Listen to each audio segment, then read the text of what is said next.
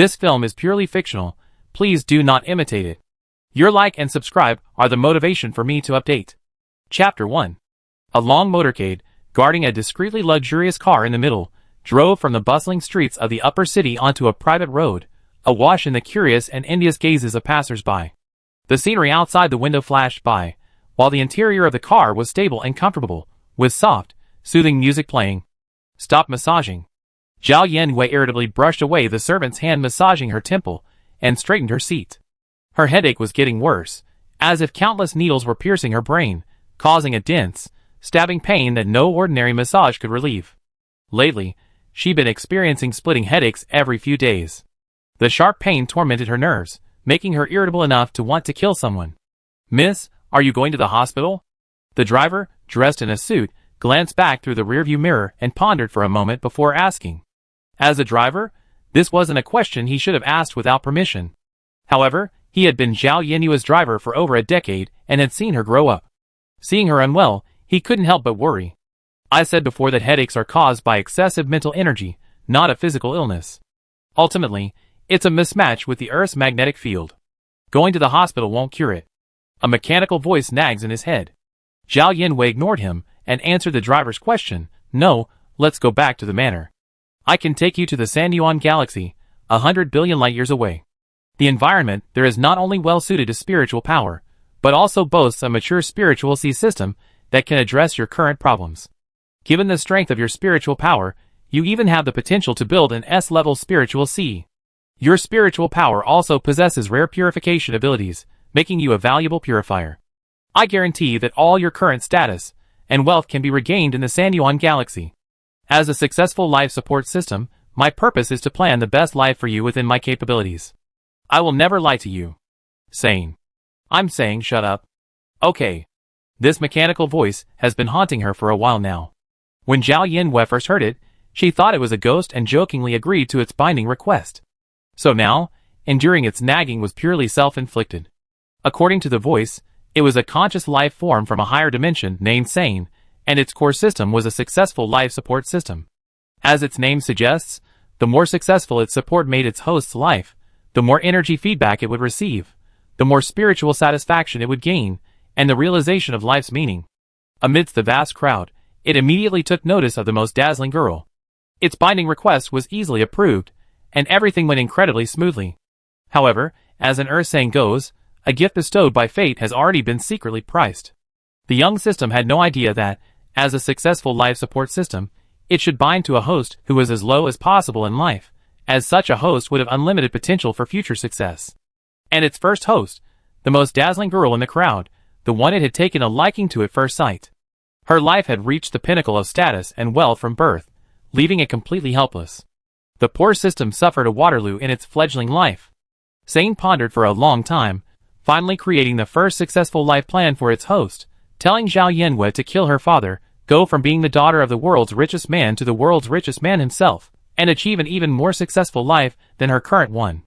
This instigation continued for several days, and before Zhao Yanwei could agree to its plan, she suddenly developed a headache. Sane discovered that she had awakened her psychic powers on Earth, a place incompatible with psychic powers.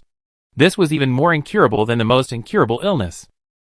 Suffering from a terminal illness undoubtedly created a rift in the host's incredibly successful life. Of course, the good news was that Sane had finally found a place to use his skills. Scanning the universe outward from Earth, it created a second successful life plan for her, moving to the Sanyuan galaxy. Although it hadn't yet earned energy from the host, having already spent half of it searching for a suitable habitable place for her, it was fortunately a newly minted system with a fully loaded energy pool, fully capable of solving this problem. Although Zhao Yanwei told Sane to shut up, the silence didn't last long before it couldn't resist and began promoting the successful life package again. "Are you really not going to the Three Enclosures galaxy?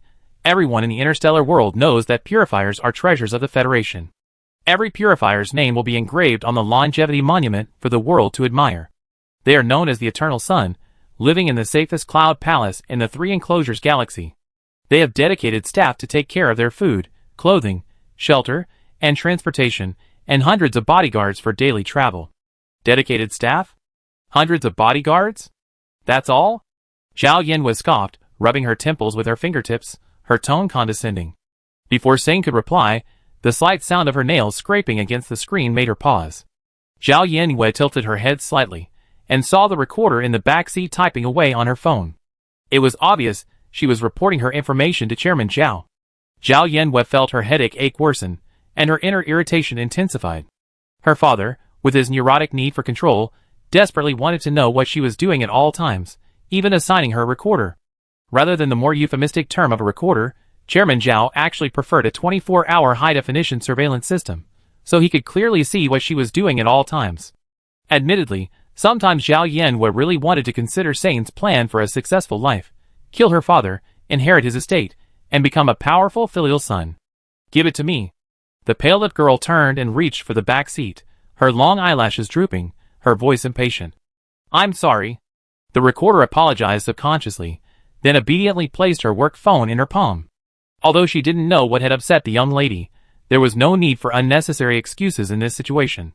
After all, she had plenty of spare phones in her bag, ensuring she could complete the tasks assigned by her immediate superior. The car window rolled down, and the phone traversed a parabola in the air, shattering into pieces among the beautiful greenery beside the road.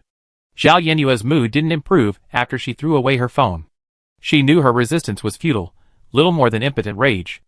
Outside the window, the setting sun painted the sky red as the motorcade entered the manor. Just as the servants came over to help Zhao Yanwei change her shoes, a refined man in casual attire emerged from the first-floor study. He was in his early 40s, tall and slender, appearing remarkably gentle and youthful. "Yanwei, are you having a headache again? We're almost assembling a team of brain specialists. We definitely find the cause." Chairman Zhao casually removed his glasses and walked toward Zhao Yanwei, his gaze etched with a smile as he calmly led her to a seat on the sofa. Both father and daughter shared the same foxy eyes, though his were narrower and more aggressive than Zhao Yanwei's. His gaze toward his daughter held none of the coldness or condescension he displayed toward strangers. Instead, it held a tenderness tinged with undisguised affection, a tenderness unrestrained in its expression. Zhao Yanwei didn't even glance at him, nor did she bother to say a single word to him, creating an awkward scene of loving father and unfilial daughter. Chairman Zhao was accustomed to his daughter's little moments of rebellion. His expression remained unchanged, and he spoke gently. "How was your day? Were you happy? Tell me anything that's bothering you. Dad can solve all your problems. What's something about me that you don't know? Do you still need to ask me?" The man ignored the question, looking down at his minute-by-minute records. He frowned and asked worriedly, "Did your classmates upset you? Why only half a bowl of rice for lunch? Or was the chef's cooking not to your liking? You didn't drink enough water today. Your health is so important." Chairman Zhao's gentle voice was like a tight ring to Zhao Yanwei's ears. Her head throbbed with pain, and she slowly exhaled, bearing it in. Ever since her mother's unexpected death, these inquiries had been repeated daily without fail. Zhao Yanwei could have understood his nervousness, but it only intensified with each passing day, even intensifying into a brutal surveillance system that made it impossible to breathe. "Can we go home to study tomorrow? Dad gets nervous the moment you leave. We already hired teachers. They're all well-known experts in their fields, and they're definitely no worse than the teachers at school. I can't stand it anymore." Zhao Yanwei stood up abruptly, interrupting the man's chatter. "The first thing we do after recruiting brain specialists is have them examine your brain." She looked down at the man sitting on the leather sofa and said word by word, "Don't you think you've gone crazy?" Her father's eyes suddenly became terrifying, but his tone remained gentle. "Sit down, baby, or Daddy will be angry." Be angry, be angry. No matter how powerful she is, she can even control the 3 enchanting star systems. After all, she's strong now. Zhao Yanwei turned a deaf ear to him and turned away. "I told you to sit down, Zhao Yanwei." The tone was very calm. The fact that he addressed her by name made Zhao Yanwei's heart skip a beat, but she only paused and didn't turn back. "You're my only child. Ever since your mother passed away, I've given you all my love. What's there to be dissatisfied about? You shouldn't try to control me. I don't have any freedom." Zhao Yanwei was also in a bad mood. She challenged him. "Isn't it better to be like when Mom was still alive? Be a normal person." The man's breath faltered for a moment at these words, and his voice faltered slightly. "You're my child. What's wrong with me controlling everything about you? I can give you everything you want." The suffocating feeling washed over him, almost drowning. Zhao Yanwei had nothing to say. She shook off his grip on her wrist and went straight upstairs. Her unusually cold attitude today made the man anxious. He felt as if something was out of his control. The feeling of losing everything again made him feel dizzy and nauseous. He sat on the sofa for a moment, then stood up and headed upstairs, trying to keep Zhao Yanwei in his sight to ease his uneasiness. The servants waited quietly, their eyes fixed on each other. Even with their exceptional professionalism, they couldn't help but sigh inwardly that every family has its own problems. Want to go to the Three Enclosures Galaxy? I have ample energy, and it only takes 3 milliseconds to cross a distance of 100 billion light-years. Your purification talent will allow you to easily regain status and wealth, leading a relatively successful life. A mechanical voice appeared at the right moment, seemingly promoting its successful life package, or perhaps clumsily comforting a distressed human. Status and wealth? I'm not interested in those things. Zhao Yanwei lay spread-eagle on the soft, comfortable bed, her long hair splayed across it like a water snake. Her gaze fixed unfocused on the chandelier overhead. So what if I have no talent? I'm the sole heir to the Zhao family chaebol, the future richest man in the world. She exuded the languid world weariness of someone whose every material desire had been fulfilled. With everything readily available, she seemed to have no desires or ambitions. How could a person's life be so successful? Sane was silent for a moment, secretly flipping through the database of his predecessor's Tongsheng Guangwei auxiliary deeds, trying to gain some experience for dealing with this situation. But looking around, he felt that the peak lives of those hosts didn't look particularly successful. Tap, tap, tap. The faint sound of footsteps ascending the stairs reached her ears. Never hurried, not slowly, getting closer. Zhao Yanwei was irritated by the footsteps. She sat up abruptly and asked, if I leave, can I come back? Theoretically, as long as I have enough energy, I can. This statement undoubtedly added fuel to the flames of Zhao Yanwei's burning sanity. Her chest rose and fell slightly, her heart torn between inner conflict. She casually took out an unidentified object that resembled both jade and stone, twirling it in her hands, trying to calm her surging emotions. After all, her departure would mean her father would have to endure the devastating loss of his daughter, after already suffering the unexpected death of his wife. For her father, already half insane, this was like the end of the world. On the other hand, Zhao Yanwei didn't want to endure this constant surveillance. The thought of having to live like this for the rest of her life was a catastrophe. It's better to let her father suffer than to let his daughter suffer. Holding the jade too tightly, her hand pierced the rough surface, staining it with a trace of blood. The once gray stone glowed faintly, but Zhao Yanwei, distracted, was unaware. There's something strange about this stone. Sane noticed something strange and scanned it before saying, it's a meteorite. I took a picture of it when I first saw it, just as a toy. Zhao Yanwei replied casually. She walked barefoot across the soft carpet to the desk and sat down. She picked up a pen and scribbled a few words on an A4 sheet as a parting note. The footsteps coming up the stairs paused at the door, followed by a slight click as the doorknob pressed down. The door swung open a second later, leaving the vast space empty, only a warm fragrance lingering. The man's gentle smile, which had been suppressed for a long time, gradually faltered. He stood at the doorway for a long time before entering. He searched every corner, but couldn't find anyone. However, he did find a note on the desk. The A4 sheet, covered in the words runaway, was crumpled. The man clutched the still dry paper tightly, and forced himself to walk to the sofa, before sitting down, with a weak breath. His usually straight back bent, a rare moment of disregard for appearances. He tangled his hands in his hair, gripping it tightly. The pain of the roots being pulled helped calm him down slightly, though there was a subtle tremor in his voice. Check the surveillance, close the road, and bring her back. Yes, sir. Chapter 2. Tianzhi Star, Pearl District, Green City. Private aircraft and public shuttles sped along the runway, then took off according to the sign and joined the skyway, leaving behind trails of white exhaust. Oddly shaped vehicles raced and flew, while silver-white city patrol ships slowly cruised through the air, always ready to maintain law and order. Alas! A dusty girl, dragging a large sack half a person's height, bent down sadly, and fished out 2 empty milk cans from a roadside trash can. How come the recycling price for a milk can is only 0.5 star coins? The empty cans free-falled into the sack, making a clanging sound. When you achieve success and live a relatively successful life, I have the energy to send you back. Scanning for habitable planets, and sending you to Tianzhi Star consumed over 1 billion energy points, and now the energy bar is empty. Sane still spoke in that calm, mechanical voice, but a hint of guilt lingered. How could a single system cause such a mess? According to its plan, Zhao Yanwei should have moved directly into the Cloud Palace upon reaching the 3 enchanted star system and reached the pinnacle of her life. In fact, only after arriving on Tianshi Star did Sane learn that the purification talent testing ceremony takes place annually on June 6th. Simply approaching the police center and claiming, "I'm a purifier," would only result in being deemed a lunatic and sent to a mental hospital.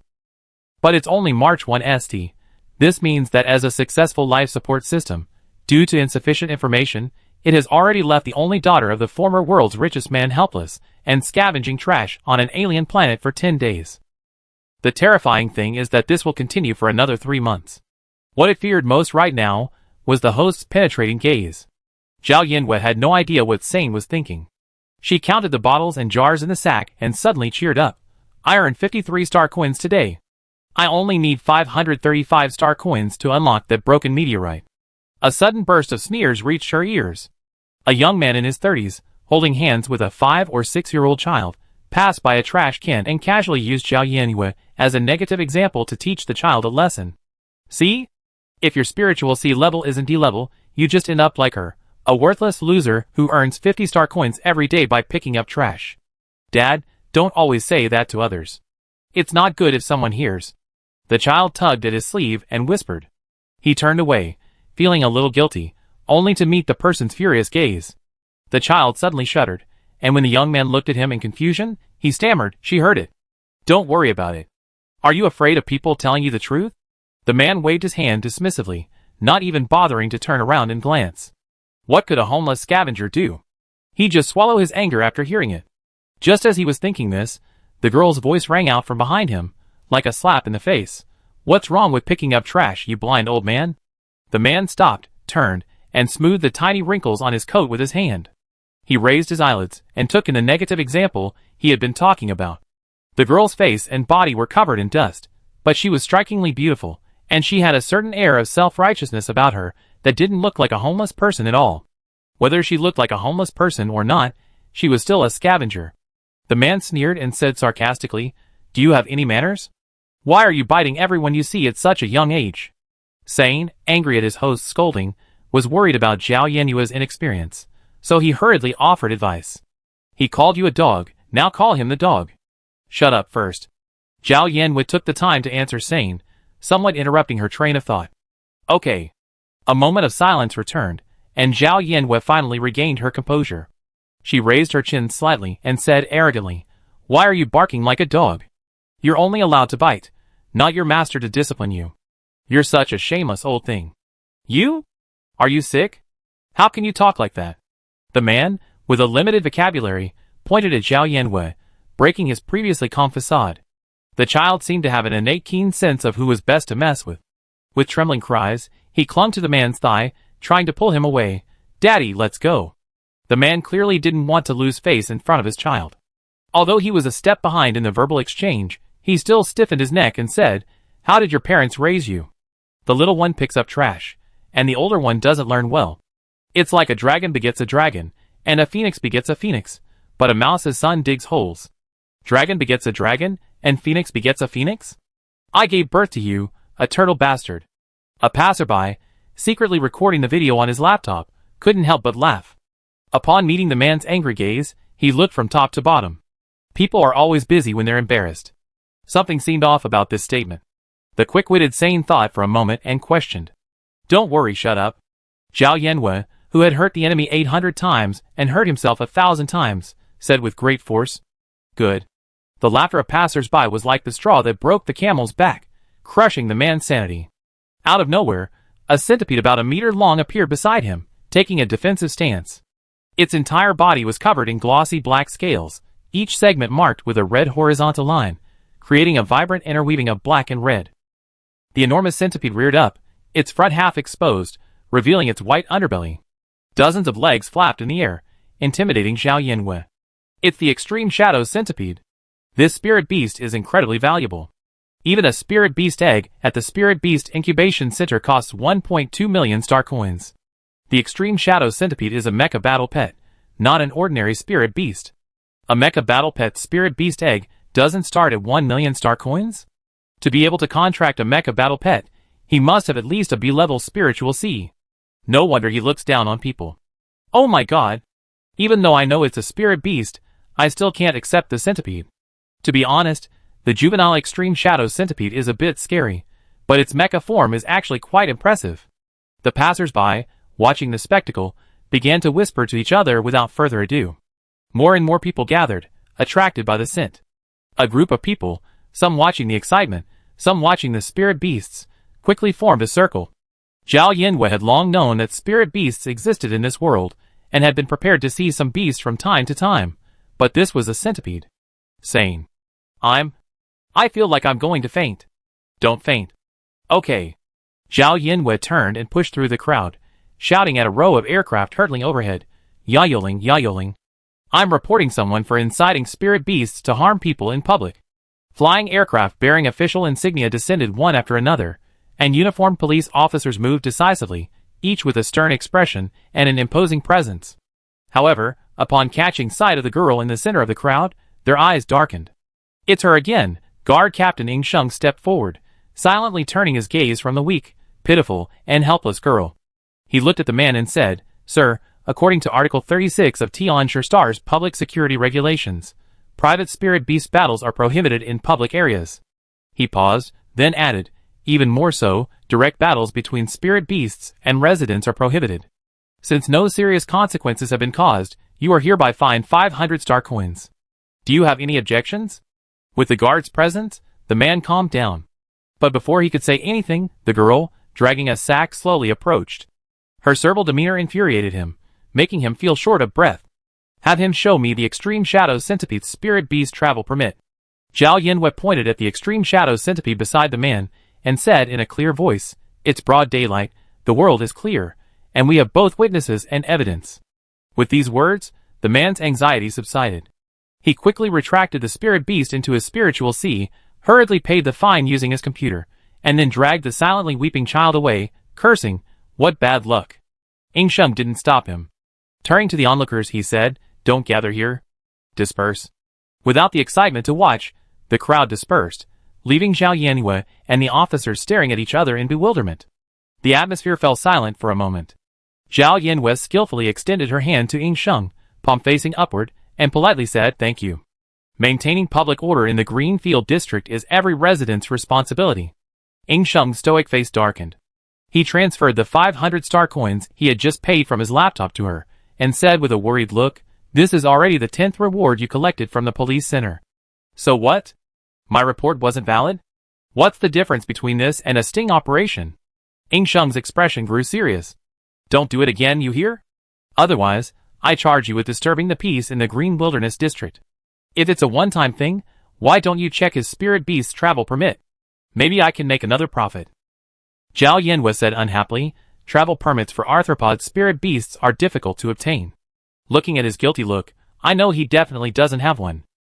Without waiting for Ing Sheng's reply, Zhao Yanwei looked at the 6,578 star coins in her account, and felt happy again. She also cheerfully clarified, Besides, it's always someone else who insults me first, not me. They start it, and you then inflame the conflict, causing them to violate the rules and then report them, right? Ing Sheng said expressionlessly. He had been forced to memorize this process. He couldn't understand how things had turned out this way. 10 days ago, the security team found Zhao Yanwei at the recycling station. To be more precise, it was the manager of the recycling station who brought the little girl to the guards. The manager's first words were about how the child had inexplicably appeared in her recycling station. She pointed at the garbage transport ship in the sky and cursed, shouting things like, Damn aliens! How dare you dump garbage on her head? If the garbage transport ship didn't dump its garbage at the recycling station, where else could it dump it? In short, she suspected the child was mentally ill. And when the guards spoke, this supposedly mentally ill child demanded they find her an orphanage, saying she was starving to death. Ing Sheng's first reaction was that this was definitely a case of a runaway.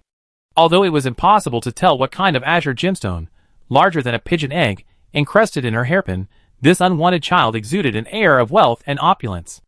It was obvious she had been raised with great care, and her family must have been frantic trying to find her. But just as everyone, including him, was convinced of this, something bizarre happened.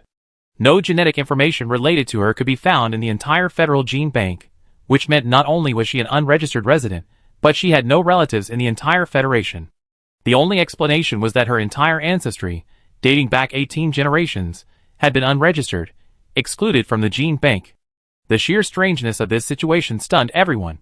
However, according to her bone age, she was still a minor of 17, with no relatives, and therefore met the orphanage's criteria. The police center helped her with her identity paperwork and sent her to the orphanage.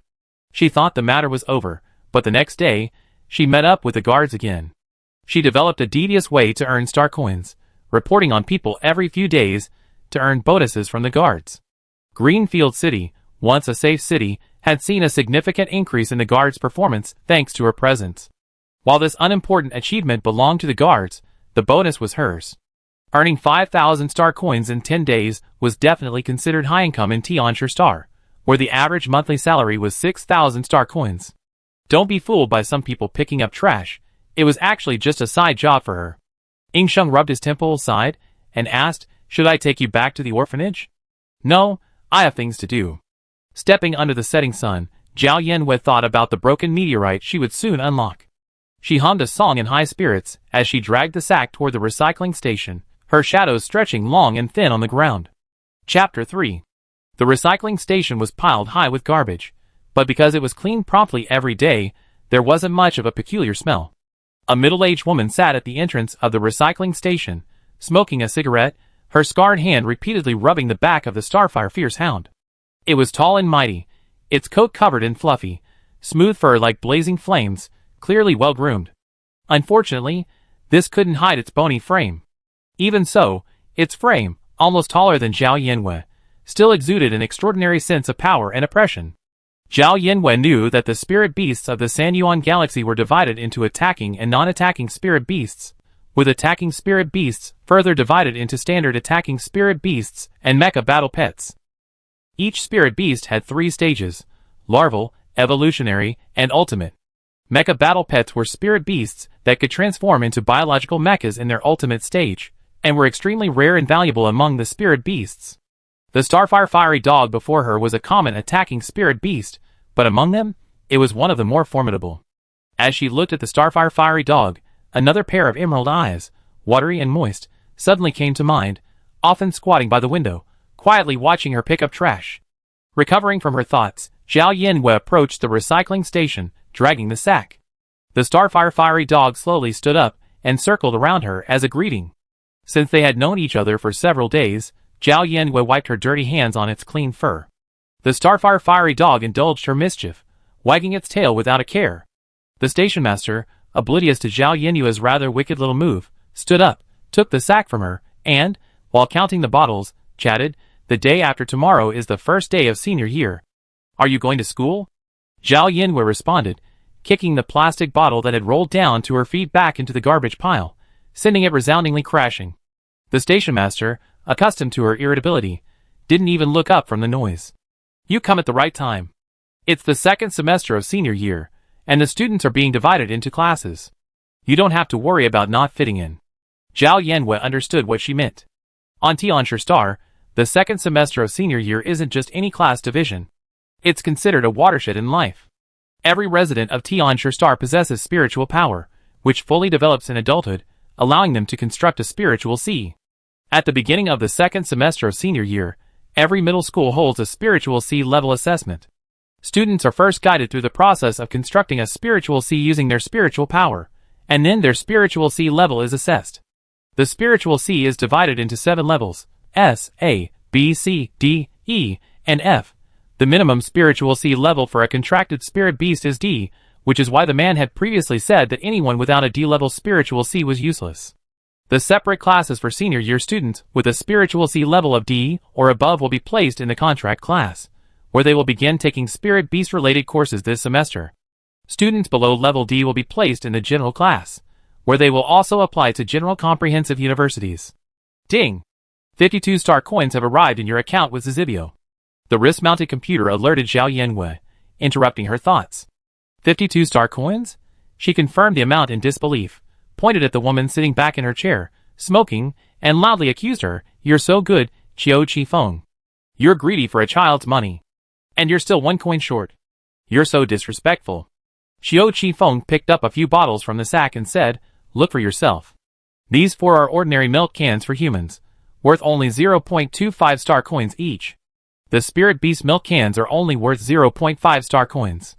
Zhao Yinwei took the bottles, examined them from side to side, and finally discovered that there was indeed a subtle difference in thickness between the two cans. Is there any justice in the world? Spirit beasts use better things than humans. Thankfully, there was an extra 500 star coins to be earned today.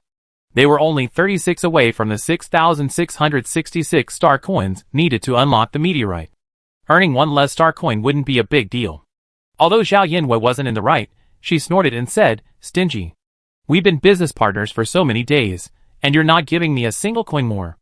Not even half a coin, let alone a single coin." Qiu Qingfeng's response was cold and ruthless. Sane almost burst into tears watching this scene. It's just one coin. Once you become a purifier, you have as many coins as you want. Zhao Yinwei took the sack Qiu Qingfeng handed back and folded up her food supplies, stuffing them into her pocket. By the time you become a purifier, the flowers will be cold. The orphanage wasn't far from the recycling station. The ivy on the courtyard wall swayed gently in the breeze. The building style was exquisite and warm. As soon as she stepped through the gate, she could hear the sounds of children playing and laughing in the garden. The Zerg and humans were locked in a fierce battle on the battlefield. The Federation had a large number of orphans, and the relevant facilities were already well equipped. A gentle and knowledgeable old man was playing with the children in the garden. Seeing Zhao Yinwei return, he waved and said, "Come here. I've been waiting for you for a long time. I have something to discuss with you." When the dean called her, Zhao Yinwei walked forward, confused, and followed her into the dean's office. The old man leisurely poured her a glass of water, and then sat down across from her. Yeah, do you want a new family?" The dean asked softly, his loving gaze resting on her face, constantly monitoring her mood. Zhao Yinwei first took the water cup and gulped down several mouthfuls, then took out a tissue and wiped the water stains from her lips before speaking. "Who wants to adopt me? Why are you so desperate?" The dean laughed for a long time at this and joined in the joke. "You know how difficult it is to raise me. You vomited everything you ate for the first few days, and it kept everyone awake for days. I'm just new here, and I'm not used to the local climate," Zhao Yinwei emphasized. "Even the most resilient person needs some adjustment after migrating out of the Milky Way." The director dismissed her as a case of unfamiliarity with the orphanage environment. After a few words, she got down to business. "You know, the Federation will only support you until you reach adulthood. After that, you have to cover all expenses yourself. If you were an ordinary person, it wouldn't be a problem. You could apply for student loans for college, or even work and study to support yourself." At this point, her tone grew more serious. "If your spiritual C reaches level D, and you have the talent to become a contractor, you definitely can't afford to buy or maintain a spirit beast on your own." Zhao Yinwei had never worried about money. She always assumed that someone would provide whatever she needed, and she was quite happy picking up trash for a few days. Now, with such a realistic question suddenly slapping her in the face, she immediately became worried. Controlling these children was a piece of cake for the dean. Seeing Zhao Yinwei had already settled into the conversation, she continued her gentle guidance. "You haven't taken the spiritual C level assessment test yet. The adopters are asking me to discuss this with you at this time, indirectly telling you they don't care whether you're an ordinary person or a contractor. If you're not completely opposed to this, then I introduce you to this family." After 10 full days on the alien planet, Zhao Yinwei finally remembered her father, Chairman Zhao, whom she had left behind on Earth. "I wonder if he's come to a deep understanding of his mistakes after all these days. Tell me, I want to hear it." After saying this, Zhao Yinwei sighed inwardly.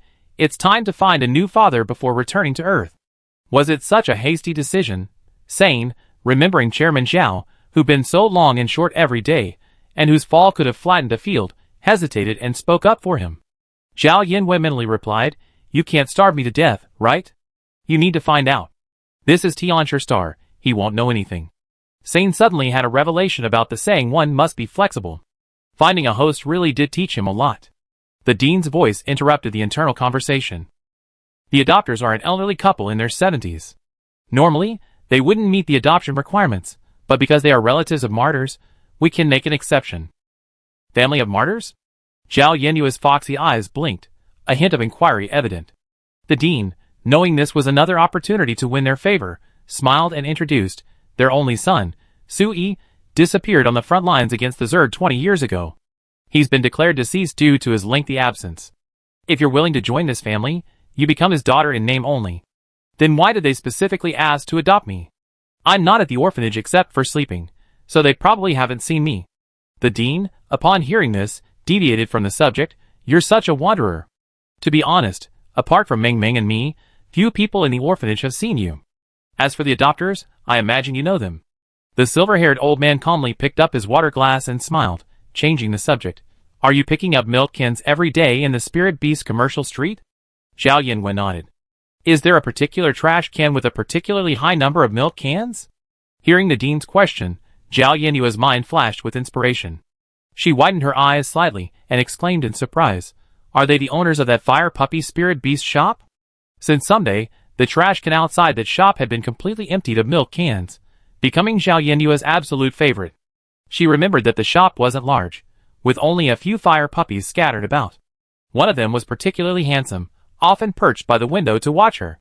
Zhao Yanwen felt a surge of excitement the moment she saw it, but unfortunately, fire puppies at the Spirit Beast Incubation Center cost 200,000 star coins each, let alone a live fire pup. She was a poor girl now, and couldn't even afford one even if she sold herself.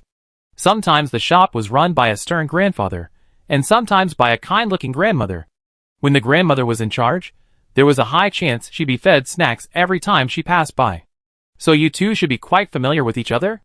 The dean confirmed her suspicions about the adoptive parents' identities and asked, Yeah, do you want to go to their house? Zhao Yanwen suddenly forgot about her father, and stood up. Can we move now?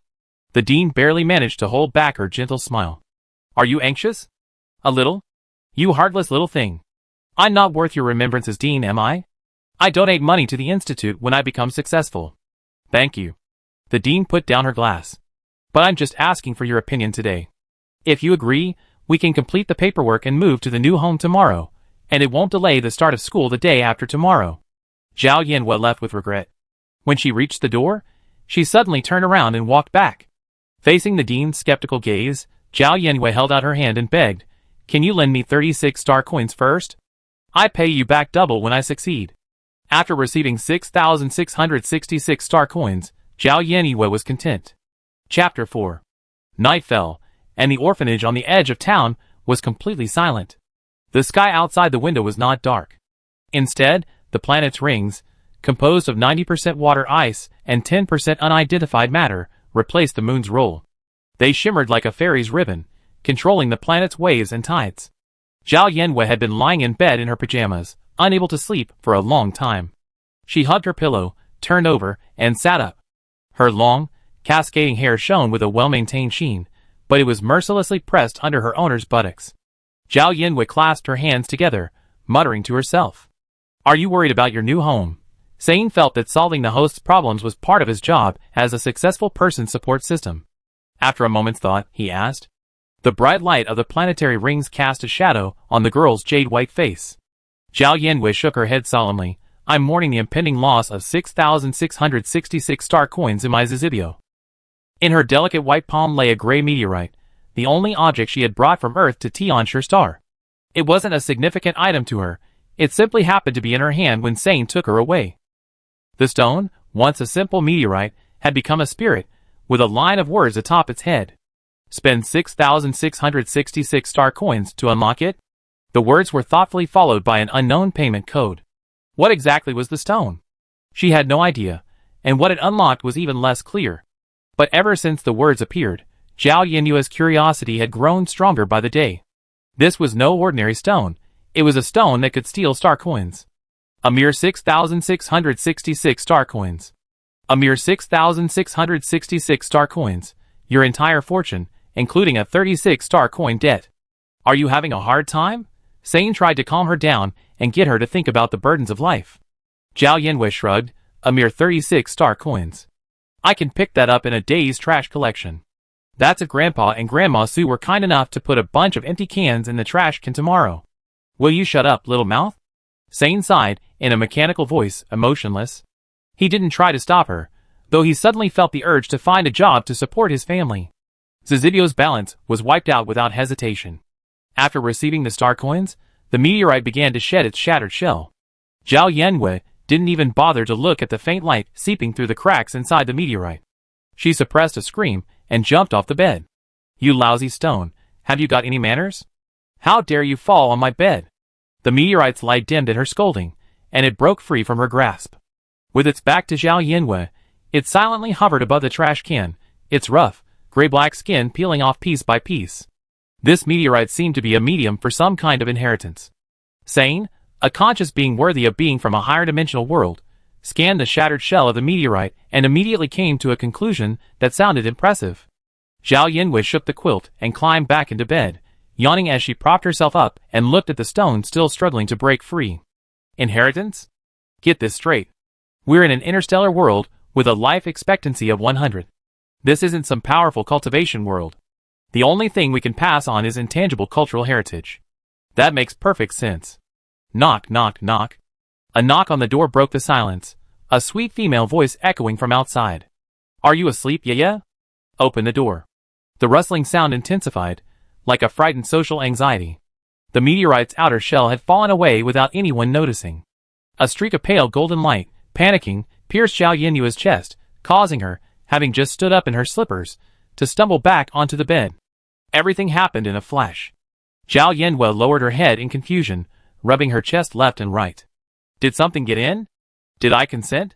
The host's interests were the system's interests, and Sane immediately agreed. This is too much. How could you trespass into a private residence? The door opened from the inside. Standing outside was a girl who looked about Zhao Yinwei's age. She was wearing a thin nightgown and had a mop of curly hair. She stood on tiptoe, blinking her doe-like eyes as she peered past Zhao Yinwei into the room. Zhao Yinwei placed her index finger on her forehead and pushed her away, saying unhappily, "Please practice social distancing." Meng Meng ignored her social distancing. Like a loach, she ducked under Zhao Yinwei's arm and flopped onto the sofa. What were you yelling about? Did a flying rat get into the room? Would you come if a flying rat really did? Zhao Yinwei ruthlessly exposed Meng Meng. Her hair disheveled, her arms folded across her chest, she looked down at the person slumped in the sofa and asked angrily, "What are you doing here? Our evening chat and tea party has been going on for so long. What else could I do? Just to chat with you." Meng Meng took advantage of her unpreparedness and dragged her down to sit beside him, quickly shedding 2 crocodile tears before Zhao Yinwei could lose her temper. "I heard you're leaving for your new home tomorrow. Can't we chat before we go?" Zhao Yinwei narrowed her eyes, scrutinizing the sincere Meng Meng. Her gaze paused for a second on her moist, doe-eyed eyes, and she asked suspiciously, "Really? Are we this close?" If she remembered correctly, even though Meng Meng came to her room late at night to chat, she had only known her for 9.5 days. Meng Meng snorted in anger, then said honestly, "We're really chatting, but we're not talking about your new home. That's another topic. Talk about it. You're going to Greenfields No. 1 Middle School the day after tomorrow. You should know that there's a spiritual C-level assessment test to determine class placement that day. Is that why you can't sleep?" Meng Meng rested her head on the pillow. The sadness emanating from her was much more genuine than when she mentioned Zhao Yinwei's departure for her new home. She looked at Zhao Yinwei, her back straight, poked her, and asked, "Aren't you worried that you'd be just an ordinary person with an E or even F-level spiritual C?" According to data released by the federal government, 50% of people can successfully build a D-level spiritual C. What's there to worry about? Sane had said back on Earth that Zhao Yinwei's spiritual power was very strong, so the level of her spiritual C would definitely be high. This was a simple open-book exam for Zhao Yinwei, so of course she wasn't worried. That leaves a full 50% of the population in E and F ranks. Meng Meng was so worried he was losing his head. He looked at the girl next to him, who was already lost in thought, and the more he looked at her, the angrier he became. "Aren't you nervous?" "No. Impossible. Who wouldn't be nervous?" Meng Meng jumped up and down. She thought for a moment, then suddenly realized, didn't you already have your mental power assessed at the assessment center? Although mental power fully develops in adulthood, it reaches a plateau by the age of 12 and only grows slowly thereafter. Many parents take their children to the assessment center at 12, spending a fortune on a mental power assessment. Based on the strength of their mental power, they can roughly estimate the level of their child's spiritual C. If their account becomes useless, they can quickly create a new one. By the time the child turns 18, it's discovered they're just an ordinary person with a spiritual C below D level. It's too late. In response to Meng Meng's question, Zhao Yinwei slowly replied, "Yes, I've been assessed. They say my mental power is exceptionally strong, capable of building an S-level spiritual C. With the money to pay for a mental power assessment, There's no way he'd come to an orphanage. Ming Ming couldn't help but roll her eyes. Then you're amazing. The atmosphere quieted down, and a silvery light streamed into the room through the windows, creating a reassuring, private atmosphere. Just as Zhao Yanwei was about to dismiss them, Ming Ming bit her lip, carefully observing Zhao Yanwei's expression, and hesitantly asked, "Have you ever thought about a purifier?" She immediately fell into self-deprecation, regretting her words. "Do you think I'm being too fanciful? After all, purifiers are so rare. Let alone Greenfield City, there might only be one in the entire Pearl District per year. Tianshi Star has 36 districts, each with an average population of 50 million. Pearl District, being the most populous district, has nearly 80 million permanent residents, so the probability of one appearing is only once a year." Ming Ming knew the odds were incredibly low, but she still hoped that she would be the lucky one in 80 million. Even if she said she was just daydreaming, that was perfectly normal. Ming Ming had already comforted herself before Zhao Yanwei opened her mouth. However, Zhao Yanwei sighed and said lazily, "It's not illegal to think about it. Besides, what's the point of being a purifier? That's a purifier. A purifier admired and respected by countless people." Excited, Ming Ming immediately opened her computer and showed Zhao Yanwei, "Look, the most eye-catching talent at last year's purification talent testing ceremony, A-level purifier Su Qingxue. Her fans on StarNet have exceeded 600 million in just 1 year. Who in the entire 3 envelopes galaxy doesn't know her name?" Zhao Yanwei was uninterested and didn't even bother to glance at her. She said perfunctorily, "Then I wish you success." Her arrogant attitude seemed to show her disdain for something Ming Ming had so longed for. Ming Ming huffed, "No matter how boring it is, it's still better than picking up milk cans from the trash every day." Zhao Yanwei's beautiful fox eyes widened at this, and she pointed a finger at Ming Ming, saying, You. How dare you laugh at me? What's wrong with me? What did I say was wrong? What's wrong with picking up trash? I'd be the richest man in the Federation sooner or later." Zhao Yanwei, humiliated and angry, dragged Ming Ming off the sofa and pushed him out the door. "Damn alien, we're done." The door slammed shut, almost hitting Ming Ming's nose. Her hair, blown by the wind, fell back down. She touched her nose and made a TSK sound. As she walked to the next room, she muttered, "The richest man in the Federation. How dare she dream? This is even more outlandish than saying I'm a purifier." Chapter 5. Don't be angry, don't be angry. No one will take your place if you get yourself hurt. Sane searched for a catchy saying he learned on Earth and tried to soothe Zhao Yanwei. Being a purifier isn't nearly as fun as picking up trash, Zhao Yanwei emphasized. Sane was tempted to retort, but after a moment's reflection, he felt that for Zhao Yanwei, to some extent, it might, perhaps, be true. It's hard to say whether a purifier's life was as luxurious as hers before, but picking up trash was definitely her first time, and it was definitely a novelty. Snatching for a few more days would be boring. Don't you want to go back to your previous standard of living? Of course, I don't like living in poverty.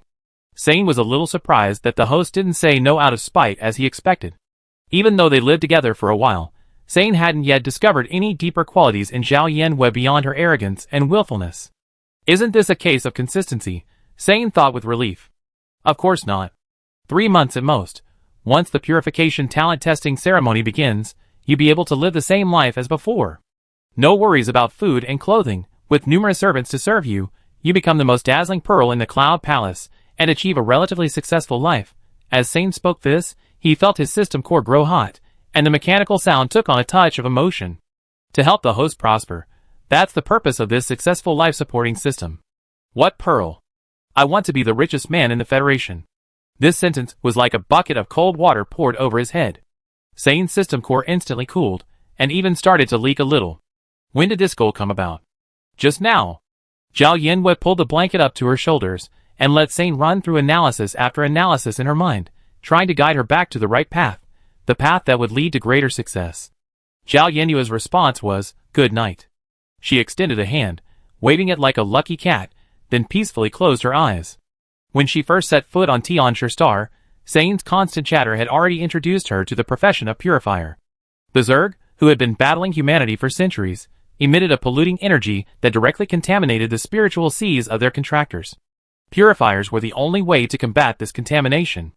Any resident detected as having a talent for purification would be taken to the Cloud Palace on Ziwei Star, provided with food and lodging, and would be separated from their original star status and placed directly under the jurisdiction of the federal government. The Federation would assign each purifier a purification task and a substantial monthly salary, bringing them directly to the top of the pyramid in terms of both status and wealth. Most purifiers set up accounts on the star network. Firstly, their presence stabilizes morale, and secondly, they receive endless praise and compliments daily, promising a life of bliss. It sounds like the life most hardworking workers dream of, but what Zhao Yanwei couldn't accept was that, because purifiers are so precious, they're strictly forbidden from doing anything dangerous, relegated to being canaries in the castle. This kind of personal control is even more terrifying than her father's. She might as well return to Earth and be the heir to her Zhao family chable than to come to the San Yuan galaxy to be a purifier.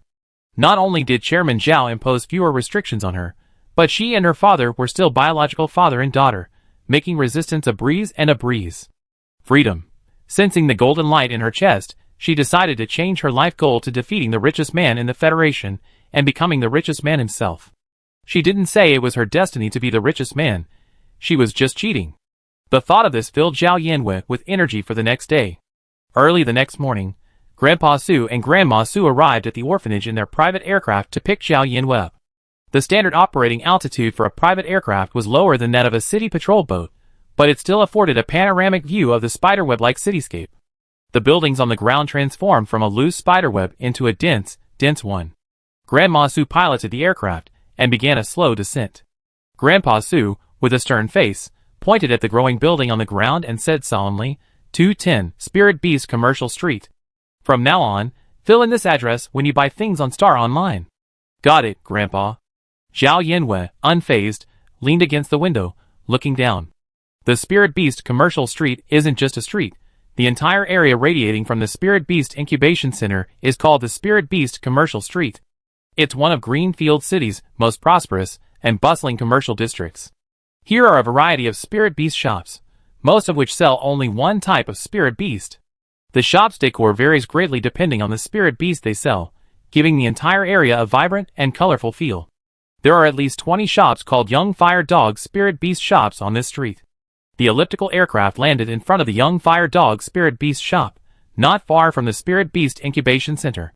This two-story building with a peaked attic has two storefronts, one with a glass door for access, and the other with a full-length floor-to-ceiling window, revealing the entire interior.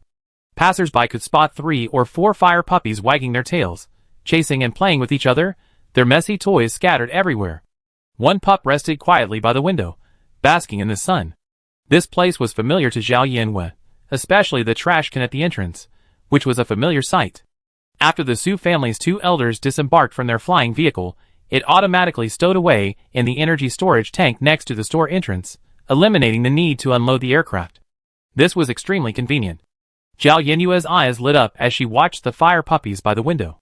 The pup lying by the window also opened its eyes, its gaze fixed on Zhao Yanwei. Grandma Su, seeing her excitement, smiled. Yeah, go play with them, and see if there's anything you like. Whether we can even sign a contract is still a long shot. Before he could finish his sentence, Grandma Su glared at him, and the old man immediately shut up awkwardly. Although called dogs, the puppies clearly looked more like wolf cubs, with long muzzles, sturdy limbs, and large, yet not intimidating, green eyes. Their black noses were damp, their fur a mix of orange and red, and they sported enormous, shaggy tails. Their paws were fringed with white fur, like 4 white rings. Because the evolved flame hounds began to develop dog-like features, and the ultimate Starfire Fierce hounds completely lost their wolfish characteristics, the entire evolutionary chain was ultimately named Dog. Zhao Yanwei thought of Qiu Qingfeng's Starfire Fierce hound at the recycling station. It had indeed lost all traces of its wolfish nature. As the Su family elders entered the store, the orange-red fire hound puppies enthusiastically waggled their tails and gathered around their feet, extending their paws to hook onto their trouser legs, begging for a pat. Unfortunately, the 2 old men only had 4 legs combined, and the only remaining one didn't seem to want to fight for it, continuing to sit by the window. Its emerald eyes met the solitary Zhao Yanwei's gaze for a moment, then hesitated for a long time before moving forward. This pup had the largest tail, the greenest eyes, and the most beautiful appearance of the 5 fire puppies, and was Zhao Yanwei's favorite. She had seen it sitting by the window the first time she came here to pick up trash. At that moment, she wanted to dump the empty cans in the sack and just go for a burglary. But on Tianchi Star, perhaps pulling out a poke ball and throwing it at it, while shouting, "It's you," was the correct move. A tug at her trouser leg brought Zhao Yanwei back to her senses. Looking down, she saw that the fire pup that had come first had slipped off Grandpa Su's leg and was now hooking its claws onto her pants, trying to climb up, making anxious squeaks noises. Zhao Yanwei simply picked it up. The pup's fur was lush and furry, and its large, fluffy tail, almost as long as its body, swung enthusiastically behind it. The puppy sitting nearby dimmed at the sight, and with its tail drooping, it returned to its nest by the wall. That's Shiwu. He's a bit timid, and not very sociable.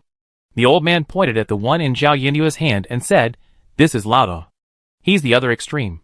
He's brave, not shy, and the most active. All right. Let's go upstairs, and get to know the room first."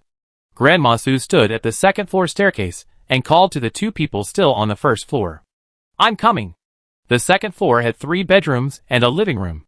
Zhao Yinyue's room was in the northwest corner, across from the rooms of the Su family's elders, and next door was Su Yi's bedroom.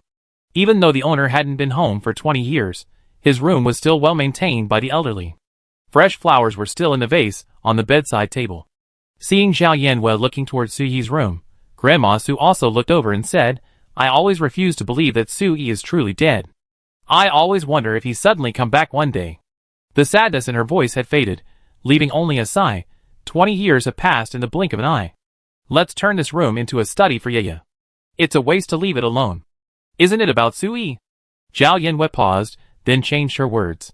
My father is just missing. Who knows, he might come back on his own one day. If he could come back, he'd be able to crawl home in such a short time. Grandpa Su snorted and waved his hand. Let's not talk about him. Grandma Su also said, Come on, Yaya, take a look at this room. Do you like it? The furniture in the room was all brand new, and the space was beautifully planned. The various small touches showed that the decorator had put a lot of thought into it. The large bed in the room looked especially comfortable. The sunlight from the window filtered through the quilt, creating a peaceful atmosphere. Opening the window, the bustling sounds of people downstairs flooded in. Closing it brought a quietude, a comforting feeling of tranquility amidst the hustle and bustle. The dean said last night that you'd like to come to our house. We bought some last-minute things online.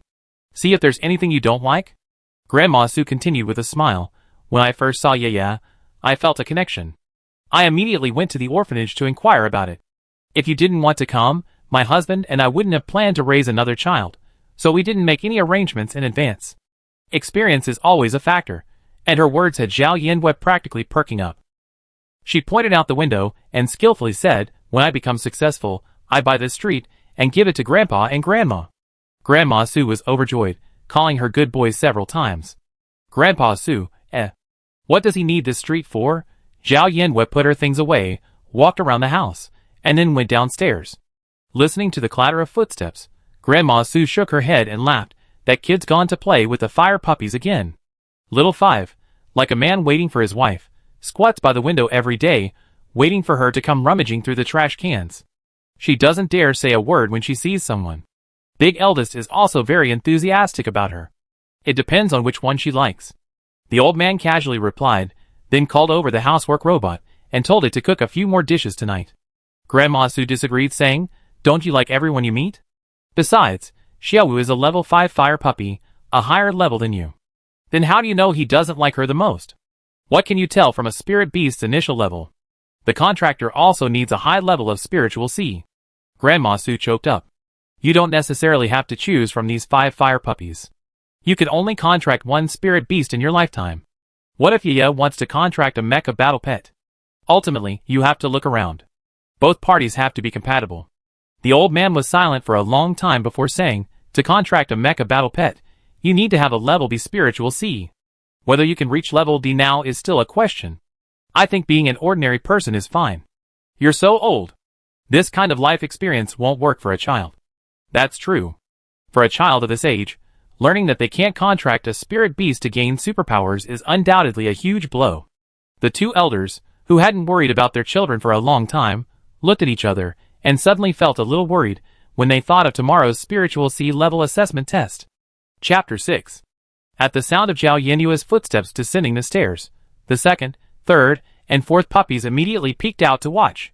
The eldest, whom Grandpa Su described as the most lively and active, was already wagging his tail as he rushed towards the stairs. Upon seeing Zhao Yanwei, he tried to climb onto her, genuinely not shy at all.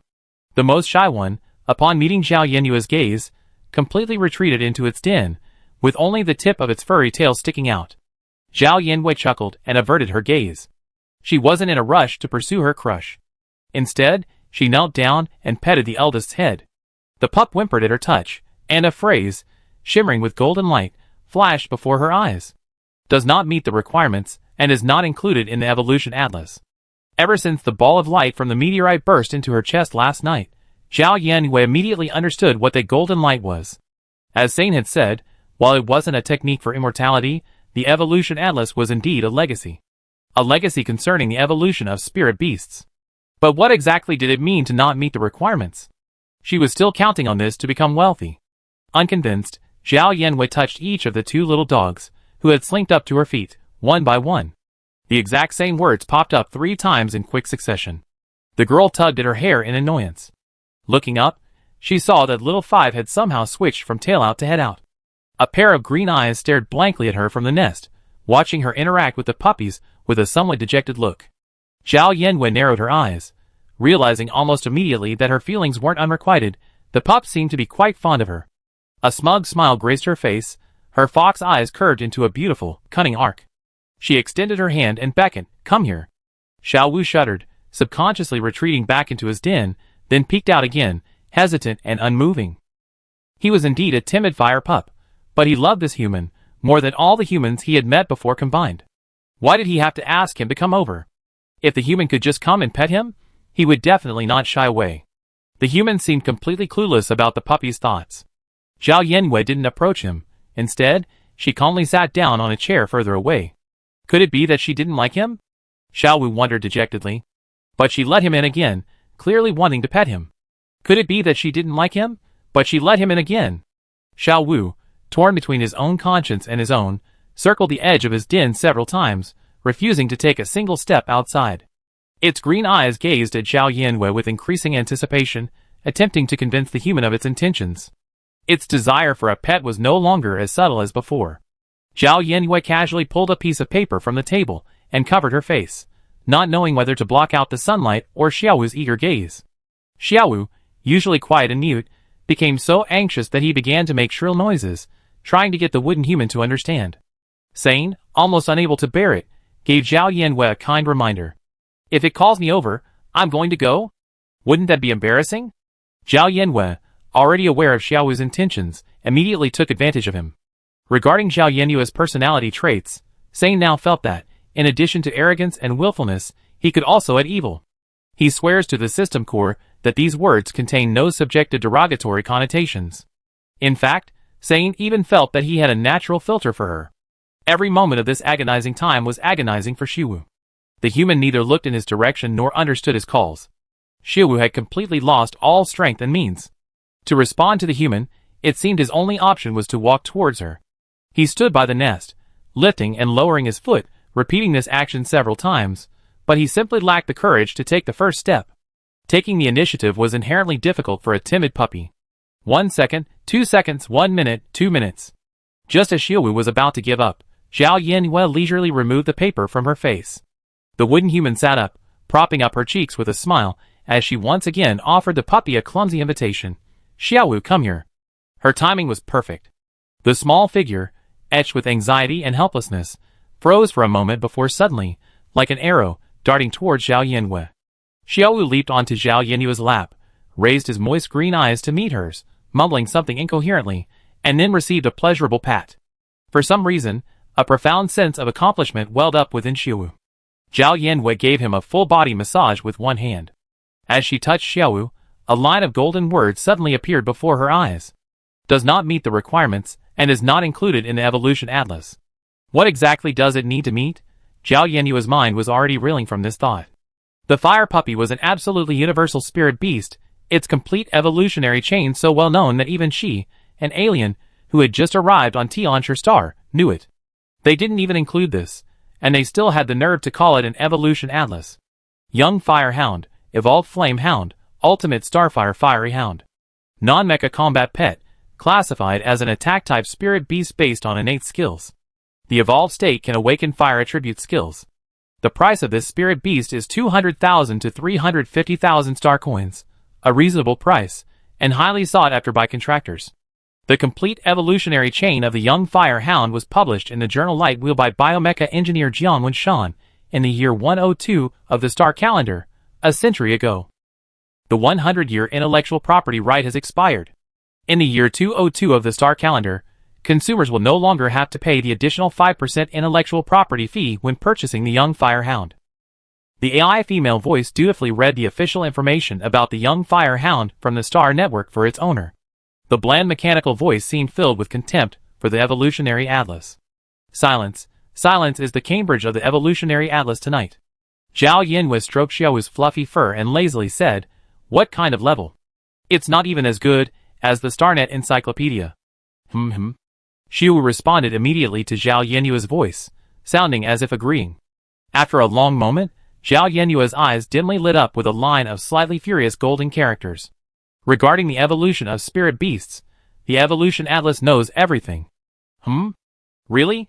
Zhao Yinhui asked nonchalantly, then raised an eyebrow and said, "Then show me the evolution chain of the Black Hat Cat." As its name suggests, the Black Hat Catmon is a black cat wearing a pointed black magician's hat. Because of its elegant and mysterious appearance, countless people have fallen for its cape, and the Black Hat Cat cult has become extremely popular on the StarNet. The only regret is that its evolutionary chain, despite various studies, remains undiscovered. Except for a few fanatics, no one with the necessary conditions would choose to contract a spirit beast without a clear evolutionary chain. Once the Black Hat Cat's complete evolutionary chain is published, given its popularity, it's only a matter of time before it climbs onto the federal rich list through intellectual property fees, provided its innate skills aren't particularly useless. That's a 5% intellectual property fee, representing an unimaginably large sum. As if to prove itself, the evolutionary atlas quickly displayed a line of words in the air. Unlocked by contracting the Black Hat Cat. It really can be unlocked. Zhao Yinyue's hand, stroking Xiao's fur, froze, and she sat up slightly. Xiaowu in her arms raised his head, his watery green eyes gazing at her in confusion. It was known that the Fire Pup's complete evolutionary chain had long been published, that a contractor could only contract one spirit beast in their lifetime, and that her goal was to become the richest person in the Federation. Although she had taken a liking to Xiaowu at first sight, but... "It's time for dinner, Yaya." Grandma Su's voice drifted from upstairs. Zhao Yinhui lowered her eyes, scratched Xiao's chin, and replied, "I'm coming." The Fire Pup, already embracing her affections, followed her closely until she reached the stairs. The orange-red figure squatted obediently by the stairs. Seeing Zhao Yinhui turn around, its emerald-clear eyes lit up, its furry, pointed ears twitched, and it purred softly at her, as if inviting her to play together tomorrow. March 3rd, 202nd star calendar, the first day of high school. The driverless floating bus arrived perfectly punctually. At 8:30 a.m., Zhao Yinhui arrived at the floating bus stop on Spirit Beast Commercial Street. A mechanical voice sighed calmly. "Go on." Ultimately, it was all because of my inadequate information gathering that the plan had major flaws. Sane reflected on himself again. I remembered back on Earth, when the host went to and from school, she was escorted by a fleet of luxury cars. She didn't even know what a bus looked like, let alone ride it. When had she ever experienced such hardship? Okay, that's how it is with new systems, Zhao Yinhui said perfunctorily. She actually knew how to comfort people. Sane was touched. I will definitely work hard in the future. Yeah. The floating bus, plastered with advertisements for spiritual beast supplies, whizzed to a stop with pinpoint accuracy. Zhao Yinhui exclaimed wow. At the impressive bus, drawing several glances from passers-by waiting for the bus, completely unaware of her excitement. As soon as she boarded, the sensor connected to the passenger's computer at lightning speed, like a cash grab. Beep. Taking the recycling station. Greenfield No. 1 Middle School floating bus number 07, Zizibio will be charged 1 star coin. The deduction message popped up on the computer. Zhao Yinhui still had 19 star coins on her Zizibio account. The Su family elders gave her 20 star coins in pocket money daily. Besides the cost of commuting, Zhao Yinhui had a full 18 star coins to spend, surpassing 99% of her peers. The floating bus's intelligent system accurately controlled the number of passengers, ensuring that even during the morning rush hour, the bus was never overcrowded. Zhao Yinhui glanced at the packed seats and sighed, like a country bumpkin entering the city. So crowded. The robotic voice sighed again. Yeah, yeah. A familiar voice reached her ears, and Zhao Yinhua looked in the direction it came from. Ming Ming, sitting in the back row, waved at her, patting the empty seat next to her generously and saying, "Come sit down." As Zhao Yinhua walked over and sat down, Ming Ming's hands immediately wrapped around her arms, like an octopus, and she spoke like a parrot. So nervous, so nervous, so nervous. The girl, adorned with jewels, pushed her away, saying disdainfully, "Can you be more calm?" "No." "Fine." Zhao Yinhua couldn't resist her. One hand was held tightly by Ming Ming, while the other struggled to pull out a bottle of human milk from the snack bag that Grandma Su had prepared for her. The milk can was clamped between her legs. Zhao Yinhua blocked out the noise from next door and concentrated on pushing the straw in with one hand. With a snap, the straw snapped in half. Zhao Yinhua frowned, pinched the crease, and pushed again. This time, the tip of the straw bent again. Her anger began to rise. She hated all businesses that produced inferior products. Zhao Yinhua expressionlessly pondered how to bankrupt them all. One hand pulled the straw out of her grasp and easily inserted it into the milk can's tough aluminum foil seal. Zhao Yinhua turned to look. Ming Ming's hand had returned to octopus mode, blinking her doe eyes innocently at her. "I recognize your strength, alien." Chapter 7. After driving for about 10 minutes, the hoverbus whizzed to a steady stop at the Greenfields No. 1 middle school terminal. Zhao Yinhua got off the bus, dragging her oversized pendant, and walked towards the school gate. It was the start of the school year, and the area around Greenfields No. 1 middle school's magnificent white relief archway was packed with people, accompanied by a dazzling array of flying vehicles and hovercraft. Guards both above and below the ground were on high alert, maintaining security and order at the school gate. So many people. Zhao Yinhua sighed again. Today, only the seniors are taking their spiritual C-level assessment tests. Tomorrow, when the freshmen and sophomores start school, it's going to be really busy. Ming Ming, still holding her arm tightly, glanced around. This is far from crowded. Directly opposite the school gate stood a statue. Unknown flowers, shaped like giant golden trumpets, filled the small flower beds at its base. The morning glory was now speaking passionately. "Hello, students. Please proceed to the auditorium in an orderly manner. Sign-in will be held at 9 o'clock sharp. Latecomers will lose credits. Latecomers will lose credits. Latecomers will lose credits." Zhao Yinhua, looking at the enthusiastic morning glory, exclaimed "Wow!" again, and uttered a rather uninformed remark. "This flower can talk. It's the trumpet bug and the golden bell flower that's talking. That's teacher used spirit animal from the propaganda department. How can a flower talk?" Ming Ming, unable to bear it any longer, pulled Zhao Yinhua away as she was about to get close to the golden bell flower. "Latecomers will lose credits. Hurry!" Although Zhao Yinhua didn't believe insects could talk, further questioning would make her look like a fool. The students were enthusiastically discussing the spiritual C-level assessment test. The road leading to the auditorium was as noisy as 100 ducks quacking in their ears. Zhao Yinhua's mind was still on the trumpet worm. She exited the StarNet encyclopedia and wondered. The StarNet says the trumpet worm doesn't have a complete evolutionary chain. Why did teacher you want to contract it? Of course, it's because I don't have the money. Ming Ming stopped in her tracks, even slightly puzzled by her question. A spirit beast with a complete evolutionary chain, even a spirit beast egg, starts at least 150,000 star coins. But fully half of the people have reached level D in their spiritual Cs, which is enough to contract a spirit beast. Not everyone can afford it. Previously, it was said that fully half of the people were ordinary people, worried about not being able to become contractors. Now, it's said that fully half of the people can become contractors. Zhao Yinhua couldn't tell whether fully half was a lot or a little. If my spiritual C reaches D level, I can only contract a spirit beast without a complete evolutionary chain. Ming Ming paused, her eyes suddenly filled with dreams and anticipation. So, I dream of becoming a purifier and changing my fate. Dreams are nice, but don't dream yet. Zhao Yinhua wasn't paying much attention to her destiny-changing scheme, which had a success rate of about 1 in 80 million. She asked, "Aren't there any corporate funding programs? What about special loans from the Ministry of Finance? Loans may have some barriers to entry, but applying for funding shouldn't be too difficult. I recall Chairman Zhao establishing numerous talent investment programs with remarkable success." Ming Ming's eyes widened at the mention of loans, and she complained angrily, "How can someone who can't afford spirit beast eggs apply for a 150,000 yuan loan? And those who can afford them don't need one." It seems there are indeed funding programs, but as I said, a full half of the people involved are contractors.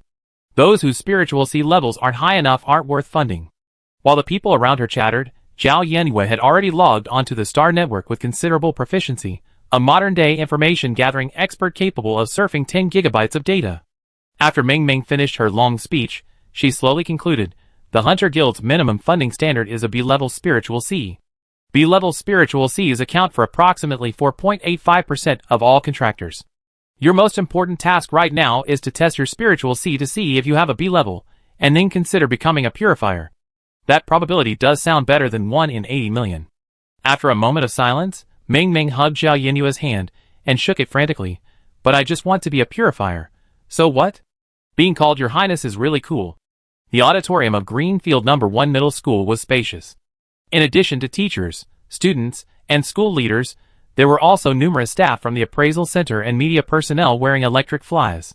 The electric moth, resembling a fairy butterfly with glittery wings, is a contracted spirit beast for many media professionals. Its eyes, composed of nearly 30,000 tiny ommatidia, produce images sharper than even the most advanced photographic equipment on the market, without any lens distortion. This non-aggressive spirit beast possesses a natural skill based on its compound eyes, imaging, which photographers who have used it praise. The opening of a typical high school semester doesn't attract the attention of the media, but the annual spiritual C-level assessment test is highly worthy of coverage. Students were still trickling in, and it wasn't time to grab headlines just yet. The reporters were quite relaxed, even catching up with the people from the rival newspapers to chat and chat. I wonder how many B-grade and above students there will be this year. I remember Greenfield First High School had over 50 last year. Su Hui from Greenfield Daily checked the data and reported, let me see. Last year, 1,109 students took the test, including 308 in D grade, 196 in C grade, 49 in B grade, and 2 in A grade. I know about the 2 A grade students, I reported on them last year. It seems they both went to Slen Military Academy in District 1. None went to Lamlin Military Academy. Slen admitted more A grade students than Lamlin last year, but Lamlin admitted 2 more S grade students. Overall, it's still a close call. That's all. Su Hui nudged the reporter next to him and said, hey, do you think we have an S rank here soon? You must have been poisoned by the dizziness mushrooms. How dare you even think about it? Su Hui retorted, what's the big deal about thinking about it? If we have an S rank, it won't just be on the news in Greenfield City, it'd be on the news in Mingju District. I wonder how much bonus we get. Newcomers in the news industry are always bold.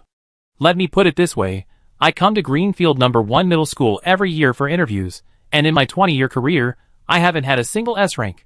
What if? At exactly 9 o'clock, all the students entered and signed in.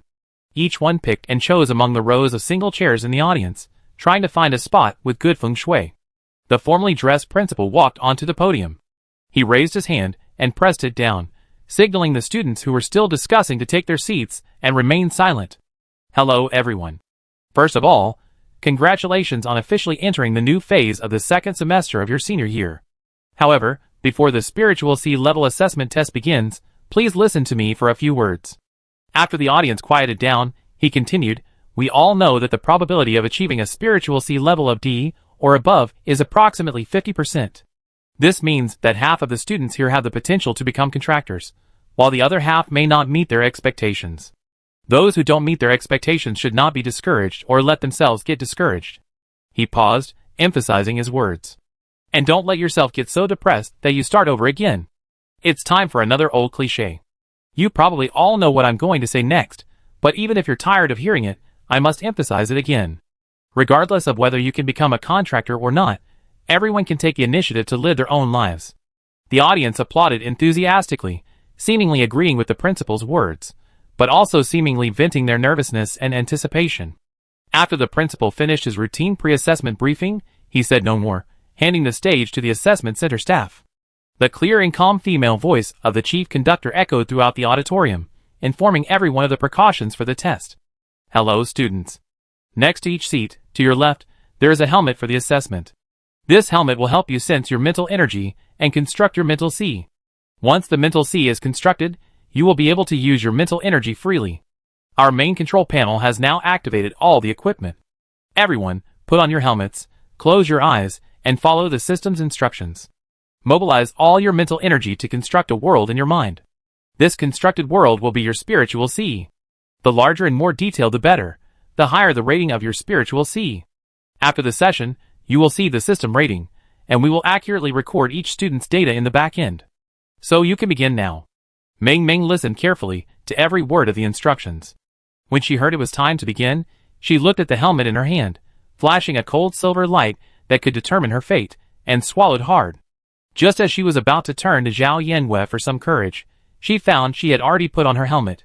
She was leaning back in her chair with her arms folded across her chest, her legs crossed with a graceful and imposing manner. She pursed her lips and put on her helmet as well. Amidst the pounding of her heart, a system notification popped up before her eyes.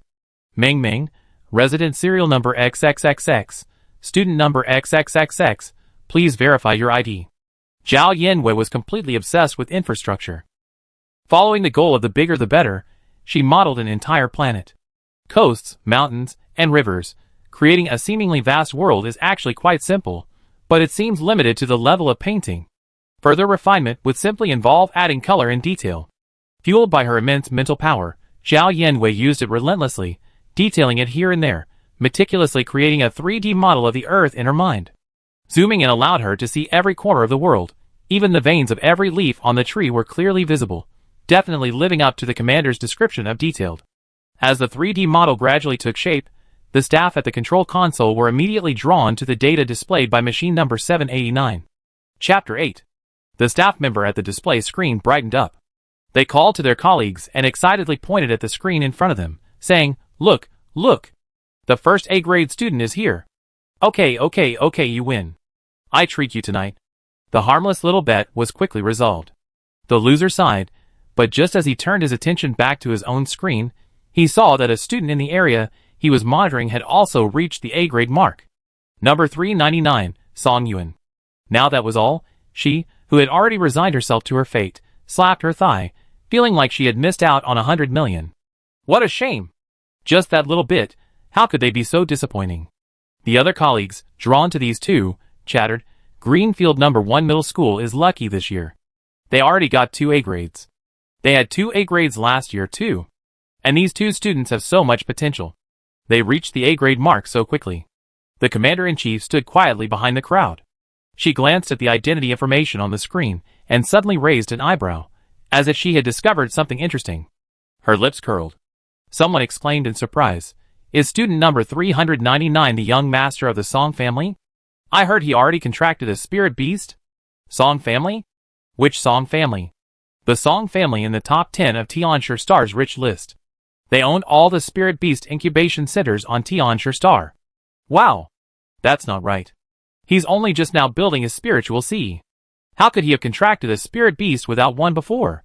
It said that it was a temporary spiritual sea, and it seems he contracted it when he was 13. 13? At that age, while his spiritual power might not fluctuate much, it's still in its developmental stage. If the constructed spiritual sea is accidentally collapsed by the developing spiritual power, the entire spiritual sea will be ruined. What kind of boastful spirit beast is he so eager to contract? It's been standing for a while now, so now it's stable after the rebuild. But I don't know what spirit beast he contracted. It should be a mecha pet, right? Otherwise, with such a high spiritual sea level, wouldn't it be a huge loss? The commander-in-chief's voice joined the chat group indifferently. He contracted the alligator snapping turtle, a Song family heirloom. It's a spirit beast whose evolutionary chain hasn't yet been discovered. No one knows if it's a mecha pet. Caught slacking off by their superiors, everyone fell silent, their eyes exchanging shock. Someone couldn't help but quietly open their laptops and search Baidu. They found out that while they didn't know if the alligator snapping turtle was powerful, it was certainly extremely rare. It said that the first patriarch of the Song family brought the alligator snapping turtle from a secret spirit beast realm that only reappears once every 100 years. Alligator snapping turtle spirit beast eggs are simply unavailable on the market. However, the alligator snapping turtle doesn't have an evolutionary chain yet. Even its evolutionary stage hasn't been discovered. Spirit beasts that haven't reached that stage haven't even awakened their innate skills. Even if they're rare, they're still worthless. It's a blessing that the Song family, despite this, has managed to continue contracting the alligator snapping turtle generation after generation, even to this day. Zhao Yanwei was unaware of what was happening at the control panel. She was carefully examining the virtual world she had created in her mind. Even though this world was vast and exquisite, every detail appearing perfect, Zhao Yanwei still felt it wasn't quite satisfactory enough. What was still lacking? While pondering, Zhao Yanwei used her mental power to recreate the water cycle. The flow of water vapor between land and sea made the entire model appear more vivid, but it still seemed unsatisfactory. A drop of rain fell at her feet, startling Zhao Yanwei from her reverie. She suddenly looked up and reached out to catch the raindrop, suddenly realizing how utterly out of place the stillness of her surroundings was. No matter how magnificent and detailed it looked, it was just a lifeless model, a toy that could hardly be called a world. Invisible and intangible spiritual energy swirled around Zhao Yanwei, weaving it bit by bit into a seed in a flash of inspiration. Radical, hypocotyle, plumule, cotyledon, all meticulously detailed, each detail distinct. The spiritual energy required to construct a dead object was completely different from that required to create a living thing. The construction process was rapidly draining her spiritual energy. The spiritual energy that had been so effortless when constructing the Earth model now seemed stretched thin. Zhao Yanwei could sense signs of life in the seed in the soil, but simply possessing a complete structure was not enough to sustain its own germination. Failed? Zhao Yanwei squatted on the ground, staring blankly at the flat earth beneath her feet. Could there be something wrong with the seed's internal structure? But no matter how much mental energy she had, she couldn't use it up like this. Recreating another seed would drain her dry. The most important thing was that she hadn't figured out where the error had occurred. Even if she tried again, it would be an identical seed. If it succeeded, fine. If it didn't, her mental seed would be left in this state, which left her unsatisfied. How could this be possible? After all, it was something constructed by mental energy. Since it couldn't sprout on its own, she would help it. Zhao Yanwei decisively slapped the ground with her hand. At a certain moment, the mental energy that was coiled around her body suddenly mobilized. The raging mental energy instantly covered the sky and poured all of it from her palm into the tiny seed.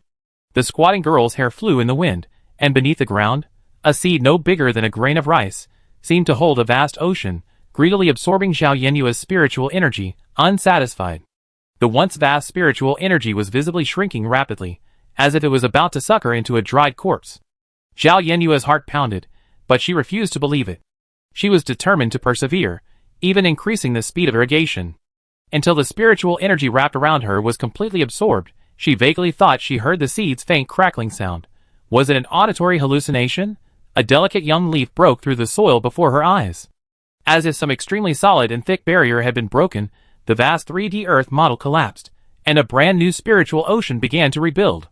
The seed, absorbing the creator's spiritual energy, began to grow rapidly upwards, and everything around it, as if accelerated, began to evolve. Every flower, every tree, every blade of grass, the spiritual energy that had been drained away returned in another form. A spiritual sea brimming with vitality, resembling a fairyland. Without a moment's notice, the moment her spiritual energy was completely drained, Zhao Yanwei's eyes went dark, and she lost herself in her mind. Zhao Yanwei, resident serial number XXXX, student number XXXX, spiritual sea construction complete, assessed as. The machine's voice paused for a few seconds, even making a crackling sound, before spouting the final result, S-Class. Congratulations. Building an S-Class spiritual sea is another major step towards a successful life. After building a spiritual sea, one can freely use their spiritual energy, gaining an additional sense compared to a pure earthling. Sane immediately said his congratulations, feeling his system core warm slightly, and his energy tank gradually filling. Is this what pride feels like? The novice system fell into deep thought. It pondered for a moment, then immediately put the question aside, savoring the utterly captivating feeling of contentment. Zhao Yanwei's head was still dazed, but she subconsciously raised her chin. Didn't I tell you I have strong mental power? This is all to be expected.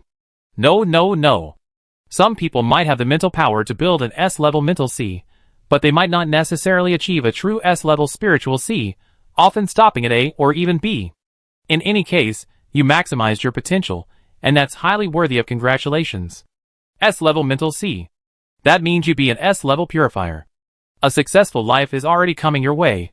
As Sane spoke, his filter deepened towards Zhao Yanwei. You're very articulate. I consider giving you a raise. Thank you. Although he'd been working at a loss, Sane was very polite. Zhao Yanwei took off his helmet and discovered that the auditorium was nearly empty. Instead, the atmosphere among several media outlets was already tense. They scanned the auditorium for the dozens of students still wearing helmets, secretly wondering which one was their target. The personnel from the assessment center were still in the control room. The school leaders, who had just finished reviewing the data, were all walking lightly, their eyes etched with excitement. The principal, surrounded by a crowd, immediately glanced down at the audience and exchanged glances with Zhao Yanhue, who had just removed her helmet. He nearly turned and headed back, but with immense self-control, he controlled his body and gave Zhao Yanhue a slight nod. The media, like shrewd spies, immediately zeroed in on the small, key area where the principal's gaze was focused. Who was the principal looking at? Were there any students in this area who had reached the A level? It's well known that higher-level spiritual Cs take longer to build. The reporter's gazes quickly swept over Zhao Yanhue, locking onto the few students around her still wearing helmets, as if they were staring holes through them. Ming Ming, still sitting in the seat next to Zhao Yanhue, glanced over after she took off her helmet, her eyes red. As soon as her eyes met Zhao Yanhue's, she sniffed. Zhao Yanhue knew it was over. Sure enough, Ming Ming, whose eyes had been silently reddening the previous moment, could no longer contain the tears she had been holding back, and they poured out drop by drop like a flood. Stop! Zhao Yanhue was annoyed by her crying. Below D level? Ming Ming choked back a sob and shook her head. So it's not even B level? Ming Ming nodded, sobbing for a long moment before saying C level. C level is actually above average, but it just didn't meet Ming Ming's expectations. Excluding the 50% of people with E and F level spiritual Cs who can't contract spirit beasts, approximately 28% are D level, 17% are C level, and 5% are B level. A and S levels can be ignored. In other words, even a C level spiritual C is already stronger than 8 out of 10 people. If it were D level, I accept my fate. If it were B level, I defy fate and change it. But it just happened to be C level. Whoa. Alright. When I have money, I buy you a spirit beast egg with a complete evolutionary chain. Ming Ming's sobs abruptly stopped. He blinked his moist, doe-like eyes at her and asked cheekily, so when will you have money? Zhao Yanhue, habitually making promises, lowered his eyes, and met her gaze, feeling he met his match. The dozens of students still present gradually removed their helmets. Once everyone's data was available, the assessment center uploaded the collated student information to the resident database, and then forwarded it to the school. As soon as the staff left the control room, they were met with inquiries from reporter Su Hui, who tried to extract information about the mysterious A level. Not only were they shocked internally by the data they seen today, but they remained silent about the student data. The commander-in-chief said calmly, the school will release the overall data for the senior class to the media immediately. As for the students' personal information, it's their private affairs. Whether they wish to release it is their own business. We have no right to disclose it. Su Hui was startled by this. He glanced around, realizing he was the only one so clueless as to the information the assessment center had sought. The veteran colleagues who had previously chatted and laughed with him had already approached the student himself. There were only 50 or 60 students present, and those who had remained until now were all of high spiritual power. Such a glorious event wouldn't be hidden, so getting information wasn't difficult. News had to be fast, true, and accurate. Being one step ahead was crucial. Whoever found the mysterious student first would make the headlines, and he was already one step behind. Realizing this, Su Hui became furious, but quickly calmed himself. Some students had already been questioned by the veterans. He had a vague recollection of them. There was no need to rush and ask them again. The good news was that student A hadn't been found yet, and the even better news was that there weren't many students left unquestioned. He looked around carefully and noticed that in the area the principal had previously focused on, 2 students were still sitting and chatting, seemingly unattended. The girl with tears in her eyes had taken off her helmet mid-sentence, but she didn't leave immediately like the other students. She was probably waiting for her companions. Although her companion arrived slightly later than her, judging by the time frame, they were still in the C-to-B range. There were many others who arrived later than her, and this didn't quite meet the typical time frame for building an A-level spiritual C. She was currently resting her chin on her hand, listening to her friend sobbing, exuding the aura of a formidable rich lady. Su Hui hesitated for a moment, then walked over. Chapter 9. Hello, I'm Su Hui, a reporter from Greenfield Daily. May I ask about your spiritual C level? Ming Ming quickly stopped crying when she saw someone approaching, but her voice was weak. C. As she finished, she realized she'd been so busy crying to Zhao Yanhue that she hadn't even asked about her spiritual C level. Meeting the two people's identically curious yet anxious gazes, Zhao Yanwei calmly said, S level. Ming, he's been messing around again. Su Hui was silent for a moment, suspecting his previous words had come back to haunt him. He and a reporter from a rival newspaper had been fantasizing about a story about an S-level player making it straight to the Pearl District, while he was raking in bonuses. This led to the comment that he'd been poisoned by the dizziness mushrooms. Fantasies can run wild, but when faced with this answer in reality, Su Hui's first reaction wasn't that his fantasy had come true, but rather that she was just talking nonsense. In keeping with journalistic professionalism, Su Hui politely asked, "Okay, could you please show me the spiritual C-level information on the optical computer?" The optical computer is linked to the resident's personal chip, and the data from the identification center is updated as soon as it's uploaded to the database.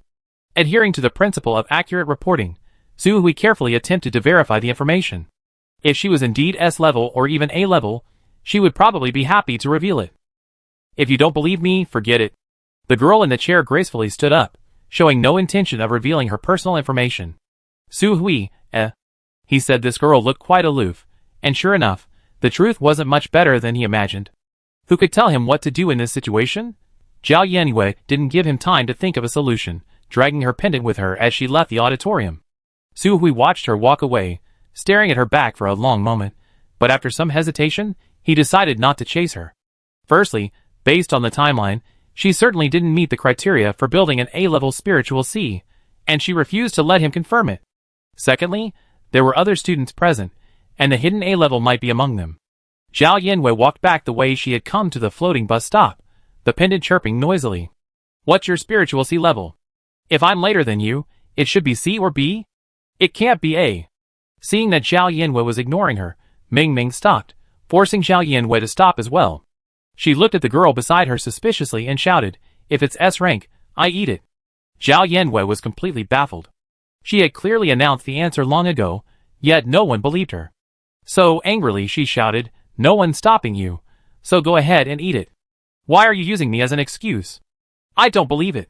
If you don't believe it, forget it." For the sake of being neighbors for 10 days, Zhao Yanwei condescended to repeat, "I'm not kidding, it's S rank." Ming now truly believed it, and suddenly became quiet. She released her grip on Zhao Yanwei's arm, and silently boarded the floating bus with her, remaining silent the entire way. Zhao Yanwei was a little unaccustomed to the sudden change in attitude of the people around her. She rarely took the initiative, poking Ming's arm and asking, "Why aren't you talking? What did I say?" Ming lowered her head, warm tears spilling uncontrollably onto her pants, dripping drop after drop, soaking the still soft fabric even darker. Zhao Yanwei assumed she was still grieving over her spiritual C not reaching rank B. Seeing Ming so distressed, she hesitated for a moment before saying, "It's just a spirit beast with a complete evolutionary chain. At worst, I could steal a fire puppy for you." This sentence seemed to touch a deeper, more subtle pain point, causing Ming's emotions to suddenly erupt. "I don't need it." She slapped Zhao Yanwei's hand away, stood up, and sat down in an empty seat farther away. Her whole being exuded a sense of wanting to draw a line between them. Zhao Yanwei had never experienced such humiliation in her life. She stared at the back of her hand, red from the slap, completely unaware of Ming's madness. After a moment's thought, she grumbled and asked Sane, "What's wrong with her?" Sane pondered for a long time, confidently reaching a conclusion. Maybe she didn't like the fire puppies. As the saying goes on Earth, when you give someone a gift, you should give it to their heart. Although she felt something was amiss, Zhao Yanwei immediately tooted and said disapprovingly, "How tasteless." When Sane suggested that Ming might not like the fire puppies. The Spirit Beast commercial street wasn't far from Line No. 1 middle school, so Zhao Yanwei got off the bus a few stops before Ming.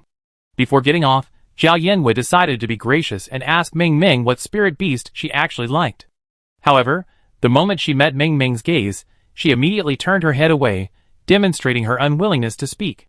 Zhao Yanwei's fox eyes lit up with two small flames, and she trudged off the bus with heavy steps. She wouldn't stand for that. As soon as she entered the house, Xiaowu, who had been sitting by the window, came over and rubbed Zhao Yanwei's leg, looking up at her with his sparkling green eyes, and making a few small noises. The other puppies had also become familiar with her, running over to circle her a few times, and then being taken around by their eldest brother for some fun. Only Xiaowu followed Zhao Yanwei's foot, inseparable and clingy. One of the puppies in the store was missing. It must have been bought while she was at school. Zhao Yanwei wasn't in high spirits. She picked Xiaowu up, held him in her arms, and petted him, still thinking about Ming Ming. Grandma Su, who was sitting behind the cashier, had been feeling uneasy all morning. Zhao Yanwei observed her expression the moment she entered the room, and she felt a sense of relief. She sighed softly, stood up, and approached him, calmly coaxing him. Grandma's spiritual C level is only E. Your grandfather, and I actually think being an ordinary person is fine. Huh? Zhao Yanwei patted Xiaowu's head, puzzled. Why? Seeing how well she and Xiaowu were getting along, Grandma Su pondered. Take a firehound puppy, for example. It can't activate its innate ability until it evolves into a flamehound. Even after contracting it, it can only use its fire-breathing ability. It's a different era these days, and lighters are more common for lighting fires, right? Besides, even if we don't contract it, we can keep Xiaowu at home to keep Ye company. Zhao Yanwei was stunned by this, devastated, and asked, Can't I contract Xiaowu? Xiaowu tilted his head at the sound of his name, his furry ears pricked up. The emotionally intelligent old woman quickly realized that there might be an information asymmetry in their communication, and tentatively asked, Can you contract Xiaowu? The old man's startled voice echoed from upstairs, breaking the suspicious stare between the grandfather and grandson. Wow! Come and see! The media reported that this year, Greenfield No. 1 Middle School had 581 students with a D grade or higher in the spiritual C, nearly 30 more than last year. And there wasn't a single A. Guess what? 2 S-grade students. When Grandma Su didn't respond for a long time, Grandpa Su muttered to himself as he went downstairs to look for someone. As soon as the news came out, it immediately topped the trending searches on the Tianshi Star domain Star Network. Isn't Greenfield No. 1 Middle School Ye's school? You can't be among those 2 S-grade students. Zhao Yanwei, standing at the door, and Xiaowu in her arms glanced at him in unison, and the old man's voice abruptly stopped. Grandma Su complained, He's just talking nonsense all day long. Yeah, ignore him. Zhao Yanwei cleared her throat and replied with a reserved expression, Yes, I am. The 2 elderly people were stunned for a moment. Grandma Su was the first to process her light-hearted words. She exclaimed in surprise and delight, S-rank? That's amazing, my dear. The old man had just casually mentioned it after seeing the news, but Zhao Yanwei had never expected her to admit it so directly. Although he had originally suggested it as a joke, the fact that it had actually come true only made him even more incredulous, and he was stunned for a long time. After standing there for a moment, the old man suppressed his smile and said seriously, Compared to Su Ichiang, your father is an A. He paced back and forth a few times, then suddenly clapped his hands. Don't let the housework robot cook today. Let me show you my cooking skills. Grandma Su was in high spirits, her tone gentle. Don't show off. Your cooking is really terrible. The 2 elders' reaction completely baffled Zhao Yanwei.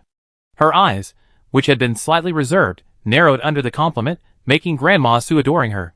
She recalled her grandfather's mention of the trending searches on Star Network and immediately opened her laptop to check out the trending news on Tianshi Star. The annual Spiritual C assessment test for all the high schools on Tianshi Star has concluded. Congratulations to Boya District for taking first place among all 36 districts, with an astonishing 4 S-level students.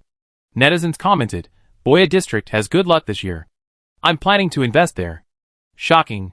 Huangbei District has 0 students again this year. Is this a freak accident, or is there some unknown reason? Netizens commented, nervous. Huangbei District has a population of less than 20 million. What's so surprising about 0 students? 2 mysterious S-level students from Mingzhu District haven't appeared for interviews yet. They were classmates at the same high school in the same city. Netizens commented, So mysterious? That's bad news. Report. Led by a general-level Zerg. The Zerg swarm has arrived at Ziwei Star's affiliated star, Z21. War is imminent, netizens commented. Although we fight every now and then, I feel like the Zerg attacks are getting more frequent. Tears. Tianshi Star has a total of 63 S-level students this year, an average of 1.75 per district. Once again, they're being trampled under the feet of their neighbors, Ziwei and Taiwei. Netizens commented, I'm so angry. I hope to turn the tables in the purification talent testing ceremony on June 6th. Defeating the 2 Weiss, Tianshi is sure to win. The complete interview collection of the 61 S-level students from the class of 202 Tianshi Star is out. Come and check it out. Netizens commented, aren't they still missing 2? We serve them once everyone's here. At Mingju News, how efficient are your districts? Chapter 10.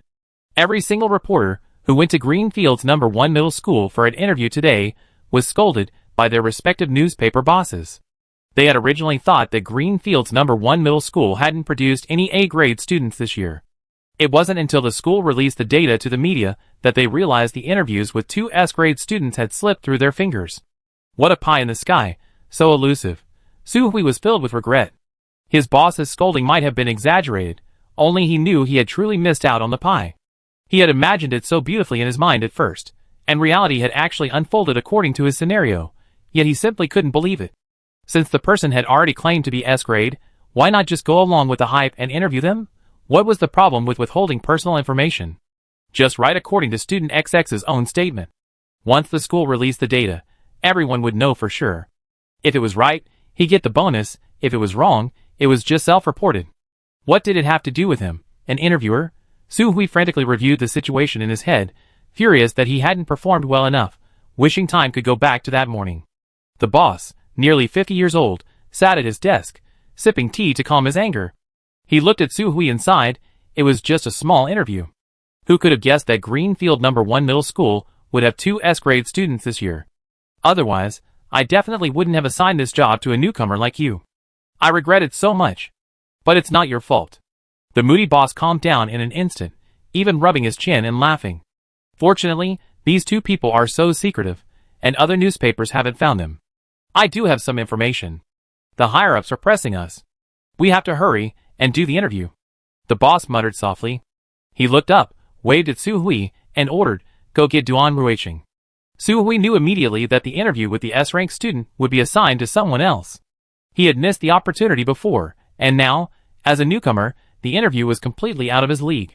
The early spring afternoon sun was warm and comfortable. Zhao Yanwei took the initiative to take over the store, lounging on the recliner behind the cashier like an internet addict, lost in Starnet. The puppies were chasing and playing in the puppy's room next door. Only Shiwu had slipped out and was basking in the sun beside her chair. His large, fluffy tail wagged from time to time, making him look quite content. Zhao Yanwei scrolled through the collection of interviews with 61 S-rank students on Starnet, laughing at the comments below. Summary: there are currently 16 S-rank students firmly committed to Slen Military Academy, and 13 from Lon Berlin. Lon Berlin is currently showing signs of decline. That's only 29 total, and more than half of the students are still considering between the 2 academies. Slen, don't pop the champagne at halftime. Speaking of which, Ziwei Stars FO Windsor Military Academy and Taiwei Stars Zittinger Military Academy are both undisputed top-tier academies on their planets. Only our Tianshi Stars 2 academies battle it out year after year, yet no one has truly emerged as the top tier. Ziwei Stars FO Windsor Military Academy is the undisputed top-tier academy in the entire Sanyuan galaxy, and Taiwei Stars Zittinger is a perennial runner-up. Even if Slen and Lon Berlin defeat each other, they only be third. What's there to fight for? Are they not competing for first place because Slen and Lon Berlin don't want to? Sad. When will our Tianshi Star ever shed its reputation as the third best academy? No one's betting on the Federation Military Academy League anymore. FA Windsor wins every year. A student from Lon Berlin was kicked while walking by. Why are you always so sweet, and saying things that make me want to die? Let me correct you. The top honors holder in the entire 3 enclosures galaxy is Saint Four Purification Academy. To be more precise, all the military academies above it should be ranked 1 place lower. If the princes of Saint Four Academy also participated in the Federal Military Academy League, then I could see Her Highness Su Qingxue. What are you thinking up there? There are Zerg at the Federal Military Academy League venue. Do you mean to let the noble princes face Zerg directly? What are you thinking up there? They look like antisocial elements.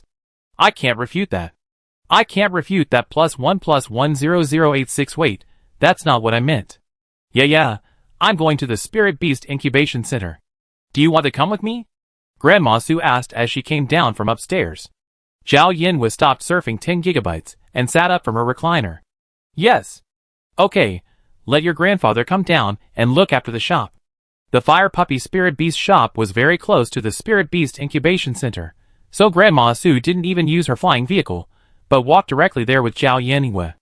The entire Spirit Beast commercial street area was always bustling, especially after the spiritual C-level assessment ceremony for the senior high school students had just concluded this morning. Numerous parents brought their eager students to the commercial street to select their desired spirit beasts. A semester is enough time for most students to develop a bond with their spirit beasts, completing their contracts before college starts, becoming true contractors.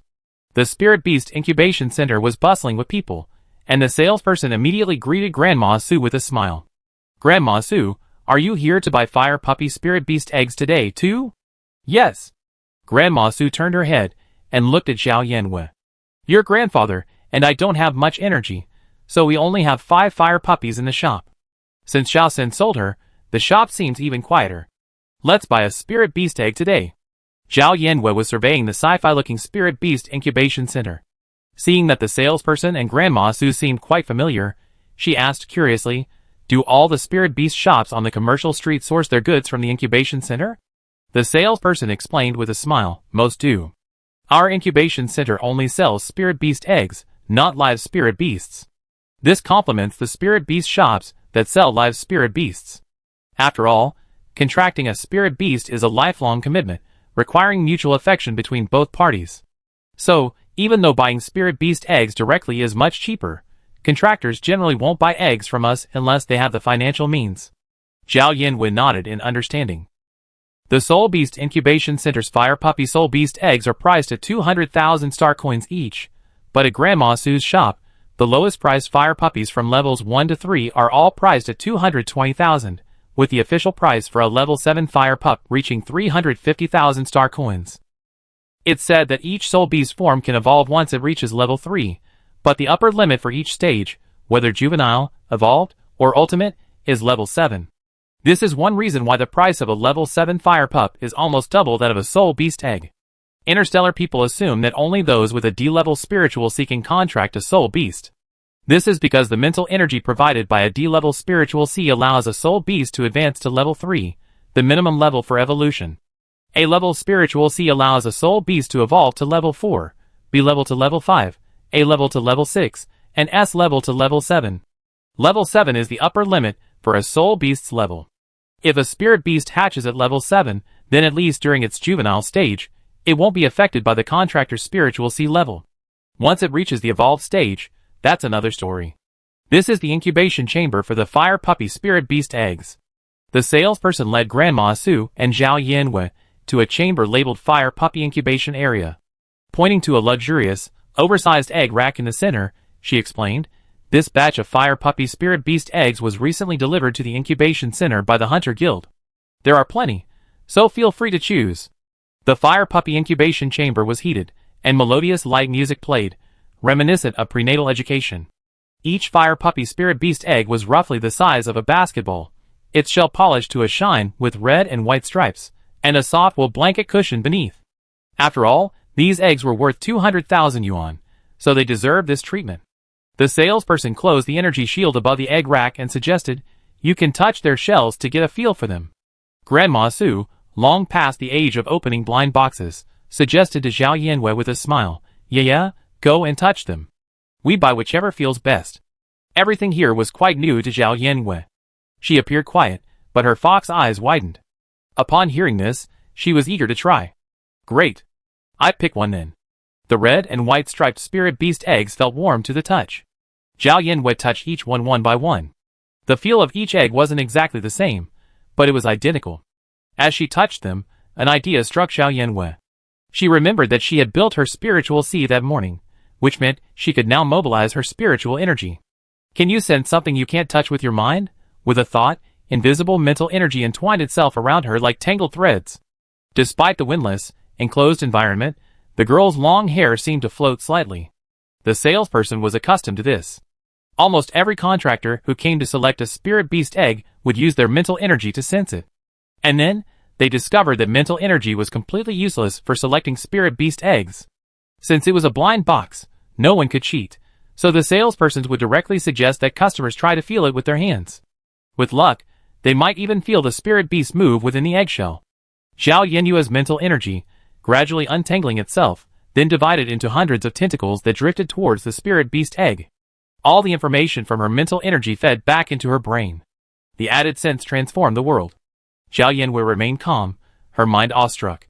Although the feedback from each spirit beast egg was nearly identical, she still detected a subtle difference among the hundreds of mental tentacles. Zhao Yanhua locked onto her target and retracted all the scattered mental tentacles into a thick rope. The thick mental force, like a giant python, wrapped around the egg she had chosen, entwining it again and again. The ever-growing ball of energy filled almost half the entire cabin, making the encircled spirit beast egg seem pitifully small. The girl's seaweed-like hair had unnoticeably floated, resembling a witch casting a spell. The salesperson, who had always maintained a warm smile, lost control of her facial expression. Her mouth opened slightly in surprise as she watched the scene.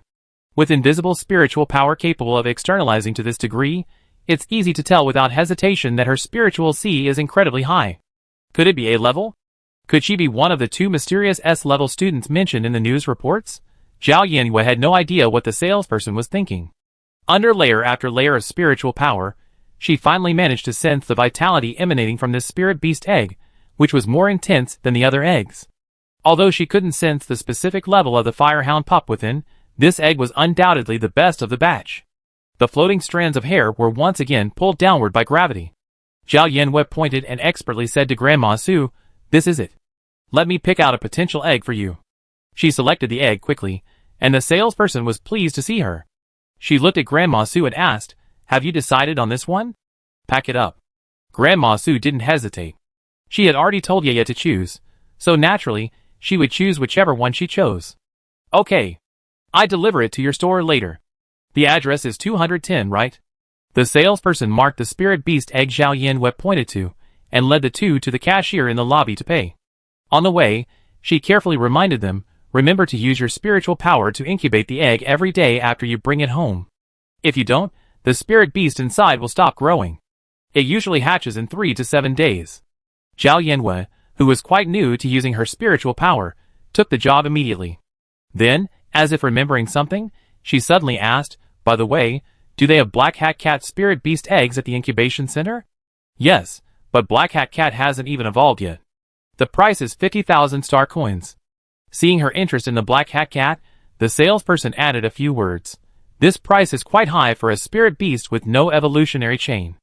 Other spirit beast eggs that have evolved but haven't yet discovered their ultimate form sell for between 50,000 and 100,000 star coins. These spirit beasts can at least awaken their innate abilities, so if you're not particularly fond of the Black Hat Cat, it's better to consider contracting a different spirit beast." Grandma Su assumed Zhao Yanhua's desire to contract the Black Hat Cat meant she was already captivated by it, so she quickly agreed, "There's no rush to contract a spirit beast now. You still have several months before college starts, so even if you do, there's no rush. You can take your time choosing." She always believed that contracting a spirit beast meant that the spirit beast and the contractor were compatible, regardless of whether it was a non-attacking or attacking spirit beast. However, the prerequisite was a complete evolutionary chain. Forget the Black Hat Cat's complete evolutionary chain. Even its evolutionary form hadn't been discovered. The materials needed for its evolution were a mystery. Contracting it wouldn't be effective even with an S-level spiritual C. Zhao Yanhua quickly explained, "I'm just asking. I want to contract Xiaowu." Although the evolutionary atlas states that Black Hat Cat must be contracted to unlock his evolutionary chain, and although publishing Black Hat Cat's evolutionary chain can earn countless star coins, unfortunately, for Zhao Yanhua, star coins are worthless compared to her wishes. Chapter 11. Hello, the total is 200,000 star coins. The incubation center's lobby was bustling with activity, everyone huddled together, unsure what to expect. While Grandma Su was paying, Zhao Yanhua peered toward the center of the crowd. The cashier smiled and explained, "That's the rest area. Many reporters from newspapers are interviewing our young master." The customers waiting to pay behind her immediately found a starting point for conversation and engaged in a lively conversation. "We in Greenfield City finally have students with S-level spiritual Cs too at once. We're really proud of that. Yes. Greenfield City's housing prices are expected to increase by several percentage points this year. It's a land of talented people. My daughter will be going to high school next year, and I have to find a way to send her to Greenfield No. 1 Middle School. Of course, there are over a dozen high schools in our city, and it just so happens that these 2 S-level students are both from Greenfield No. 1 Middle School. That school must have something to say." Zhao Yanhua didn't participate in the discussion. She looked at the cashier curiously and asked, "Then why didn't he give interviews while he was in school?" Oh, that. The cashier chuckled dryly. Suddenly, a sense of embarrassment washed over him. The young master said it's not worth it to be interviewed at school. The customers, already engaged in a lively discussion, were immediately drawn to this remark, curiously asking, "What do you mean by not worth it?" Before the cashier could reply, a reporter's question reached him. "Hello, Song Yuan. As one of the only 2 S-rank students in Mingju District this year, do you have anything to say?" A clear, rhythmic male voice replied, "I would like to say that everyone is welcome to come to the Spirit Beast Incubation Center to purchase Spirit Beast eggs. The Incubation Center offers a first-class environment, a wide variety of products, reasonable prices, and guaranteed quality." Cashier, unprofitable means he's advertising. Customer, Zhao Yanwei, Grandma Su smiled. What an interesting kid. Hearing Grandma Su's compliment, Zhao Yanwei blinked and tiptoed toward the interview area. "Which university do you want to attend, Song? Do you have a plan?" "It hasn't been decided yet, but the current plan is to open the Spirit Beast Incubation Center on the next planet. I heard that 5 years ago, Song temporarily constructed a spiritual sea and contracted a snapping turtle. Is that true?" "Yes." Duan Ruiqing seized the opportunity and immediately posed his next question. The snapping turtle is a spirit beast whose evolutionary chain has yet to be discovered. When Song learned that his spiritual sea had reached S level, did he ever regret this choice? The crowd erupted in heated discussion, clearly shocked by the news. The handsome man, sitting on the sofa, tilted his head slightly, looking at Duan Ruiqing and saying leisurely, 5 years ago, the spiritual sea I temporarily constructed reached A level. That's not a low level, is it? I contracted the alligator snapping turtle back then, and I certainly don't regret it now. Why did Mr. Song choose the alligator snapping turtle so firmly? Was it just because it's the Song family's ancestral spirit beast? No, no, no. Song Yuan sat up straight and shook his index finger.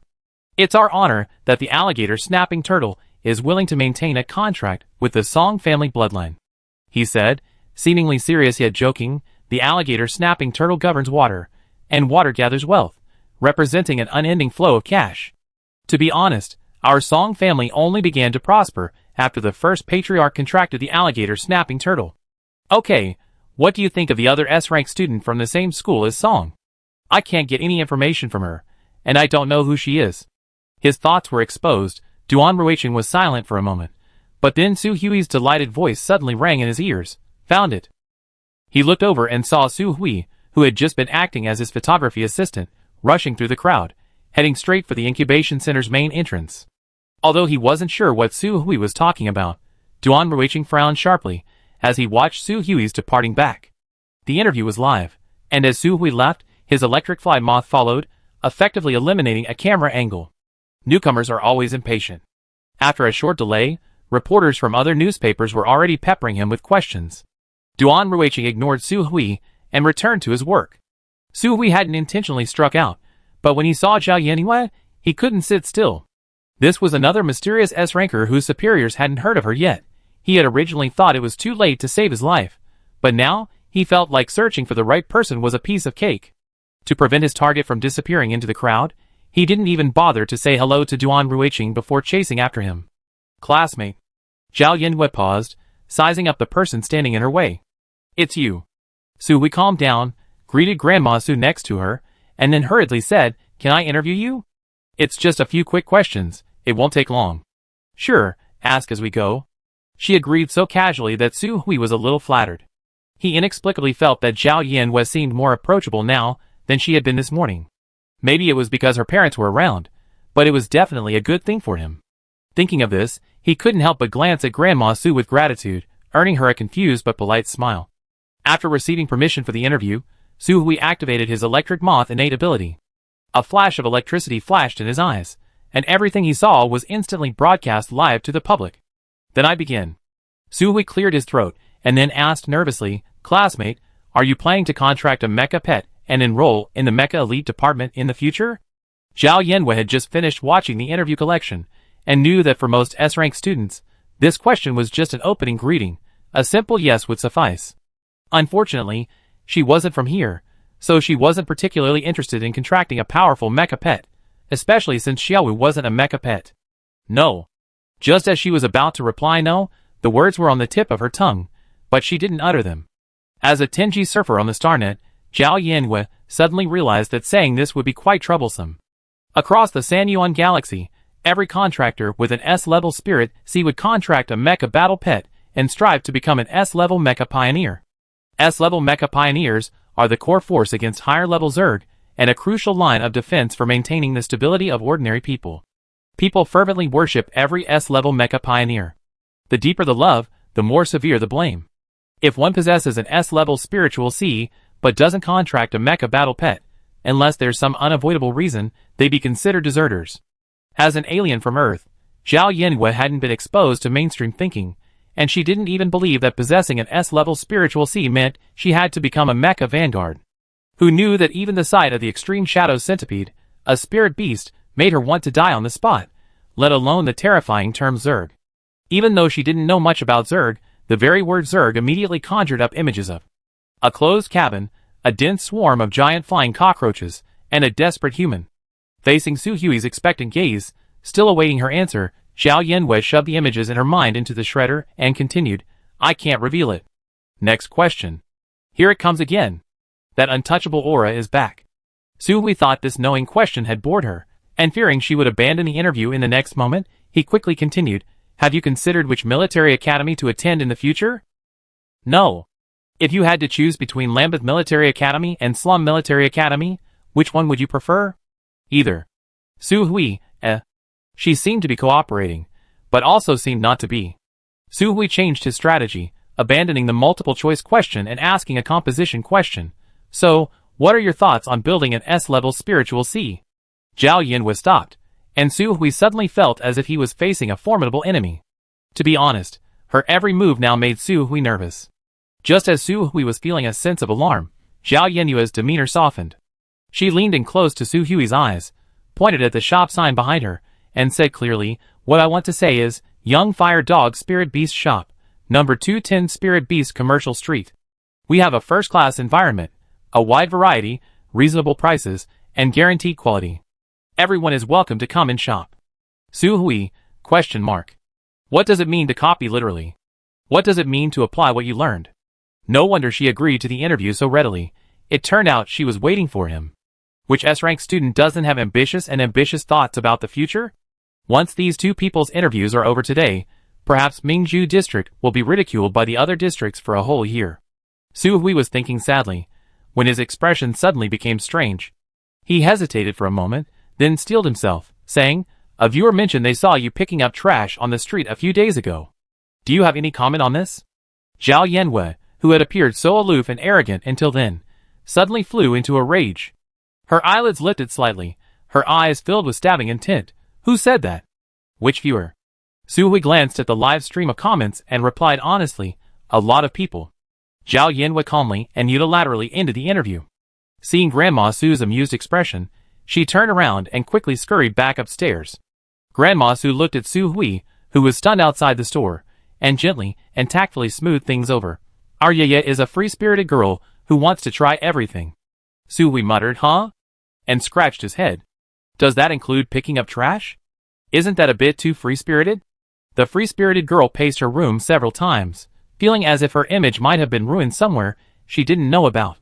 Isn't it said that life doesn't have that many viewers? She mustered up the courage to click on Su Hui's live interview, but upon entering the Tianxixing website, a dazzling list of trending search terms immediately caught her eye. Unique? The secrets of two mysterious S-class students from Mingzhu District are revealed. Is the reason for their secrecy just for advertising? The complete collection of interviews with 63 S-class students from the class of 202 Tianxixing has been updated. Choose your favorite mecha pioneer. Song Yuan, the owner of an S-class spiritual C, claims to have contracted a snapping turtle 5 years ago. What are your thoughts on this? An S-class spiritual C has fallen to picking up trash on the streets? Is this a distortion of human nature or a decline in morality? The most mysterious S-class of the class of 202. Due to the reporter's negligence, we still don't know the true name of the trash queen. Zhao Yanhua suddenly closed her eyes and collapsed onto the bed, hoping that everything she had just seen was just an illusion. She calmed down for a moment before mustering the courage to face it all. She got up and clicked on the trending headline Street Trash Picking, which revealed a short video of several dozen seconds. A dusty young woman dragging a large sack and a man in his 30s stood by a trash can, arguing fiercely. See? If your spiritual C level isn't D level, you'd just be a useless trash picker like her. What's wrong with picking up trash, you blind old man? What did your parents do to you? The little one picked up trash, and the older one didn't learn well. It's like a dragon gives birth to a dragon, and a phoenix gives birth to a phoenix, and a mouse's son will dig holes. Dragons give birth to dragons and phoenixes give birth to phoenixes, but I gave birth to a turtle like you. This short video, initially posted on StarNet, went unnoticed. It's now become incredibly popular, with a staggering number of views and heated discussions among netizens. Damn it! How come she looks so rich even just dragging sacks picking up trash? Where does this person get her sense of superiority? 50% of the people in the 3-encircled galaxy are trash, with a spiritual C level below D level, so leave them alone. Dragons give birth to dragons, and phoenixes give birth to phoenixes, so who gives birth to a turtle bastard? Teacher, is the noble and aloof king in the interview the same person as this? After all, apart from those contractors who go to the battlefield, the rest of the contractors are just ordinary people doing ordinary jobs. Know who you are, okay? I'm laughing my ass off. The street vagrant I look down upon actually has an S-level spiritual C. This is the most face-slapping article of the year. I love this. I follow the trash queen to the death.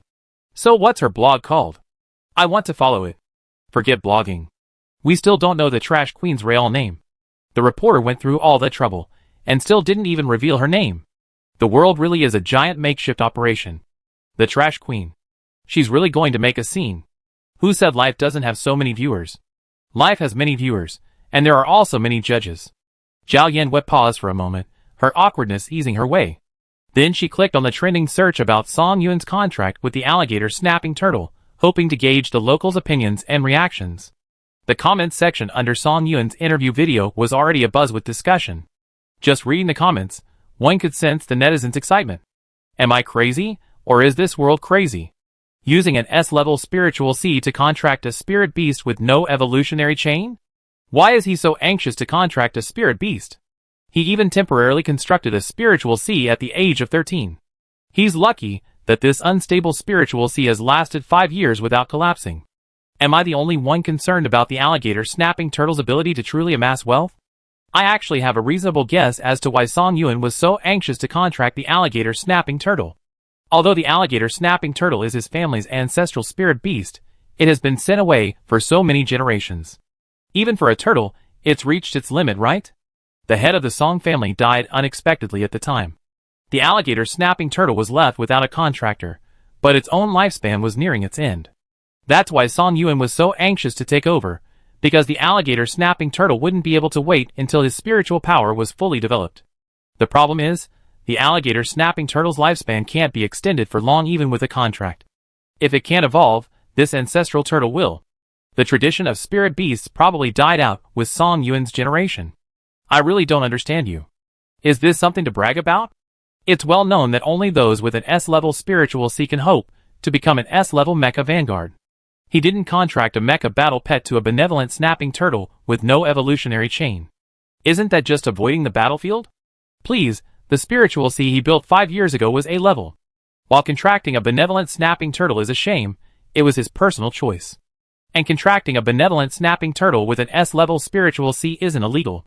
It just gets caught and criticized by people like the above. It should be illegal.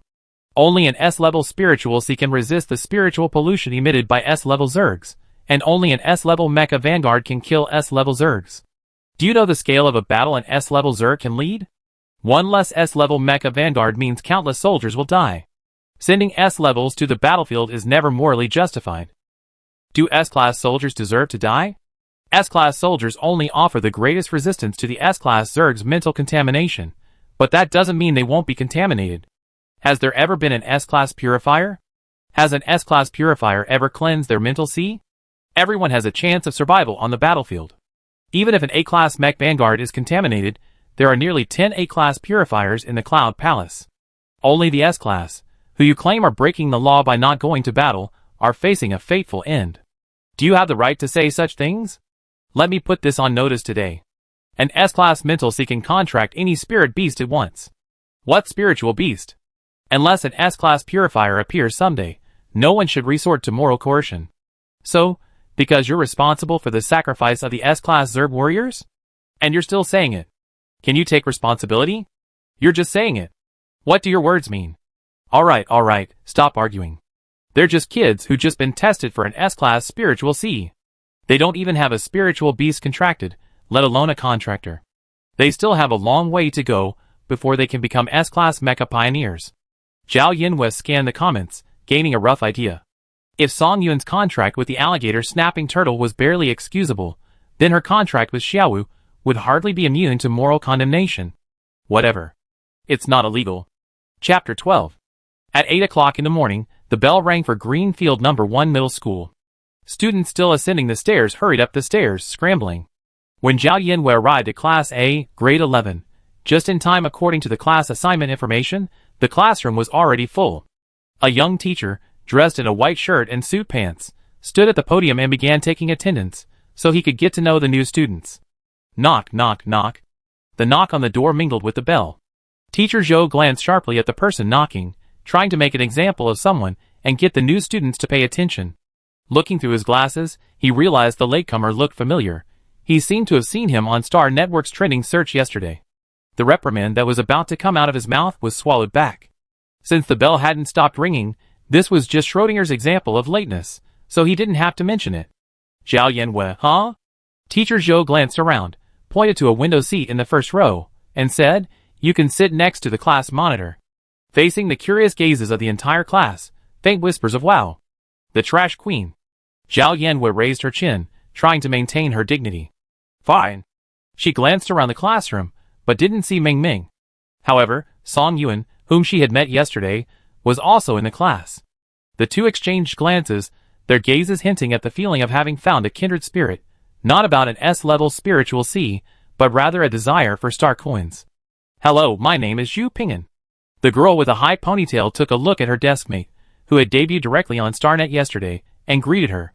Zhao Yinhua sorted through the newly distributed books, and slowly introduced herself to her. Alright, everyone be quiet. Teacher Zhou clapped his hands, drawing everyone's attention to himself, and then began his opening remarks before class.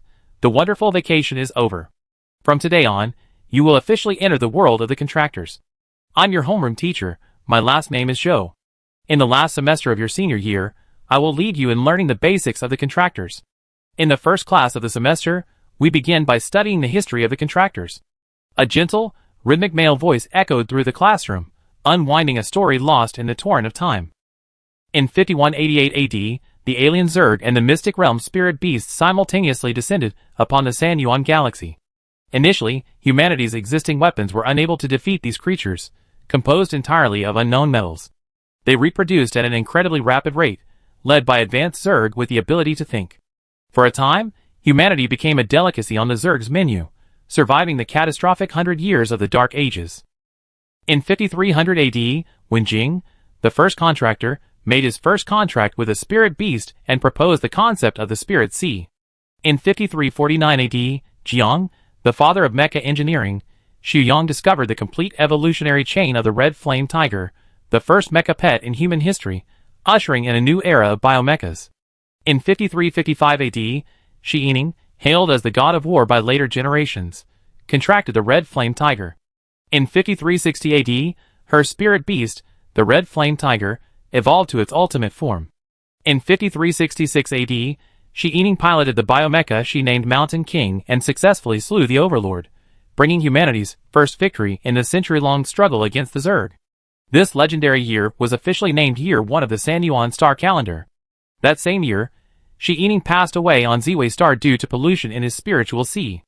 The death of the Overlord insect bought humanity over 200 years of recuperation. After 200 years of development and exploration, by the year 202 of the star calendar, a complete and mature system for contracting spirit beasts had been established. However, we still have a long way to go regarding their evolution. Teacher, is Shi Yining's spiritual CS level? Xu Ping'an, entranced by the story, immediately raised her hand and asked. The next moment, a student replied, it's definitely S level. That's an Overlord insect. The pollution level must be incredibly powerful. If it weren't S level, the Overlord insect's spiritual sea would have collapsed before it even touched it. How could it have been defeated? There's currently no accurate data on Shi Yining's spiritual sea level. Teacher Zhou hesitated to confirm this answer. At that time, there were no machines to determine the level of the spiritual sea. Everyone assumed any level was acceptable, leaving a lot of room for imagination. Zhu Ping'an pondered for a moment. Then I assume she has a B-level spiritual sea like me. This level of spiritual sea is just right for contracting mecha pets. What do you think? She subconsciously poked her deskmate's arm for approval, then remembered that her deskmate was the legendary S level, so asking her was a bit too much. Makes sense, Zhao Yanhua said lazily. With just 2 words, Zhu Ping'an's favorability towards her deskmate soared significantly. Is that so? If it's B-level, then Shi Yining would have killed the overlord above his level. That sounds even cooler. The class passed quickly. Before the get-out-of-class ended, Teacher Zhou came over and knocked on Zhao Yanhua's desk. Come to my office. As the two of them stepped out of the classroom, a cacophony of chatter erupted behind them, the combined voices creating a cacophony of activity. Although Zhao Yanhua couldn't make out the student's specific words, she heard the phrase garbage queen appear quite frequently. Fine. Teacher Zhou ushered Zhao Yanhua into the adjacent office and asked her to sit down. I was originally going to call Song Yuan as well, but his situation was special, so I only called you. He took a few sips from a glass of water before continuing.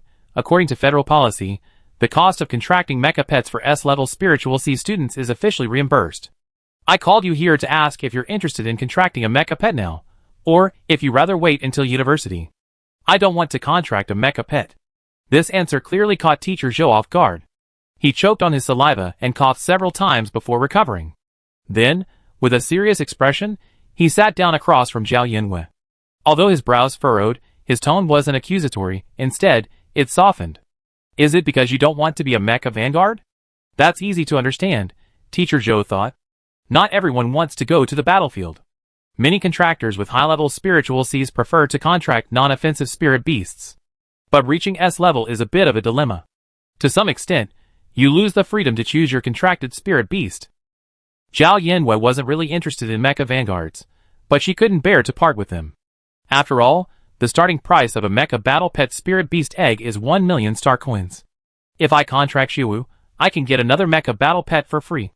It's not a question of whether I want to be a mecha vanguard or not. Zhao Yanhua brushed the topic aside, then asked eagerly, Teacher Zhou, can I only contract one spirit beast? Most likely.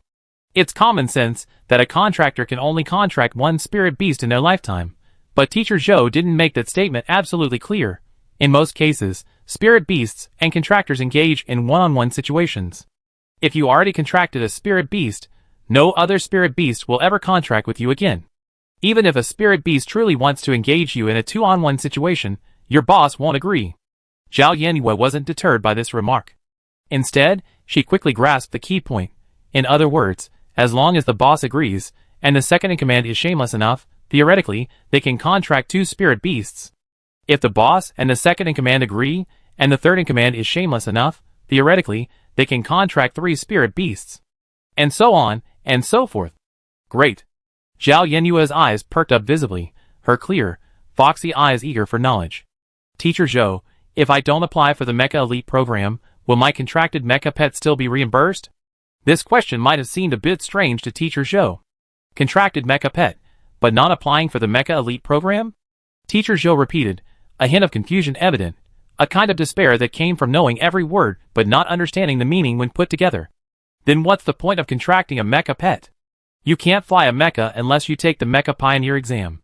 A mecha pet is no different to you than an ordinary spirit beast, right? Without waiting for Zhao Yanhua to reply, Teacher Zhou sat up slightly straighter, crossed his hands on the table, and spoke seriously. Almost all students with an S-level spiritual sea aim to become an S-level Mecha Pioneer. Putting aside the public's admiration for S-level Mecha Pioneers, the title itself is a supreme honor. More realistically, an S-level Mecha Pioneer receives the rank of second lieutenant upon joining the military, and can also obtain high-level Zerg crystals by slaying Zerg. An A-level crystal is worth nearly 1 million, but for an S-level Mecha Pioneer, this isn't difficult to obtain. This is the path that maximizes your talent. Other paths will only be more mediocre. Of course, this is just advice from the teacher. You're the master of your own life. After Teacher Zhou finished speaking, his expression relaxed. He smiled at Zhao Yanhua and said, the rule for reimbursement is that anyone with an S-level spiritual sea who contracts a mecha pet will be reimbursed. However, if you do contract a mecha pet, you naturally have to take the entrance exam for the Mecha Elite department. Okay, I understand. Xiaowu hasn't contracted yet, so whether he can contract a second one is even more uncertain, not to mention that if the reimbursement is reimbursed, he have to take the entrance exam for the Mecha Elite Department. Zhao Yanwei put the matter aside, blinked, and asked, then how do you contract a spirit beast? Teacher Zhou glanced at her, then paused for a moment. You don't know how? In his opinion, anyone who had watched 2 Spirit Beast cartoons as a child wouldn't have asked this question. Zhao Yanwei shook her head. Judging from Teacher Zhou's expression, she reasonably guessed she might have asked something like 1 + 1 = what? But she definitely didn't know how. You already have a spirit beast you like to contract? Not a mecha pet, right? Although Teacher Zhou didn't intend to interfere with his students' choices, after chatting with Zhao Yanwei for a while, he had a vague suspicion in his mind, and hearing her words, he couldn't help but inquire a few more times. It's not a mecha pet, but I already made up my mind. As expected, it wasn't a mecha pet. His suspicions were confirmed, and Teacher Zhou sighed. Finally, he offered some advice. The Microfire Secret Realm in Greenfield City will open soon. Why not take a closer look? Once you sign a contract, there's no going back. Don't act impulsively, okay? Absolutely no regrets. I promise this choice is entirely my own. The girl's answer was decisive, tinged with a hint of innocent willfulness.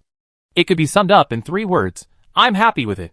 She cared neither for the fame and fortune that could come from becoming an S-Class Mecha Vanguard nor for the possible condemnation that might ensue from someone possessing an S-Class Spirit C but not becoming a Mecha Vanguard. She acted solely on her own accord. In his 30-plus years of life, he had never met anyone as unfettered as Zhao Yanwei. She was truly free to an extreme. Teacher Zhou was momentarily flustered, and after a moment, he slowly replied, there are 2 ways to contract a spirit beast.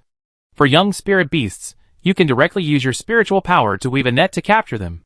If the spirit beast is willing to be contracted, it will be completely enveloped by your spiritual power, indicating that you have successfully submitted your contract application to it. This is the first step. Second, once your spiritual power net has successfully captured it, the spirit beast will be able to sense your spiritual C.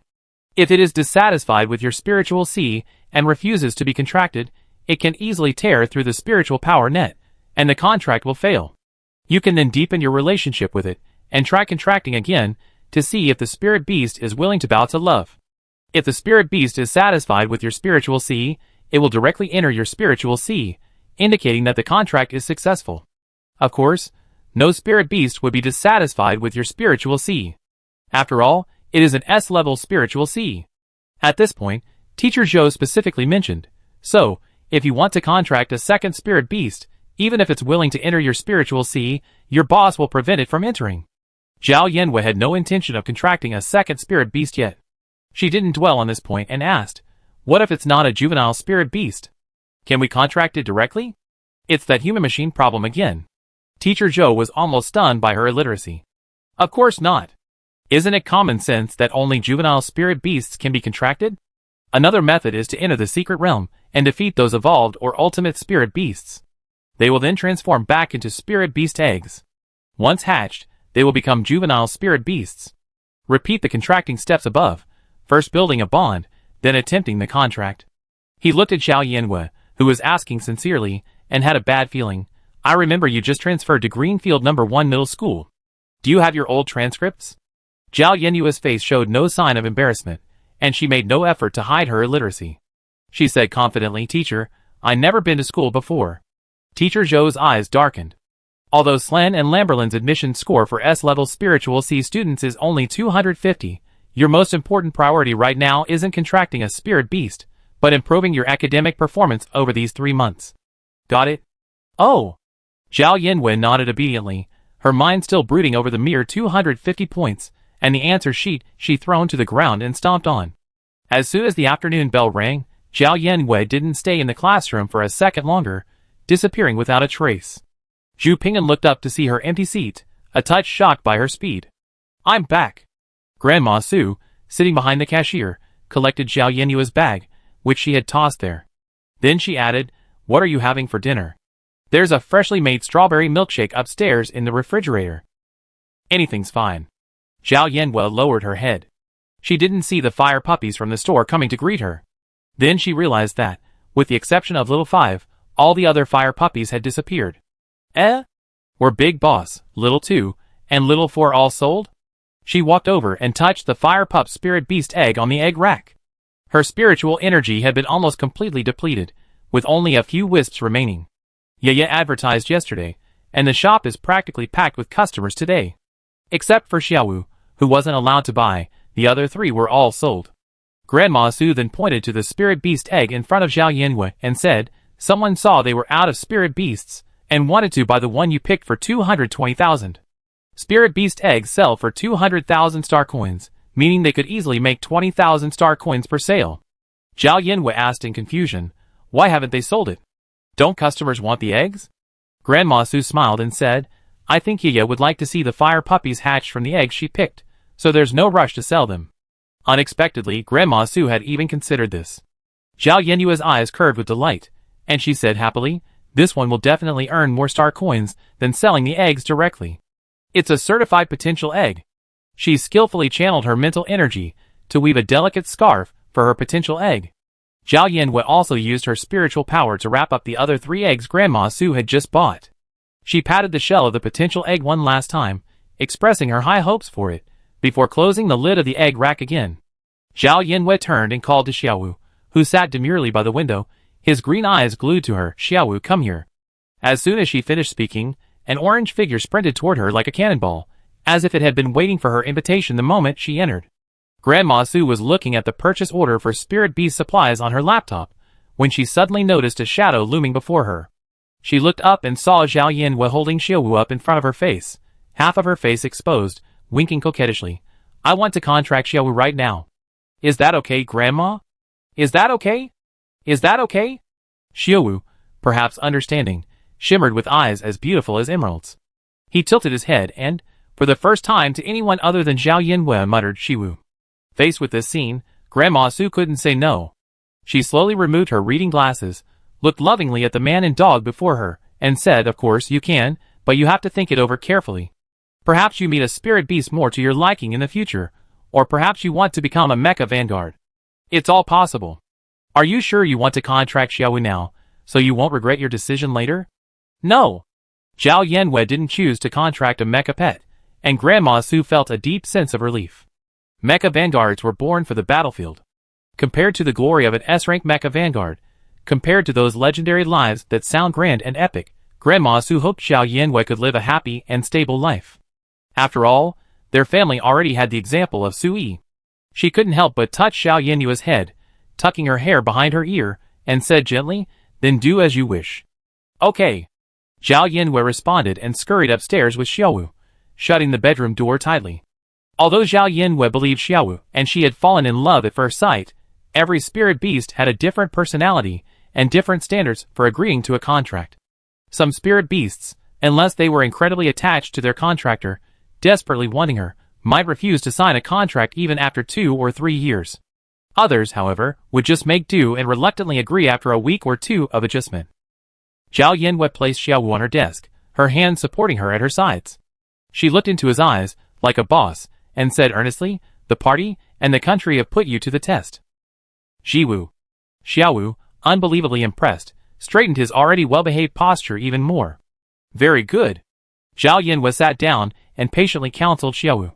"As a fire pup, the most important thing is to be consistent. You absolutely cannot act like you're in love with me, only to back down when the time comes to sign a contract. That would be embarrassing for me, understand?" After the lecture, although Xiaowu was very cooperative, the man and the beast were actually talking at cross purposes, and Zhao Yanwei had no idea what they were cooperating with. She said no more, and summoned her mental power. The invisible mental power, like a thread, slowly emerged from Zhao Yenyue's body, following her will and probing Xiaowu's body. As soon as the mental power touched Xiaowu, it wove a web along his body. Xiaowu's fluffy tail twitched, and then he sat still again. Zhao Yenyue's spiritual energy gradually enveloped Xiaowu completely, and Xiaowu's figure disappeared from Zhao Yenyue's sight the next second. Is this a successful contract? She had expected some impressive special effects when the contract was signed, but now it seems rather ordinary. Zhao Yenyue's current spiritual sea wasn't as vast as the 3D Earth she had previously constructed, but it contained mountains, rivers, lakes, and seas, and this small world was filled with vibrant vitality and energy. The spiritual sea is like a spirit beast's lair. The spiritual energy it nurtures is equivalent to the spiritual energy in the realm of immortal cultivation. The concentration of this spiritual energy directly determines the upper limit of the contracted spirit beast's ability to ascend. In addition, no matter how severely injured a spirit beast is outside, upon returning here, it can be restored to health by consuming the spiritual energy of the contractor. It even has the added benefit of accelerated mana recovery after awakening skills. This requires a significant amount of spiritual energy. In short, spiritual seas of different levels are like power banks of varying capacities, containing varying amounts of spiritual energy and producing it at varying rates. This is also why mecha battle pets never form bonds with those with a spiritual sea contract below B rank. Unlike ordinary spirit beasts, mecha battle pets require far greater spiritual energy, and few are willing to bind to a lower level spiritual sea and cause themselves trouble. Zhao Yenyue's spiritual sea was overflowing with spiritual energy, seemingly condensing into liquid. So overflowing was it that Xiao Wu didn't even need to actively absorb it. It enthusiastically nourished Xiao Wu, with whom it had established a connection, attempting to dilute the spiritual energy in the space. After all, if it were any more crowded, it would explode. Xiao Wu was feeling a bit uncomfortable from the spiritual energy desperately pouring into its body. He couldn't consume so much spiritual energy all at once, so he could only run freely across the grass to release his energy. Seeing that Xiao Wu's body was completely full, the spiritual energy surrounding him regretfully withdrew, as if still resenting Xiao Wu's ineffectiveness. And the moment Xiao Wu entered the spiritual sea, Zhao Yenyue's eyes appeared before her eyes, a line of golden characters she hadn't seen in a long time. The contracted spirit beast, Skyfire Wolf, has been detected. The Skyfire Wolf evolution chain has been unlocked. Chapter 13. After the contract was successfully concluded, Zhao Yenwei felt a subtle connection between herself and Xiaowu.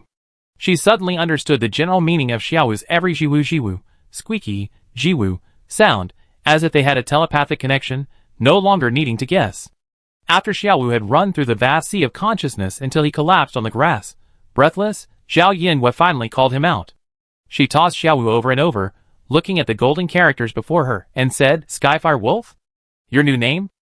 Evolutionary Atlas, Seeing the 6 golden dots of light that spoke of silence, Zhao Yenwei smiled with great satisfaction. From the moment she saw the fire puppy, she thought it looked wolf-like, but the currently known evolutionary chain had led it to evolve in the direction of a dog. The evolutionary atlas only revealed a portion of the Skyfire Wolf's evolutionary chain, and Zhao Yenwei suddenly knew all about its evolutionary history. Skyfire Wolf, the evolved form of the flame-walking Sky Wolf, is a fire-attributed spirit beast with the innate skill Meteor Skyfire. However, since Xiaowu is not yet a flame-walking Sky Wolf, the information for the ultimate evolutionary state is still unavailable. Looking at Xiaowu's beautiful, fiery orange-red fur and the 4 white rings on its ankles, Zhao Yenwei felt that the name Flame-Walking Sky Wolf suited its appearance perfectly. The name of the innate skill sounds impressive, but it can only be unlocked in the evolved state. Moreover, spirit beasts have only one innate skill, which increases in power as their levels increase. You've chosen the right person by following me. Zhao Yenwei stroked Xiaowu's soft fur again, and glanced with delight at the evolutionary materials needed for the Skyfire Wolf to evolve into the flame-walking Sky Wolf. At this sight, the corners of her smirk gradually lowered, realizing she might have been too happy too soon. 2 B-grade Zerg crystal sources, 2 red snake grasses, 3 ice lotus cores. Evolution is possible upon reaching level 3 or above. Zhao Yenwei read it again in disbelief, starting from the first word and reading it word by word.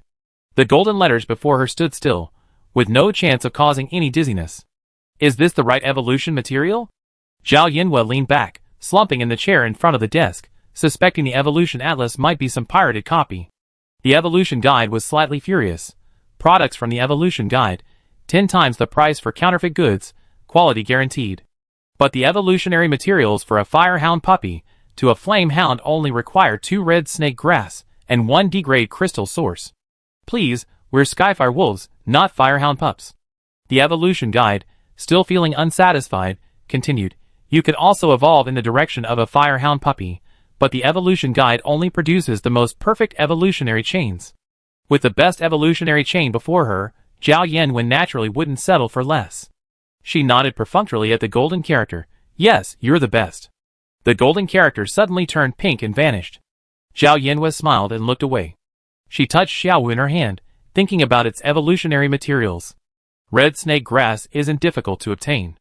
It can be found in any permanent secret realm, and the Hunters Guild also sells it, priced at around 5,000 star coins per plant. Zerg crystal sources are essential materials for spiritual beasts to break through, and are their staple food. The military has a special official sales channel. Crystal sources below grade B can be purchased directly, but crystal sources of grade B and above will be sent to auction houses for auction. Both of these items are needed to evolve a fire hound into a flame hound, but evolving into a flame wolf requires an additional ice lotus core.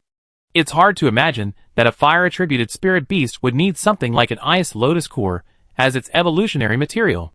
Zhao Yanwei searched the Star Network for information on ice lotus cores and discovered that the Hunter Guild still sells them, one for 20,000 star coins. They're also available in the soon-to-be-open Microfire Secret Realm. 3 ice lotus cores cost 60,000 star coins, 2 red snake grass stalks for 10,000 star coins, and 2 B-grade crystal sources. Zhao Yanwei didn't even bother to elaborate on the B-grade crystal sources. Even the cheapest red snake grass isn't something someone with only 20 star coins a day can afford. Zhao Yanwei was tempted to buy them for free in the secret realm, but it's said that spirit plants in the secret realm all have companion spirit beasts, which must be defeated before they can be harvested. Xiaowu is still a juvenile spirit beast, lacking even a single innate skill.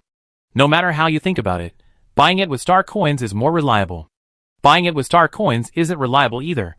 The most reliable option is to just rob the bank. Ah!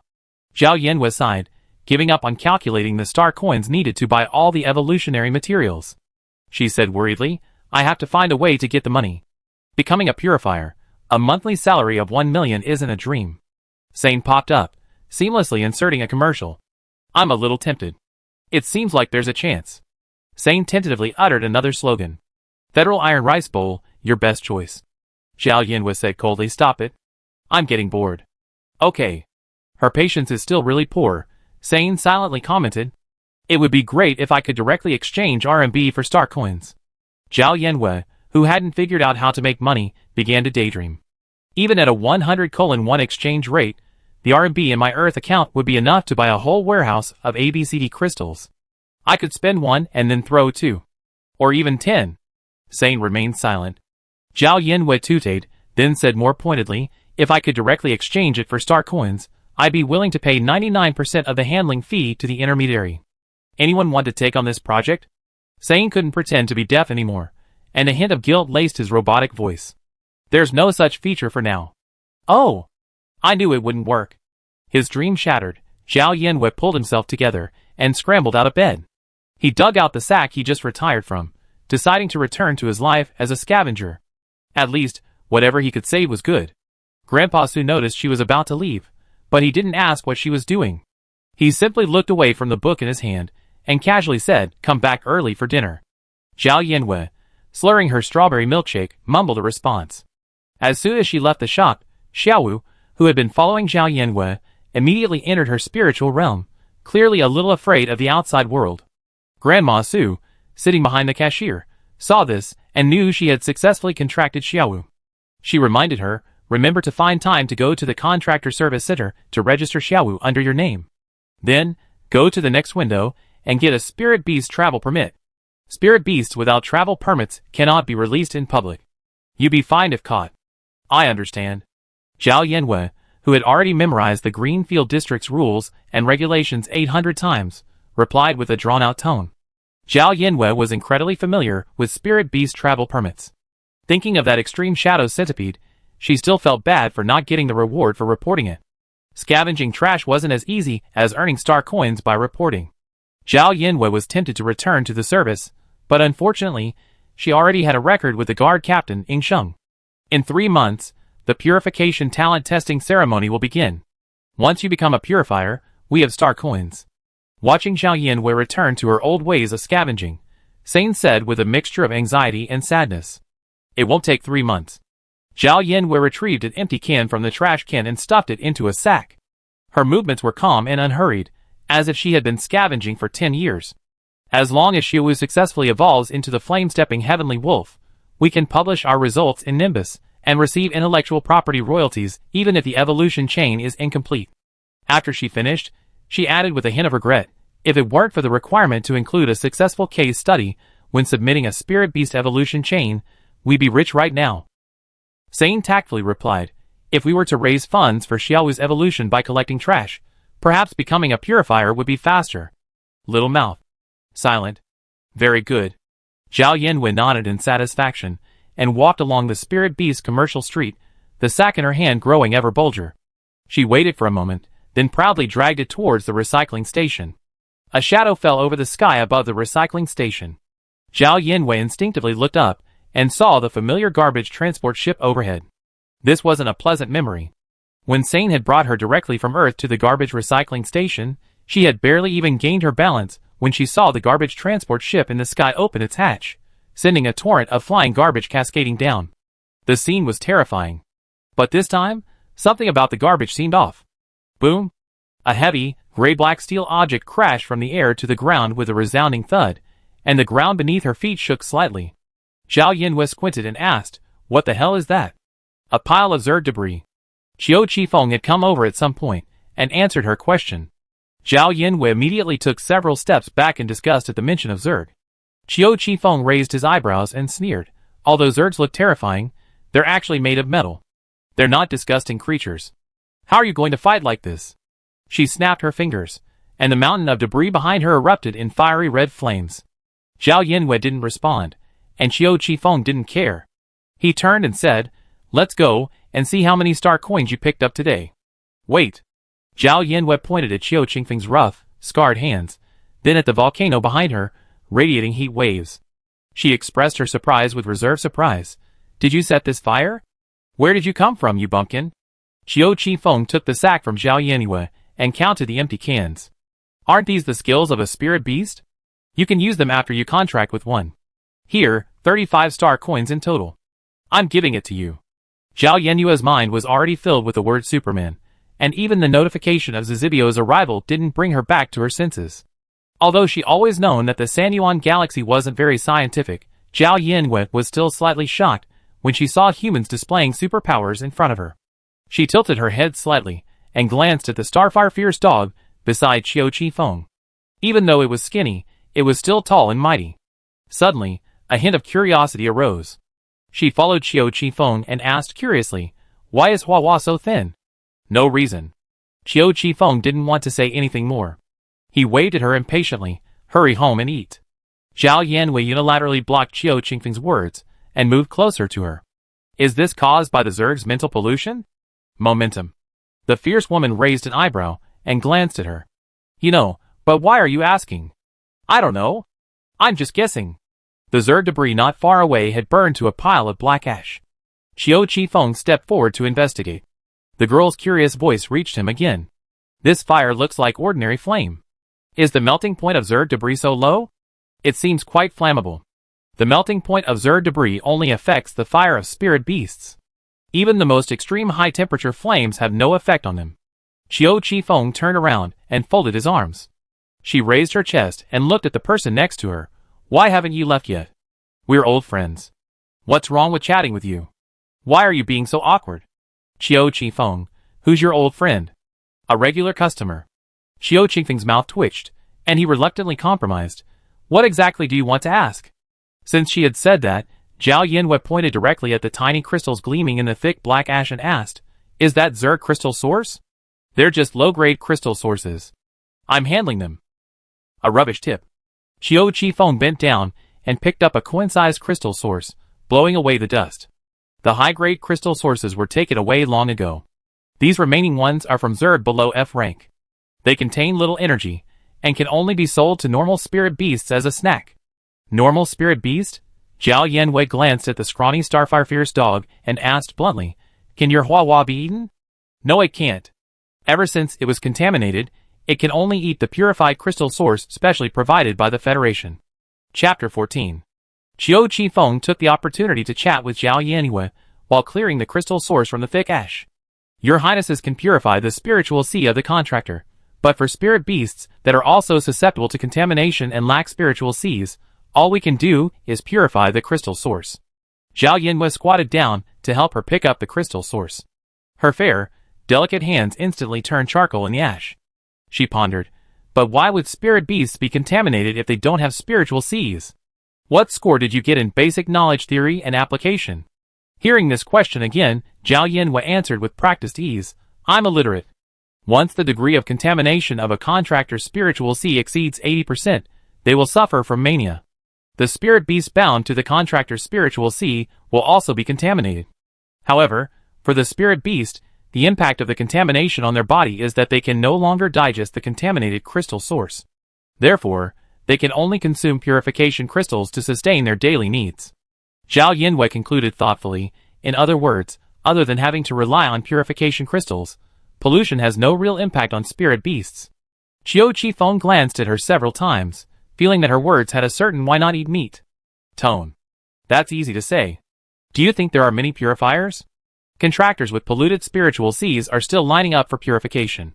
The Federation can only provide so many purification crystals each month, and it's impossible to snatch them up. The number of spirit beasts starved to death by pollution is never small, but everyone just has no solution. Zhao Yanwei clapped her hands and stood up. I have a solution. Okay, you have a way. You can even go to heaven. I really do have a way. Zhao Yanwei emphasized confidently. Sane had said she had a talent for purification. Although Zhao Yanwei hadn't yet learned how to use this power, she had already found a place for it. She wasn't opposed to being a purificationist. She just didn't want to be watched. Providing purification services would easily expose her. Zhao Yanwei considered herself a very law-abiding citizen and had no desire to practice medicine without a license. Purifying crystal sources was just the right fit. There was a large market gap, and it was both discreet and profitable. Zhao Yanwei didn't care at all about Qiu Qingfeng's perfunctory response. With a raised chin, she boasted, don't worry, I won't let Hua Hua starve to death. Qiu Qifeng didn't even listen to what she was saying. Unable to contain his anger, he shouted, get your dirty hands off my Hua Hua. Zhao Yanwei lowered her hands guiltily. I'm going back to eat. See you next time. Hurry up, hurry up. It's inevitable that you get your shoes wet if you walk by the river too often. It's all because I wiped them off so well before. After taking a few steps, Zhao Yanwei paused again. Turning around, she met Qiu Qingfeng's gaze. What's wrong with you? By the way, how many star coins are these crystal sources selling for? What do you want these for? To contract a spirit beast? Qiu Qifeng had already taken out a wet towel and diligently began to wipe Hua's fur. I contracted a fire pup. You contracted a fire pup?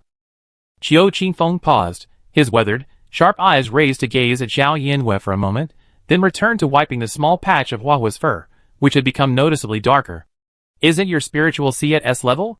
Why would you even think of contracting a fire pup? Unexpectedly, Qiu Qifeng had also watched the interview video on StarNet. She's really hot now. Zhao Yanwei patiently repeated the reason she already given. Contracting a spirit beast is like falling in love. Just be attracted to each other. There's no need to worry about why. Qiu Qifeng didn't comment on her words, and Zhao Yanwei felt even more lonely, as if no one in the world could understand her. She sighed melancholy. Being attracted to each other is a metaphysical concept. Liking someone isn't something that can be achieved simply by meeting specific requirements. Contracting a spirit beast because it meets certain criteria is simply a matter of compatibility. Isn't compatibility enough? Qiu Qifeng couldn't help but retort indifferently. Zhao Yanwei looked at her in surprise. Of course not. I have to like it. Qiu Qifeng hesitated, then opened his mouth and simply passed over the topic. Crystal source, 5-star coins each. Cash on delivery. Zhao Yanwei reluctantly transferred most of the 35-star coins she had just earned today back and held out her hand, saying, buy 5. 5 coin-sized crystal sources were placed in her palm. Zhao Yanwei blinked. Where's the shopping bag? 0.2-star coins each. Do you want them? Zizidio still had 28-star coins left, so Zhao Yanwei had to bow her head. Forget it. Very good.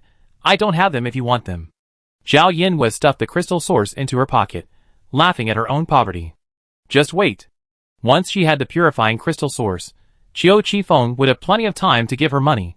The sky gradually darkened, and the fairy's ribbons flashed with cold silver light and appeared in the night sky, covering the ground with a layer of silver gauze.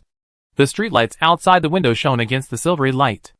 Zhao Yanwei, in her pajamas, sat at her desk, furiously scribbling away, finishing her scant homework for the day. It was getting late, time to rest. We talk later. Zhao Yanwei twirled her pen, lowering her gaze to the 5 crystal sources on the table. Her long, neat eyelashes cast a small shadow beneath her eyes. After less than 3 seconds of thought, Zhao Yinwei generously decided to share one of her lab supplies with Xiaowu. The orange-red figure wasn't as readily available as before. Zhao Yinwei raised an eyebrow, sensing what Xiaowu was doing in her spiritual sea. Xiaowu, sensing Zhao Yinwei's spiritual power, froze for a moment before quietly burying his head in his tail. Zhao Yinwei narrowed her eyes, not wanting to guess what he was thinking, and slid Xiaowu out of her spiritual sea. With her hands tucked under his armpits, the fluffy wolf cub faced her, its large tail draping across her thigh, a ticklish sensation. Xiaowu's green eyes were moist and sparkling. As soon as he met Zhao Yinwei's gaze, he lowered his head, as if embarrassed, wanting to curl up. "Tell me, what bad things did you do?" Squeak. Xiaowu immediately shook his head, desperately trying to prove his innocence. "Then why are you so?"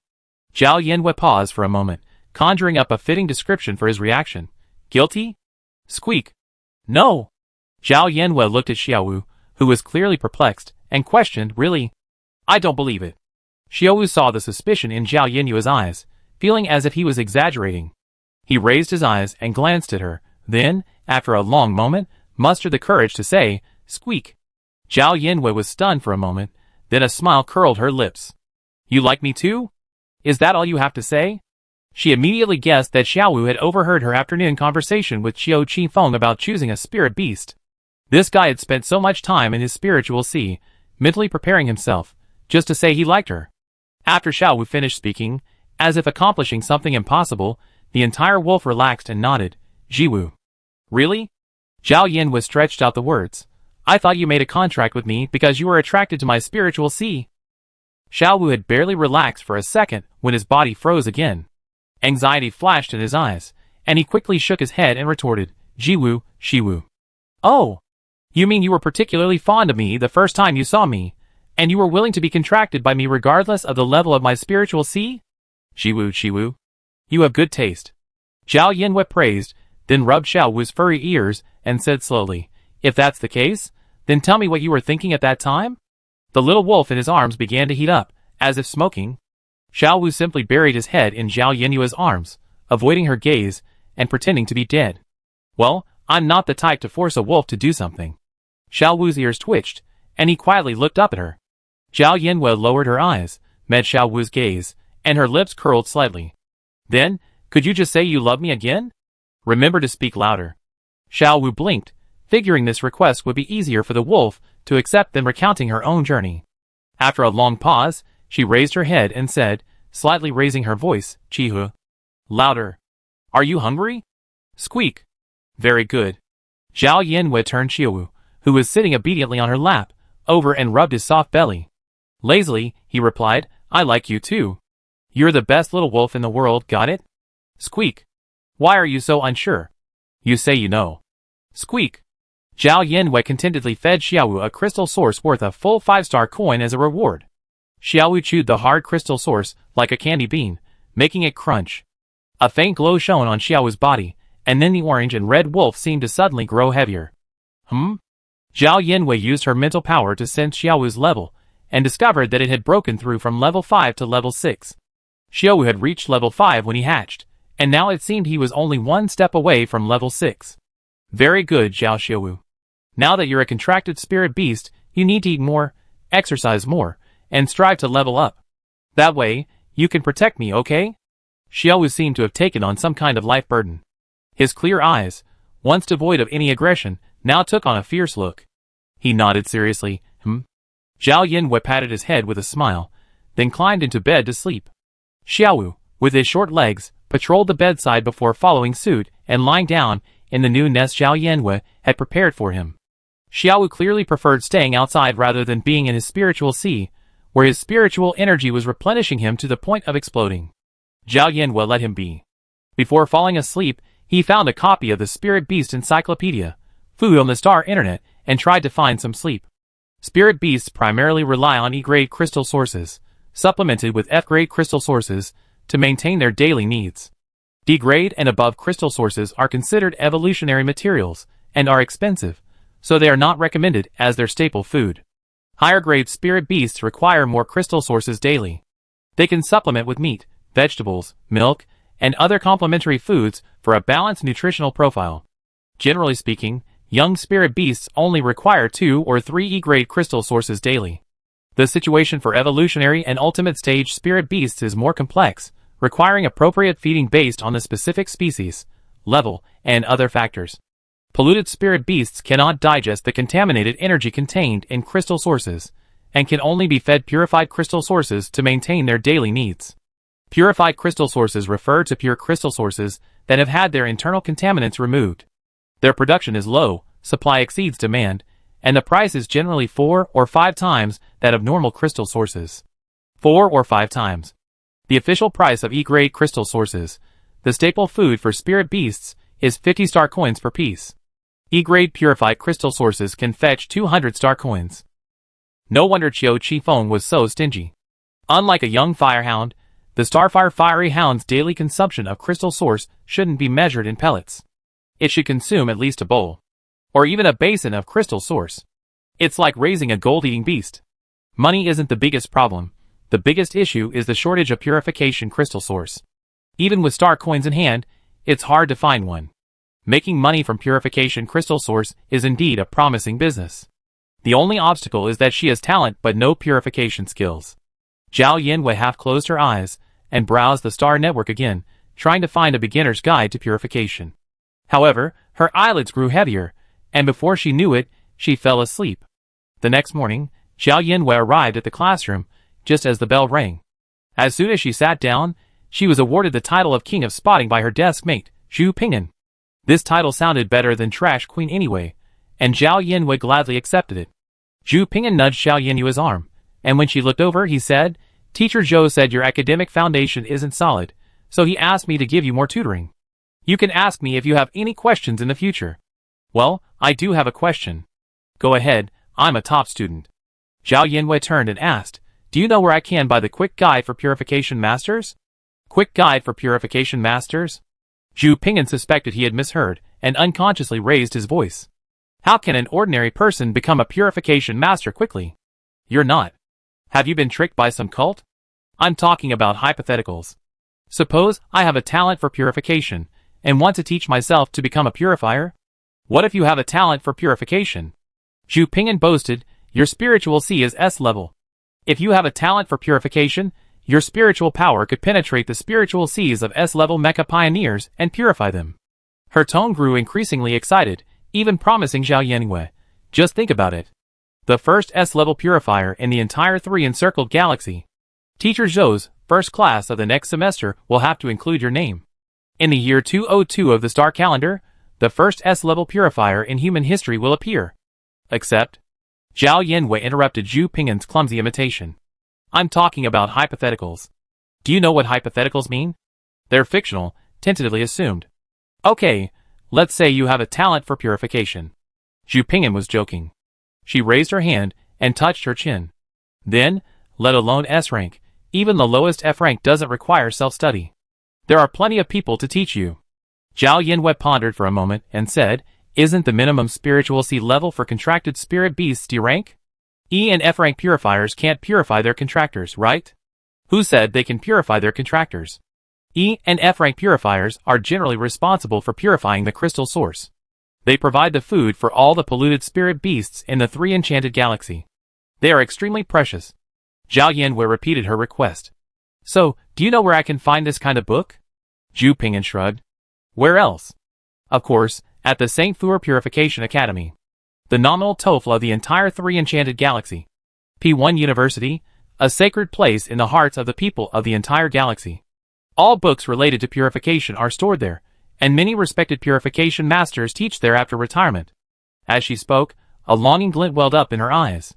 "Although my goal is to become a mecha vanguard, if I have the chance in the future, I must check in at the gate of the Cloud Palace. Maybe I'd be lucky enough to meet a few of the princes." Zhao Yanwei suppressed her rosy vision of the future and asked, with a last glimmer of hope, "Besides the Purification Academy?" "That's all." Zhu Ping'an answered without hesitation, "Although this isn't a secret, this kind of knowledge is completely useless to ordinary people. It's not available anywhere else except the Purification Academy, and it can't even be found on the interstellar internet." Her decisive tone made Zhao Yanwei instantly wilted, and she slumped over her desk, her sorrow genuine. The plan to earn star coins by purifying crystal sources seemed to be falling apart. Zhao Yanwei felt a chill in her heart, and sadly reconsidered the feasibility of robbing a bank. Zhu Ping'an, puzzled by Zhao Yanwei's eyes, which had suddenly lost hope, reached out and pulled her up, asking, "No, what are you regretting? You never understand my sorrow, just like the day doesn't understand the darkness of night." Teacher Zhou watched the two of them whispering excitedly under his nose for a long time, and finally, unable to bear it any longer, he said, "Student Zhao Yanwei." When Teacher Zhou called her name, the entire class immediately turned their heads and stared at Zhao Yanwei, staring openly. Everyone was curious and interested in her, so they naturally couldn't miss such a good opportunity. Although Class A of the senior year contract was a new class, the students had been in the same school for 2 years, and everyone knew each other. Only Zhao Yanwei was a brand new student, not to mention the fact that she was the trash queen who had been the subject of much online discussion on the planet these past 2 days, a topic that hadn't yet faded. Warm sunlight filtered through the leaves into the classroom, casting a hazy golden glow on the girl sitting by the window. The girl's figure was slender and tall. From the side, only her long eyelashes and smooth facial features were visible, giving off an air of indifference. Teacher Zhou tapped the virtual screen with a slender black finger reading stick. Answer this question. Although Zhao Yanwei was illiterate on Tianshi Star, her years on Earth had long since honed her useful skill of guessing the answer even when she knew nothing, and she wasn't at all panicked in such a situation. She immediately cleared her mind of the looping song, and looked at the screen Teacher Zhou was pointing at. If your spiritual C level is D and your contracted spirit beast is E, when you encounter an F level Zerg you should A. Run away. B. Confront head-on. C. None of the above. D. Question information is missing. A spiritual C level of D can definitely resist the mental contamination of an E level Zerg, and a contracted spirit beast rated E. I don't understand, but just know it's E level. This means taking on an F level Zerg is a piece of cake. Zhao Yanwei said confidently, choose D. Question information is missing. Correct answer. Teacher Zhou glanced at her through his glasses, not bothering her with an explanation. Just because your spiritual C is D level doesn't mean you're a D level contractor. Your contractor level depends on the level of your contracted spirit beast. The question says the spirit beast is E level, which means you're an E level contractor. Since you can resist the Zerg's mental contamination and are an E level contractor, you should be able to defeat F level Zerg head on. So why not choose B and fight them head on? Zhu Ping'an, complicit in the whisper, replied with a guilty conscience. Because the question doesn't specify the type of spirit beast you're contracting, a non-attack spirit beast, no matter how high its level, can't be used in combat. That's right, so choose D for this question. Do you all understand? I understand. Teacher Zhou glanced at the two of them again, with a hint of warning before moving on to the next question. Zhu Ping'an paused for a moment, then couldn't help but nudge Zhao Yanwei again, wondering, are you just guessing, or do you really know how to do it? In a sense, I really do. Zhao Yanwei had learned her lesson this time, shielding her face with the textbook as she answered furtively. She found the feeling of being called on by the teacher quite novel. Zhu Ping'an's eyes fixed on Teacher Zhou at the podium, and she casually pulled out her textbook and placed it flat on her desk. It's a bit of a stunt here, but the more natural the whisper, the better. Oh! So what's the meaning? Zhao Yanwei said proudly, regarding the logic of the options. None of the above are correct. Logically, it would only be option D at the end, not option C. That makes sense. Seeing Zhu Ping'an's teachable nature, Zhao Yanwei readily shared another experience. And if there are 3 short and 1 long, choose the longest. What's the reason for this? Then don't worry about it. After sharing her experience, Zhao Yanwei recalled the points Teacher Zhou had just covered, then lowered her voice and asked, what is the spiritual beast level assessment? Aren't spiritual beasts only divided into levels 1, 2, 3, 4, 5, 6, and 7? Why are there also levels A, B, and C? D? She asked a rare serious question, and Zhu Ping'an, delighted, acted like a teacher. It's very simple. Spirit beasts evolve into 3 forms, each capable of reaching a maximum of 7 stages, for a total of 21 stages. Each stage is a level, 3 stages apart. Stage 3 is F level, Stage 6 is E level, Stage 9 is D level. Stage 21 is S level. She thought for a moment, and gave an example. For example, a Stage 3 Firehound puppy is F level, a Stage 6 Firehound puppy is E level, and a Stage 3 Flame Hound that evolves from Stage 3 has reached 6 stages in total, also E level. Zhao Yanwei went over her words in her mind, realizing that the level of the spiritual C represented the upper limit of the contractor's level. Excluding the initial level of the spirit beast, A D-level spiritual C allows each form of the spirit beast to advance to level 3, just meeting the minimum level requirement for evolution. The 3 forms combined can advance to 9 levels, reaching a maximum of a D-level contractor. A C-level spiritual C allows each form of the spirit beast to advance to level 4, totaling 12 levels across the 3 states, reaching a maximum of a C-level contractor. In other words, an S-level contractor has at least an S-level spiritual C, but possessing an S-level spiritual C doesn't necessarily guarantee an S-level contractor. Based on Xiaohu's current level, she's only just barely on the verge of reaching E-level contractor status. Zhu Ping'an, seeing that Zhao Yanwei understood, specifically reminded her, once you obtain the F-level contractor certificate, you can receive the Spirit Beast minimum living allowance. It's 300 star coins per month. Remember to get it sooner rather than later. As soon as he said this, Zhao Yanwei slowly sat up straighter, her tone suddenly becoming serious. So, how much is the minimum living allowance for an E-level contractor? Zhu Ping'an made a mysterious gesture with the number 8. Zhao Yanwei, shock. After school, Zhao Yanwei rushed to the contractor service center to get her certificate and apply for her minimum living allowance. But as soon as she left the classroom, she turned around and headed straight for the senior year's contract class, Class F. It had been so long since her last disagreement with Ming Ming. It was time to see if she had realized her mistake.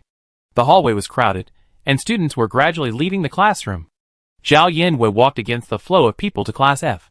She reached out and stopped Ming Ming, who had just stepped out of the door, and politely invited, Ming Ming, would you like to take the bus together? The students in Class F looked over at the unfamiliar face. One boy, who seemed familiar with Ming Ming, patted her shoulder and gossiped, isn't that S-rank student? You two are actually good friends? Zhao Yanwei's gaze shifted from Ming Ming's face to the boy behind her, and greeted him, hello. Hello, the boy said quickly, rubbing his head, a little embarrassed under Zhao Yanwei's gaze. Ming Ming lowered her eyes and explained, she and I were neighbors for a few days, so we know each other. Oh, so that's how it is. The boy hadn't expected Ming Ming to respond so seriously to his casual question, and for a moment, he was a little stunned. Zhao Yanwei immediately knew the words were meant for her. Someone had asked if they were good friends, and she had said they were just acquaintances. The sense of demarcation was so strong that she couldn't help but notice it. Ming Ming stared at the ground, her whole body tense. Are we just acquaintances now? Zhao Yanwei paused, then reluctantly took a step back. You don't have to give me an answer right now about whether we should be friends. If you haven't made up your mind, I can come back in a few days. No need. Ming Ming stopped the person, who was about to turn away, raised her signature innocent doe eyes, and said ruthlessly, we won't be good friends. Zhao Yanwei, already a little annoyed by her attitude, had a darkening expression upon hearing this. She looked at Ming Ming bluntly and asked, why are you angry? We can work it out. Ming Ming lowered her head, playing with her hands. After a long pause, she spoke, I'm not angry, but sometimes I really envy you. She raised her head, her doe eyes fixed on Zhao Yanwei, her voice trailing off. You were adopted just a few days after arriving at the orphanage, and your family seemed very kind to you. I've been there for almost 18 years, and if nothing unexpected happens, I'd be earning my own living from now on. Your spiritual C level is S-class, while I'm just a mediocre C-class. From the day you left the orphanage, we've been from different worlds. Zhao Yanwei frowned upon hearing this and retorted, how can we not even be from the same world? Why must the emotional connection between people in this world be guaranteed by material things? Ming Ming calmly retorted, how else can we rely on guarantees? Don't you ever consider reality? You live too self-centeredly. Guarantee? Zhao Yanwei said angrily, I think you're a good person, so I'm willing to be your friend. That's the guarantee. Ming Ming felt she couldn't make it clear. You don't understand. Friends who aren't on the same level always drift apart. My old friends. You don't understand. What relationship do your old friends have to me? Zhao Yanwei didn't want to hear her example. When angry, she was as aggressive as a full-grown lioness. It's because you've never been firmly chosen that you become so timid and hesitant. She looked at Ming Ming, her tone as arrogant as ever. I'm willing to be your friend. That's more practical than any promise. Ming Ming's pupil shrank, and she looked away.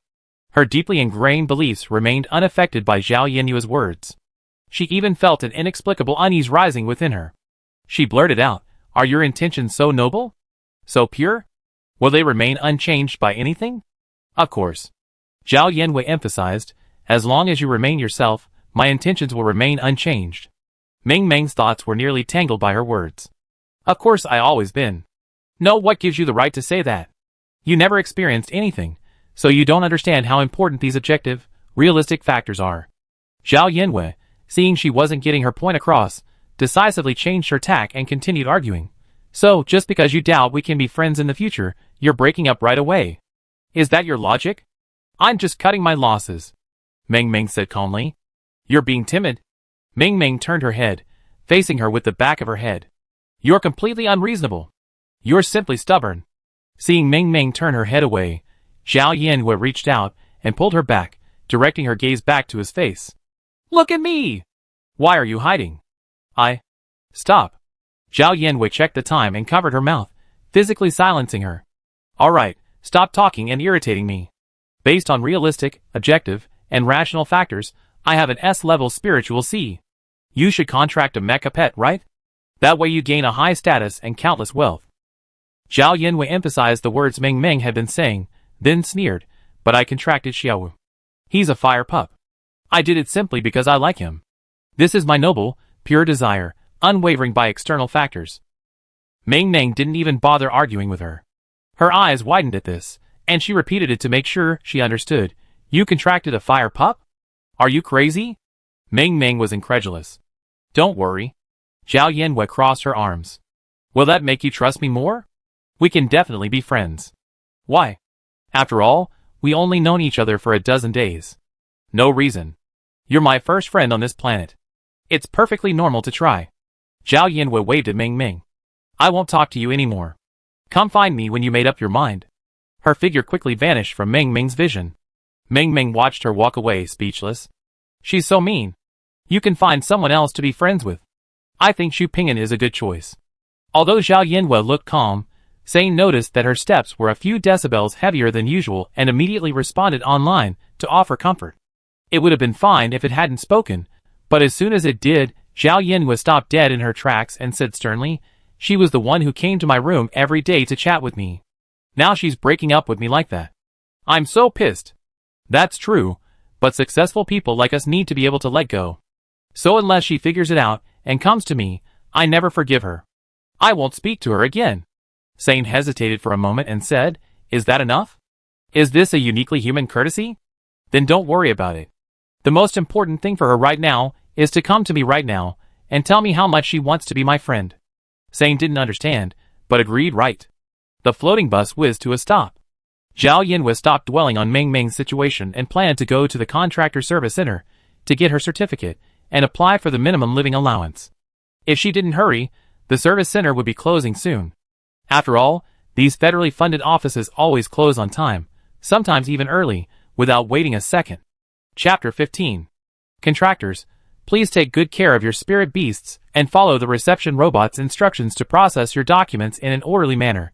The contractor service center's radio repeatedly played instructions, and the cries of various spirit beasts echoed in the air, some running and some flying, as if they were at a wildlife park. It was almost time to get off work, and many people were still coming to do business. Zhao Yanwei watched as a large red lizard scurried past her feet, its owner chasing after it, shouting, "Wait for my little lizard." The cool breeze, as it brushed past her, blew her hair up. After adjusting to the chaotic situation, Zhao Yanwei took the numbers for the Spirit Beast Identity Registration, Spirit Beast Travel Permit Application, and Spirit Beast Level Assessment windows from the reception robot. The reception robot beeped, "We detected that you have too many pending cases. We recommend you take number 7 for General Office. There are 3 people in line ahead of you. The estimated wait time is 10 minutes. Would you like to take a number?" The waiting area at the General Office wasn't crowded. It looked sparsely populated, and the silence suddenly grew. The 2 girls sitting next to Zhao Yanwei were young, looking like college students, chatting quietly. Raising a spirit beast is like raising a family. 1 E-grade crystal source costs 50 star coins, and that's not enough. My beast needs a few F-grade crystal sources every day as snacks, not to mention the huge expense of evolution materials. That's right. Fortunately, now that the spirit beast has evolved, earning star coins is easy with its innate skills. Raising a spirit beast is both profitable and cost-effective. My spirit beast evolved from a velvet worm to a phantom butterfly. Registering the information requires a 2.5% intellectual property fee, and updating the information after it evolves to its ultimate state requires another 2.5%. Plus, it eats much more after evolution than when it was still a velvet worm. That's normal. Researching the evolutionary chain of a spirit beast is very expensive. Haven't you seen how broke the biomechanical engineering students next door are? By the way, what's your spirit beast's innate skill? Teleport within a 200-meter radius. I'm planning to work as an emergency passenger transporter at the spaceship port this summer to earn some food for my spirit beast. That's a great skill. Last time, I woke up late to catch the spaceship. I spent 100 star coins on a shuttle. You could earn 1,000 star coins by making 10 trips that day. Yeah, the range will be even greater after the level is increased, and then you can get a higher paying job. As long as you raise your spirit beast to its ultimate state, you have no worries about food and clothing for the rest of your life. I think it's still the case that non-offensive spirit beasts are in high demand. The attack-type spirit beast you contracted isn't bad either. Even just being a sparring partner at any roadside spirit beast training gym would earn you a lot of money. At a higher level, you can even take on commissions from the Hunters Guild. A high-value commission can bring in a ton of money. I heard the Hunters Guild has commissions worth tens, or even hundreds of millions. Zhao Yin was searched for the keyword earning star coins, and immediately piqued her interest. She joined their conversation. Being a sparring partner at a spirit beast training gym must be tough, right? They both turned to look at Zhao Yinwei, only to discover she was a pretty, young-looking girl. She graciously changed the two-person discussion group into a three-person one. It's not that hard. Attack-type spirit beasts are like that. You can't level up solely through mental power, you need to accumulate combat experience. Did you just contract a spirit beast, and are you here to register it? Yes, I also contracted an attack-type spirit beast. The girl, who also had a contracted attack-type spirit beast, immediately found a topic to discuss and shared her experience with Zhao Yinwei. Attack-type spirit beasts can't be kept as pets. They need to be taken to fights more often. Newbies are always worried about their spirit beasts getting hurt. Don't forget that you have a spiritual C. Leveling up an attack-type spirit beast solely through mental power is just a showpiece. Zhao Yinwei. Curiously, so, is it possible for a low-level spirit beast to defeat a higher-level spirit beast by relying on combat experience? If you're talking about that, I'm not sleepy anymore. The girl sat up a little straighter, then turned on her laptop, switched on sharing mode, and held a virtual screen in front of Zhao Yinyue's eyes. Look, you know about the Tiansha Rising Star Cup? Shang Xue from the Slen Military Academy, although she didn't skip a level, she still managed to beat her opponent by 2 levels to qualify for the Federal Military Academy League. Those who bet on her to win made a killing. The Tiansha Rising Star Cup, Zhao Yinwei had some impression of it. It was said to be a tournament unique to Tiansha Star, primarily used to select students to represent Tiansha Star in the Federal Military Academy League. She shifted her hips back, creating some distance between herself and the virtual screen, so she could clearly read the words. A thrilling duel, a passionate contest. Amidst flashes of skill and a crisscrossing of light and shadow, Shang Xue achieved her victory. Surviving a desperate situation, crowned with glory. Let us congratulate the final qualifying participant in the Federal Military Academy League. Shang Xue from the Slen Military Academy. Looking at the yawning odds in the corner, Zhao Yinwei couldn't help but sigh. This was a pure gambler's victory. If she'd been able to bet the 46 star coins in her Zizibio, she'd have a 4-digit balance by now. The call of numbers echoed in her ears, and Zhao Yinwei, still lingering in her fantasies, said goodbye to the girl and walked into the general office. A suited clerk sat behind the desk, smiling professionally at the visitor. He gestured toward the chair across from her and asked gently, "You need a registration certificate, travel permit, and spirit beast level assessment, right? Please flash your computer here." Zhao Yinwei followed his instructions and placed the computer on the sensor. The sensor read the personal chip, and Zhao Yinyue's resident information was displayed directly in the system. The clerk looked at the information in front of him, and the bright word Spiritual C level. S-class caught his eye. S-level? I heard Greenfield City had 2 S-level students tested positive in this year's senior year class. It seems she's one of them. She's truly worthy of an S-level Spiritual C. It's only been a few days, and she's already contracted a spirit beast so quickly. It took him almost 6 months to convince his ancestor to sign a contract.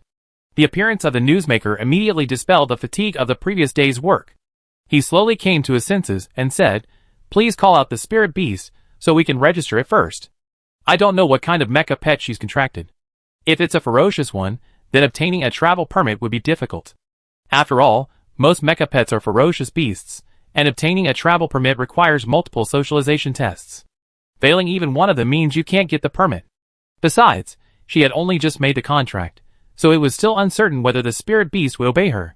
Should she call security in advance? Amidst the staff member's suddenly worried gaze, the ferocious beast he imagined still hadn't appeared. Zhao Yanwen stared at the unresponsive staff member for a moment before finally realizing something. She lifted Xiaowu, who had been sitting obediently on her lap, onto the table, presented him to the staff member, and introduced him. "This is my contracted spirit beast." "This is your contracted spirit beast?" Although he understood every word she said, the staff member double-checked. "Yes. A fire pup. An attacking spirit beast that isn't a mecha battle pet." Mingzhu District has been ridiculed by netizens from other districts this year for these two surly villains interviewing and advertising, and the current situation is even more bizarre. One contracted a kindly alligator turtle with no evolutionary chain, and the other contracted a fire pup, one of the most common spirit beasts. Perhaps it's time for Greenfield City to consult an expert on feng shui. Otherwise, how could such a bizarre thing happen? The staff member hesitated, his professional ethics in check, and hesitantly entered Xiaowu's name into the system according to procedure. He used the device to scan Xiaowu into Zhao Yenyue's personal chip information, then said, "According to regulations, young fire dogs do not need to undergo socialization testing and can directly obtain a travel permit. Across the street is the Young Ecological Spirit Beast Level Assessment Room. Bring your spirit beast there to get a level assessment report. Once the report is in, I can immediately enter your contractor level into the chip." Zhao Yanwen thanked him, stood up, and carried Xiaowu. She walked into the assessment room across the street, the door open, feeling quite troublesome. Before a spirit beast is contracted, anyone can sense its rank using their mental powers. However, after a contract is signed, only its contractor can sense it, so a special test is required to determine its rank. The staff member, who had been sitting in a chair playing on a laptop, looked up, and was stunned by the arrival of someone. A few days ago, she had been enjoying gossip on Starnet, and now the real owner was standing before her. A familiar name slipped out of her mouth. "Hello, trash girl." Before she finished her words, she covered her mouth.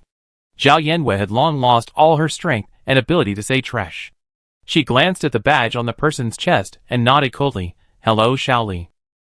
Shaoli gave a dry laugh and said sheepishly, "Ah ha ha. I didn't expect the real person to appear before me." "Don't be offended." She took Xiaowu from Zhao Yenyue's arms and, without further questioning, immediately got to work. "This young spirit beast hasn't yet awakened its innate abilities. We just need to assess its physical strength. The leveling is simple, and it'd be ready in a moment." Squeak squeak. Xiaowu, held by Shaoli, gazed eagerly at Zhao Yanwen with his green eyes. "I'm right here.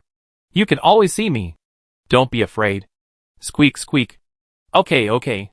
You must behave yourself when you're out and about. You're Zhao Xiaowu." Zhao Yanwen found a lounge chair and sat down. Her second words of comfort were clearly perfunctory. "Xiaowu has deep feelings for you." Shaoli sighed at this scene. It's rare to see a spirit beast so attached to its contractor. Usually, the contractor chases the spirit beast. They say raising a spirit beast is like raising a true ancestor. She placed Xiaowu on the examination table and, with her gloved hands, carefully massaged the somewhat anxious Xiaowu. His bones are in good shape, and he's developing well, but he could use a bit of weight loss. "Do you eat a lot?" Zhao Yanwen was stunned by her question. Although she had contracted Xiaowu, Grandma Su was still responsible for his feeding, so she wasn't sure how much he ate daily. MMM. Xiaowu tilted his head at Zhao Yanwen, then called out considerately. Zhao Yanwen translated, 3 E-grade crystal sources, and 2 F-grade crystal sources daily. A bit much, but still a normal weight. Now that we're contracted, we can't just eat and not exercise like before. Attack-type spirit beasts need to fight more. They can level up faster in battle. Okay, I understand. Zhao Yanwen noted the doctor's instructions, and decided to put Xiaowu's training on the agenda. We do a bite force test and a strength test, and we have an assessment report. Shaoli squatted down and adjusted the equipment on the wall, then looked at Xiaowu and said, "Come and hit it, Xiaowu." Zhao Yanwen looked at the shiny black metal plate on the wall, a little worried about Xiaowu's skull. After a moment's silence, he decided to trust the professionals. Xiaowu stood still, not moving, but turned back to look at Zhao Yanwen. Zhao Yanwen understood immediately, and nodded to Xiaowu. "Go ahead." Squeak. As soon as the words fell, an orange-red figure sprinted towards the metal plate. The white rings on its 4 legs vanished as it ran, as if it were stepping on a snow-white cloud. With a loud bang, the thick metal plate on the wall didn't completely penetrate, but it did create a deep dent. Xiaowu appeared unharmed, but it seemed unsatisfied with the impact. Its gaze toward Zhao Yanwei hinted at a desire for another blow. Zhao Yanwei completely ignored Xiaowu's gaze, and calmly performed a pupil tremor. Xiaoli was accustomed to this scene, and didn't see anything wrong with Xiaowu, who felt so soft to the touch, piercing such a thick metal plate. She looked at the data displayed on the instrument and said, "Very good. The impact force has reached the level of a 6th level firehound." She then used the steel plate to test Xiaowu's bite force. Zhao Yanwei watched as Xiaowu's tiny fangs gradually sank in, leaving 2 small holes in the plate. At that moment, Zhao Yanwei suddenly gained a deeper understanding of spirit beasts.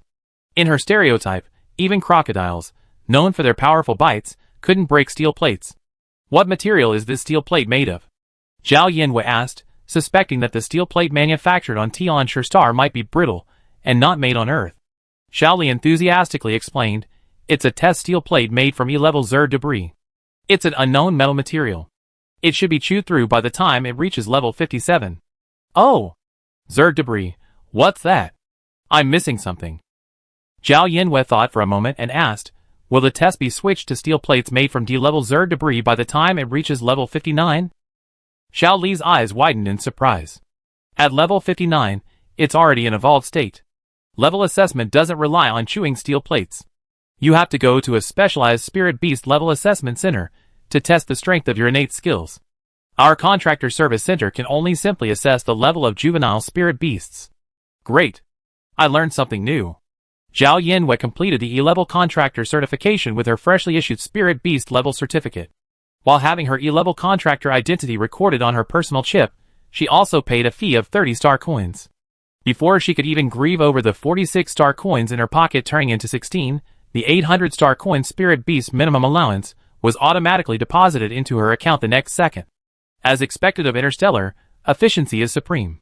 Zizibio's balance suddenly reached triple digits. Zhao Yanwei's back, once bent by the weight of life, instantly straightened up, and even her walk became more energetic.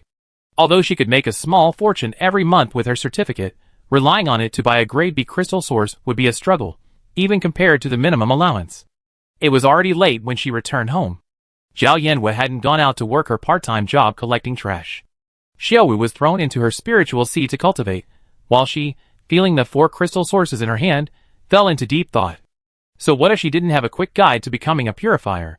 Purification talent isn't some extra ability, it's inherent in her spiritual power. If she could use her spiritual power to weave a scarf, purifying a small crystal source shouldn't be a difficult feat. A true warrior should have the courage to forge his own path. Chapter 16. Sorry, I spoke too early. Zhao Yanwei frowned as she looked at the shattered crystal source fragments in her hand. She could sense dense, polluted specks of light floating within the crystal source, but these tiny black specks repelled her spiritual power like the poles of a magnet.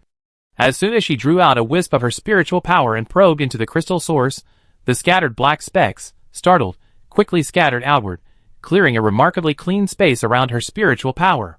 Before Zhao Yanwei could control her spiritual power to catch the escaping black specks of light, the crystal source carrying her spiritual power shattered into dust in the next second.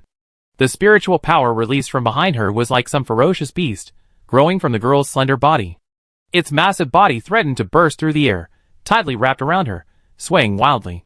Perhaps because the spiritual sea was too crowded, and having finally reached the outside world, it was waving its claws and fangs in the air, appearing particularly excited. Zhao Yanwei bent one of her long legs and rested it on the chair, letting the released spiritual energy create subtle movements within her, venting its presence. She pondered for a moment, then casually tore off a strand of spiritual energy, even finer than the previous one, from the beast's body. She carefully probed into the crystal source again. This thinner strand of spiritual energy was no better than its predecessor. 1 second it had penetrated the crystal source, and the next, the coin-sized crystal had crumbled into fine, even slag. 2 of her only 4 crystal sources had been wasted, and 10 star coins had gone down the drain. Although investment was necessary to reap a return, the loss of 10 star coins was still deeply painful. After all, before receiving the 800 star coins in subsistence allowance, Zhao Yanwei's entire household was worth only 16 star coins. The spiritual force behind him was still arrogantly expanding its massive form, even attempting to squeeze through the closed door to claim more territory. Zhao Yanwei calmly turned around and slapped the spiritual force with his backhand. The previously arrogant spiritual force instantly became static. It obediently retracted the part that had emerged, retreating back into the small bedroom space. The entire spiritual force withered, and Zhao Yanwei's previously floating hair fell back. Self-exploration still required too much effort. Zhao Yanwei turned back and looked at the two remaining crystal sources, feeling melancholy. He decided that the two crystal sources, now shattered into pieces, should not be wasted. He would use them to make Xiaowu some water later. How could you be so cruel that you even used your own spiritual force? Sane was amazed. Don't you think its liveliness is a bit annoying? Taking one's anger out on someone else refers to taking one's anger out on another. What I mean is that powerful mental powers can possess low-level thinking abilities, but their personalities are ultimately a reflection of their owners, so I don't think it's annoying. Then you're just beating around the bush and saying I'm annoying. How could that be possible? I swear to the system core, I will never find you annoying. You're the host I chose at first sight from a vast sea of people, so, to be precise, it's you who finds yourself annoying. Sane immediately corrected her, clearly showing a gesture of not letting anyone get involved. Little mouth. Silent. Very well, that's enough. Let's go to sleep. She currently had a lot of questions about purifying the crystal source. The star coins in Zizibio didn't give her the freedom to experiment freely, and working in isolation wasn't an option either. Be quiet. Lui No. 1 Middle School, Class A Senior 3. Zhao Yanwei arrived at the classroom on time as usual, but today, as soon as she sat down, she couldn't wait to ask her top-class classmate a question. She took out a crystal source and showed it to Zhu Pingyan, then asked, Teacher Zhu, why does it shatter when I apply my spiritual power to it? Zhu Pingyan took the crystal source in her palm and examined it, then asked in confusion, why would you apply your spiritual power to it for no reason? Because I want to purify it. Zhao Yanwei replied lazily, her face resting on one hand. Zhu Pingyan sighed deeply, trying to bring her back on track. Do you know what the probability is of possessing a purification talent within one's spiritual power? Before Zhao Yanwei could reply, she gave her answer. It's less than half the probability of building an S-level spiritual C. What you need to do now is study hard and get into Lamlin or Slen, instead of daydreaming about becoming a purifier. Then just say the probability isn't zero. Stubborn people are infuriating. Zhu Pingyan felt his blood pressure rise. He looked at Zhao Yanwei with the same glare as if he were watching a genius go astray, filled with regret. Zhao Yanwei pulled a bag of milk candies from her snack bag and thrust it into her hand. Good teacher, please teach me. I really want to improve. This isn't the way to improve. Zhu Pingyan, clutching the milk candy, couldn't quite put it down, pinching his nose and saying, how would I know how to purify the crystal source? But of course, it will shatter if you penetrate it with your mental power, because you're forcing it through. The crystal source contains a tremendous amount of energy. Puncturing the shell is like popping a balloon. It will naturally shatter into pieces. Zhao Yanwei had identified the key to the problem and immediately pressed, how can it not crumble into dust? Zhu Pingyan shook his head, indicating he was clueless about the issue. Then I don't know. Apart from purifiers, most people wouldn't be so idle as to want to delve into the crystal source. Seeing the distress on Zhao Yanwei's face, Zhu Pingyan suddenly suggested, if you really want to know, why not go to Star Blog and privately message a few of His Highness's accounts? Why don't you listen to what you're saying? Zhao Yanwei slumped over the table, her voice dejected. In the Sanyuan galaxy, purifiers are true idols, even spiritual pillars. Their fan base ranges from tens of millions to hundreds of millions, so it's hard to believe they have the time to read private messages. Zhu Pingyan didn't want her to go down a wrong path, so he perfunctorily consoled her, then wait until you're diagnosed with your purification talent and enroll in the St. Fleur Purification Academy. There will be teachers there to answer your questions. What's the point of going to the Purification Academy? It's so strange, and you're still scorning it. Zhu Pingyan reached out and touched her forehead. You don't have a fever. Okay, everyone, I have one more thing to say before get out of class ends. Teacher Zhou clapped his hands, drawing the students' attention. The Microfire Secret Realm has been confirmed to open next month. Students interested in entering should purchase tickets online immediately. The fee is 1,000 star coins. After Teacher Zhou left, the classroom erupted in a buzz of discussion, as lively as a market. How much? Zhao Yanwei straightened up, turned her head to look at her deskmate, and asked, how much is the entrance fee? 1,000 star coins. Zhu Pingyan, assuming she hadn't heard clearly, repeated it again. She didn't seem surprised at all. Zhao Yanwei looked at her for 2 seconds before coming to a conclusion. The other students were discussing whether to go, and who to go with. She seemed the only one in the world who thought the entrance fee was a rip-off. Seeing Zhao Yanwei's look of astonishment, Zhu Pingyan suddenly understood what she was thinking. Although her deskmate gave the impression of being wealthy, she seemed quite broke. All secret realms charge an entrance fee of 1,000 star coins. She explained to her deskmate, who clearly lacked common sense, but besides the entrance fee, any spirit beast eggs or spirit plants you obtain in the secret realm only cost 60% of the market price after leaving. It's quite a bargain. If Zhu Pingyan hadn't said it, Zhao Yanwei would have thought that anything in the secret realm could be purchased for free. A secret realm, shouldn't life and death be determined by fate, and wealth and status determined by heaven? Why is it being treated like shopping in a supermarket? Zhao Yanwei waved her hand feebly, questioning futilely. Why should we pay for a secret realm like this, naturally nurtured by nature? Because the secret realm is a planetary asset, the money should be paid to the Tianshi Star Finance Department. That made perfect sense, impossible to refute. Zhao Yanwei. A boy's voice came from behind her. Zhao Yanwei turned and saw that the person calling her name was a rather large classmate, someone named Peng Zhuangzhuang. Even among her classmates, Zhao Yanwei didn't know many, but he happened to be on her list of acquaintances. She had heard a lot of gossip about Peng Zhuangzhuang. He was the only other student in contract class A, besides Zhu Pingyan, to have a B-level spiritual C. These two were the only 2 students in the class with a B-level spiritual C. It was said that he had his spiritual strength tested at the appraisal center when he was 12 years old. He boasted about it from junior high to high school, relying on a report stating he had potential for building a B-level spiritual C. Now that he had actually built a B-level spiritual C, he was even more arrogant. Zhao Yanwei didn't know him well, so when she saw him approach, she asked, "What's up? What mecha pet are you planning to contract?" As soon as he spoke, the surrounding classmates looked over, clearly curious about the spirit beast she was considering. Zhao Yanwei wasn't familiar with him, so she lazily asked, "Do you know about the thorn dragon?" Peng Zhuangzhuang's eyes widened. "You want to contract a thorn dragon?" The thorn dragon is the largest known spirit beast, undeniably formidable. Its ultimate form is a whopping 20 meters long, though 10 of that is just its tail. Not only that, the thorn dragon is also the most voracious spirit beast. A young thorn dragon can consume a month's salary for most people in a single day, making it impossible to support it without some family property. Looking at Peng Zhuangzhuang, who looked perplexed, Zhao Yanwei smiled and shook her head. "What I mean is, the spirit beast I contracted has nothing to do with it." "Are you kidding me?" Peng Zhuangzhuang's face darkened, but for some reason, he smiled again and challenged.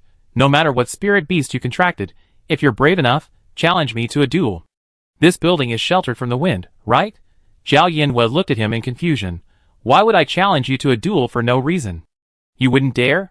Peng Zhuangzhuang threw his hands at the students gathered around him, watching the excitement. "Look, an S-level spiritual C is just like this. They don't even dare to accept my challenge." Provocation had little effect on Zhao Yanwei.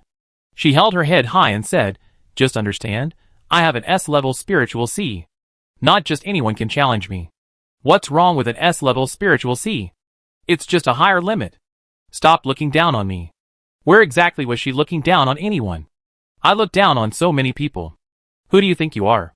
Zhao Yanwei chuckled, sat up straight, and held the payment code in front of him. "Aren't you going to challenge me?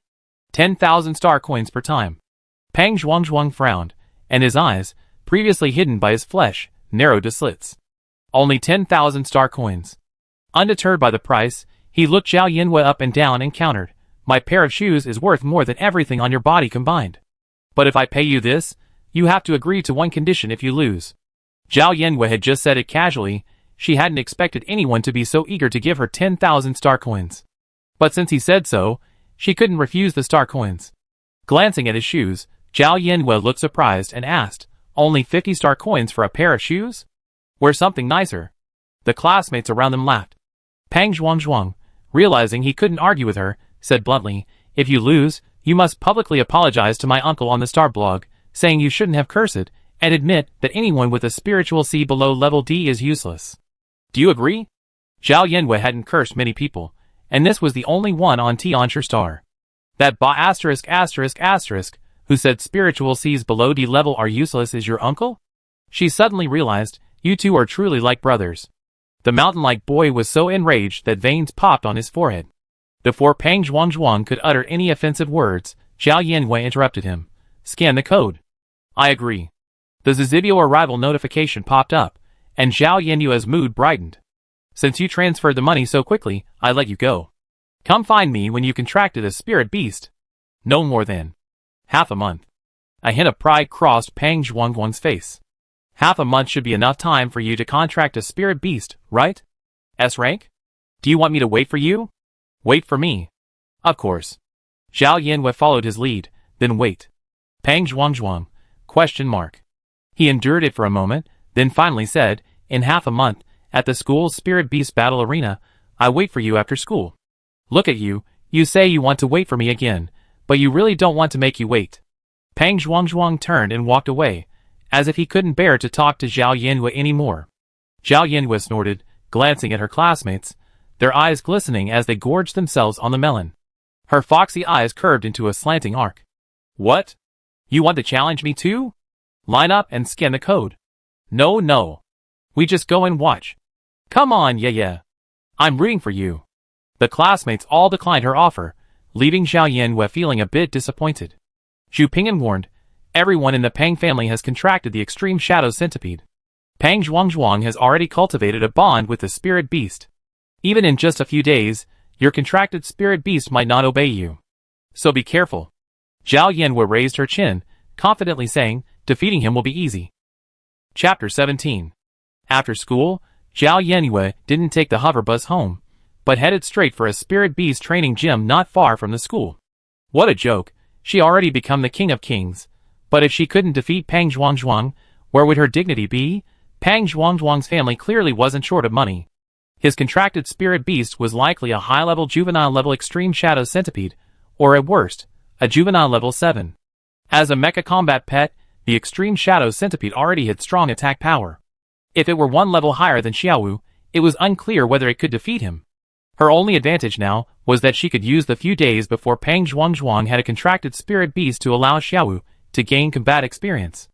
Upon entering, the owner behind the front desk looked over and said enthusiastically, Hello, sir. Are you looking for spirit beast training services? We have spirit beasts of all levels available for training.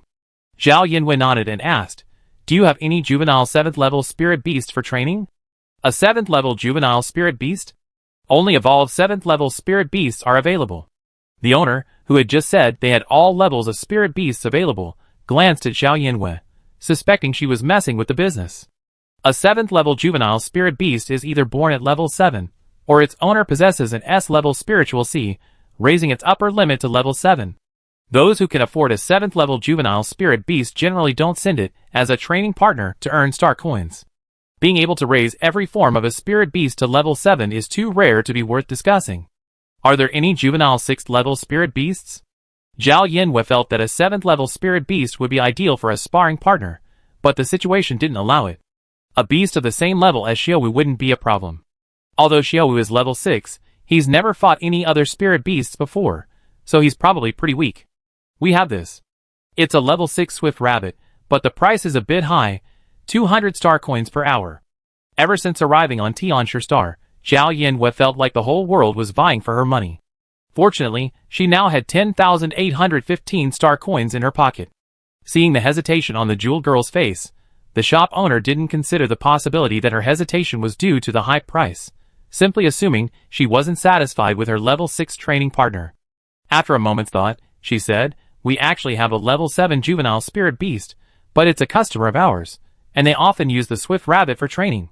The Swift Rabbit had been serving as the juvenile level 7 spirit beast's training partner for a long time, but its effectiveness was gradually diminishing. Its owner had hinted at a change of training gym the last time they came. To retain both customers, the boss came up with a brilliant idea. He looked at Zhao Yanwei and asked, Is your spirit beast a high-level juvenile? Yes, a 6th level firehound. The boss's eyes lit up upon hearing this, and he immediately said, How about I ask the owner of the 7th level juvenile spirit beast? If possible, you two could serve as sparring partners? Each person only needs to pay 30 star coins per hour for the venue. 30 star coins per person would add up to 60 star coins per hour, and without having to pay the sparring beast's salary. That was fantastic. Zhao Yanwei also thought that spending 30 star coins on a 7th level juvenile spirit beast was a great deal. She left her contact information with the boss and, again, spent 200 star coins to order a swift rabbit as her sparring partner.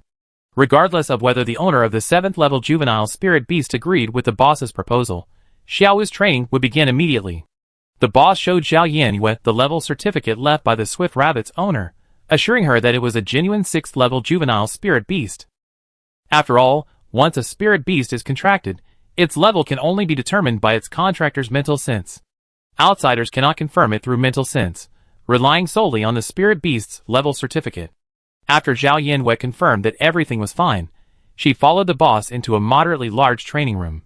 She quickly summoned Xiaowu from her spiritual sea, not wasting any of her time, which was worth 3.3 star coins per minute. The sparring spirit beast was already waiting in the training room. It was about half a meter long, its back covered in gray-black fur, its belly covered in white fur.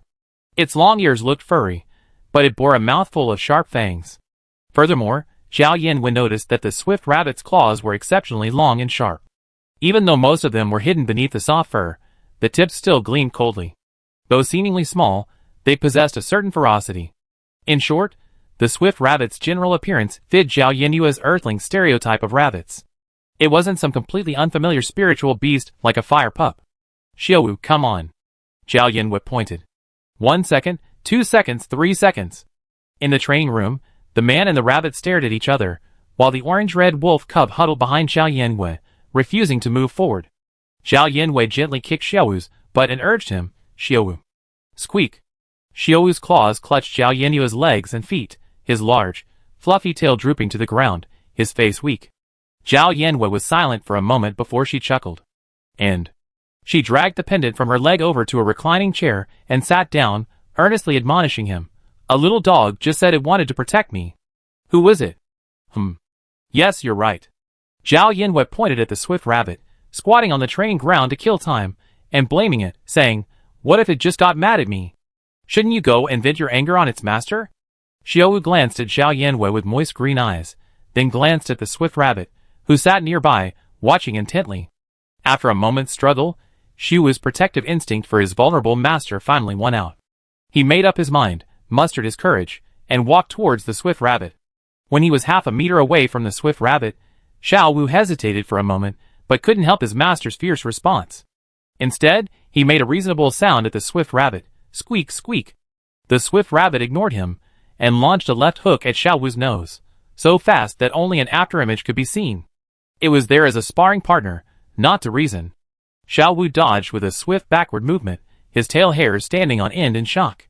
He had never imagined this would turn into a fight. Having never fought another spirit beast before, he instinctively tried to escape, but then he heard a familiar voice behind him. That dodge was amazing, Xiaowu. You're amazing. Before he could even blush, Xiaowu was kicked to the ground by the swift rabbit. The memory metal on the ring was dented, then slowly rebounded, becoming smooth again.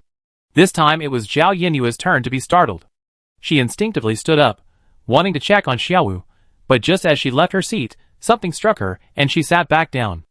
Xiaowu, are you okay? Do you want Master to help you? Master isn't afraid of getting hurt. At this, Xiaowu quickly climbed out of the pit and loudly refused, squeak, squeak. Okay.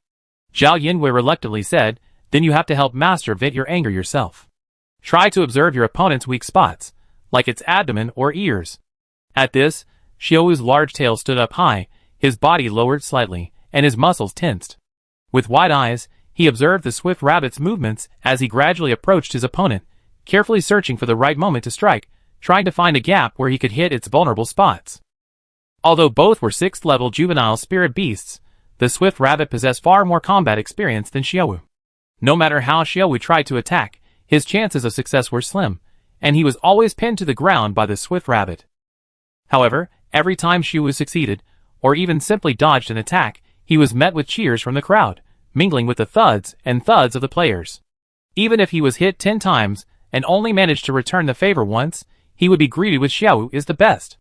These words encouraged Xiaowu, but they also seemed to irritate the swift rabbit. Its already red eyes grew even redder, and its attacks intensified, leaving Xiaowu increasingly unable to withstand them. The swift rabbit pinned him, scratching and biting him, sending Xiaowu's orange-red fur flying everywhere. When Xiaowu was knocked into the ditch once again, its courage seemed to have finally been exhausted.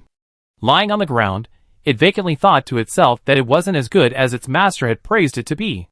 They were both juvenile spirit beasts, and Xiaowu didn't feel any level advantage from the swift rabbit, indicating they were completely equal. But it was beaten completely defenseless, repeatedly being slammed into the pit right in front of its master. So humiliating. It was just a cowardly, weak little dog, incapable of protecting its master. Would she be disappointed in it? She could have contracted a better, more powerful spirit beast. Zhao Yanwei, observing the fight, noticed Xiaowu's agitation and wanted to call a halt, but she was also worried that calling a halt in such a situation would undermine Xiaowu's confidence. Xiaowu? Xiaowu flinched at the sound of its master's voice, fearing words of disappointment. After all, its performance was truly dismal. It's okay, Xiaowu. What's wrong with getting knocked down? Things change over time. Don't bully the young and poor. I remember this grudge for you. We teach it a lesson tomorrow. Let's go. Leave it waiting for us. It's going to have a hard time tomorrow. Zhao Yanwei pointed at the swift rabbit and said. She wasn't exactly a comforting person, and faced with this situation, she racked her brains. She wanted to convince Xiaowu that this minor defeat was nothing to worry about, even resorting to all her long out in quotes, acting like a villain who lash out when she couldn't win. She was about to add another "my fate is in my own hands" to cheer it up, but then Xiaowu, who had been feeling down, twitched his ears, shook his head, and stood up from the pit. Zhao Yanwei felt a little relieved and waved to Xiaowu, saying, "Let's go, Xiao." Before he could finish his words, Zhao Yanwei saw Xiaowu's tiny body once again, blocking the swift rabbit's path. Its jewel-green eyes sparkled, and for some reason, they suddenly blazed with a fierce fighting spirit. What was going on? Dragon Allian's words were so potent. Xiaowu turned to glance at Zhao Yanwei, then back at the swift rabbit. A hint of ferocity lingered in its clear gaze. A menacing growl emanated from its throat, and then a long howl declared war on the swift rabbit. A The next second, two figures, one gray and one red, collided with a thud. As if they were in a blood-curdling fight, their movements intensified, their gray and orange-red fur now flying everywhere. With each attack, Xiaowu seemed to gradually unleash his attacking spirit beast instincts. Zhao Yanwei, sitting back in the spectator seat, crossed her legs again and resolved to go back and read more of Long Aoyan's quotations, lest she run into this situation again and lack vocabulary. Only Xiaowu knew the source of his sudden surge of confidence. Because no matter how weak he was, no matter how many times he'd been defeated, what difference did it make? Win or lose, his master would never be disappointed in him. In his heart, he would always be the best little wolf in the world. Confidence and courage surged forth in an instant. The training room hummed with the sound of continuous bangs, the ring made of memory metal undulating and convex. Both being 6th-level spirit beasts, both fought with the intensity of a fight to the death. Although Xiaowu was often at a disadvantage, and had taken numerous beatings, he wasn't completely defenseless. After an hour of sparring time passed with no clear winner, Zhao Yanwei heartbrokenly lifted Xiaowu up and carried him outside the training room, intending to throw him into her spiritual sea for healing. He failed. Xiaowu's claws tangled in Zhao Yanwei's clothes, refusing to enter. He buried his head in her arms, his large tail drooping, gently swaying from side to side across Zhao Yanwei's legs. The wolf cub, previously so reserved, acted coquettishly for the first time. Squeak, squeak. Not injured? Don't want to go in? Even though the spirit beast had a tough, sturdy skin, Zhao Yanwei refused to believe it wasn't injured. She disagreed. Just pretend you're not injured. Aren't you tired after fighting for so long? Although he was a little sore, and entering the spiritual sea would heal by draining some of his master's energy, Xiaowu didn't want to leave her arms at all. Squeak.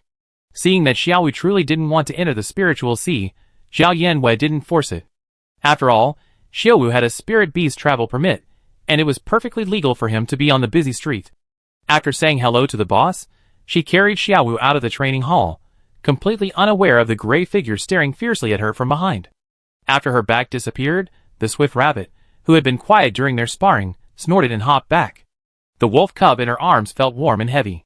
Zhao Yanwei touched the soft flesh on its waist, and said disdainfully, "You need to lose some weight." Squeak. There's no point in being coquettish. I won't fall for that. Zhao Yanwei took Xiaowu onto the floating bus. Once they were seated, she lowered her eyes and said to Xiaowu, who was squatting on her lap, "Xiaowu, how does it feel to have never fought a swift rabbit?" Xiaowu lowered his head in frustration, then raised it again after a moment. Jiwoo, you're right to be upset. From now on, I take you to the training hall every day after school until you get your revenge, okay? Xiaowu hesitated again, figuring it was okay not to seek revenge. Zhao Yinhui stroked the bald patches on his body and began to fan the flames. Xiaowu, you've been scratched bald by that damn swift rabbit, aren't you angry? Xiaowu wasn't really angry. Bumps and scrapes were normal for spirit beasts to fight, and the swift rabbit was bald too, though not as much as him. But his master seemed very angry, and if his master was angry, then he might as well be angry too. Xiaowu glanced up at Zhao Yinhui, and after a long pause, he said slowly and seriously, Shiwu. Okay, since you're angry too, then it's settled.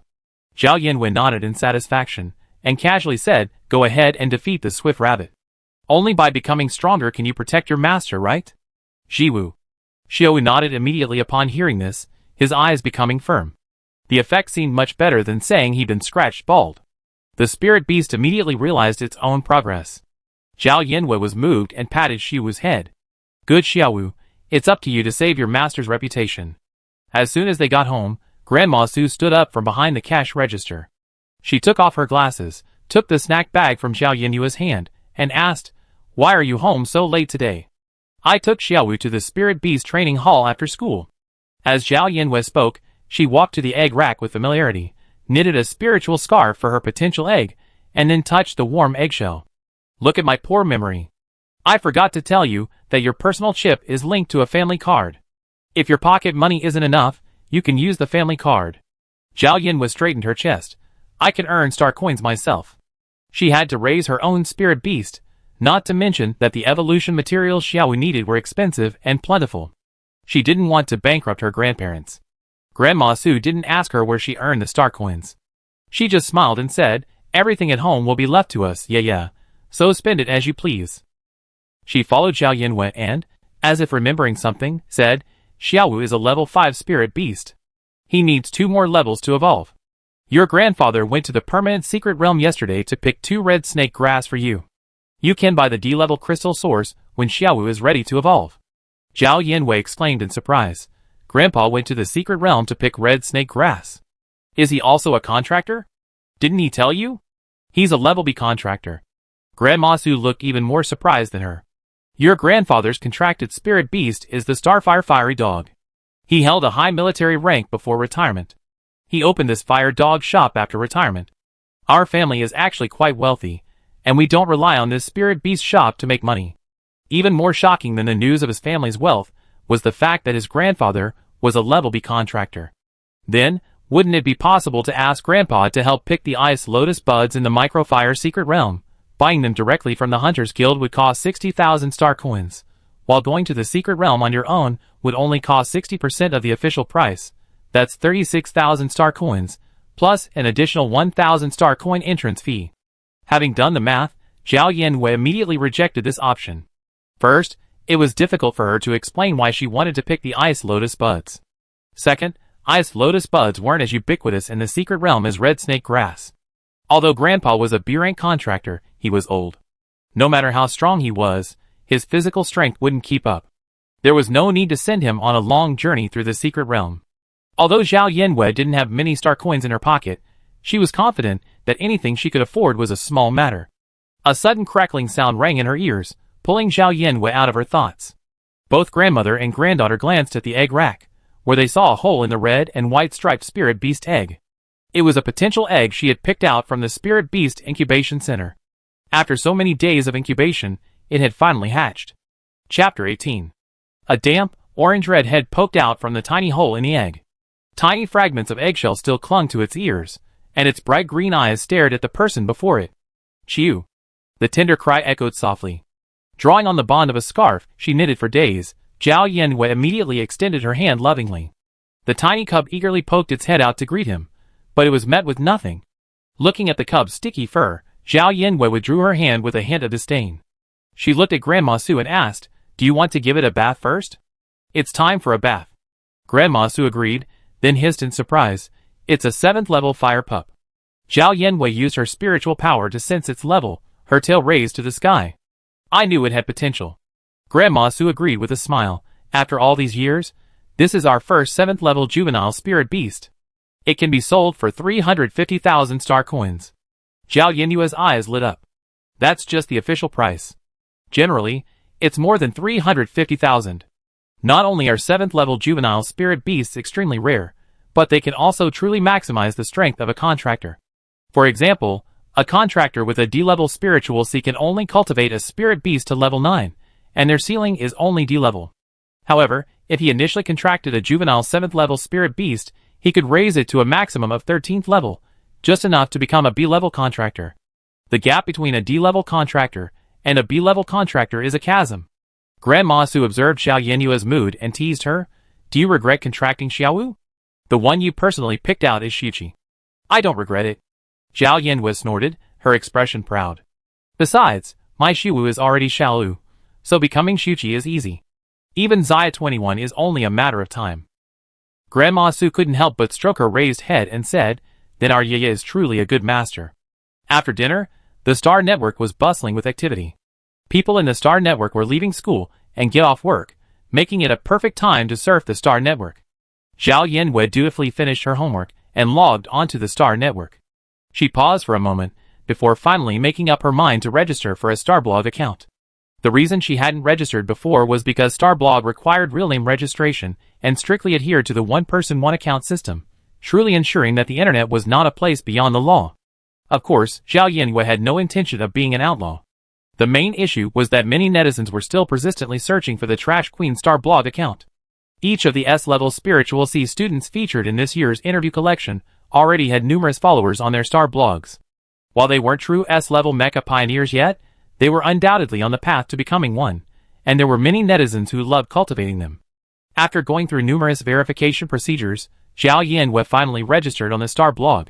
Looking at the account bearing the 3 characters Zhao Yinyue made her feel uneasy. No one on Earth could comfortably accept using a real name online.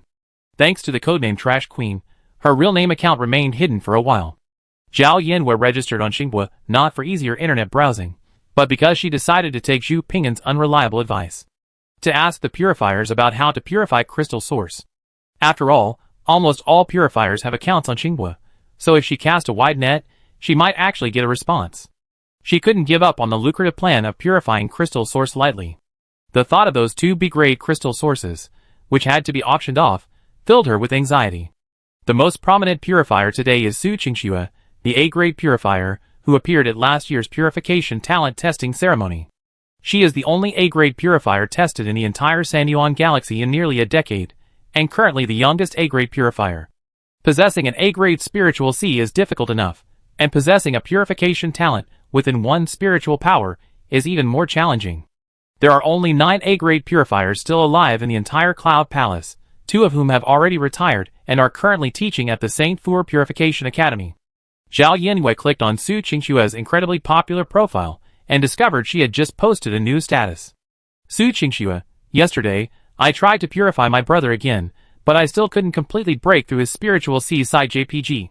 But perhaps because his spiritual power and mine are already quite familiar, after repeated attempts, I actually managed to reduce the pollution level of his spiritual C by 1 percentage point scattering flowers JPG. Zhao Yinyue, baffled, clicked on the post. The number of comments was skyrocketing. She skimmed through the sea of meaningless flattery and flattery, searching for useful information. Your Highness's brother is Su Hanjiang, right? Your Highness's spiritual power can actually break through his spiritual C? Isn't his spiritual C at S level? The spiritual power nurtured by spiritual Cs above B level possesses a modicum of intelligence. It's not impossible to let it in? No matter how intelligent it is, it can't be this intelligent, right? The spiritual C is the nest that nurtures spiritual power. How could it easily let in other people's spiritual power?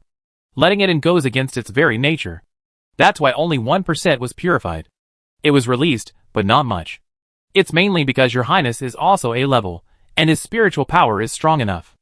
Otherwise, it wouldn't have been able to get in. Am I the only one who got this? I heard Su Hanjiang is the ultimate sister complex. To the point where it affects even his spiritual power? It's unheard of. They're siblings. What on earth are you talking about? Of course it's sibling love. What else could it be? Although it's only 1%, this is indeed the first time an S-level spiritual C has been purified. Do you understand? This is truly valuable. There's hope. There's hope. Your Highness, Our Admiral by CI has been suffering from mania for almost 6 years. Please save the child. If we had known this news 2 months earlier, Major General Yin Ming might not have committed suicide. At least there was hope. Few S-class mecha pioneers with mania die of natural causes. Most end up committing suicide during an attack. I can't even imagine how painful a manic episode can be. The one I raised since high school also suffers from mania. We always encouraged her to persevere until her spiritual C completely collapses. Being a disabled person without a spiritual C is better than dying. The problem is, you never know when the spiritual C will suddenly and completely collapse. Bai CI has been holding on for 6 years without a break. It's hard to imagine how he's lived through those 6 years. Calm down, friends. Even if Su Hanjiang's mental C pollution index clears by 1%, it's still 77%, about 3% away from mania.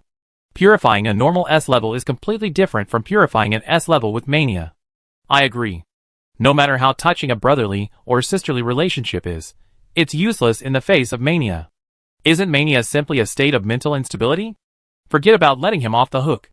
A manic patient's mental power is so depleted that they kick even a street dog. This is good news only for Su Hanjiang. Let me be frank. Relying on this method of cultivating affection to purify to S level is simply not feasible. Intellectually, I know what the others above say makes sense, but you're really spoiling the fun. How exactly does one break through the mental sea? Zhao Yanwei was bewildered. She closed her eyes, her consciousness immersing herself in her mental sea. She saw blue sky and white clouds, mountains and rivers, lakes and grasslands, and a small, orange-red ball lying on its back, soundly asleep on the grass. Its bald spots had long since returned to normal, its fur now smooth and lush. An unknown insect crawled onto its body, only to be blown away the next moment by a gust of wind summoned by Zhao Yanwei. The entire space looked like a plain, pristine natural landscape, devoid of any human intervention. Everything grew naturally, and even, unnoticed, a host of ordinary small animals had emerged. Zhao Yanwei ignored the little squirrel observing her from behind the leaves. Her consciousness stretched outward until it encountered a barrier at the end of the sky. She tried to pass through, but her consciousness was instantly lost from her spiritual sea, leaving her with a feeling of falling, as if she had fallen in her sleep. Zhao Yanwei opened her eyes suddenly, and found herself still sitting at her desk, not having fallen to the ground. Breaking through the spiritual sea. Could that mean breaking through this barrier? According to what netizens had said, Zhao Yanwei suspected that if this barrier were touched by another person's spiritual power, hers would likely erupt into battle. If she won, nothing would happen, but if she lost, would the other person's spiritual power be able to enter her spiritual sea? Regarding the Sanyuan Galaxy's miraculous spiritual sea system, Zhao Yanwei felt like a bumpkin entering the city. Her heartbeat slowed. These things were too far away, and of no use to her. Zhao Yanwei didn't bother to think about it any further. After all, earning star coins was her top priority. She shook her head, clicked into Su Qingshua's private message, typed a message, and clicked send. Zhao Yanwei, Your Highness, may I ask how the crystal source should be purified? After a polite greeting, Zhao Yanwei got straight to the point. After all, her question wasn't about a confidential project. She copied the sentence, then found all the purification technician accounts on Xinghua, pasted it, and sent it. Xinghua's rules state that you can only send one private message per day before the other party responds. However, every purifier Xinghua has a large number of followers, so the number of private messages they receive daily is undoubtedly astronomical, and the chances of receiving a reply are slim. But not zero. At worst, she could just send messages every day. Exiting the private chat box, Zhao Yanwei casually posted the first post from her real name account. Zhao Yanwei, Trivia Challenge. Does anyone know how to purify crystal sources? Shortly after posting, she received a reply. Although she knew the reply was unlikely to be the correct answer, Zhao Yanwei still clicked on it with great anticipation. Zhu Ping'an, it started again, sad JPG. Pointing JPG. Shin Chuanhe, what a strange piece of trivia. I can't even find the answer on StarNet. Next.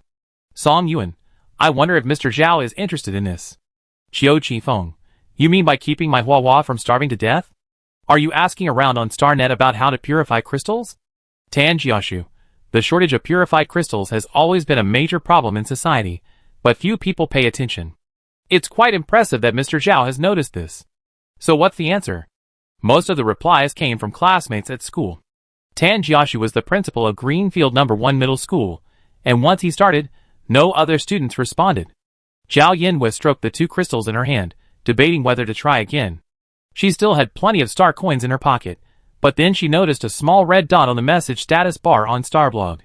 No way, could Zhu Ping'an's bad idea actually work? Chapter 19. Yin Yunyu is a teacher at the St. Thur Purification Academy, and one of 2 retired A-level purifiers. She disapproves of Su Qingxu's public announcement of Su Hanjiang's purification, but her old colleague Shan Mingxiu, also an A-level purifier, believes it can boost morale. The Zerg are constantly eyeing the numbered planets surrounding the 3 habitable planets, attempting to invade human nests and feast upon them.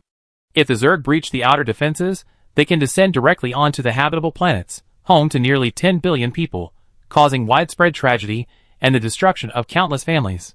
The Zerg's presence hangs over everyone like a sword of Damocles.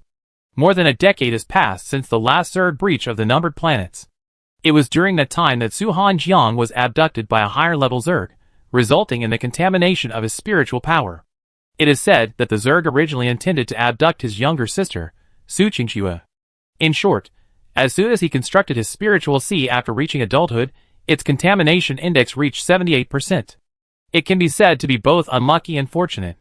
Recently, Ziwei Star's affiliated star, Z21, is currently in the midst of a war. The news that an S-class Mecha pioneer is expected to be purified can indeed boost morale, but only slightly.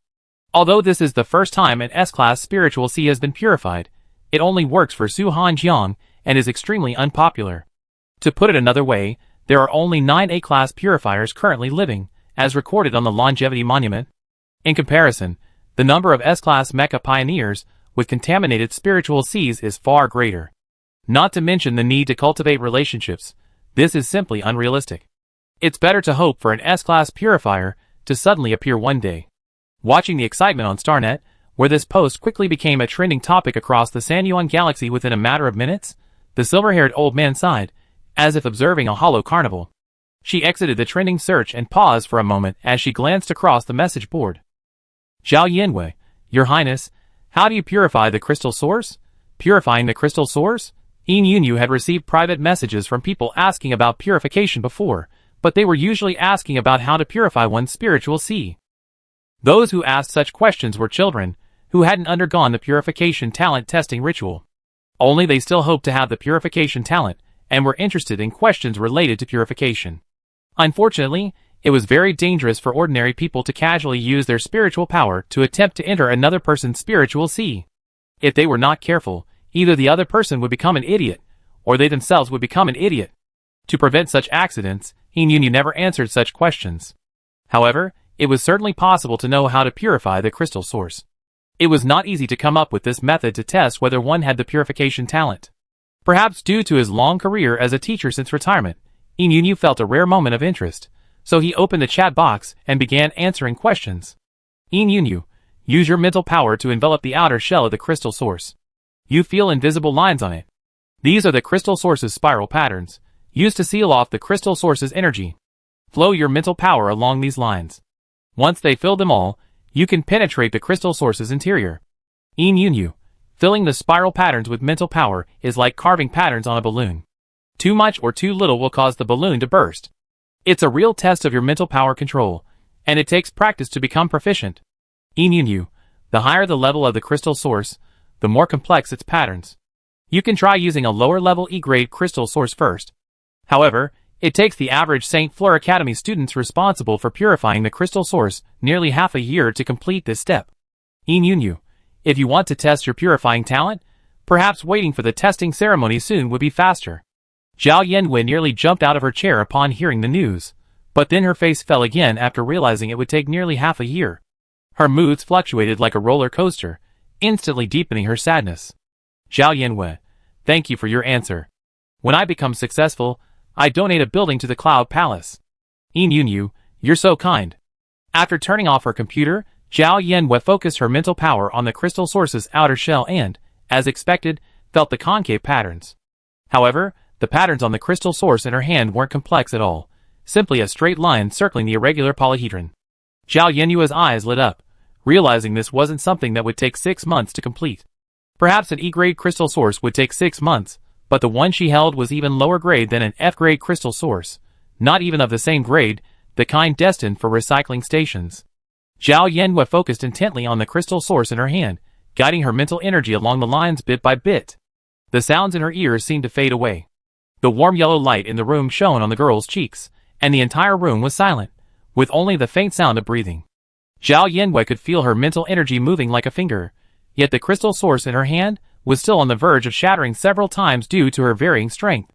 Every time her mental power passed the turning point between the two surfaces, she was so cautious she didn't dare blink. Only when her mental power completely filled the crystal source circuit and seeped into the crystal source did Zhao Yanhua let out a soft breath, beads of sweat already forming on her forehead. God knows she had never been so nervous in her life.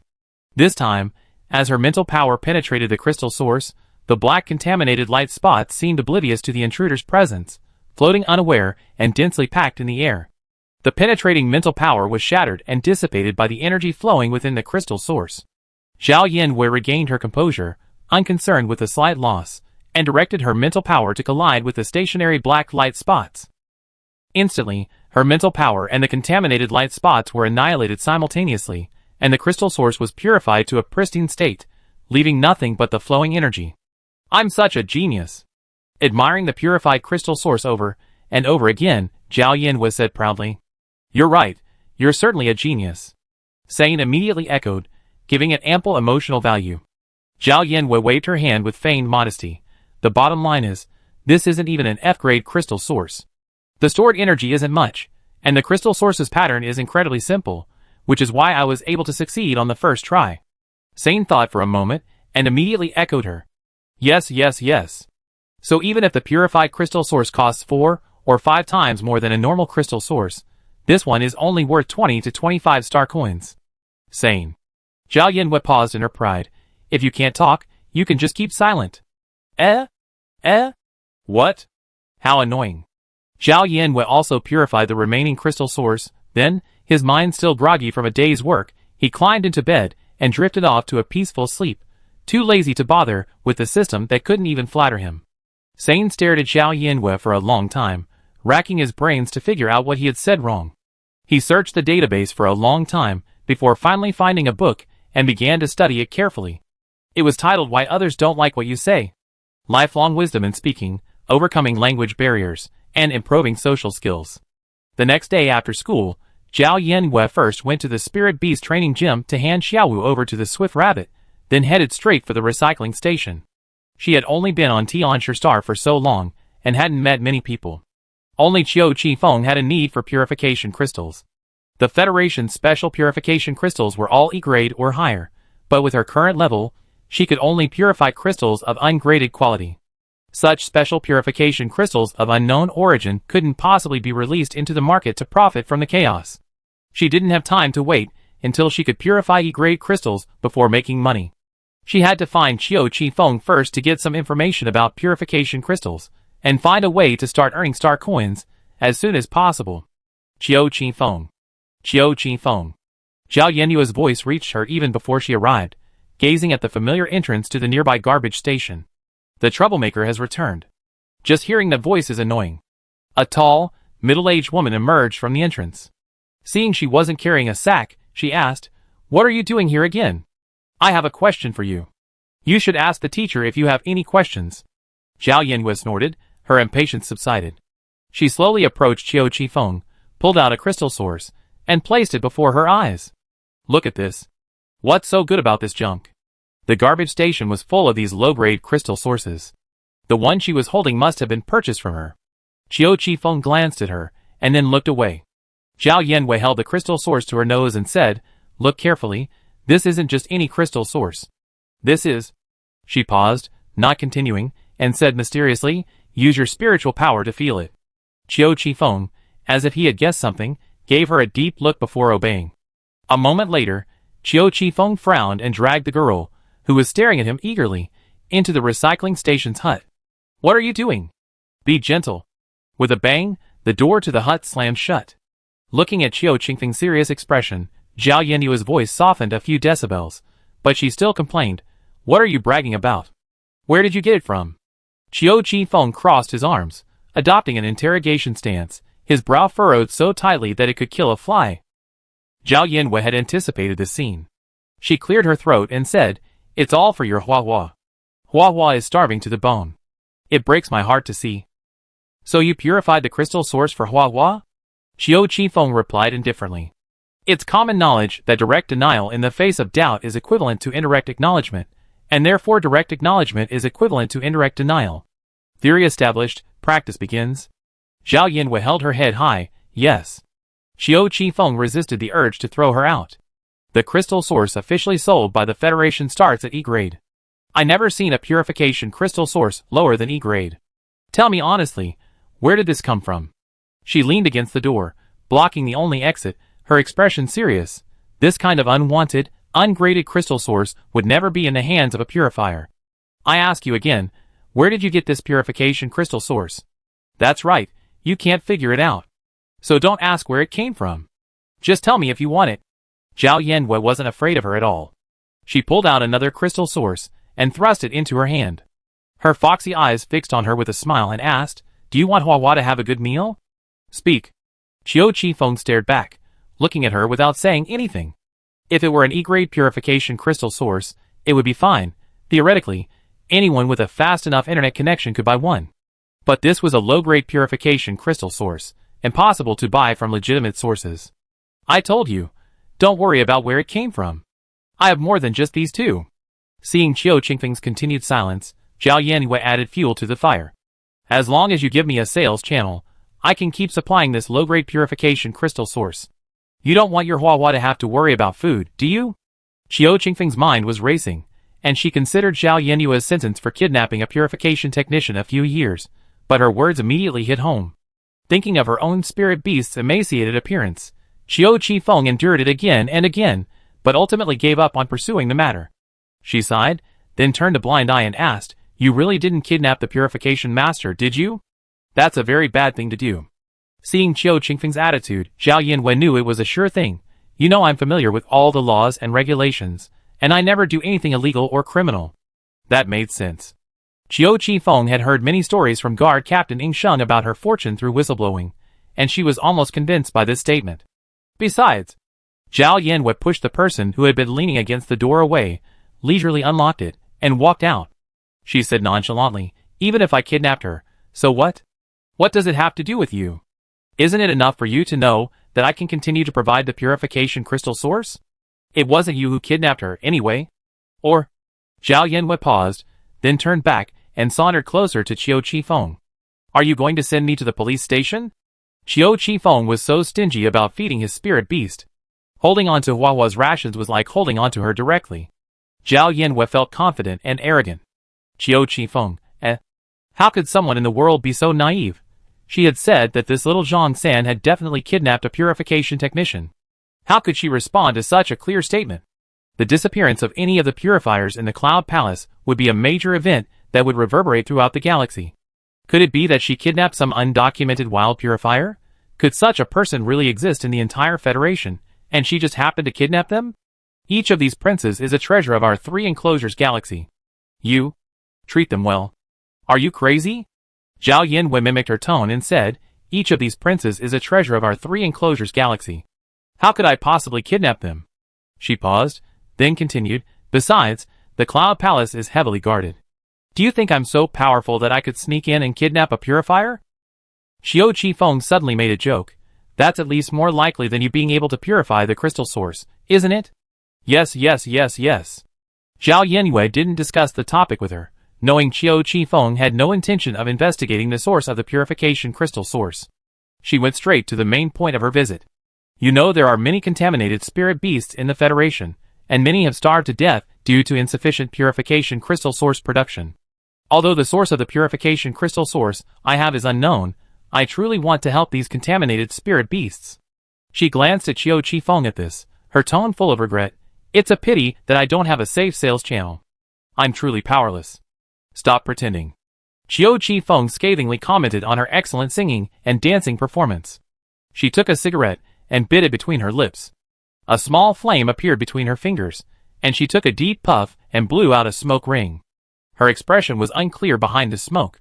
Zhao Yanwei, a country bumpkin who had never seen the world, was impressed by her fingertips lighting a fire, but she didn't want to inhale secondhand smoke.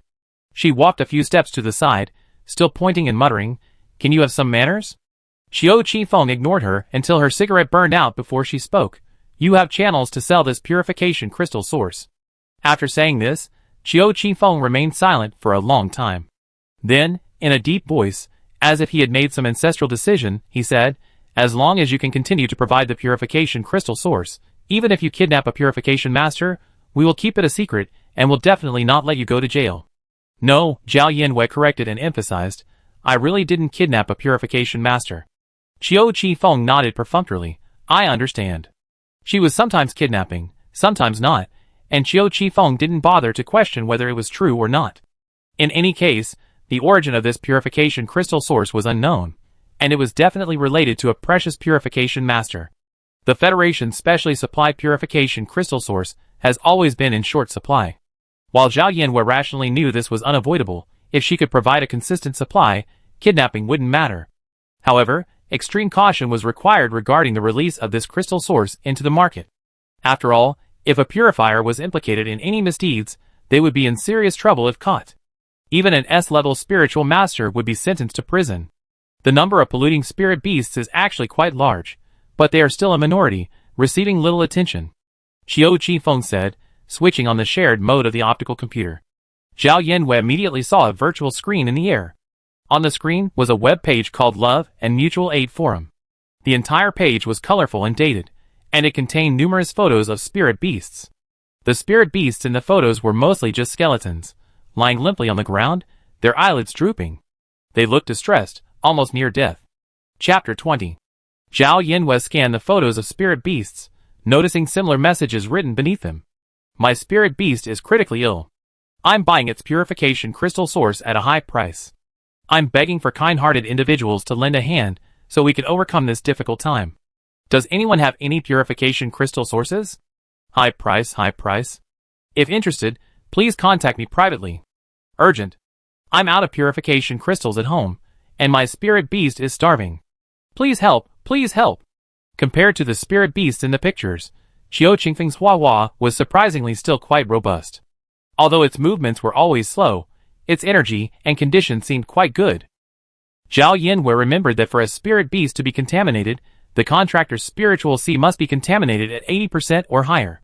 This level of contamination meant that most of these spirit beasts, including Hua, had been wounded and retired from the battlefields of the Numbered Star. This website is specifically built for contaminated spirit beasts. It's also a private secondary market. Xiao Qifeng explained, the Federation pays a substantial amount of compensation to those who contract contaminated spirit beasts every month, but purification crystals are hard to come by even with star coins. This website is used for secondary transactions. Zhao Yanwei pondered for just 3 seconds before realizing. It's a scalper website that resells the purification crystals they purchase to others at a high price. Do you have to be so capitalistic? Don't you understand the concept of loving and helping each other? Who needs a few star coins? I do. Zhao Yanwei sighed, the resale value is several times higher. If I didn't have moral integrity, I'd do it too. So, to prevent people like you from reselling, registration on this forum requires you to be a contractor of a contaminated spirit beast. Xiao Qifeng then looked at Zhao Yanwei. As you can see, everyone on this forum is desperate for purification crystal sources. As long as you're willing to sell, they buy. But there's no guarantee of complete safety. Zhao Yanwei had successfully found a way to earn star coins, and immediately said, to earn star coins, you have to take some risk. A risk-free way to make money is called working. Seeing that she had agreed to the risk notice, Xiao Qifeng nodded. I can give you my account, but... I know. If anything goes wrong in the future, I will never betray you. Zhao Yanwei interrupted her. He patted his chest and promised, if I get caught, I just say I stole this account. You have nothing to do with it. Xiao Qifeng, as long as you understand. After a heated haggling session, Zhao Yanwei finally bought a sack of low-grade crystals from Xiao Qifeng at the incredibly low price of 2.5 star coins each. Suddenly, only 800 star coins remained in Zizibio, and she even had to pay Xiaowu 200 star coins for today's sparring fee. Having acquired a forum account and a sack of crystals, she didn't linger at the garbage station for a second longer, rushing straight to pick Xiaowu up. I'm really laughing at my own poverty. On the way home, Zhao Yanwei sighed with a sigh she had never felt before. It's okay. Our good days are still ahead. Once we become a purifier, we have star coins. Sane, taking every opportunity, popped up to promote his successful life package. No time. Don't be busy. What if I told you that the purifiers travel with military escorts, even more grand than you do on Earth? Then they're incredibly busy. Sane pondered for a moment, then, after a moment of reflection, connected to the Star Network and pulled out another book from the Star Network database, carefully perusing it. How to get others to listen to your advice. 108 tips to improve your emotional intelligence. The scruffy little wolf, its fur once again bald and matted, lay on the welcome carpet behind the glass door of the training hall, staring at the passers-by. Then, at some point, its eyes suddenly lit up. It straightened up and squatted, its long tail swaying uncontrollably back and forth, until the door was pushed open. Xiaowu, did you succeed in your revenge today? Zhao Yinwei asked casually as she paid the bill, dragging the sack in one hand and lifting it up in the other. That's right. We come back tomorrow. A gentleman's revenge is always a matter of days. Xiaowu nodded solemnly. The owner of the training center hesitated, ultimately refraining from commenting on her educational approach. He simply called her over and said, the owner of a 7th-level juvenile spirit beast has agreed to spar with your Xiaowu. He said he'd be here tomorrow. Please add his contact information. The floating bus was already whizzing over. Zhao Yinwei, dragging a sack in one hand and Xiaowu by the scruff of the neck in the other, hurriedly said, tell him to add me. Moments after boarding, the floating bus, covered in colorful advertisements for spirit beast supplies, soared away again. The owner looked at the empty bus stop and sighed, what a rush. The swift rabbit had somehow leaped onto the cashier counter, its half-meter-long body unceremoniously occupying a small portion of the tabletop. Its ears drooped, looking puffed up. You're late, you're late. I'm here to take you home, Mimi. Another one in a rush. The boss glanced up at the newcomer and said cheerfully, you're late, huh? You're going to have a hard time coaxing me this time. The owner of the swift rabbit was struck by lightning. My Mimi rabbit suddenly asked me to be the first one to come take it home this afternoon. I praise it 800 times every morning, noon, and night. Boss, do you have any idea? I don't know. I don't understand. Maybe the child is upset. It's a good time for you to spend more time with him. I'm busy working to earn star coins for his evolutionary materials. Mimi rabbit, hurry up. Zhao Yanwei had no idea that her flattering parenting methods had inadvertently caused a little trouble for others. As soon as she returned home, she purified the crystal source in her room, leaving the whole place dark and gloomy. At first, she carefully controlled a stream of mental energy, but then it split into 2, 4, and transformed into an octopus with several tentacles. Crystal sources hovered silently in the air. After a moment, some fell intact, while others dissipated into dust.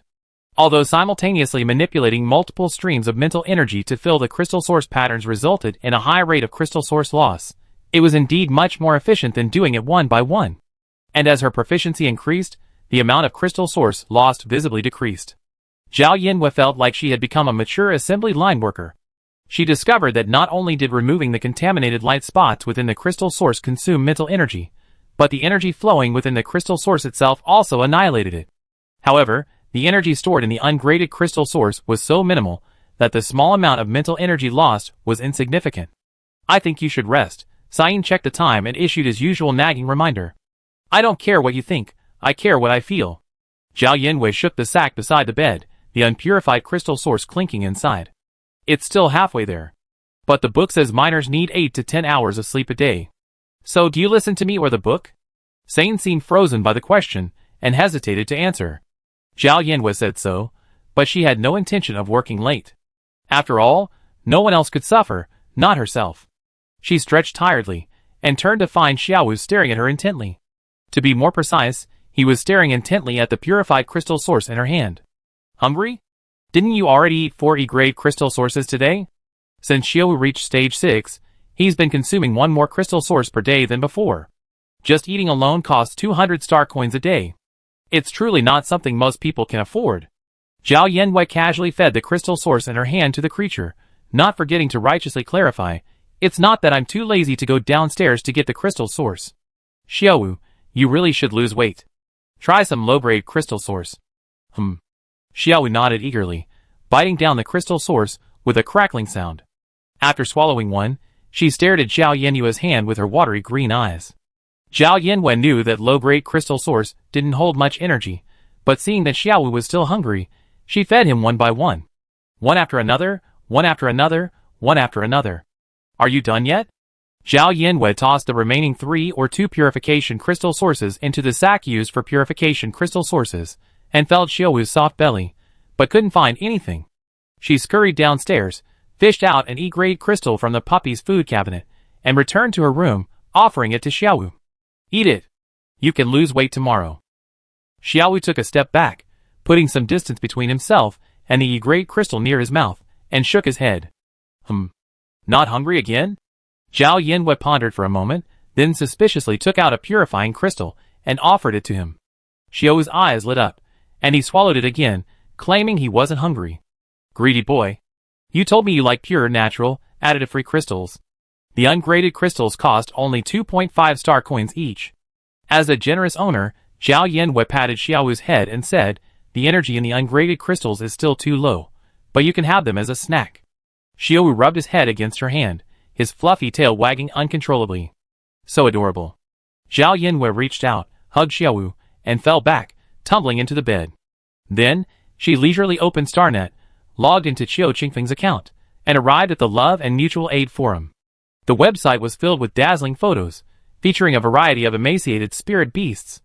But the goal was all to acquire Crystal Source. Yawning and squinting, Zhao Yanwei posted a message. Chihuahua, new, ungraded purifying crystal sources in our store, 20 star coins each, on sale Saturday at 8 p.m. sharp. New arrival, hot sale, hot buy, waiting for you.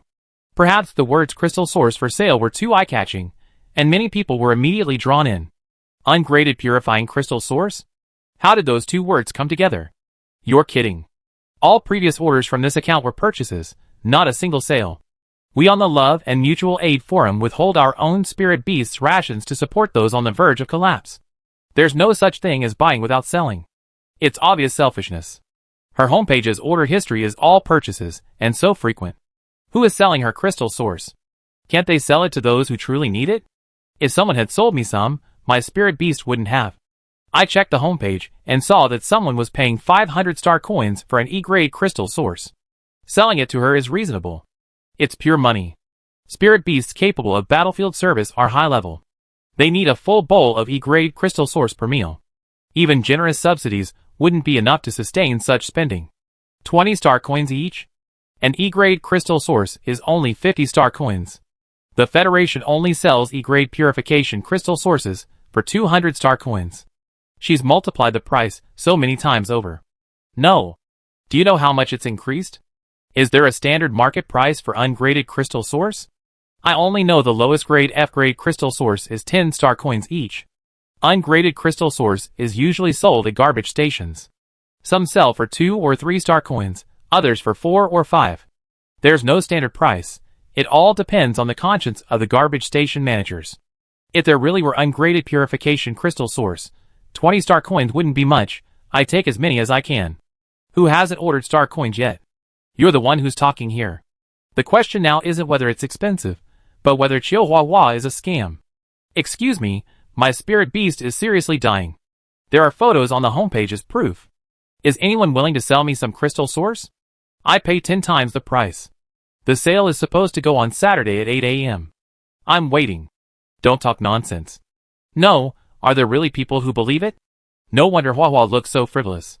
It turns out Qiu Qifeng, seemingly righteous, is actually quite unethical in private, buying and not selling on the forum. Of course, selling her a low-grade crystal source for 5-star coins is even more unethical.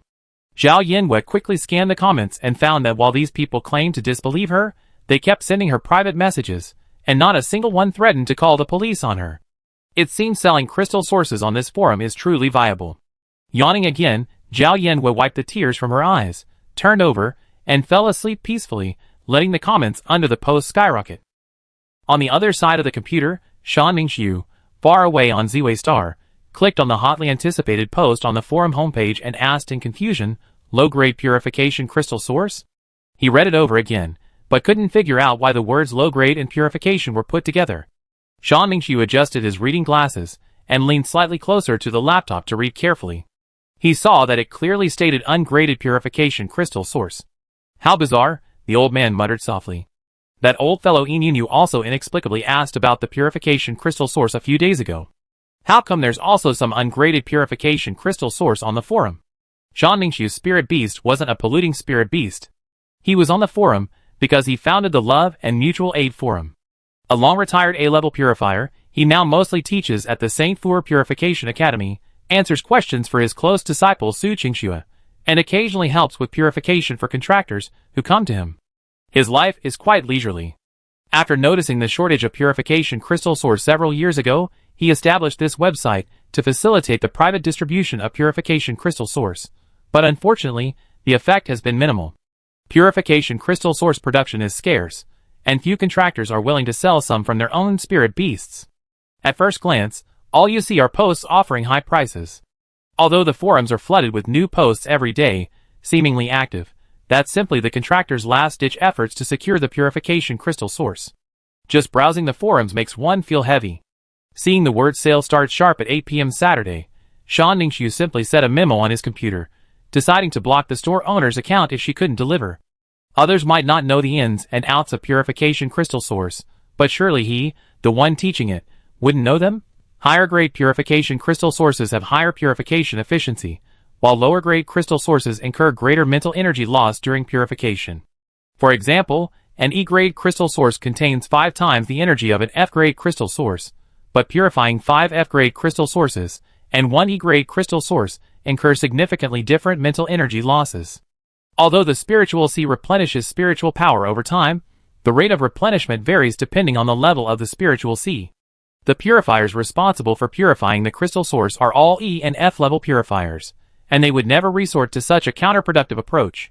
Or rather, regardless of spiritual sea level, no educated purifier would purify ungraded crystal source. Zhang Ningxu had already determined that this account was a scam, but he considered himself a man of evidence.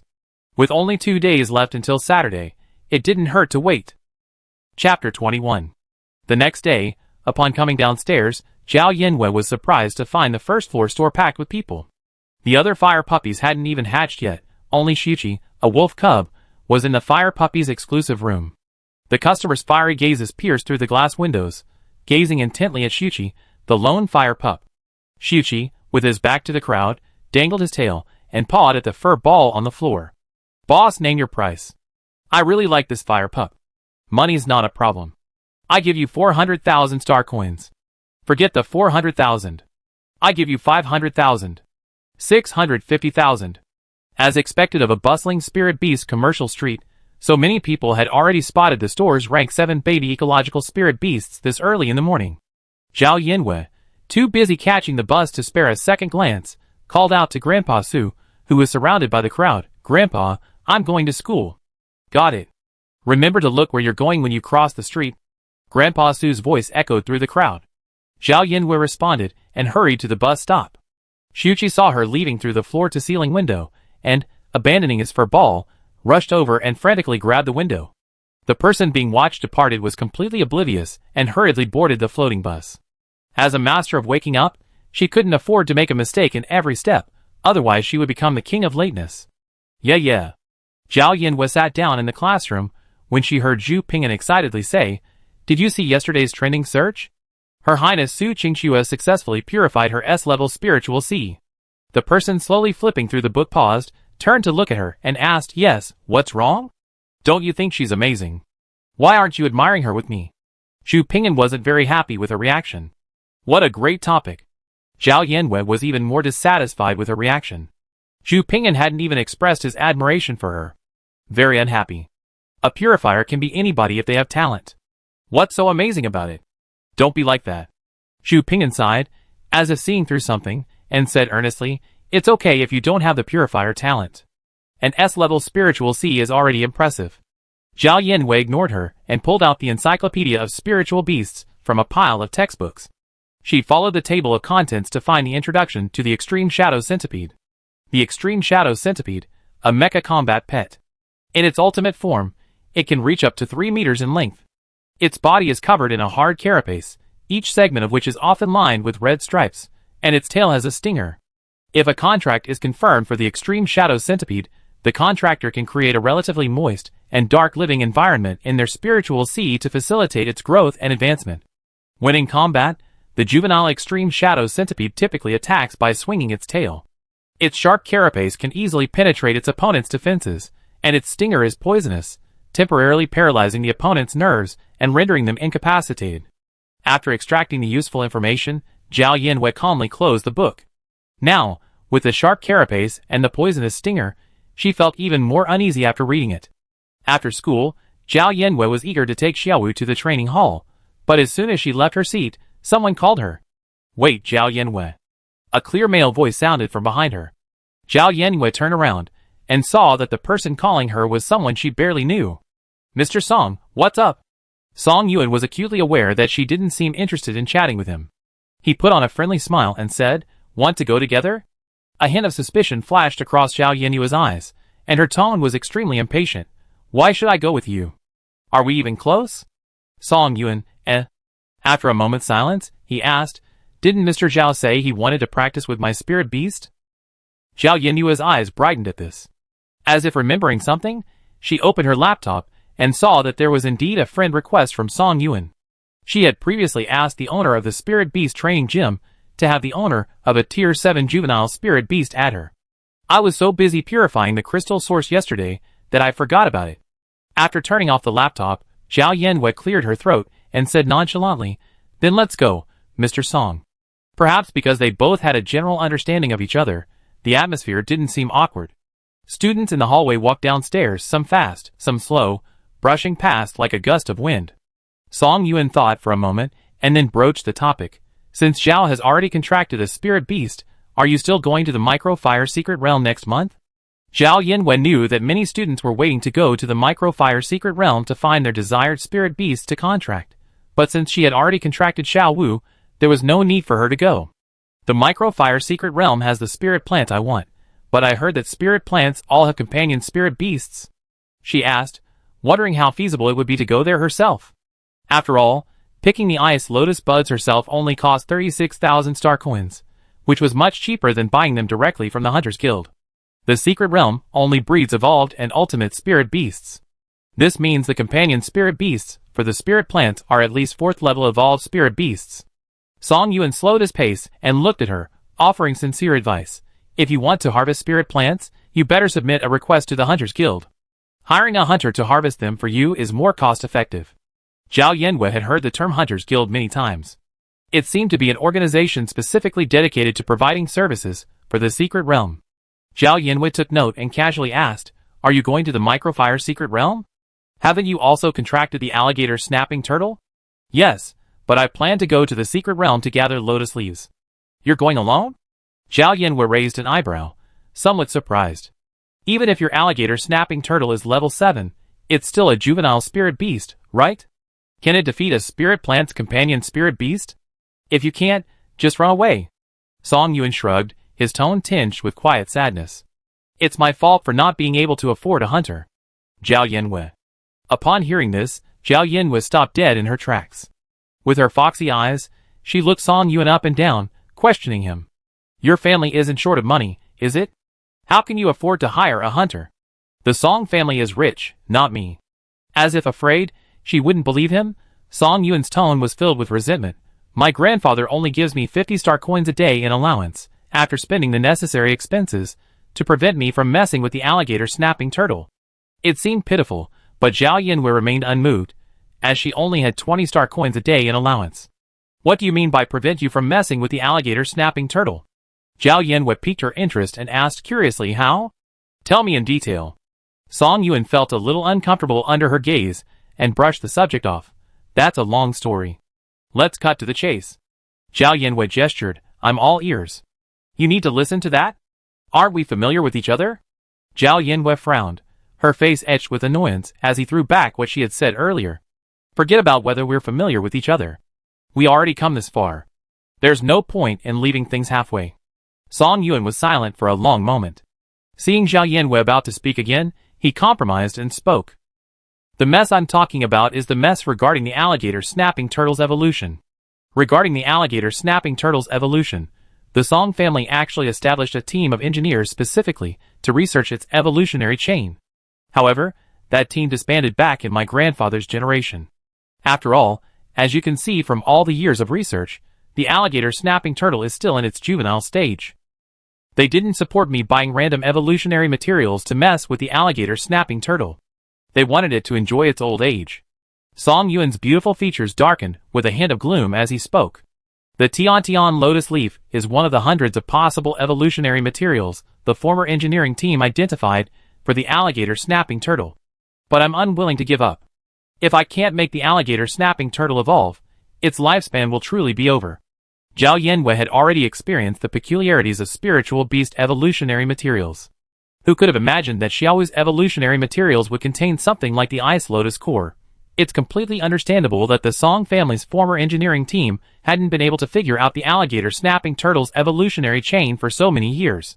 The evolutionary atlas should have revealed the alligator snapping turtle's evolutionary chain, but that required her to contract it. Unfortunately, there were no alligator snapping turtle spirit beast eggs available on the market, so even if she wanted to, she couldn't.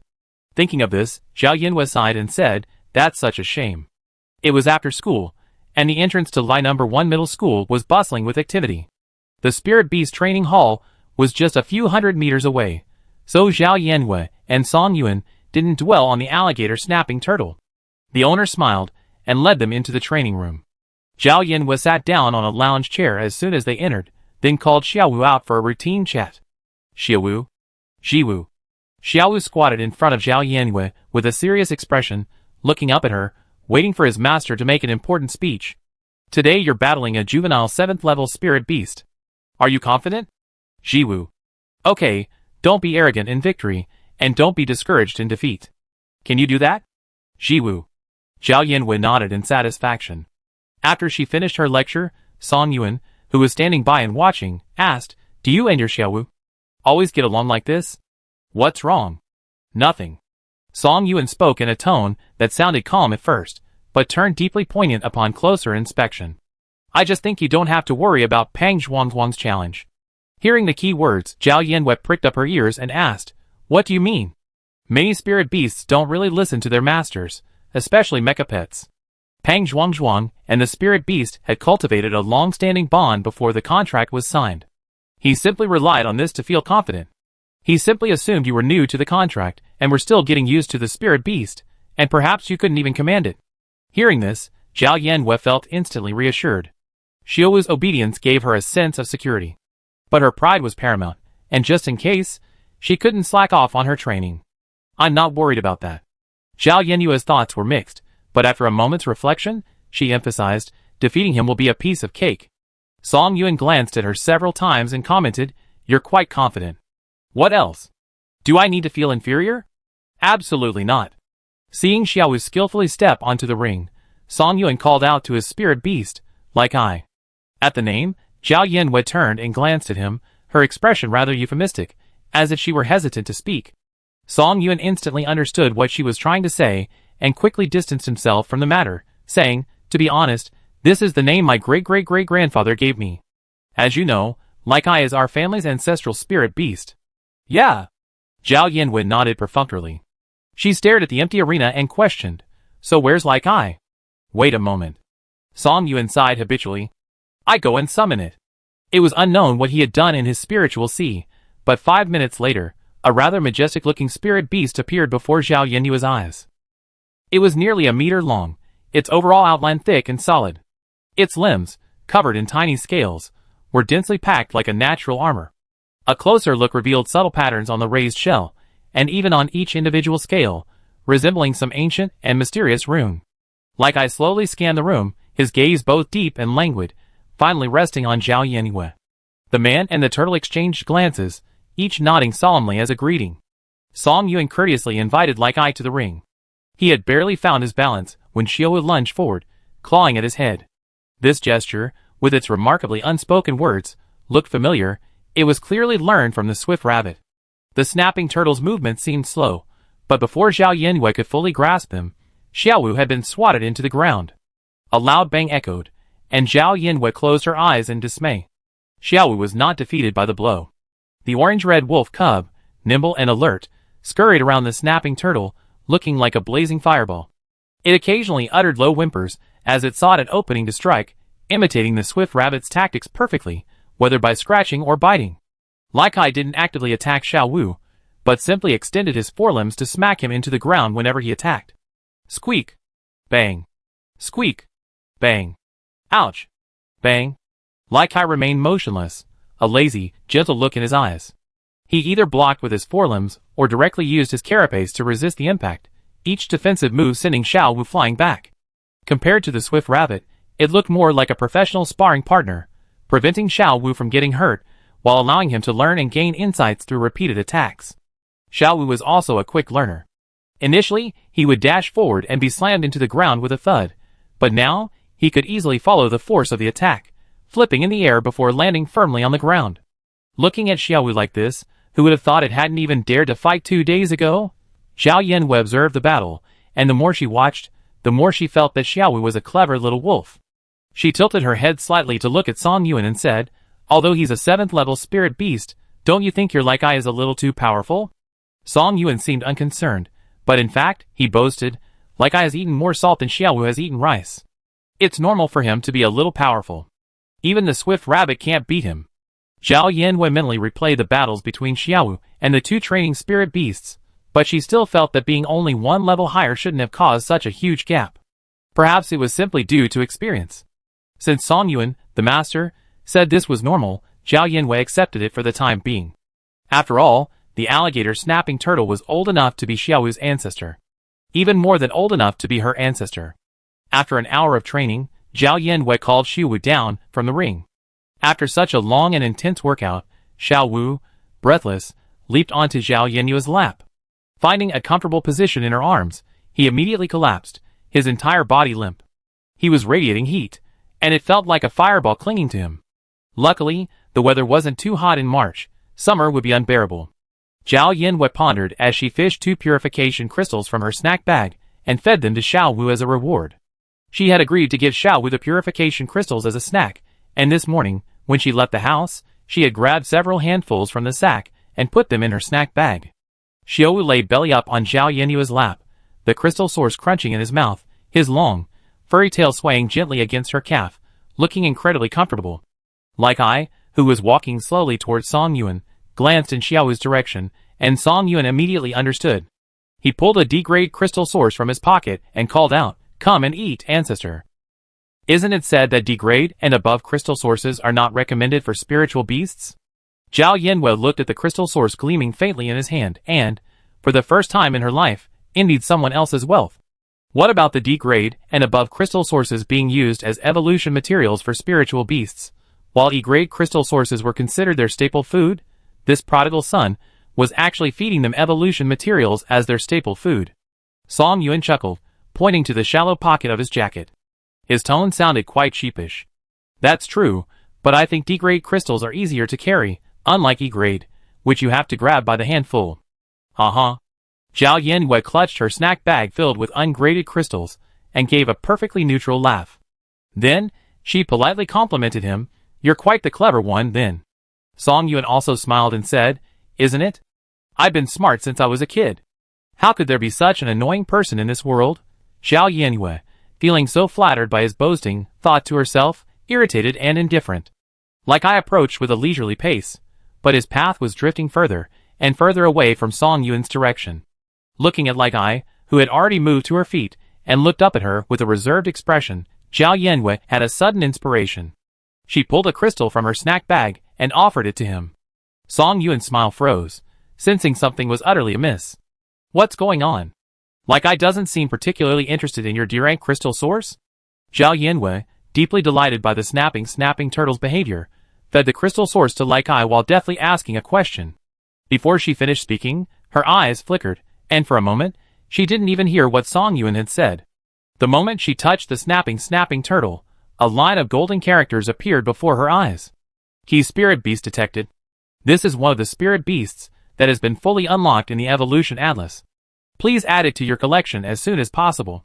Like Eye swallowed a crystal source and, with a reserved paw, touched Zhao Yanwei's trouser leg to remind her to continue feeding, completely unconcerned about her master's life or death. Chapter 22. After feeding Xiao Wu on her lap, she moved on to feeding Like Eye at her feet. Her movements seemed slow and methodical. Song Yuan observed her for a long moment, then, As if reassured, he waved his hand in front of Zhao Yinyue's eyes. What are you daydreaming about? Zhao Yinwei came to her senses, paused, and looked at Song Yuan. Suddenly, she spoke in a serious tone. I heard your great-great-great-grandfather brought the alligator snapping turtle from a secret realm that only opens once every century? It was your great-great-great-grandfather, Song Yuan corrected. Why do you ask? That secret realm isn't open for a long time yet. He took a closer look at Zhao Yinyue's expression and jokingly said, Are you impressed by light-size strength? Do you also want to contract the alligator snapping turtle?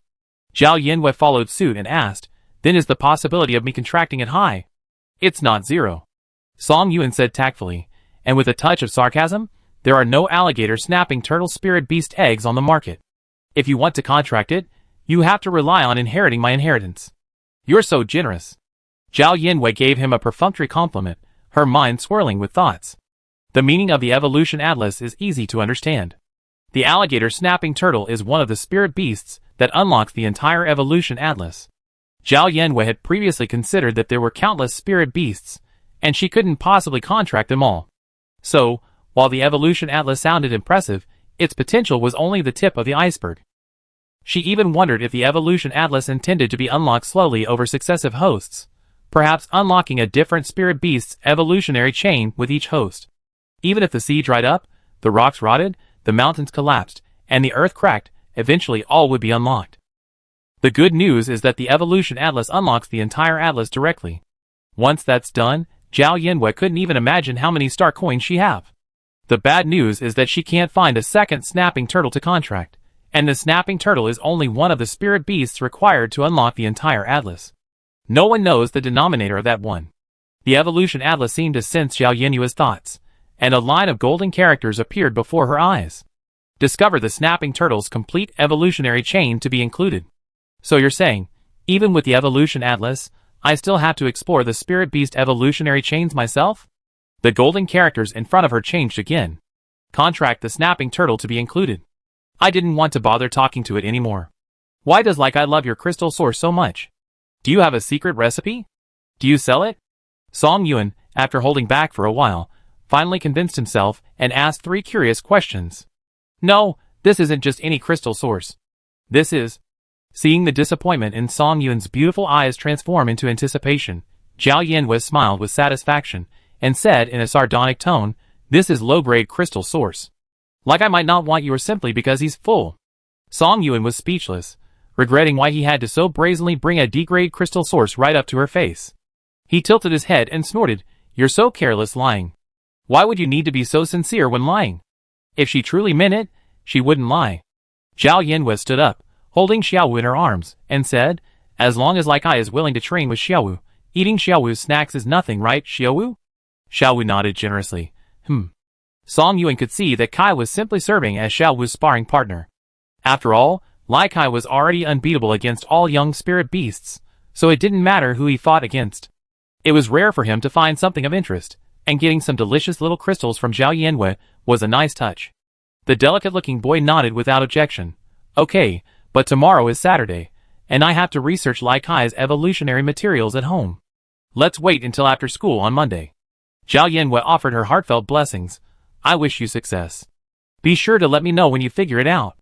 I'm also interested in the evolutionary chain of the alligator snapping turtle. Hypocrisy? Song Yuan didn't believe her at all. If you're interested, why don't you research it yourself? Stingy, I research it myself when necessary, and I definitely let you know when I figure it out. After hearing this, Song Yuan actually wondered if he had misunderstood Zhao Yinwei. Is she really that helpful? It doesn't seem like it. The next morning, Zhao Yinwei drowsily sat up from her bed, her eyes barely open, her hair tucked under her, but her mind swirling. Just as she was thinking she didn't have to go to school that day and could just lie back down for a good night's sleep, something clicked in her chaotic mind. Zhao Yinwei opened her eyes and snapped back into consciousness. She posted on the forum that the sale of the ungraded purification crystal source would begin at 8 p.m. on Saturday. Since today was Saturday, she had to purify the remaining crystal source in the sack. With only a little over 500 yuan left in her pocket, earning star coins was urgent. Xiaowu, help me get my clothes over here. The familiar humming sound didn't return. Zhao Yinwei glanced puzzledly at the nest beside her bed. It was empty. There was no sign of Xiaowu in her spiritual sea either. He generally didn't like to stay there unless he needed to recharge. Zhao Yanwei, dressed in pajamas and slippers, walked out the door, calling out Xiaowu. From downstairs, Grandma Su's voice, eager to watch the fun, replied, "Is Ye awake? Come down quickly. Xiaowu and Shuji are fighting." Fighting? Zhao Yanwei hurriedly changed and went downstairs. Sunlight streamed through the floor-to-ceiling windows onto the floor. Two orange-red wolf cubs were wrestling with each other, claws and mouths. While Xiaowu was indeed fighting, he was clearly restrained when it came to Shuji, perhaps considering it had only recently hatched, so he didn't use any force. The other two newly hatched fire puppies crouched on the high climbing frame, peering in to join in the fun, but none dared approach. A housekeeping robot slid into the battlefield, sweeping up the flying orange-red wolf fur. Its mechanical voice was completely flat. "Please don't litter. Please don't litter." Customers paused outside to watch, their expressions alternating between excitement and regret, as if they were betting on which of the two fire puppies would win. Grandma Su sat behind the cashier, leisurely sipping tea. At first glance, the scene seemed chaotic, but a closer look revealed a remarkable order, each one working independently. In a flash, Shuji bit off a strand of Xiaowu's tail hair. Its smaller form pounced on Xiaowu, pressing down on his back, its large tail held high, its whole body radiating pride and majesty. Wow, as expected of a 7th-level fire pup, so powerful even after hatching. The customers clamored to watch the excitement. "Xiaoqi!" Zhao Yanwei hurriedly shouted, quickening her pace, pushing open the door separating the fire puppy's room and slinging Xiaoqi off Xiaowu's shoulders. "Jiwu, Jiwu, Jiwu, Jiwu, Jiwu." Xiaoqi's voice sounded extremely aggrieved, and his tail drooped. Zhao Yanwei, ? She couldn't understand long, complex sentences. More accurately, she couldn't understand the language of any spirit beast except Xiaowu. Regardless of what Xiaoqi said, she scooped him up, shook him up, and began to lecture him seriously. No fighting.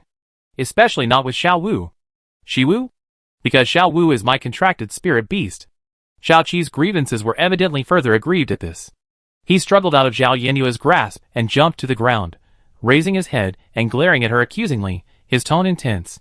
"Jiwu, Jiwu, Jiwu, Jiwu, Jiwu." Zhao Yanwei couldn't understand what he was saying, but Xiaowu clearly did. It suddenly lunged forward, this time holding nothing back, delivering a solid claw to Xiaoqi's head, causing him to let out his loudest cry yet, squeak. The customers, upon seeing this, changed their tune, asking, "This bigger one's also good. Boss, are you selling this one? Can you take a closer look before asking? This one's already been contracted, and I can't even tell what level it's at. What a shame. Could this also be a juvenile level 7 spirit beast? If it gets serious, it seems like it could crush the smaller one. Why are there so many juvenile level 7 spirit beasts all of a sudden? It seems like juvenile level 7 spirit beasts are pretty common. Oh, it's amazing that even good spirit beasts are contracted by dogs.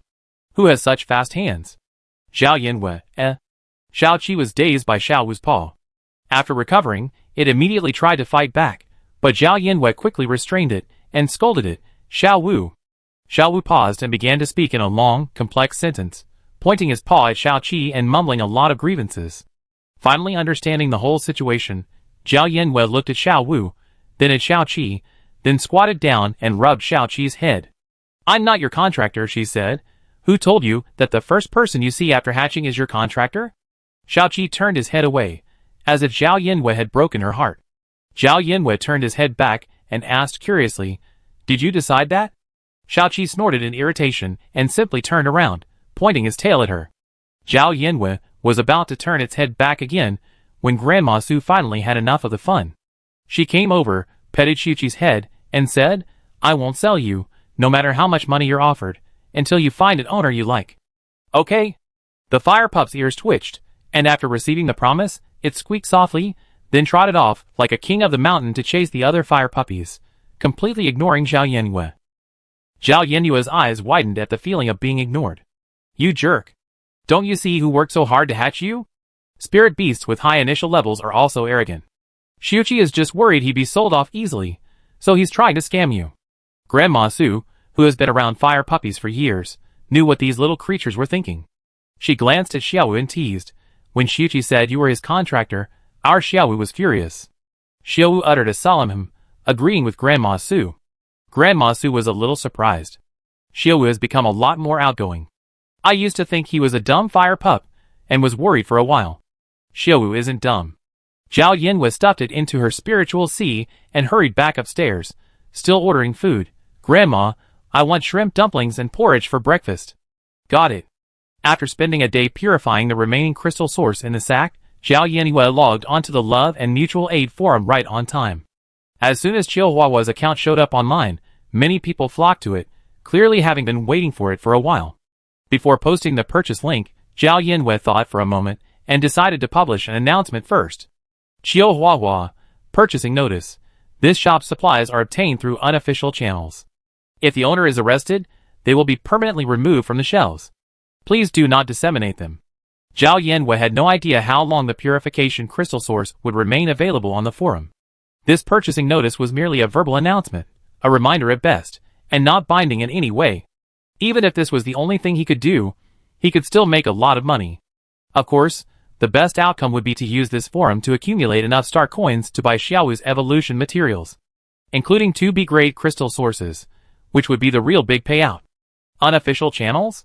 Yeah, is that what I'm thinking? They're not kidnapping some noble, unspeakable being and forcing them to work illegally. No, that's not possible. I haven't heard of any missing princes. Stop stuttering up there. These purchasing notices look scary. Do you even need to read the purchasing notices to know if it's scary? Have you ever seen a link to purchase purification crystal source anywhere other than the Federation website? I don't care. Just post the purchase link immediately. I can tell if it's real or fake. Buy some and see. If you dare to cheat me, you be waiting for me. No, does anyone really believe that? Whoever buys it is an idiot. I laugh at him forever. The announcement immediately started to receive comments. Zhao Yinwe didn't bother to read them, and simply posted the purchase link. The total inventory was 3,000 crystals, with a purchase limit of 50 per account. Besides saving some for Xiaowu as snacks, Zhao Yinwe also reserved some for Qiu Qifeng. The link immediately displayed sold out, completely different from the comments. Zhao Yinwe thought there must have been some error in the listing process, but when he checked the backend, he found that all the orders had been displayed. Interstellar People's internet is incredibly fast. The order list showed that most people had purchased 50 crystals, including the one who commented, "I laugh at him forever." Zhao Yinwe burst out laughing. She hadn't expected the people of Interstellar to be so unethical. They say whoever bought it was an idiot, then go ahead and buy it themselves. This familiar behavior made her feel like she was home. Since it was already sold out, to fill her wallet as quickly as possible, Zhao Yinwe hurried downstairs, dragging the sack and rushing to the Interstellar Express self-service delivery center to ship it overnight. With Interstellar Express's speed, deliveries to the same planet arrive within a day, while deliveries to neighboring Taiwei and Ziwei stars take a day longer. Sane. Help me block the shipping address. There's no such feature. Zhao Yinwe paused packing and began to argue with Sane in her mind. Don't think I don't know you're always secretly accessing the Star Network to read random books. How could I not know if there's such a feature? Sane was clearly not very good at arguing. It paused, then its mechanical voice immediately changed its tone muffledly. Of course, I can, but it will consume energy. How much energy do you need when I become successful? Sane had been with her for so long, she was well aware of her empty promises, but she still couldn't help but dote on her host. Okay, then you must remember to succeed. I will. Zhao Yinwe continued packing with satisfaction, and also praising Sane. You really are my best friend. You always been my best host. If you hadn't told me I was your first host, I would have been really touched by you. Chapter 23. The Cloud Palace is located in District 1 of Ziwei Star, also home to the Sanyuan Galaxy Conference Center, the Ziwei Star Government Building, and the Federal Mecha Engineering Academy. Whether it's the Cloud Palace, the government agency, or the Federal Mecha Engineering Academy, known as the highest honor hall for mecha engineers, each is incredibly prestigious. As the highest political power center of the Sanyuan Galaxy, District 1 security is overseen by the super-intelligent Night Watchman. The Cloud Palace, located in the center of District 1, is even more heavily guarded, renowned as the safest place in the entire Sanyuan Galaxy.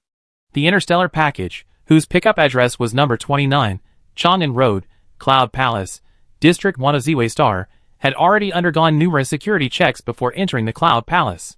The delivery robot entered the Cloud Palace, revealing a vibrant and beautiful scene. The Cloud Palace isn't really a palace. In fact, it occupies a vast expanse of land in the land-scarce District 1. Even the St. Fleur Purification Academy is located within its boundaries. In other words, the high land prices in District 1 are largely due to the presence of the Cloud Palace. This place is like a small world completely separated from the outside world, providing all the most sophisticated needs for food, clothing, housing, and transportation. Without ever leaving the Cloud Palace, one can live a life of pampering and luxury. It's the closest thing to a utopia in the hearts of the people. Rare plants and flowers from various planets are planted along the roadsides, meticulously tended by dedicated personnel with controlled temperature, humidity, and sunlight to ensure their healthy growth and prune to the most beautiful and neat appearance. Guards stood sternly, watching the delivery robot glide past. Ding-ling-ling, ding-ling-ling.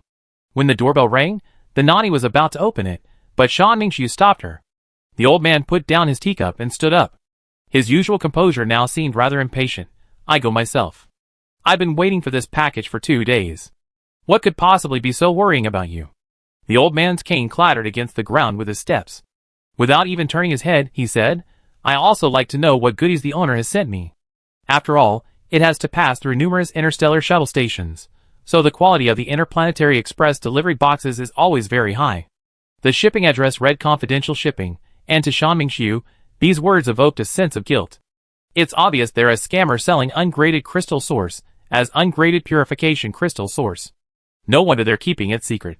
Shan Mingxiu murmured to himself as he quickly opened the black, custom-made delivery box. Dozens of ungraded crystal source particles, packed into a small plastic bag, appeared before his eyes. He pulled one out and examined it for a moment. Due to the low energy content, the light it emitted was almost invisible. With such a small amount of energy, can this even be considered crystal source? He casually used his mental power to sense it. The old man, who had been muttering, this is a heinous crime.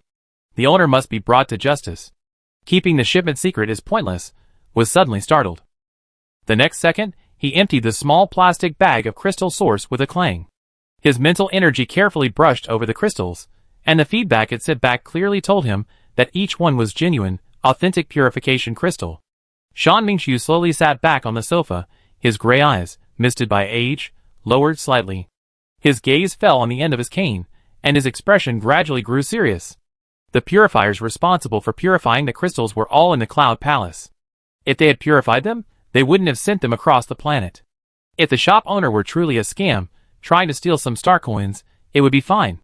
But the problem was that the purification crystals in their possession were genuine, and the severity of this matter was completely different from the previous one. When it comes to purifiers, no matter how trivial it is, it's a big deal. Shan Mingxiu stared at the package for a while, then finally pulled out his computer and dialed a number. The call was quickly picked up, and a man in a military uniform appeared on the projection. He was sitting behind his desk. He looked up at the screen and asked with a smile, Mr. Shan, hello, what can I do for you? Not really a command, but there's something I'd like you to investigate. The man said in surprise, just tell me. I bought the purification crystal source on StarNet. Shan Mingxiu paused, then added, to make it easier for him to understand, it's not the purification crystal source sold on the Federation website. Not the purification crystal source sold on the official website? When Xingzhou put down his pen, his expression growing grim. Don't worry, I investigate. All the purification crystal source on the market is supplied by the Cloud Palace. There's no other source for it besides the Federation website, and it's impossible for purification technicians to go to the trouble of selling the crystal source privately. The origin of this purification crystal source remains a mystery, and since it involves a purification technician, a thorough investigation is indeed necessary. When Xingzhou glanced at the delivery slip the old man had sent him, he raised an eyebrow slightly when he saw the confidential delivery notice and forwarded it to the cybersecurity department. The confidential delivery feature of Interstellar Express could be easily torn off by any authority that truly wanted to investigate. It was incredibly fragile. Just as he was thinking this, the cybersecurity department responded with a shuddering, unable to accurately locate message. Wen Xingzhou, Wen Xingzhou, ? Zhao Yanwei had no idea what was happening in another corner of the universe.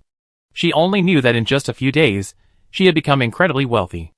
As the packages she had sent began to show receipt, the amount of star coins available for withdrawal in Chihuahua's account was about to reach 60,000.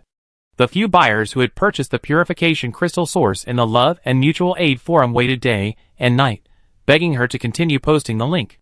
The onlookers, who had previously misjudged her, as a scammer began to realize something was amiss, chasing after the first batch of buyers to ask whether the purification crystal source she was selling was real or fake. Some even regretted their pretense. Despite the growing calls for her on the forum, Zhao Yanwei remained silent.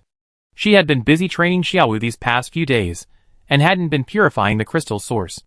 Lai Kai had served as Xiaowu's sparring partner for several days, and Xiaowu's progress was noticeably rapid. That day, as soon as Zhao Yanwei arrived at the classroom, Pang Zhuangzhuang approached her to remind her, "Don't leave after school." Zhao Yanwei didn't actually have any ill feelings towards Pang Zhuangzhuang. If he hadn't provided her with 10,000 star coins as startup capital, her star coin earning plan wouldn't have been so successful in such a short time. The teacher was explaining a topic at the podium when Zhu Pingyan nudged her and whispered, "This afternoon is Pang Zhuangzhuang's challenge. First, tell me what mecha pet you contracted so I can use it as a reference." At Zhu Pingyan's question, Zhao Yanwei poked her head out from under her books and slowly piled the books on the table one by one, blocking the teacher's view. Under Zhu Pingyan's puzzled gaze, Zhao Yanwei brought Xiaowu out, who was happily chasing squirrels in her spiritual sea. She tilted her head and whispered, "Is he pretty? A fire pup?" Zhu Pingyan's eyes widened at the sight of Xiaowu, who had suddenly appeared on her lap. Then, they lit up and she said, "He's the most beautiful fire pup I ever seen. His tail is so big." Zhao Yanwei's excitement intensified, and she radiated joy. She lifted the still bewildered wolf cub from her lap and showed it to Zhu Pingyan from all angles. "So cute." Zhu Pingyan continued to murmur, "Its fur is so fluffy and shiny." Little Five, caught off guard by the tug, finally realized what was happening and quickly tucked its tail up to cover its belly, whispering, "Squeak, squeak." "What is it saying?" Zhu Pingyan asked curiously. The teacher's warning glance swept over. Zhao Yanwei, already accustomed to the teacher-student dynamic, immediately stuffed Little Five back into her mind's sea, translating the wolf's language. "Nothing. It told me to be mindful of the spirit beast's privacy." When the afternoon bell rang, Zhao Yanwei was still packing her books and bag when Zhu Pingyan impatiently urged her, "Hurry up." As Zhao Yanwei's desk mate, she naturally wouldn't miss such a major event as Zhao Yanwei's challenge, actively rushing to the front lines to watch. Here they come. The Spirit Beast Battle Arena at Greenfield No. 1 Middle School wasn't too large or too small. The Spirit Beasts contracted by the senior students were all juveniles, and those that hadn't yet awakened their innate abilities could cause limited damage. The Spirit Beast Battle Arena was similar in structure to the basketball arena, with a wide platform in the center, flanked by protective railings, and behind the railings were tiered spectator seating. The arena was already unusually bustling. At first glance, the spectator seats seemed completely packed, as if the entire school had arrived. Many students had snacks on their laps, and cups of milk tea in their hands, thoroughly prepared. They practically wore the expression "watch the fun" on their faces, and chattered animatedly with their friends. "So many people," Zhao Yanwei exclaimed as she entered the arena. Zhu Pingyan glanced inside and exclaimed, "Wow, so many teachers are here. I think I even saw the principal." Zhao Yanwei had assumed it was just a small competition among classmates, never expecting it to become so grand, like some kind of school-wide event. She looked at Zhu Pingyan with confusion. Is everyone so interested in the Spirit Beast battle? Zhu Pingyan wanted to shake the water out of her head. Spirit Beast battle. Don't underestimate the allure of an S-level spiritual sea. Everyone's here for you, okay? Since you come in early every morning and leave at the bell in the afternoon, rarely interacting with your classmates, you might not realize that you and Song Yuan are both incredibly popular figures in our school. Zhao Yanwei hadn't even recognized all of her classmates yet, and had no idea she was so famous. Pang Zhuangzhuang had already been waiting in the center of the stadium, seemingly enjoying the spotlight. Thinking of his spirit beast, a 7th-level extreme shadow centipede, he wished as many students as possible would come to watch the match. The thought of defeating Zhao Yanwei sent a tingling sensation of exhilaration through his body. Zhao Yanwei walked toward him at a leisurely pace, finally stopping across from Pang Zhuangzhuang's mountainous frame. The two locked eyes, their gazes sparkling with light. She always exuded an aura of inaccessibility, yet she easily captured everyone's attention, like a natural luminous being. The cheerleaders, seemingly from nowhere, were already screaming her name, their voices almost hoarse. Zhao Yanwei didn't show it on her face, but her heart skipped a beat at the fiery enthusiasm of her classmates. Pang Zhuangzhuang scoffed and launched into his pre-match trash talk. "Come on, S-rank. Remember what you promised us after you lose." Zhao Yanwei crossed her arms, raised her chin, and said, "Wait until we win, you little brat. Who are you scolding? I scold anyone who's a B rank." Pang Zhuangzhuang had long witnessed her sharp tongue, who knew that no one in his family could hold their own against her. He had originally planned to get straight to the point, but seeing her arrogant and conceited demeanor, he couldn't help himself. He had truly suffered one setback after another. Pang Zhuangzhuang's face darkened, and he stopped talking. A shadow gradually appeared at his feet. The extreme shadow centipede slowly emerged from the shadows. Nearly 100 extremely sharp legs rhythmically tapped against the metal floor, puncturing small indentations with a shuddering, piercing sound. The bright red rings on its glossy black armor plates exuded a menacing aura, and the sharp edges of its scales reflected a chilling cold light. Seeing the extreme shadow centipede again, Zhao Yanwei observed it more closely, but still hadn't gotten used to its appearance. Shiwu. Jiwu. The fiery red wolf pup, as if leaping from another dimension, landed steadily across from the extreme shadow centipede. After seeing her contracted spirit beast clearly, the arena erupted in excitement, the roaring clamor from all directions nearly breaking through the roof. Fire pup? How could it be a fire pup? The sky is falling. How could she contract a non-mecha pet? Song Yuan's snapping turtle at least has the potential to become a mecha pet. The fire pup's evolutionary chain is clear. Why would she contract a fire pup? Isn't it to avoid going to the battlefield? If so, then I might as well give you this S-level spirit C. Unless you give me a convincing reason, I really can't accept it. An S-level spirit C that doesn't contract a mecha pet is a stigma. No reason is acceptable. Why should I convince you? People can contract any spirit beast they want. Even a fire pup will become a level 21 Starfire Fierce Hound in the future. That's right. It's not just mecha vanguards who can go to the battlefield. As long as the contracted spirit beast is an attack-type spirit beast, it can go. Defend the freedom of S-level contracts. So many A-level spirit Cs aren't contracted with attack-type spirit beasts, so why hasn't anyone said anything? Don't try to confuse the concept. S-rank means something completely different.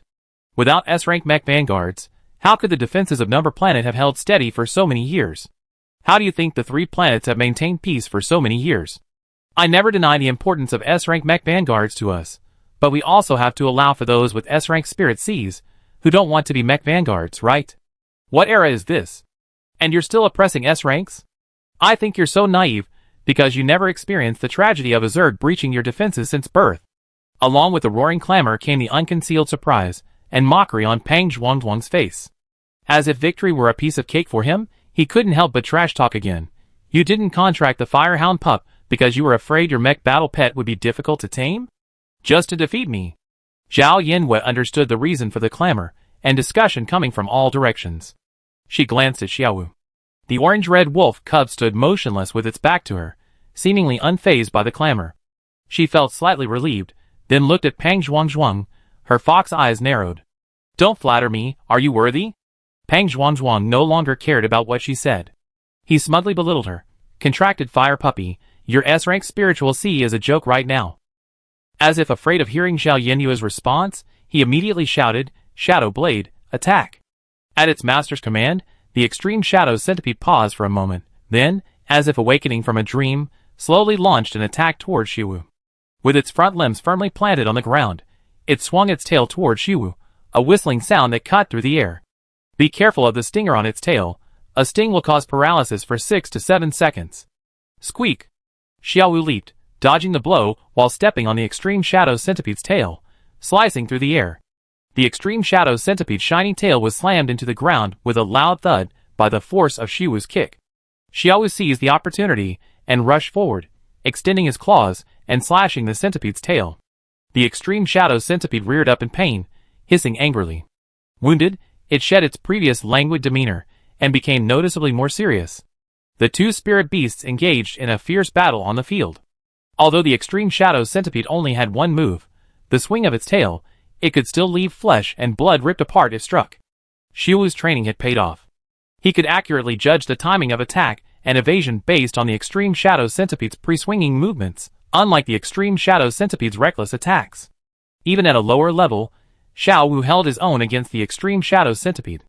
Watching the two spirit beasts equally match strength, the students in the stands gradually quieted down, their minds absorbed in the battle. Though they insisted that Zhao Yanwei shouldn't contract a spirit beast that wasn't a mecha pet, every time they saw Xiao Wu narrowly miss the extreme shadow centipede's sharp scales, they held their breath in fear. The two spirit beasts engaged in a relentless battle, their wounds mounting uncontrollably as time passed. It seemed to be a battle of sheer exhaustion. The Extreme Shadow Centipede was, after all, a 7th-level mecha pet, its body far more resilient than Xiao Wu's. Although Xiao Wu's scratches had left deep grooves on its body, and dark green blood was already flowing, Xiao Wu looked even more miserable by comparison.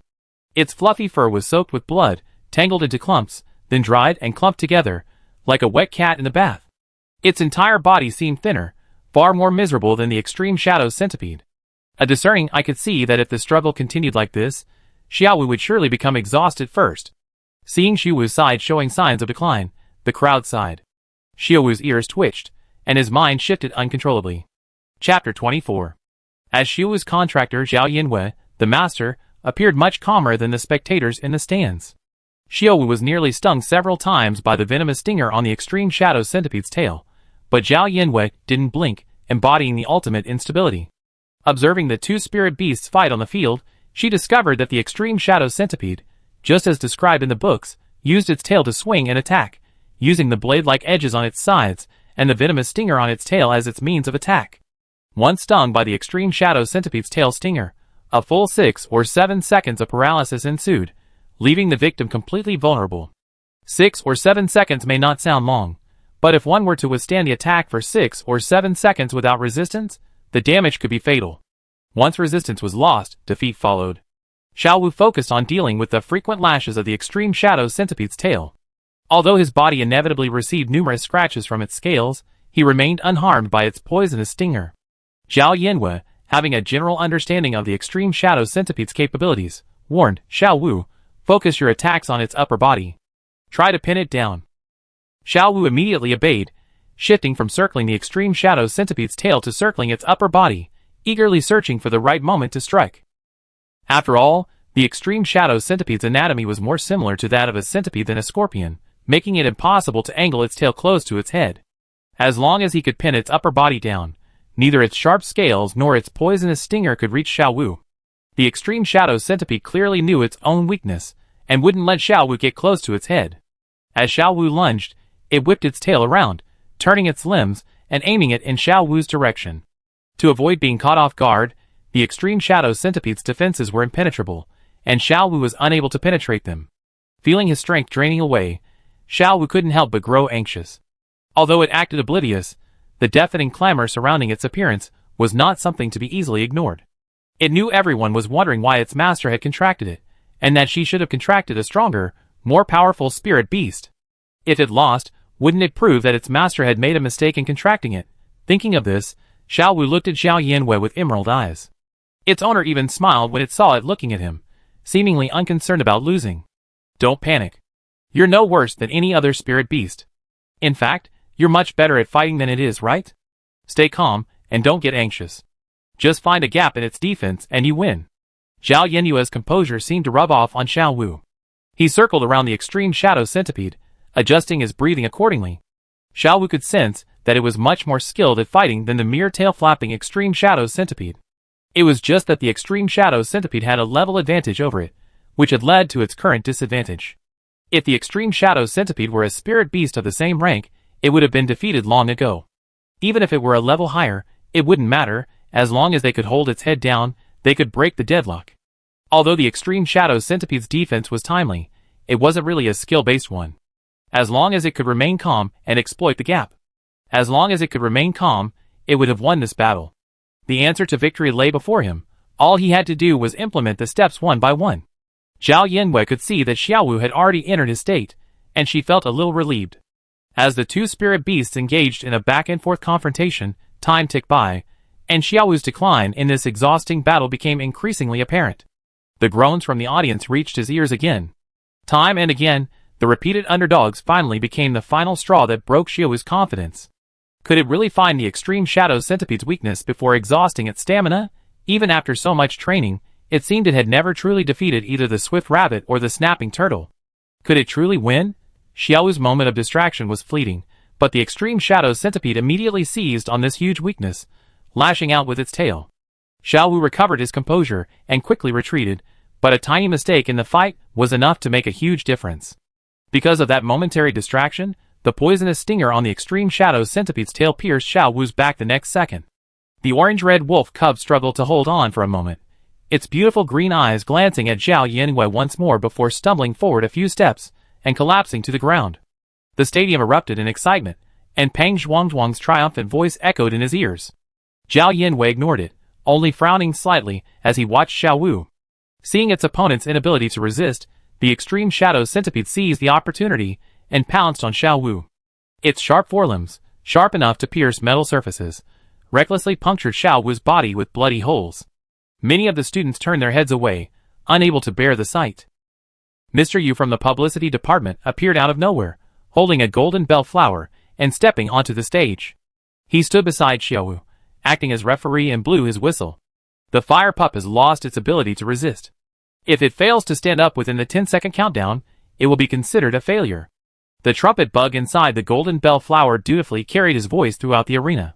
Ever since learning Zhao Yanwei had contracted the fire pup, some students had switched sides and joined the referee in the scattered countdown. 10, 9, 8, 7, 6. Most of the students simply stared intently at the fallen Xiao Wu, as if still hoping it would get back on its feet and remain silent. The pressure weighed on Zhao Yanwei like an overwhelming tide, yet her back didn't bend even a bit. She stared at Xiao Wu, her fingertips tapping the guardrail as the countdown continued, then suddenly stopped. At that moment, Xiao Wu opened his eyes. The extreme shadow centipede reared up once again, lunging at it with its forelimbs. Its sharp legs flashed coldly as it approached, its shadow rapidly growing larger. Xiao Wu grunted softly, straining against the excruciating pain. Seizing the opportunity, he swiftly grasped the extreme shadow centipede and flipped it over, pinning it completely beneath him. The next second, its fangs pierced the extreme shadow centipede's head. The extreme shadow centipede instantly twisted and tumbled in pain, lashing out with its tail. Unfortunately, with Xiao Wu completely pinning its upper body, the extreme shadow centipede was like a fish on a chopping board. No matter how it struggled, it was useless. This reversal of events startled everyone. The inexperienced students exclaimed in unison, feeling the adrenaline rush of this desperate turnaround. The cheerleaders chanted Zhao Yanwei's name again, sounding even more excited than when she first appeared. Teacher Yu leaned over to observe the extreme shadow centipede's condition, then brought the golden bell flower to his lips and announced with perfect fairness, "The extreme shadow centipede has lost its ability to resist. If it fails to break free within the 10-second countdown, it will be considered a failure." 10, 9, 8, 7, 6. The students in the stands counted down in unison this time, the sound growing louder and louder, like thunder, completely drowning out the sporadic sound of the previous countdown. 3, 2, 1. I declare the winner of this match, Zhao Yanwei's contracted spirit beast, Xiao Wu. After hearing the outcome, Xiao Wu finally relaxed. He looked up at Zhao Yanwei, a little guilty yet with a hint of anticipation. It didn't know if it would win, but it had to win. So it chose a safer way to win, even if it meant getting pierced by numerous holes. Listening to the cheers from all sides, Xiao Wu knew he had brought victory and glory to his master. Looking at Xiao Wu, whose eyes were filled with anticipation and craving for praise, Zhao Yanwei suppressed the small flames of anger that were bubbling within her. She gathered her emotions and quickly walked to the center of the arena. Under the gazes of the crowd, amidst their cheers, she lifted Xiao Wu and waved to the audience. Zhao Yanwei. Zhao Yanwei. Zhao Yanwei. The roars that soared into the sky betrayed the audience's excitement. The students, their faces flushed with joy, had long forgotten about the mecha pets. The scruffy little wolf in her arms blinked, his eyes sparkling with satisfaction, then buried his head in Zhao Yanwei's chest. Zhao Yanwei thought about Xiao Wu's injuries, and was just about to place him in her spiritual sea to heal, when the orange-red wolf's fur, once damp and clinging to its body, began to glow faintly. A faint light stretched from its ears to the tip of its tail, healing wounds large and small wherever it passed, gradually restoring its puffy appearance. Until its tail exploded back into a large broom, the light of advancement faded, and the wolf instantly grew larger and heavier. Level 7. Since Xiao Wu was no longer wounded, Zhao Yanwei's gaze paused, her concerns no longer present. She snatched the golden bell flower from Teacher Yu's hand, her voice carried through the trumpet bugle to everyone's ears. Cheer! For Xiao Wu. As she raised her hand, the students in the stands, under her guidance, changed their chants and began to shout Xiao Wu's name. Xiao Wu. Xiao Wu. Xiao Wu. Every time she raised her hand, her classmates roared with cheers louder than the last, wave after wave, the atmosphere reaching a fever pitch with her response. This time, Zhao Yanwei protected the spirit beast's privacy. She lifted Xiaowu up, its belly facing her, and its back facing the audience, allowing Xiaowu to fully savor this moment of glory. Xiaowu, terribly embarrassed by her gesture, subconsciously tried to dive into her spiritual sea, but Zhao Yanwei held him firmly. His furry ears twitched repeatedly, as he could only take in the scene of the crowd's applause. The auditorium was packed, and Ming Ming blended in unnoticeably. She saw the girl who had come with Zhao Yanwei pull out a bouquet of flowers and give it to her, her face brimming with excitement. Maybe she was talking about the spirit beast battle just now. It was truly spectacular. Watching the scene before her, the girl's eyes were filled with both envy and disappointment, standing out from the surrounding students, who stood up and cheered loudly in response to Zhao Yanwei. For the sake of her classmates' voices, Zhao Yanwei didn't let them shout for too long. She put Xiaowu down and held her in one arm, then raised her hand, holding the flowers, and waved in all directions as a farewell to the match. Amidst the flowers, the girl's departing figure seemed particularly triumphant. The stadium was bustling with activity, the cheers of the victor surging like a tidal wave, while the losers were forgotten in the corner, ignored. Pang Zhuangzhuang had always held himself in high esteem, and this scene shattered the sense of superiority he had always harbored deep within him. His face twisted, and he stared at Zhao Yanwei with anger and resentment, but unfortunately no one paid any attention. The smile on Zhao Yanwei's face vanished as soon as she returned home. She didn't even finish her homework before she began settling scores with Xiaowu. Xiaowu sat obediently on Zhao Yanwei's desk, guiltily enduring the furious barrage from his master. Xiaowu, you're going to give us some desperate to survive show, aren't you? Do you think that'd make winning more secure? Zhao Yanwei slammed the table and stood up. You're truly disobedient. I told you to calm down and find a flaw, but you ignored my advice. Xiaowu's head drooped lower and lower, nearly burying itself in the table. What do you mean you're worried you can't beat it? You need to have confidence. Although Xiaowu lowered his head to listen, Zhao Yanwei could tell at a glance that he showed no sign of reflection, clearly believing his actions today were entirely correct.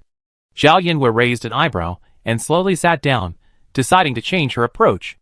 In that case, it seems you lack confidence in Master. Xiaowu, who had already grown quite large, immediately raised his head and loudly retorted, "Squeak. Since you have confidence in Master, you should trust Master's judgment, not your own impulsive ideas." Squeak. Xiaowu was truly bewildered by Zhao Yanwei, and began to reflect on whether his actions today were truly wrong. Zhao Yanwei cleared her throat and continued, "Understand this. Master's reputation is precious. If you truly can't defeat it, I won't even set foot in the battle hall today. Since I let you go, it means I believe you can do it. You don't believe you can, but by doing this, you clearly don't trust me, and that will make Master very sad." Xiaowu said anxiously, "Squeak, squeak, squeak. Just trust me." Zhao Yanwei stroked its ears with satisfaction and asked in return, "So, believing in yourself is believing in me, right?" Xiaowu nodded sharply. "Jiwu. Will you still believe in yourself in the future? Do you still have confidence?" Jiwu. "Very good. But you were certainly very brave today, too, which is commendable." Xiaowu, who had been lowering his head, raised it higher and higher, finally holding his head high and saying, "Jiwu." Just as the teaching here was yielding results, Zhao Yanwei's computer over there vibrated. She diverted some attention and clicked on it, only to find it was a message from Zhu Ping'an. "Zhu Ping'an, yeah. Urgent, log in. Zhu Ping'an, your Xinghua account is crashing." Zhao Yanwei logged onto Xinghua, confused, and discovered that her Xinghua account had inexplicably increased its follower count. Before, she didn't have many followers, mostly familiar people and classmates from Line No. 1 middle school. Now, she suddenly had 6 figures of followers, and the number was even growing with every refresh. The number of comments under her single post about how to purify crystal source had already reached a terrifying number. Everything seemed to be a complete mess, and Zhao Yanwei had a foreboding feeling. Could they have discovered she was a purifier? This couldn't be right. Chapter 25. After preparing herself mentally, Zhao Yanwei finally clicked on the comments section. She scanned the messages and received a mixture of good news and bad news. The good news was that no one paid attention to her post about how to purify crystal source, dismissing it as a bored trivia challenge. The bad news was that Pang Zhuangzhuang had posted online about her contract with the Fire Hound. S-Class Spiritual C Zhao Yanwei has confirmed her contract with the Fire Hound, but died midway on her path to becoming an S-Class Mecha Vanguard. At Zhao Yanwei. To prove the authenticity of this story, he even uploaded a video of the entire battle between Xiaowu and the Extreme Shadow Centipede. Perhaps, he he had intended to capture his own highlight moment. The video was so high definition that it was obvious he hadn't used ordinary photography equipment, but rather hired a professional photographer who had contracted the electric fly moth. But the fact that he actually posted the video of his failure online clearly showed that he was truly upset. Media outlets like Greenfield Daily and Pearl News rushed to the scene, quickly publishing the news. The situation escalated rapidly, and her Star blog account went viral. Since Zhao Yinwei had contracted Xiao Wu, she wasn't afraid of anyone finding out. It wasn't illegal, so anyone could arrest her. But Pang Zhuangzhuang definitely broke the law. Zhao Yinwei directly tagged the official account of Greenfield Police and posted a second update. At Pang Zhuangzhuang has violated my portrait rights, privacy rights, and reputation rights, causing adverse effects on my life. I ask at Greenfield Police to handle this according to the law. Her account was currently gaining popularity, and it looked like it was about to become a trending search on the Star network of the Tianshi Star region. The Greenfield Police, who had been tagged, reacted quickly, stating they would demand Pang Zhuangzhuang delete the video and take further action based on the severity of the situation. Even if Pang Zhuangzhuang's video was deleted, it would already be available on StarNet, making it less useful than nothing. However, Zhao Yinwei was very happy for everyone to watch it. Although it was just a battle between juvenile spirit beasts, lacking any eye-catching talents or skills, Xiao Wu's performance was truly remarkable. The cameraman Pang Zhuangzhuang hired also filmed it beautifully, and she was eager to share. After dealing with Pang Zhuangzhuang's situation, Zhao Yinwei finally found some free time. She leisurely finished her homework, then went to the bathroom to freshen herself up before slipping into bed in her pajamas. The war had begun. The light from the planetary rings outside the window streamed into the room like water. Zhao Yinwei clicked into the comments section of her Star blog and energetically engaged in a fierce online debate. Hot comment: isn't this the trash queen? I've been looking for your Star blog account. But what exactly was your reason for contracting the firehound puppy? Zhao Yinwei: hello, it's for a more specific reason. Hot comment: I always thought of S-level Spirit C contracting non-mecha pets as a joke. It's completely unheard of. Zhao Yinwei: well, now you've seen it. Hot comment: I saw the interview compilation of this year's S-level students and was immediately attracted to you. I wanted to experience the joy of raising an S-level mecha pioneer for the first time, but now my plans have been ruined. Zhao Yinwei: it's a relief. Hot comment: your talent should be given to those warriors who are willing to defend their country. Zhao Yinwei: you should transfer all your star coins to me. Follow-up comment: why? Zhao Yinwei: because I'm short on them. Hot comment: I was really optimistic about you, but now you're really not doing well. Zhao Yinwei: if you're not doing well, just drink more Chinese medicine. Hot comment: I'm curious. If I can't become a mecha pioneer, will Slen and Lamberlin lower the admission score for S rank? Zhao Yinwei: I have the answer to that question after I finish my exams. Wait for the notification. Hot comment: how bizarre. Did they have an S rank Spirit C in their city that contracted a benevolent alligator turtle? This bizarre. Two things happened at once. Zhao Yinwei: I really don't have time for you. If you're weird, just invite some experts to Green City to come and take a look. Hot comment: am I the only one who thinks the Spirit Beast battle in the video is super exciting? Xiao Wu is also very beautiful. I'm so tempted. So, can you sell me your Spirit Beast? Zhao Yinwei: honestly, you're being a bit presumptuous, but since you have good taste, I let you off the hook. Next time, remember not to say anything that's detrimental to unity. Zhao Yinwei battled 10 people with a single argument, replying to comments until 3 in the morning before she passed out. Seeing that the main character in the intense debate had gone silent, netizens rushed in to take advantage of her situation, typing until their laptops started smoking. Even with an S-level spiritual C, you're truly nailed to the pillar of shame. Do you realize you're doomed? It's already been contracted.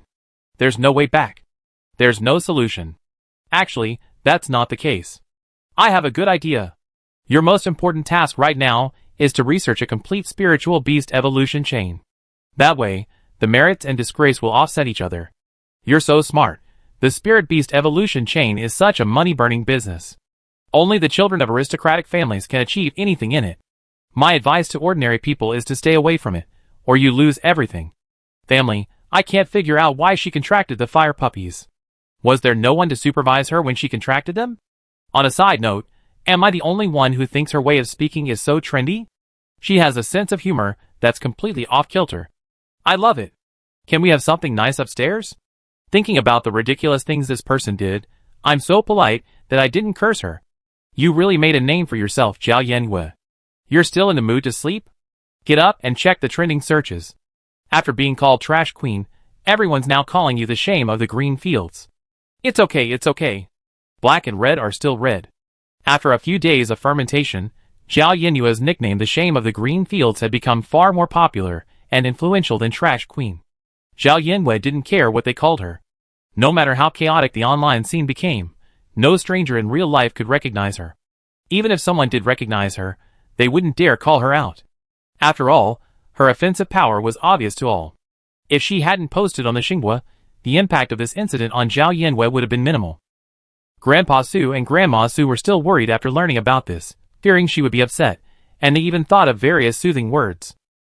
But every time the two elders logged on to the Xinhua to speak up for Zhao Yanwei, they found she had already spoken back, and things were getting increasingly bizarre. At first, everyone was criticizing her for contracting a non-mecha pet, but by the end, the focus seemed to have shifted to the clashing with Zhao Yanwei itself, with both sides raring to win. Because Zhao Yanwei's every reply was based on the motto, "I'm not replying to convince you, I'm replying to piss you off." At worst, she'd say, "I do whatever I want, and if you want meddling, come and arrest me if you can." This attitude drove netizens mad. As we all know, when a person's code of conduct is as long as it's not illegal, they already achieved a certain degree of lawlessness. Although Zhao Yanwei appeared to be surfing the internet with 10 gigabytes of data, she didn't actually pay much attention to the discussions about her on Starnet, and her daily routine wasn't disrupted at all. At most, she'd go online when she was bored in class and randomly pick a few lucky netizens to argue with. And then she'd get a reply like, "Zhao Yanwei, you're secretly playing with your laptop in class again. I'm going to tell your homeroom teacher."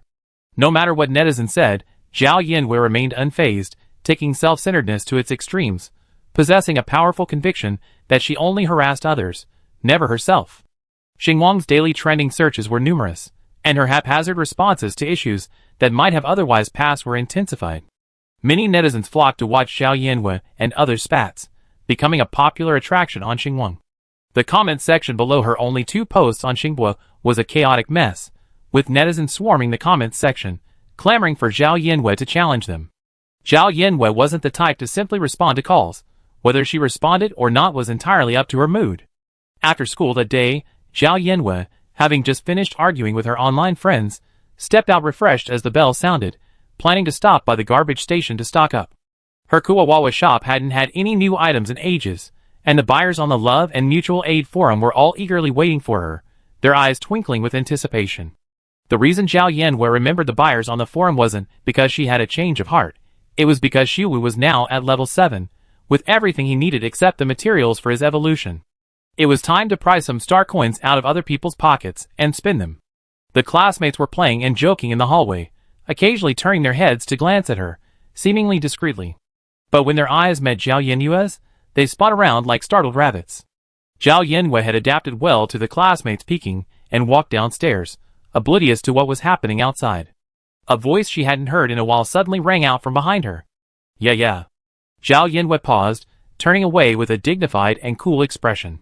The doe-eyed girl stood on the steps, her hands tightly gripping the straps of her school bag. She looked at her and hesitantly asked, "Do you want to take the bus together?" Zhao Yanwei tilted her head slightly toward the person above her, arms folded across her chest, and said, "Are we even close? Why should I take the bus with you? Don't you want to be my friend anymore?" Ming Ming's nose stung at her reaction. Her hard-won courage instantly deflated like a punctured balloon. She concealed her feelings by turning her head away. "I'm sorry." She was about to burst into tears again. Zhao Yanwei dropped her airs and turned back with disdain. She took a few steps to her side and said arrogantly, "Well, you said you wanted to be my friend. Anyone who says we're done is a dog."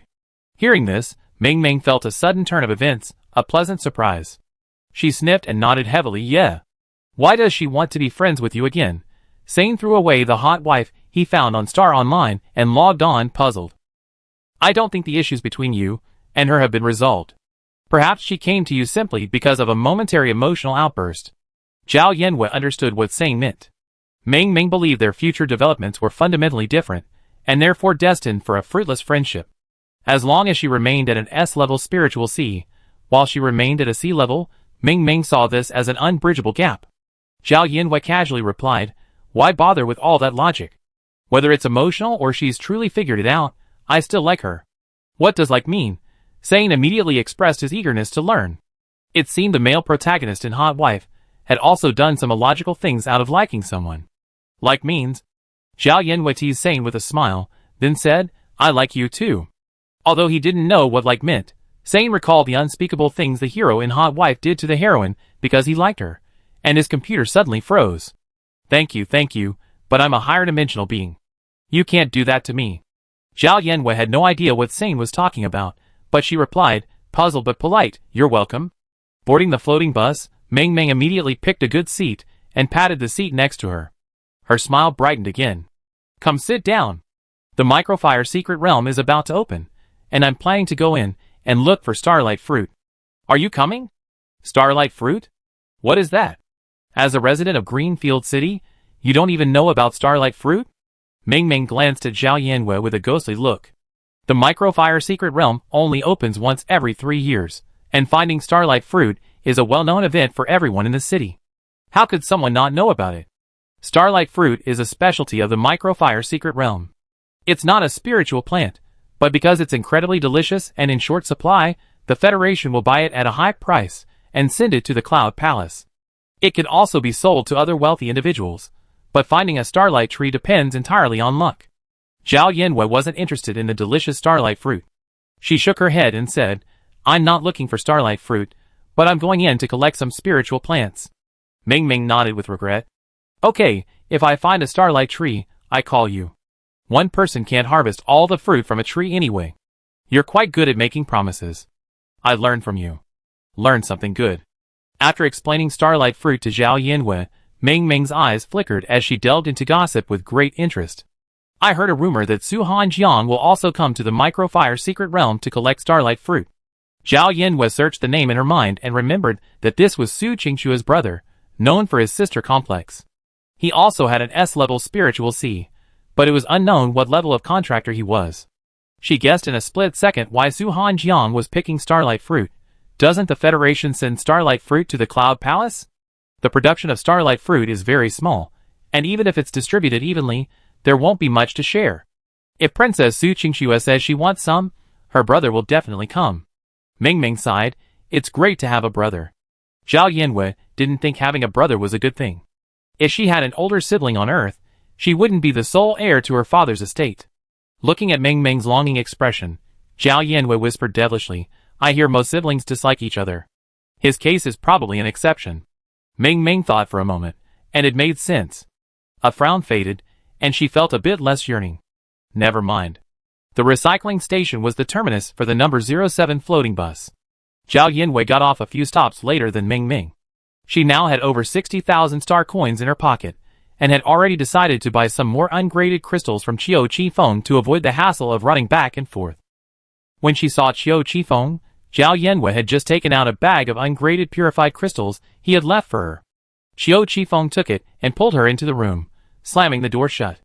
Zhao Yanwei was confused by her actions and asked, What are you doing? You're paying me. Can you be a little more polite to a big client? Now's not the time for courtesy. Qiu Qifeng gestured to a chair for Zhao Yanwei to sit on, then sat down across from her. You know the Love and Mutual Aid Forum is mostly populated by retired soldiers, right? They generally have connections in the military, and they've been spreading some inside information lately. Seeing Qiu Qifeng's frown, Zhao Yanwei grew nervous too. She leaned forward slightly and asked, Don't speak halfway. What's going on? I heard a purification master disappeared on Ziwei Star, and the Federation has blocked the news. Did you kidnap him? The sky is falling. This blame is being pinned on her. Zhao Yanwei shoved her hands into her hair, tugging at the roots, and sighed deeply. Then, her defenses shattered, she said, Get this straight. We're on Tianchi Star. What does someone's disappearance on Ziwei Star have to do with me? The problem now is that it's neither yours nor yours. Qiu Qifeng rarely showed a look of worry. If this hadn't happened, it would have been fine. You selling purification crystals on the forum would have been fine. But the disappearance of the purifier is too serious. I'm afraid someone will actually report you, and then the wild purifier you're hiding will be easily exposed. Qiu Qingfeng's headache intensified when he thought about the fact that Zhang San in front of him had contracted a non-mecha battle pet. If he was caught, he wouldn't be able to use his status as a future S-class mecha pioneer to justify himself. Zhao Yanwei breathed a sigh of relief at this. It's just a small matter. It scared me. Qiu Qifeng didn't know, but how could Zhao Yanwei not know? The shipping address she'd been shipping had long been hacked by Sane, so even if she were to be reported, she wouldn't be found. Besides, whether anyone would actually report her was another matter. Reporting her wouldn't do any good, and it would also cost her a way to obtain the purification crystal source. It would be self-defeating. After all, I was the one who found this forum for you. I wouldn't be able to live with it if you were arrested because someone there reported you. Zhao Yanwei sighed upon hearing this. No wonder you were so upset after hearing the news. I didn't expect that, despite your somewhat unethical ways, you still have a sense of responsibility. Qiu Qifeng, She knew this lawless outlaw wouldn't say anything nice. Zhao Yanwei slowly clicked on the Zizibio payment code and placed it in front of Qiu Qifeng. Don't worry, no one can catch me. Although he didn't know why Zhao Yanwei was so confident, she had always had many secrets, so Qiu Qifeng didn't ask any further questions.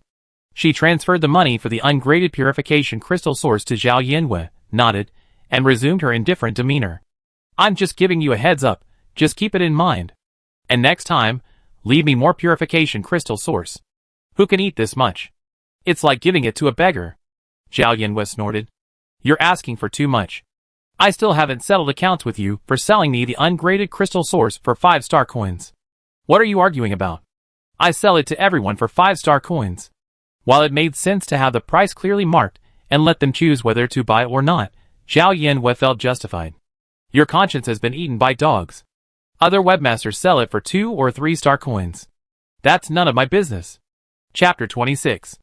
Zhao Yanwei accepted 4 digits of star coins from Qiu Qifeng, then gave her another 5 digits, dragging 2 huge sacks home.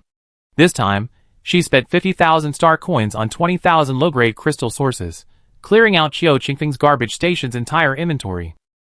Qiu Qifeng was still as relentless as ever, refusing to give her a single discount.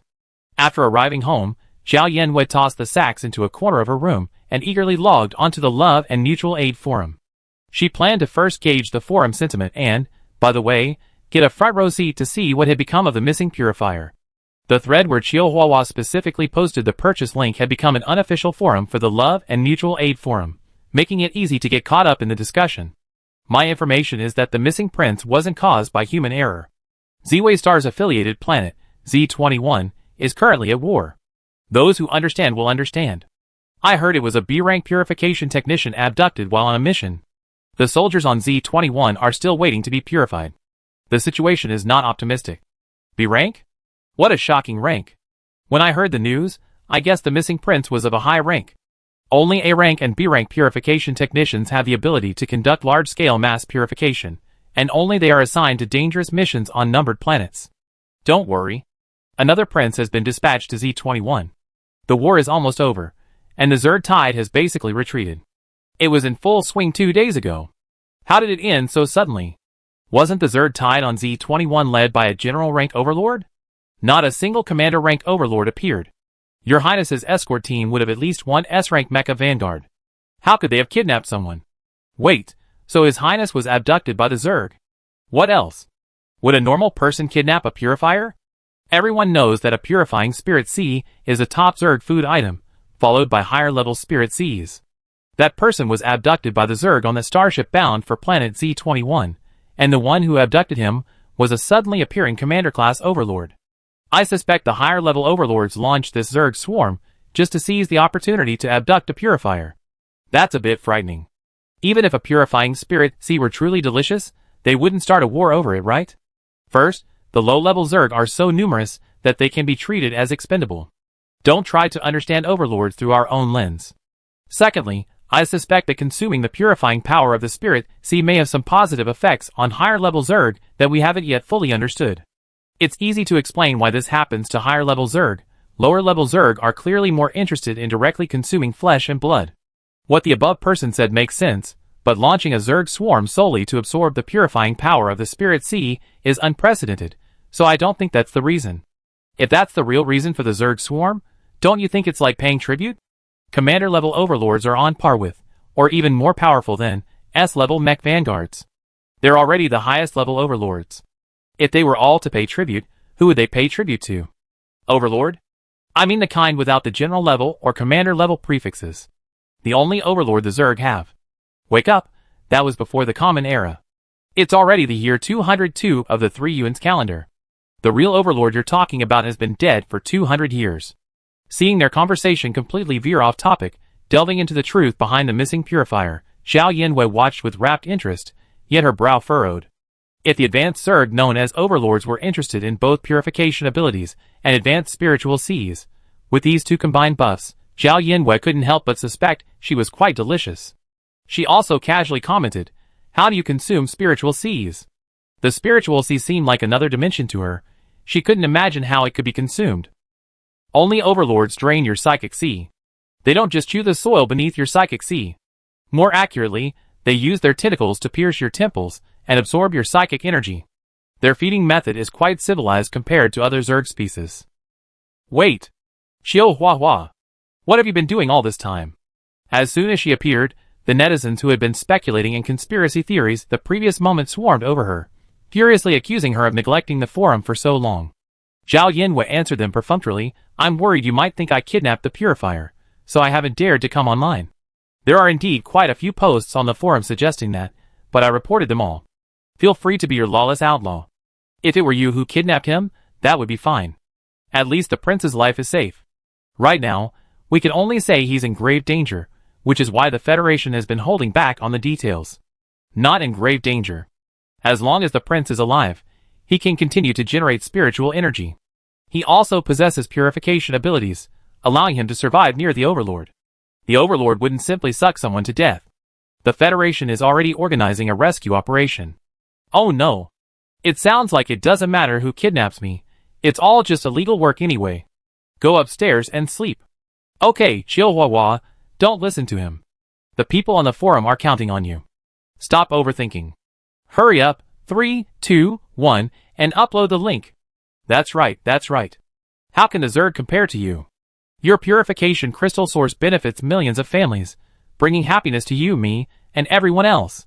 Zhao Yanwei was so coaxed that she immediately boasted that the link would be uploaded at 8 p.m. on Wednesday, and that the second batch of ungraded purification crystal source would be 15,000, 5 times the number of the first batch. Her words immediately erupted in jubilation on the forum, with one flattering comment after another. Zhao Yanwei, on the other hand, planned to ship the goods on Wednesday, so that with the speed of Interstellar Express, the buyers would receive them by Friday. Although her octopus-style purification crystal source method had a high loss rate, 15,000 ungraded crystal sources would still bring in 300,000 star coins. The Microfire Secret Realm will open this weekend. Any star coins held in reserve can be withdrawn on Friday. This weekend, they'd be used to hire hunters from the Hunters Guild and enter the Secret Realm. Of course, spending 60,000 star coins directly on the Ice Lotus core from the Hunters Guild would be enough, but every 20,000 saved is 20,000. She still has 2 B-grade crystal sources waiting for the auction. So, 300,000 star coins is really a stretch. After a few days of attending school during the day and working part-time at night, Zhao Yanwei finally finished her work as planned on Wednesday night. The sound of her footsteps descending the stairs, accompanied by the thumping of a sack on the stairs, echoed in the middle of the night. From upstairs, Grandma Sue's voice said, "Leaving out now? It's already late.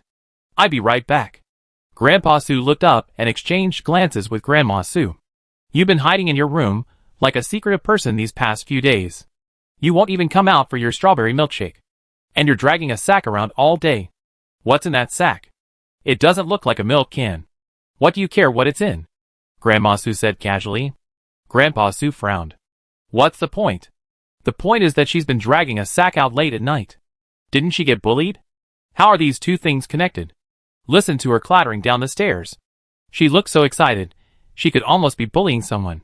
The old man thought for a moment, and was about to nod in agreement, when his brows suddenly furrowed even deeper. Bullying others isn't okay either. Anyway, give the child some freedom. What's wrong with a few little secrets? If there's anything, she'd tell us herself. Don't be so controlling.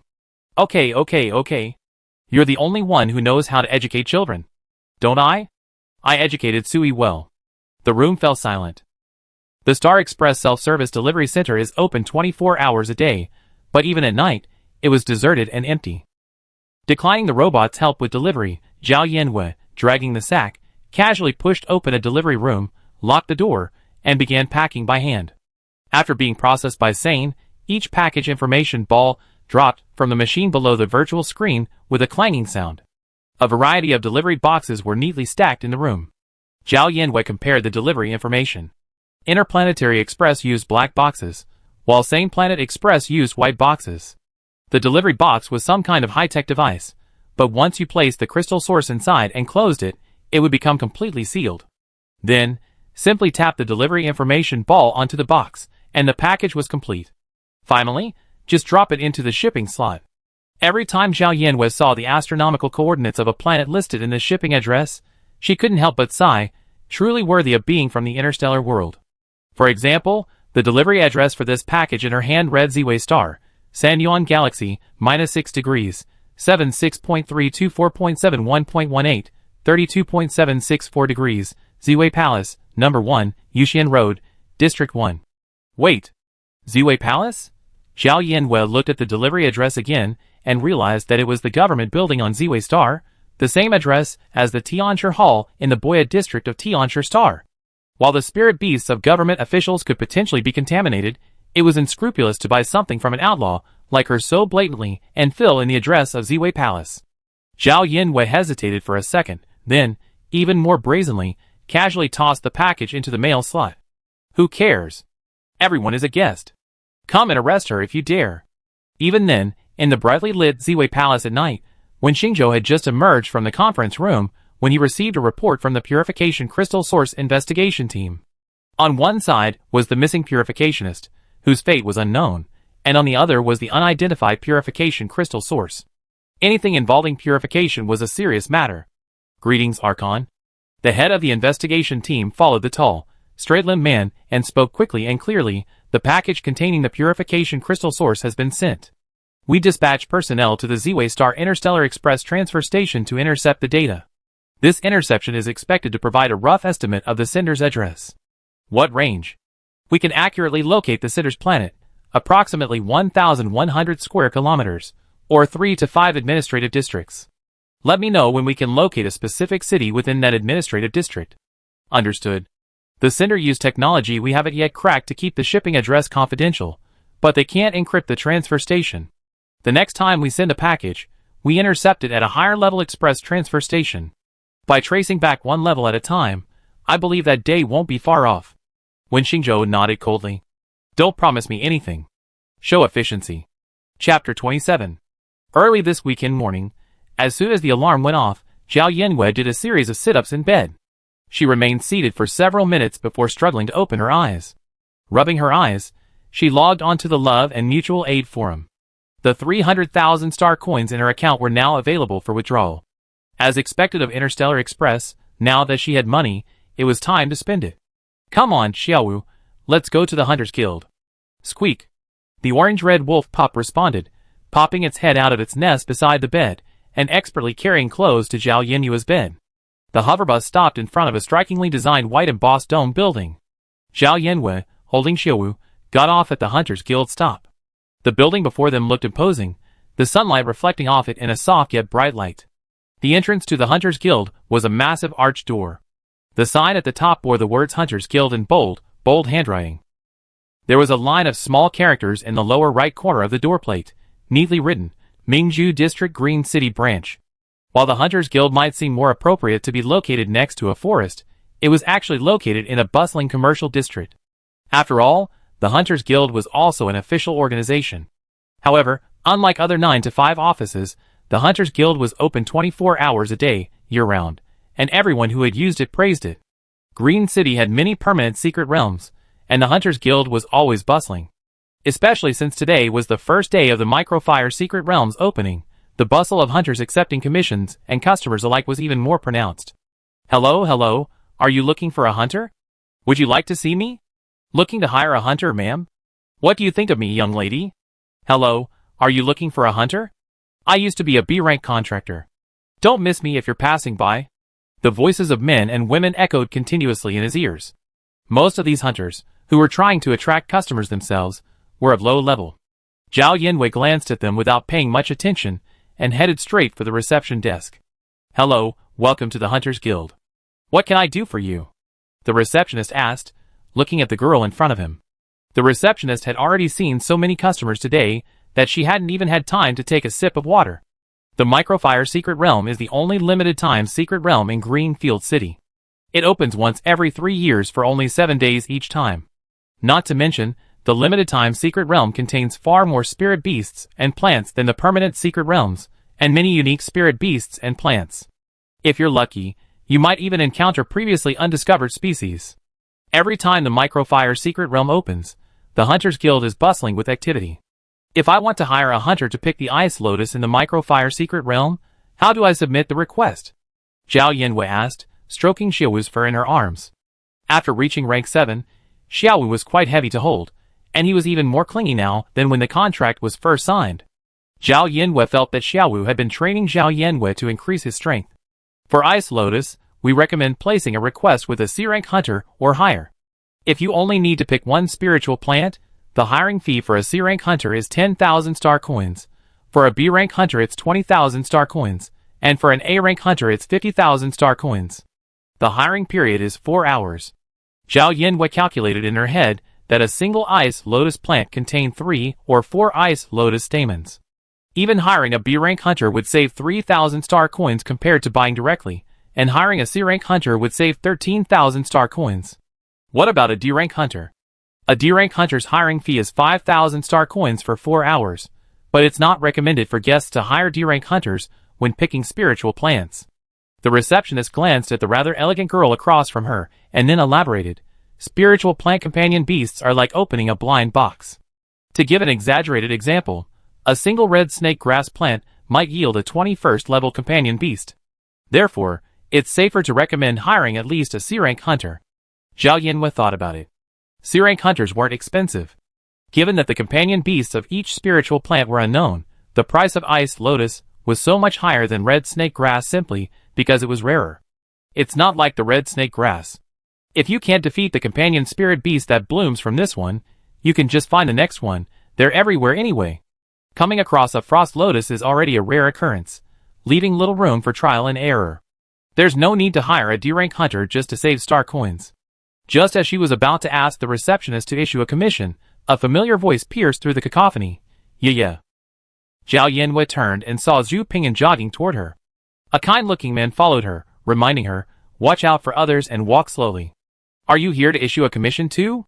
Zhu Ping'an asked, looking at his desk mate standing next to the reception desk. Without waiting for Zhao Yanwei to reply, she turned to the man beside her and introduced him. This is the desk mate I told you and Mom about, the one with the S-rank spiritual C. Hello, uncle. Zhao Yanwei greeted him. Hey, hello. Zhu's father smiled at her, then his gaze rested on the fire pup in her arms, praising her. You raised this pup very well. With these words, Zhao Yanwei's favorable impression of Zhu's father instantly soared. She briefly missed Chairman Zhao, a billion light years away, then looked at Zhu Ping'an and asked, are you hiring a hunter too? Yes, my father is a C-rank contractor. He'd be going into the secret realm with me, but we're also planning to hire an A-rank hunter, just in case he can't defeat the spirit beast I'm interested in. You know, the other spirit beasts in the secret realm are fine. If they're compatible, they can be defeated easily. Zhu Ping'an's tone was tinged with anticipation and nervousness. But I think contracting a mecha battle pet. These spirit beasts usually appear in their ultimate form in the secret realm, and they're not friendly at all, relying solely on force. Conquer, or hire another A-rank hunter for a safer outcome. A-rank hunter. Zhao Yanwei immediately grasped the key words. 50,000 star coins for 4 hours.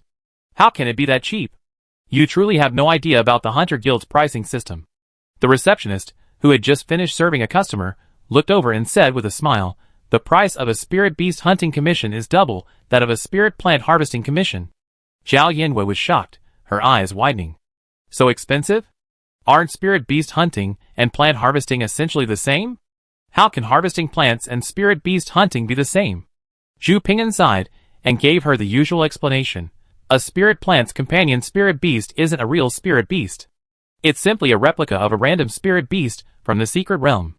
Once defeated, it dissipates without leaving behind any precious spirit beast eggs, so the hiring fee is naturally lower. Not low, huh? Zhao Yanwei offered an objective assessment. Zhao Yanwei, who had originally thought her wallet was bulging, suddenly felt a pang of envy when she thought about the 100,000 star coins an A-rank hunter could command for 4 hours. People can't even empathize with their former selves. Zhu's father had already completed the order and walked over. Seeing this, Zhu Ping'an waved to Zhao Yinwei and said, "See you on Monday. I show you the first one I contracted a spirit beast with." Zhao Yinwei nodded and looked away. Just as she was about to continue what she had been interrupted about, someone called out to her. "Hey, little girl. You want to gather spirit plants, right?" She looked over impatiently, and saw a rugged-looking middle-aged man standing not far away. Zhao Yinwei had some impression of him. He was one of the hunters soliciting customers at the door before. "Do you need to hire a hunter? I used to be a B-rank contractor. Don't miss me if you're passing by." Zhao Yinwei looked the man up and down. "So what rank are you now?" "Well," the middle-aged hunter rubbed his head, gave an embarrassed smile, and said, looking honest, "I'm D rank now." "How did it drop?" Zhao Yinwei stared at him suspiciously. "I'm not lying. My contracted spirit beast had already reached B rank, but it died due to contamination. My spiritual C also regressed 2 levels because of this. Now my contracted spirit beast is only D rank." At first glance, Zhao Yinwei's voice rose a few notches. "Does the spirit C level also regress when a spirit beast dies? What else?" The man glanced at her, seeming a little puzzled by the question. "Since your spiritual C is contracted with the spirit beast, if the spirit beast dies unexpectedly, your spiritual C will naturally be affected. Will this also happen if a spirit beast dies of old age?" The man held his breath and gave her some elementary school common sense. Of course, natural death isn't affected by the contract, but spirit beasts that reach their ultimate state live longer than humans. Generally, you die before your spirit beast. So that's how it is. Zhao Yinwei suddenly understood, then coldly refused. "No, your level is too low. D level, or the level of a contracted spirit beast, is between 7th and 9th. Zhao Yinwei didn't want to gamble that the Ice Lotus would just yield a companion spirit beast he could defeat. Wait! The man hadn't expected her to leave so quickly after chatting for so long. He quickly stepped forward to make his pitch. "I'm telling you, there's really no need to hire a high-level hunter to harvest spiritual plants. High-level hunters don't usually take on spiritual plant jobs, and they've been doing even less these days. Besides, they don't know where spiritual plants grow as well as I do." Zhao Yinwei was indeed a little shaken upon hearing this. Didn't the micro-fire secret realm just open? You already know where spiritual plants grow? Aren't you going to harvest Ice Lotus? The man evaded the point. "I know the locations of several lakes in the micro-fire secret realm. If you hire me, I can take you there. Think about it. Hiring a high-level hunter wouldn't cost you a fortune, and they might not even find the spiritual plant you want after 4 hours. They're not experts at finding spiritual plants." There seemed to be some truth to this. Just as Zhao Yinwei was about to be persuaded, the man smiled, but the next moment, a clear male voice suddenly rang out. "Don't listen to him. Ice Lotus doesn't grow in lakes." Zhao Yinwei turned to see a boy, probably about 20 years old, staring at the hunter across from her with a chilling gaze. "Luo Ming, you sold me starlight fruit. There's no starlight fruit on the map. Give me back your money." Zhao Yinwei, She looked back at the hunter the boy had called Luo Ming. His rugged face still looked honest, but for some reason, a hint of cunning shone through.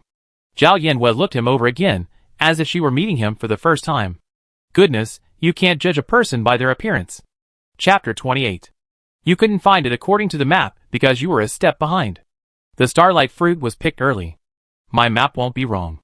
Faced with the boy's questioning, Luo Ming waved his hands repeatedly to clarify. Su Hanjiang thrust the map in Luo Ming's face, pointing at the markings, and said, "Okay, you're still being stubborn. If the starlight fruit was picked, the branches would still be there, right? You're from outside, so you might not understand." Luo Ming explained calmly, "Starlight fruit is always for those who are destined to get it. When all the fruit are picked, the fruit and the tree will disappear. If you don't believe me, just ask anyone." Su Hanjiang frowned and looked at the girl beside him, who was watching with great interest, holding a fire puppy. He asked doubtfully, "Is what he said true?" Zhao Yinwei was stunned for a moment, then pointed at herself and asked, "Huh? You're asking me?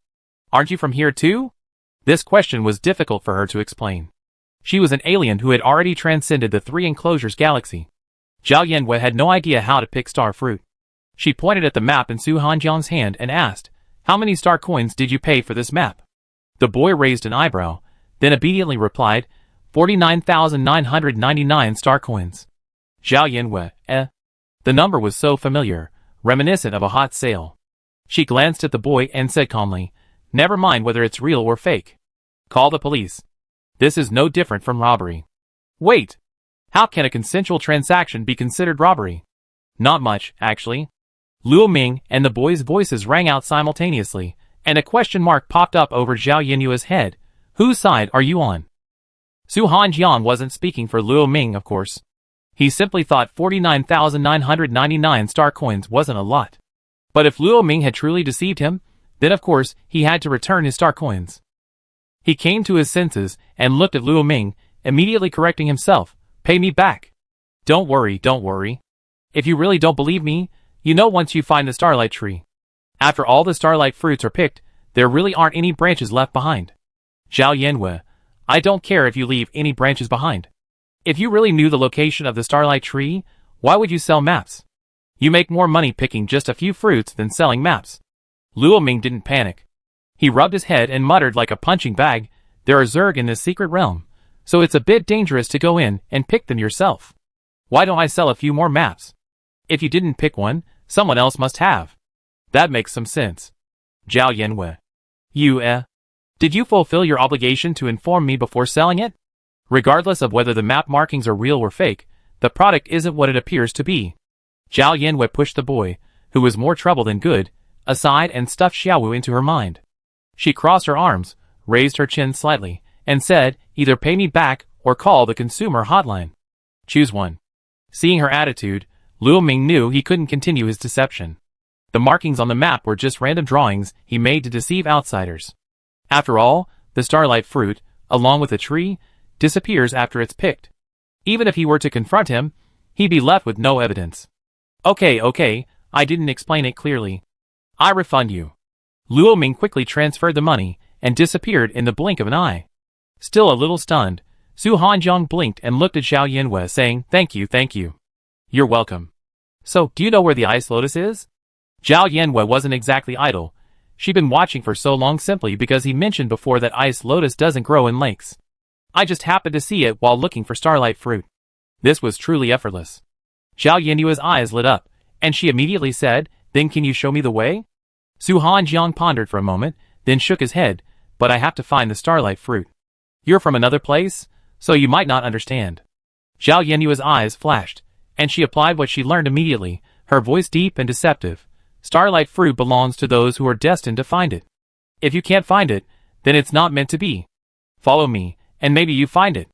I definitely have a connection with starlight fruit." "Really?" Looking down at the girl, whose fox eyes were filled with sincerity, Su Hanjiang nodded. "That's fine. Wait a minute, I sent out a request." Su Hanjiang stopped her and said, "I can help you pick it. I'm a Class B contractor." Class B contractor. Save 23,000. Zhao Yanwei turned around and began to flatter him. "You're truly a talented young man, so promising at a young age." Su Hanjiang remained unfazed by her praise. "After all, you helped me too." The Microfire secret realm is located on a mountain outside Greenfield City. The path from the foot of the mountain to the entrance is meticulously laid out, with layers of marble steps forming the climb. After more than 200 years of wear and tear, the steps beneath my feet have a subtle, ancient air, complementing the dense, ancient trees on either side. A stream of people surged up the steps, advancing in an orderly fashion. The final destination was an ancient, mysterious door. Square and approximately 5 x 5 in size, it was a perfectly standard, yet enormous door. In the center of the doorframe was a mysterious vortex, a variety of colors flowing through it, creating an overall vibrant black. The secret realm is owned by Tianshi Star. Like an amusement park, entry requires a personal chip scan. Well-trained security guards maintain order. As they followed the crowd forward, Zhao Yanwei asked quizzically, "By the way, what's your name?" "Su Hanjiang." "Sounds familiar." Zhao Yanwei searched her memory for a moment, suddenly perking up a bit. "Su Qingxue is your sister?" Su Hanjiang was used to this reaction. He tilted his head to look at her and said calmly, "Are you a fan too? Want an autograph?" "I have one in my pocket." A girl's voice languidly came from the front. No. Aren't you? My sister is a very nice person. Why don't you follow her?" Zhao Yanwei didn't bother to answer him, but the boy behind her persisted. He reached out and gently poked her shoulder. "My sister is really a very nice person." "Okay, I follow her on her Weibo when I have time. Okay. Seeing that she wasn't particularly interested in his advice, Su Hanjiang fell silent, his hand tucked into his jacket pocket, fiddling with the small, square card. How could anyone in this world not like his sister? How disappointing. After a moment of silence, Su Hanjiang perked up and asked, "By the way, you haven't told me your name yet." Zhao Yanwei told him her name. Su Hanjiang ran it over in his mind, feeling a sense of familiarity, but he couldn't quite place it. "I think I heard your name somewhere before." Zhao Yanwei replied in a literary nonsense, "I heard your name too." As they drew closer to the secret realm's entrance, the tall gate, seen from afar, gave off a faint sense of oppression. A verification robot patiently played instructions at the entrance. "Hello, passenger. Please aim your optical computer at the verification machine to check in. The Microfire Secret Realm is an open-air secret realm. Mention the secret realm exit in your mind, and walk 100 meters straight. The secret realm gate will appear. The secret realm exit is at the foot of the mountain, surrounded by a floating bus stop and a waiting area for aircraft. I wish you a safe and smooth journey." Zhao Yanwei was already adept at scanning the optical computer. With a beep, she confidently stepped into the vortex. Su Hanjiang was startled by this, and instinctively reached out to pull her, but his hand was empty. He had to quickly quicken his pace, and follow her into the secret realm. A sudden feeling of weightlessness came over him, but the next second, his shoe sole landed on solid ground. The first thing that struck me was the scorching heat. The surrounding vegetation was lush, and the air carried a faint smell of sulfur. Even more remarkable was the occasional eruption of flames from the nearby crater. No lava, just pure fire. Wow! Looking at this bizarre scene, Zhao Yanwei instinctively wanted to share her thoughts with Su Hanjiang, but when she turned, she found no one in sight. A message beeped on her computer. Zhao Yanwei clicked it, and saw it was from Su Hanjiang. "Su Hanjiang, location Su Hanjiang. There's a saying, you can't step into the same river twice. The same goes for secret realms, because they're also moving. Su Hanjiang, don't you know you need to bring your companions with you when entering a secret realm? Zhao Yanwei, location Su Hanjiang, don't run around. I find you." Zhao Yanwei, okay. "Su Hanjiang, you're welcome." Su Hanjiang, "Oh, you didn't say thank you." Xiaowu had already emerged from the spiritual sea on his own. He sniffed the grass from time to time, his expression serious, like a bodyguard checking for nearby dangers. Soon, hurried footsteps echoed through the forest. Xiaowu immediately pricked up his ears, and stood warily in front of Zhao Yanwei, his green eyes staring straight ahead. A boy emerged from the woods at a trot, then paused in surprise after emerging. He bent down, propping himself on his thighs to catch his breath, then greeted in a steady voice, "Hi." Yeah. Zhao Yanwei had expected Su Hanjiang, but unexpectedly, it was another familiar face. She raised her hand, curled her 4 fingers, and waved like a lucky cat. What a coincidence. "It's so good to see you." Song Yuan sighed, sounding genuinely moved. "I'm glad you wanted to see me so much." Zhao Yanwei was confused, then frowned slightly and asked, "Why do I feel like the ground is shaking? Do you have any ideas?" "As expected, yeah. Your feelings are spot on." Before Zhao Yanwei could process his meaning, Song Yuan moved aside and said, "Please look at the big screen." A giant toad was leaping towards him from behind, its massive body causing the ground to tremble slightly with each bound. Once Zhao Yanwei had a clear view of the toad, taller than a human, he scooped Xiaowu from the ground and ran off. Xiaowu, alert at this, entered his spiritual realm without causing any burden to Zhao Yanwei. Seeing Zhao Yanwei run off without a word, Song Yuan was startled and hurriedly followed. He panted, his voice a little hoarse as he shouted, "Zhao Yanwei, don't run. It's been chasing me for 2 kilometers. I can't get away. I can't get away at all. I shouldn't run. Can you please not run?" Zhao Yanwei ran even faster, praising him casually, "You're such a scoundrel, Song classmate. We're classmates, and my like I has been your sparring partner for so long. Let's share our hardships, okay? Who wants to share our hardships? If you can't escape, why don't you leave the secret realm? It's Tian Linya's companion spirit beast. Help me. You get tons of star coins after you do this." "Too many star coins? With your 50 star coins a day allowance? Don't do that. It's hard for me to answer you like that." The moment he saw the giant toad, Zhao Yanwei used his mental power to sense its rank. It was a 9th rank spirit beast. She ran without stopping. "Whoever wants these 50 star coins can have them. I don't want them. Let's go together." With 2 7th level spirit beasts, We still have a chance of winning. Don't run. Wait for me, Zhao Yanwei. The giant toad behind her wasn't swift, but it was incredibly persistent and enduring. Zhao Yanwei was chased in circles for 2 kilometers. A hint of rust settled in her throat, and her legs felt like they were filled with lead, unable to lift a muscle. After mentally cursing Song Yuan for the 100th time, she had no choice but to stop and find the nearest tree to lean against, trying to catch her breath. Since we're classmates, I might as well help you. Song Yuan had run so hard that he was practically fainting. His breathing was so heavy it sounded like a bellows, and he bent over, leaning against the tree trunk to catch his breath. The two panted for a long moment, like old oxen unwound from a millstone. Only then did Song Yuan recover and reply, "It's really not that you can't run anymore." Zhao Yanwei, ? I mean, you're really kind. Zhao Yanwei ignored him and shouted at the top of her lungs, "Xiuwu." The orange-red wolf, with a large tail, and Like I appeared simultaneously. This time, Like I didn't appear until the last second, but his movements remained slow, and there were visible damage on his tortoiseshell, making him look rather disheveled. Higher-level spirit beasts naturally suppress lower-level ones. Seeing the approaching behemoth, Xiaowu, though his tail hairs were about to explode, still stood proudly before Zhao Yanwei. As the tremors grew stronger, the giant toad's silhouette grew larger in Zhao Yanwei's eyes. It was a spirit beast about 2 meters tall, with a broad, flat head and sturdy limbs. Its body was a gray-green of varying shades, with strange black stripes.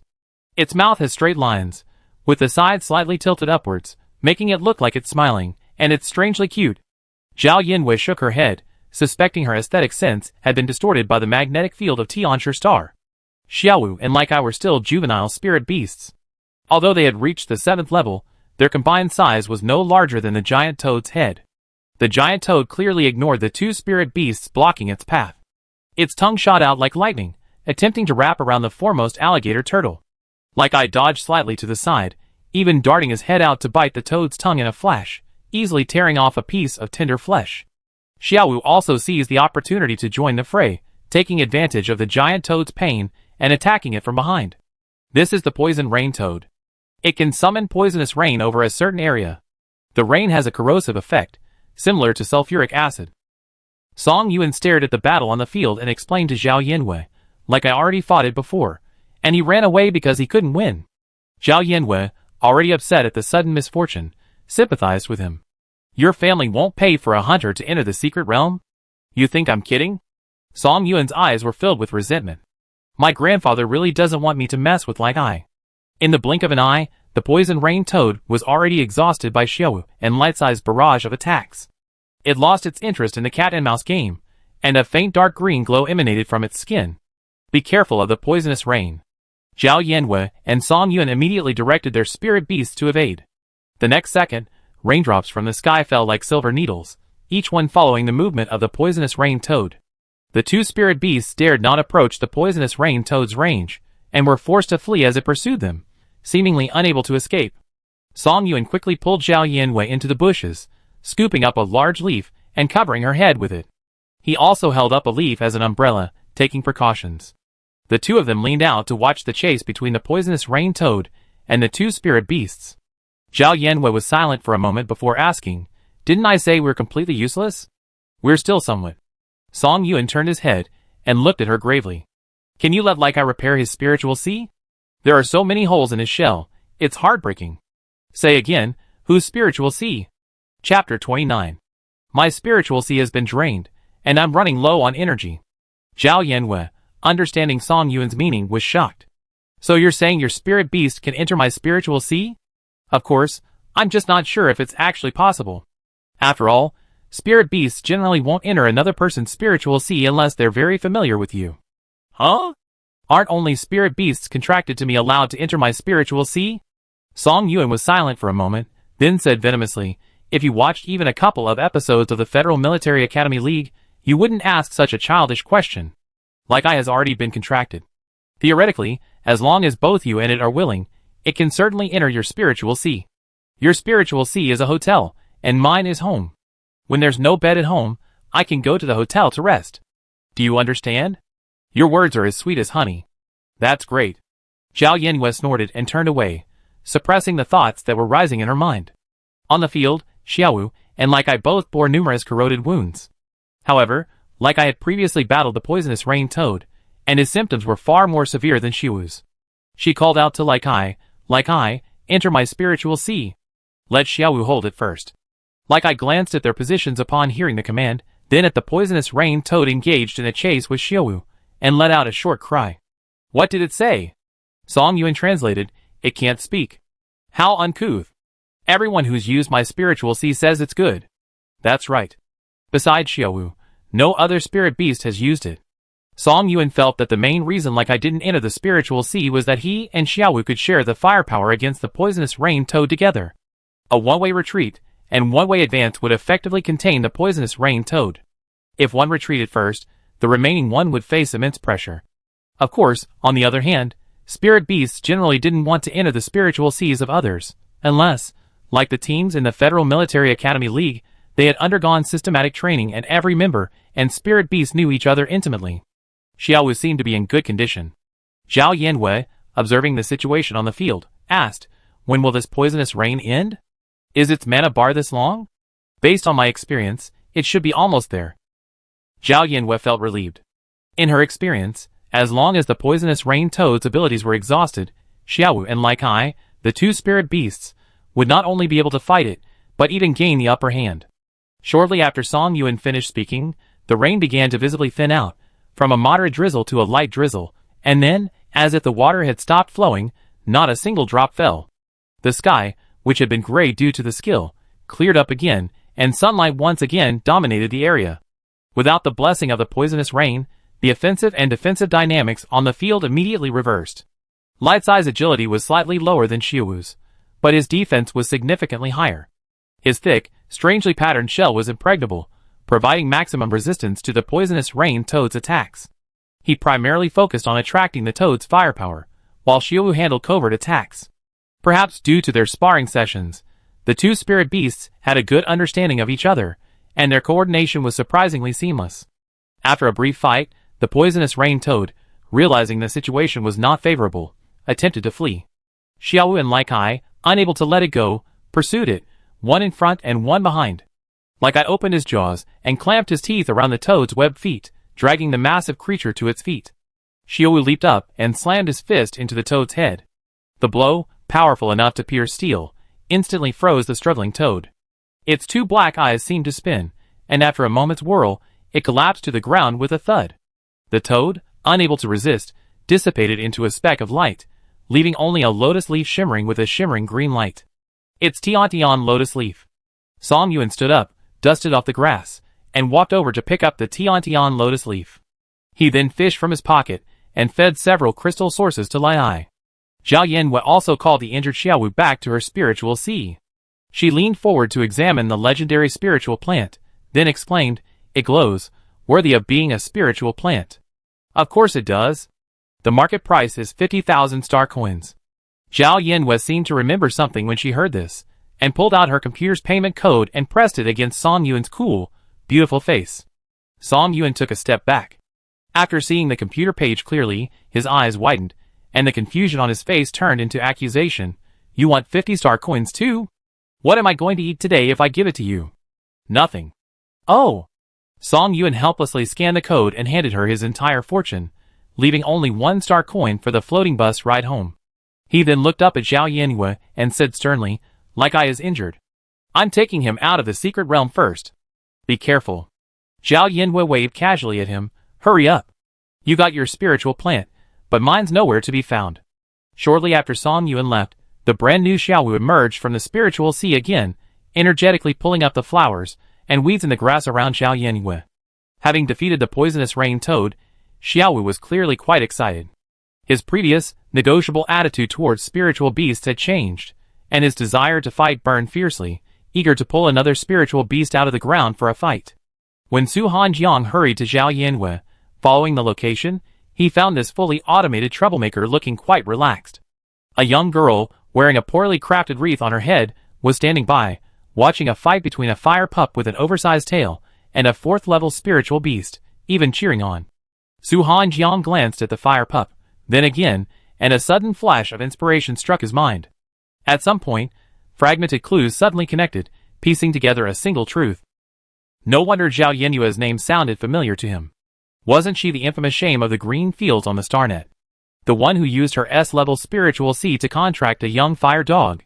This title had spread all over the Z-Way Star network. Even he had heard of it. However, Su Hanjiang couldn't really object to the title. His S-level spiritual C, once constructed, was already polluted at 78%. Even if he were admitted to the Mecha Vanguard department, he wouldn't be able to fight on the battlefield in the future. It was hard to tell who was more shameful.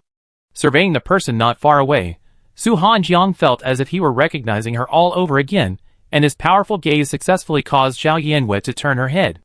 Zhao Yanwei paused, fanning herself with a large leaf, and was about to express her welcome to him, when she saw a complex mix of emotions welling up in the boy's eyes. The look in his eyes was a mixture of 60% disappointment and 40% loss, forming a fan-shaped statistical chart. These two intense emotions intertwined, and he finally sighed deeply. Isn't it just that he walked an extra 3 kilometers? Zhao Yanwei was baffled by his gaze. After a moment's thought, she simply said, "It was my mistake not to hold you back when we entered the secret realm." "I'm sorry." Su Hanjiang was startled at this, then shook his head. "It's okay. It's not your fault. You don't know what's going on." He then fell silent, seemingly still lost in his own emotions, exuding a sense of loss and depression that seemed to be shattering. Zhao Yanwei? He already said it wasn't her fault, so what was going on? Zhao Yenyue's gaze made her hair stand on end, her heart flaring with anger. She raised her chin and said angrily, "If it's not my fault, then it's yours. So apologize." This sentence instantly shattered Su Hanjiang's chaotic thoughts. He suddenly raised his eyes, his gaze suddenly clear. Perhaps because Zhao Yenyue's tone was so matter-of-fact, Su Hanjiang spoke without even thinking. "Yes, I'm sorry?" Looking at Su Hanjiang, now back to normal, Zhao Yanwei felt relieved. She nodded coolly and said generously, "It's okay." Finally understanding what had happened, Su Hanjiang said, "Eh." He cleared his throat, ignoring the chaotic apologies on both sides, and gestured for Zhao Yanwei to look at the volcanoes in the distance, where fire was occasionally smoldering. "The ice lotus I saw is growing in the crater." Zhao Yanwei looked in the direction he pointed and saw several volcanoes. Some were erupting, some were emitting white smoke, and some were as quiet as death. "Can you tell which volcano's crater this is?" "Wait a moment." Su Hanjiang took out a counterfeit map worth 49,999 star coins and looked at it, pondering for a moment. "I'd taken this route before. I remember passing by to the west of me." After studying it for a while, he confidently closed the map. Turning to meet Zhao Yenyue's expectant gaze, Su Hanjiang remained calm and said calmly, "Let's go. It doesn't matter which one it is. Ice lotus grows in the crater." After all, this was the B-rank hunter she conned out of buying for free. Zhao Yanwei was silent for a moment, then clapped her hands and praised, "That makes perfect sense. You're a genius. Let's go." The volcanoes looked not far away, but the secret realm's ecological environment was relatively pristine. Walking through it felt like transforming into a jungle adventurer trekking through the mountains.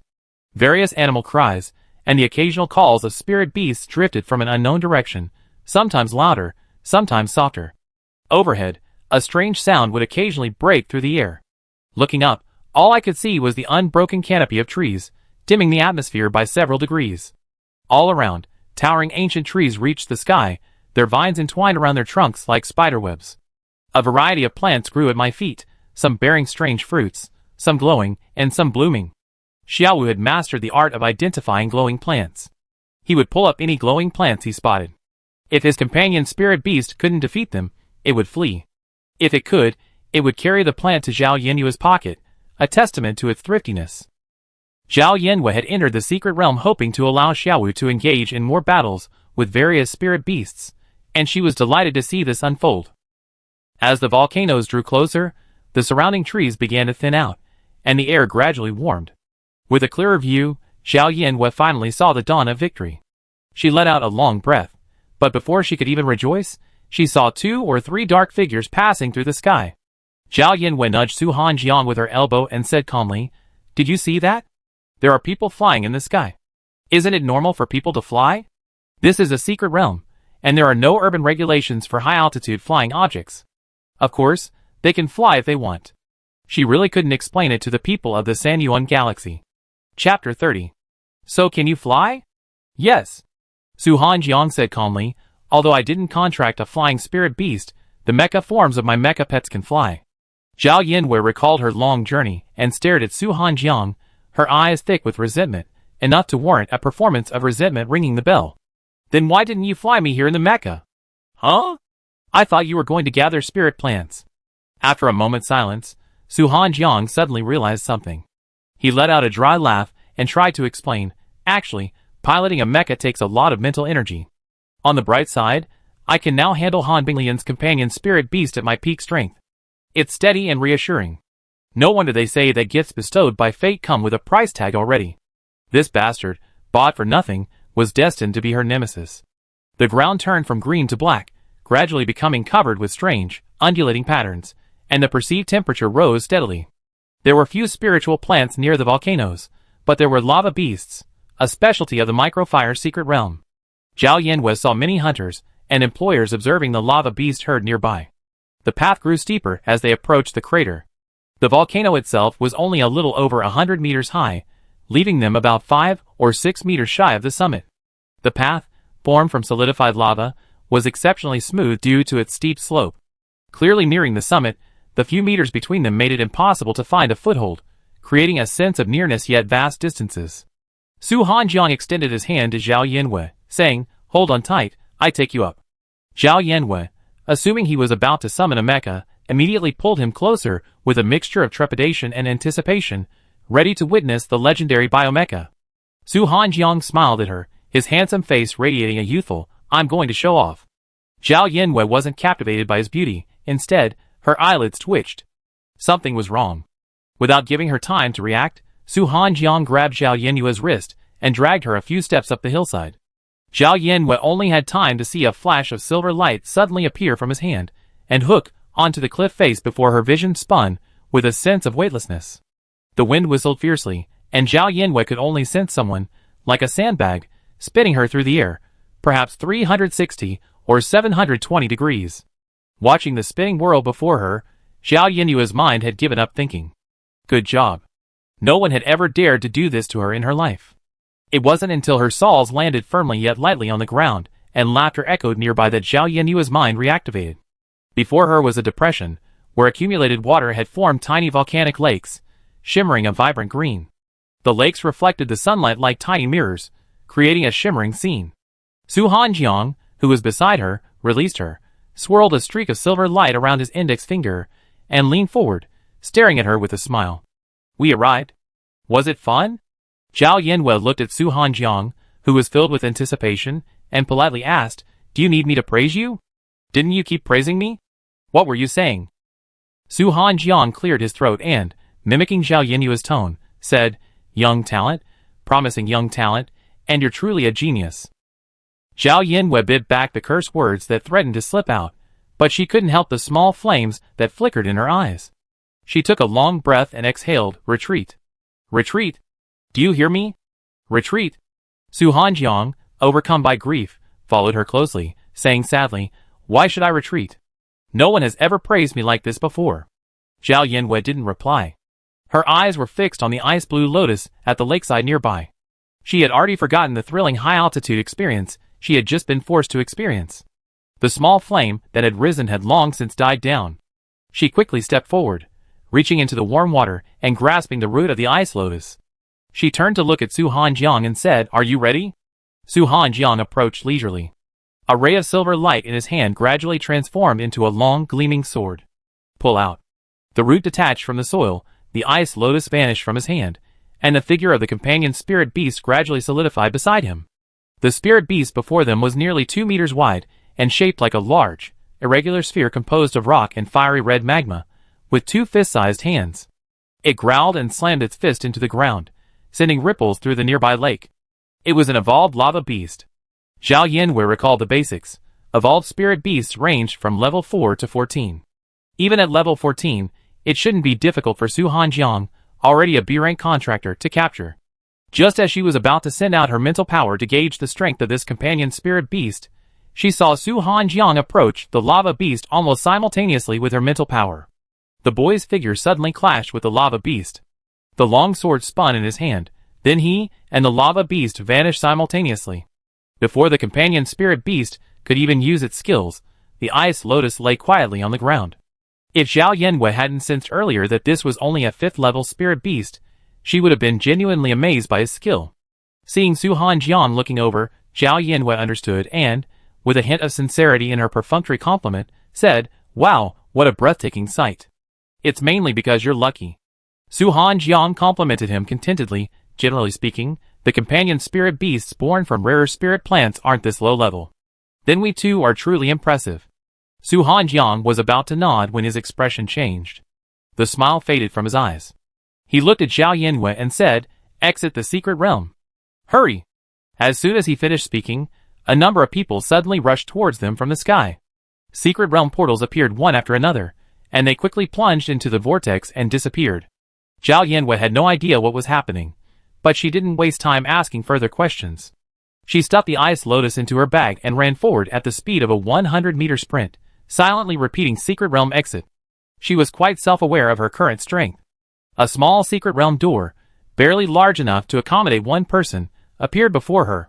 Just as she was about to take a step forward, a flash of metallic light cleaved the door in two. Zhao Yanwei's eyebrows jumped, and she turned abruptly to see a humanoid monster composed entirely of metal looming on the horizon. It had a human-like torso over 3 meters tall, a slender figure, and its metal surface seemed to be coated with a layer of flowing dark matter. A luminous crystal source, like a gem, was embedded in its chest. From the crystal source, irregular lines of light spread outward, then gradually faded. Even though its entire body reflected a cold, hard metallic gleam, resembling a sophisticated, high-end robot from every angle. The 2 slender tentacles atop its head clearly revealed it to be alive. The 2 slightly trembling tentacles looked incredibly fragile, completely out of place in the overall composition, yet exuded a strange, terrifying, yet harmonious quality. Zerg. B-level Zerg. Zerg. Zerg. As Zhao Yanwei ran, she subconsciously used her mental power to sense it, and thought, it's indeed a high-level Zerg, looking remarkably different from the Zerg remains she seen at the recycling station. At that moment, a sudden, intense gaze, like that of a prey, washed over her. Even though the Zerg's head was covered in metal armor, its features invisible, Zhao Yanwei knew immediately that it had identified her as a target. Her breath hitched, and she remembered that her mental power might be quite delicious. Using mental power to sense a Zerg's level was no different from simply unleashing a powerful attack on it head-on. Zhao Yanwei, realizing this, ran faster than a rabbit, her heartbeat thumping in her chest, her hair blown back in a straight line by the wind. The exit to the secret realm appeared once more, only to be abandoned once more as Zhao Yanwei watched anxiously. A loud clang of metal clashing could be heard from behind. She slowed her rapid breathing and looked back, only to see a towering mecha gleaming with a cold silver light appear in the air, pushing the Zerg back a considerable distance. It was Su Hanjiang. The 2 metal constructs collided in the next second, then streaked across the sky like 2 giant meteors, sending sparks raining down like a rain of fire. The air trembled violently, even forming powerful vortexes as the fighting unfolded. This was the kind of combat power humans could possess. Zhao Yanwei's eyes reflected the aerial scene, her mind trembling slightly, like a country bumpkin entering a city for the first time. The silver-white mecha and the Zerg fought from the sky to the ground and back again, their battles continuing, their speed and movements increasing with increasing ferocity. A murmur echoed from Shiwu's mind sea. Zhao Yanwei's consciousness probed into her mind sea, revealing a faint, gray-black haze in the once blue sky and white clouds. A gentle breeze blew past, mercilessly shattering the gray mist that had just emerged. The entire mind sea seemed to operate automatically, constantly purifying the pollution that was slowly and painstakingly seeping in. Zhao Yanwei glanced back, as if realizing something. The battle in the sky was fierce and stalemated, and the Zerg clearly had no time to capture her. She pondered for a moment, but instead of taking the opportunity to summon the secret realm's exit, she turned a corner and crouched down behind a large rock. The deafening sound of collisions echoed through the space. After an indeterminate amount of time, someone was slammed to the ground, sending volcanic ash billowing into the air. Zhao Yanwei's feet were numb from squatting. She leaned forward, holding onto the rock, and peered out. She saw the silver-white mech bend down and, with a clumsy movement, pull the crystal source from the chest of the Zerg lying in the pit. The mech dissipated into a speck of light, and a spirit beast that looked 70% like a snow leopard leaped out of the pit, carrying the unconscious Su Hanjiang on its back. She knew, if nothing unexpected happened, something unexpected would happen. When Zhao Yanwei discovered the contamination in her spiritual sea, She immediately realized that Su Hanjiang's condition might be dire. She had heard that Su Hanjiang's spiritual sea contamination level was as high as 77%, just 3% away from the dreaded mania. Both she and Su Hanjiang had S-level spiritual seas. If the Zerg's contamination could affect her, Su Hanjiang, who was closer to it, would be in a more serious situation. I just don't know why he didn't leave the secret realm under such circumstances, insisting on fighting the Zerg to the bitter end. He couldn't risk developing a manic attack just to obtain a B-level crystal source. Chapter 31. Zhao Yinwei stood behind a large rock, locked eyes with a pair of azure eyes for a moment, before the snow leopard took steps toward her. The leopard's fur, a gradient from white to silver from root to tip, cast a halo of light in the sunlight. Its approach carried a sacredness yet a hint of oppression. Zhao Yinwei stood still as the snow leopard stopped in front of her. Its thick tail swung, releasing the person from its back. Its heavy pink paws rested on Su Hanjiang's body, and its mouth opened, revealing two long, sharp canine teeth. Meow. The sound didn't match the real thing. Zhao Yinwei didn't understand, but she nodded deeply. Okay, got it. Meow. The snow leopard's eyes lit up, and it gave her an admiring look before disappearing into Su Hanjiang's spiritual sea. The injured man made a noise at this moment. Zhao Yinwei looked in the direction of the sound and found Su Hanjiang, leaning against the rock, his head huddled up with his hands in his arms. He was already in a semi-comatose state, his face pale, his brow furrowed. Blood had formed on his lip from where he'd bitten it, and the bright red liquid was running down his chin and onto his fair neck. It hurts. Zhao Yinwei saw this and walked over. She patted his face, feeling a warm touch on her fingertips. Let go. The boy frowned and turned his head away. Not only did he not let go, he bit even harder, nearly ripping his lower lip apart. Beads of blood oozed out. Don't blame me for being rude if you don't obey. Zhao Yinwei reached out and pinched Su Hanjiang's face mercilessly. Her fingers squeezed together, squeezing his cheeks into a goldfish-like shape, successfully stopping his self-harming behavior. Su Hanjiang's eyes blearily opened, and he tilted his head back, freeing his face, which had been pinched and bruised, from her grasp. Then, breathing rapidly, he fell to his side on the ground. He was clearly in agony, tossing and turning, rubbing himself dirty before sitting up and, as if madly banging his head against the rock, the force of his movement looked like he was about to commit suicide. Zhao Yinwei was startled, and quickly slid her fingers into the back of his shirt and pulled him back, bringing Su Hanjiang's head to a stop just a few centimeters from the rock. Young man, don't be so desperate. Su Hanjiang could no longer hear anything. He clutched his head and fell to the ground again, his body curled up, his voice hoarse and unable to speak. Let me die. If you had known this would happen, you would have dared to confront the Zerg. Why didn't you leave the secret realm? Zhao Yinwei asked.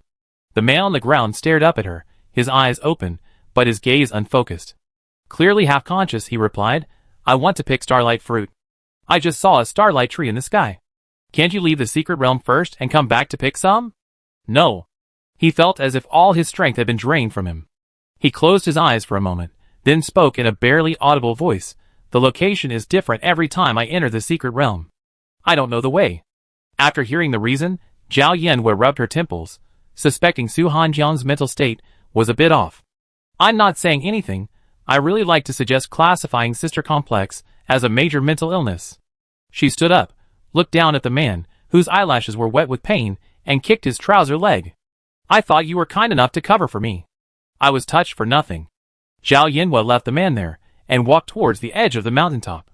She circled around, looking towards the woods at the foot of the mountain, scanning them carefully. Sure enough, at the junction of the volcano and the forest, she spotted an unassuming starlight tree. A starlight tree bears a lot of fruit, each worth a fair price. Picking all of them could earn you a considerable amount of star coins.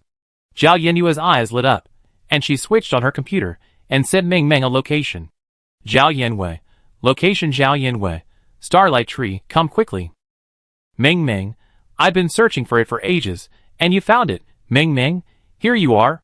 Not far from me. Meng Meng. But didn't you say you weren't looking for starlight fruit? Zhao Yinwei. Don't worry about it. Pick them all quickly, and split them 50-50 with me.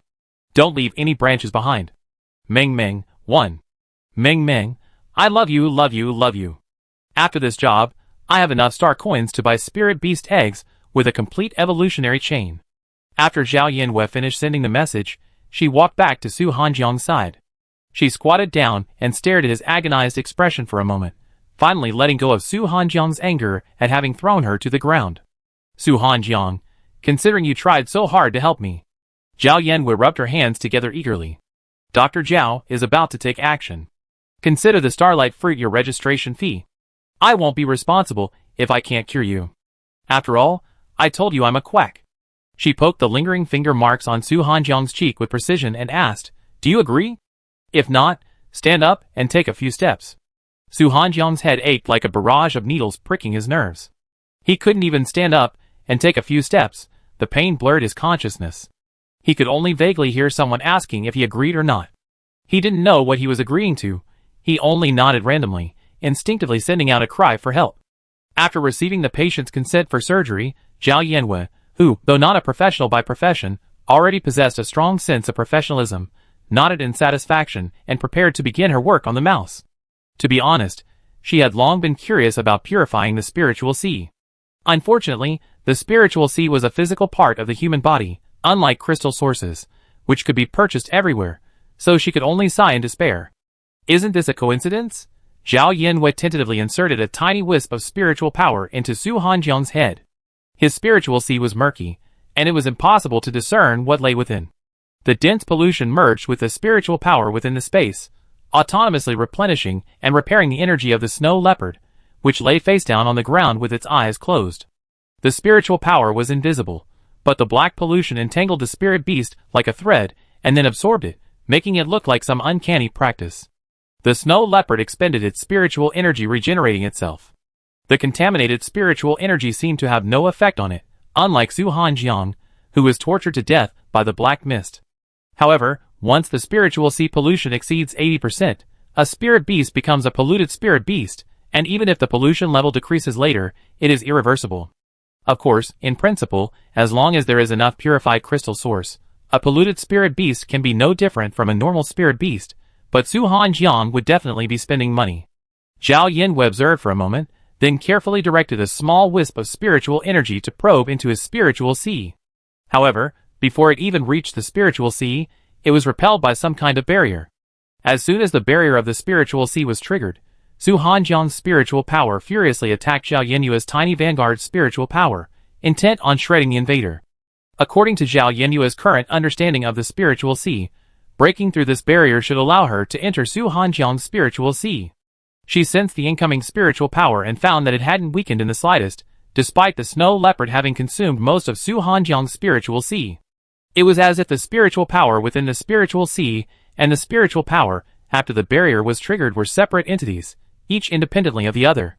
Even if the spiritual sea was empty, it couldn't easily penetrate the barrier. True to the saying, practice makes perfect. Zhao Yanwei further enriched her theoretical knowledge and then, after calculating, mobilized most of her spiritual power. As soon as her spiritual power was released, it began to rage, like a prisoner finally released after 500 years of imprisonment, even more frantic than the manic Su Hanjiang's. Perhaps because Su Hanjiang was unconscious, his mental power entered his mind unhindered. As soon as Zhao Yanwei's mental power entered, it saw the enemy charging fiercely at one of its small clones, its entire being brimming with riotous fury, its entire being raging as if ready to slap its clone twice. The mental power, newly arrived at the battlefield, was instantly enraged. From its birth until now, it had never been slapped in the face by anyone other than Zhao Yanwei. It merged its clones into one, then, without a word, charged towards Su Hanjiang's mental power like a meteor, brimming with bravery and defiance, its entire being clearly marked with the words, "Today I am breaking and entering a private house." Or rather, open the door. Home invasion. The two spiritual powers collided with a bang. Zhao Yanwei's spiritual power, taking the time to manifest a hand, slapped the opponent fiercely. Then, her body leaped like flames, as if shouting, "How satisfying!" Su Hanjiang's spiritual power clearly didn't understand the meaning of being slapped. The force wasn't even 1,000th of what it had been during the collision, but it could vaguely sense the opponent's arrogance. Already tortured by the pollution, it was raring to annihilate the world, and now it was even more restless. The two spiritual powers clashed as if they had met their mortal enemy, with no clear winner. However, Zhao Yanwei's spiritual power, taking advantage of the fight, occasionally manifested multiple hands to slap the opponent. It didn't hurt at all, but it was inexplicably irritating. This was Zhao Yanwei's first time treating a patient, and she wasn't sure if the procedure was correct. She worried that delaying the treatment too long would damage the patient and ruin her reputation, which she didn't even have. So, she simply mobilized all the remaining spiritual power in her body, leaving her spiritual sea empty. With the addition of a new spiritual force, Su Hanjiang's spiritual force was finally defeated. It huddled back within the barrier, languidly, akin to the despair of a man left to die after a severe blow. Zhao Yanwei directed her spiritual force closer to the barrier, politely curling up a strand of it and knocking on the door. The barrier seemed speechless. With a desperate effort, it opened up a vast arch-shaped space, large enough for Zhao Yanwei's massive spiritual force to pass through. That's not necessary. She wouldn't even enter, even if she was asked to. Zhao Yanwei observed the black mist filling Su Hanjiang's spiritual sea. With calculated gestures, she then released a small strand of her spiritual force and passed through. Once this strand of spiritual force entered the spiritual sea, it swept across the inky black sky like a gentle breeze, obliterating both the spiritual force and the pollution in the space wherever it passed. The snow leopard opened its eyes, as if aware of something. After glancing around and finding nothing, it lazily lay back down, absorbing its spiritual energy. The black mist in the air had only thinned slightly, but Su Hanjiang's spiritual sea remained too dark to discern its precise appearance. Zhao Yanwei glanced at Su Hanjiang's condition and noticed that his brows had relaxed, and his entire being had calmed down. She withdrew her spiritual energy and stopped interfering with his spiritual sea. Chapter 32. When Ming Ming found Zhao Yanwei, she discovered she was already waiting beneath the starlight tree. A person and a massive silver frost snow leopard were leaning against its base. The Encyclopedia of Spiritual Beasts stated that the silver frost snow leopard was a metallic spirit beast, not a common species on Tianshi star. Ming Ming took a few more looks at it curiously. Who is this? She walked forward, pointed at the figure on the ground, and whispered somewhat cautiously, is this the person who came to steal the starlight fruit from you and was knocked unconscious by you? Zhao Yanwei was about to retort, but after a moment's reflection, she realized that Ming Ming's interpretation was acceptable. To be more precise, she had stolen Su Hanjiang's starlight fruit. Don't worry, he's my hired hunter. Ming Ming breathed a sigh of relief, then wondered, what kind of hunter is so incompetent?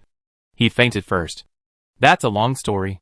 Zhao Yanwei brushed the topic aside, and then tried to command Su Hanjiang's snow leopard to climb the tree and pick fruit. She had previously summoned the snow leopard, which had recovered from its rest in its spiritual sea, and had it carry Su Hanjiang down the mountain. This time, the silver frost snow leopard simply ignored her commands, and lazily lay down. Zhao Yanwei immediately approached, gave it a back rub, and tempted, didn't your master enter the secret realm just to pick starlight fruit? Help me pick some, and I give you half. This didn't seem to appeal to the snow leopard at all. It wasn't eating the starlight fruit. So do you still want to leave the secret realm? Your master isn't conscious right now. I wonder what you do without me. The snow leopard yawned with its mouth open. Not only did it not stand up, it even turned its head and closed its eyes, acting as if it was ignoring the nagging. Zhao Yanwei, No wonder they say spirit beasts are all ancestors. They're really annoying. What are you doing? Come and get it. Ming Ming's voice came from above. Zhao Yanwei looked up and saw her already perched on a tree branch, sack and pruning shears in hand, quite prepared. The starlight tree wasn't too tall, but it was still about 4 or 5 meters tall. Zhao Yanwei couldn't climb trees, so she subconsciously assumed Ming Ming couldn't either, but she turned out to be quite agile. Zhao Yanwei immediately gave up trying to convince the snow leopard. She stood on tiptoe and took the heavy sack. The two of them, one picking and one receiving, quickly and efficiently plucked the entire starlight tree. Ming Ming, clutching the last starlight fruit, plucked a fruit as she jumped down from the tree. The starlight tree vanished before their eyes. Zhao Yanwei clapped her hands. You know what? That jump is pretty cool. Ming Ming smiled shyly. It's just standard procedure. The star fruit on a single tree must have weighed at least 200 or 300 pounds. The two of them, panting, dragged the sacks out of the secret realm. Snow Leopard walked leisurely, carrying Su Hanjiang on his back. It was already late outside. When they went to the checkout counter, the staff member saw the star fruit and asked, "Are you selling it to the Federation?" Ming Ming nodded immediately. She had picked the star fruit to earn star coins, and she sold every last one. Zhao Yanwei saved a large bag for herself, intending to taste the saltiness of the fruit, but Ming Ming called her extravagant. She casually stuffed a fruit into Ming Ming's mouth and manually muted her microphone. Because he sold the starlight fruit and settled the star coins for the ice lotus, Zhao Yanwei made a lot of money. He was quite satisfied with the results of this trip into the secret realm. At this moment, Su Hanjiang finally sat up, rubbing his head. Seeing this, Silver Frost Snow Leopard glanced back at him, then without a word, disappeared into his spiritual sea. The vehicle vanished into thin air, and before Su Hanjiang could react, he had already deftly steadied himself and stood upright, avoiding the sudden fall. He looked around and saw the floating bus stop not far away, shrouded in the night. A sudden, thunderous expression crossed his face. Huh? Have we left the secret realm? The starlight tree he had caught a glimpse of was still within the secret realm. The mastermind, who had already plucked the starlight tree bare, spoke calmly. The microfire secret realm will be open for 7 days anyway. You can go back in and look for it. You fainted, so I had to bring you out. Su Hanjiang's memories gradually returned. He hissed and looked at Zhao Yanwei, only to notice a girl standing beside her, staring at him curiously. My spiritual sea? What's wrong with your spiritual sea? Zhao Yanwei asked. Su Hanjiang felt his spiritual sea, which seemed to be no different from usual, and his mind was in a state of confusion. He didn't dwell on the starlight fruit incident, simply shaking his head. Nothing. I just remember a terrible headache. Maybe the contamination exceeded 80%, and I had a manic episode. Then I have to get it checked out. Maybe it was just a simple headache. Huh? Really? Zhao Yanwei spread her hands, bewildered. I was just trying to comfort you. Are you really asking me? You're so cold. If you're comforting me, just comfort me. As someone whose dream since childhood had been to become a purifier, Ming Ming was clearly interested in this topic. She continued, this level of contamination is already serious, but as for those with manic symptoms, the Federation will probably prioritize them during the purification process. Priority or no priority doesn't matter to me. No other purifier can purify my spiritual sea, only my sister can. Hearing this, Ming Ming's mind suddenly lit up, and she asked the same question as Zhao Yanwei. Wait, your sister isn't Princess Su Qingxue, is she? Su Hanjiang instinctively said, are you a fan too? Do you want an autograph? I have one in my pocket. This time, the person who responded was very supportive. Ming Ming nodded with sparkling eyes. Yes, thank you. It could sell for a lot of star coins, so why not? Both parties were delighted, looking at each other with admiration, and their relationship suddenly became much closer. Ming Ming stuffed the signed postcard into her pocket and offered heartfelt comfort. One day, your spiritual sea will be purified, you see. She brainstormed for a moment and immediately came up with a well-reasoned soothing remark. Isn't His Highness Zhu Qing an E-level purifier? But he can purify A-level crystal sources. Perhaps there will be purifiers who can purify you in the future. Su Hanjiang knew it was meaningless consolation and didn't take her words seriously, but he thanked her sincerely. Purifying crystal sources and purifying the spiritual sea are two completely different things. While E-level purifiers may not have abundant spiritual power, with practice, they can successfully purify crystal sources above E-level. However, since spirit beasts primarily feed on E-level crystal sources, most people don't spend the time and energy to practice purifying higher-level crystal sources.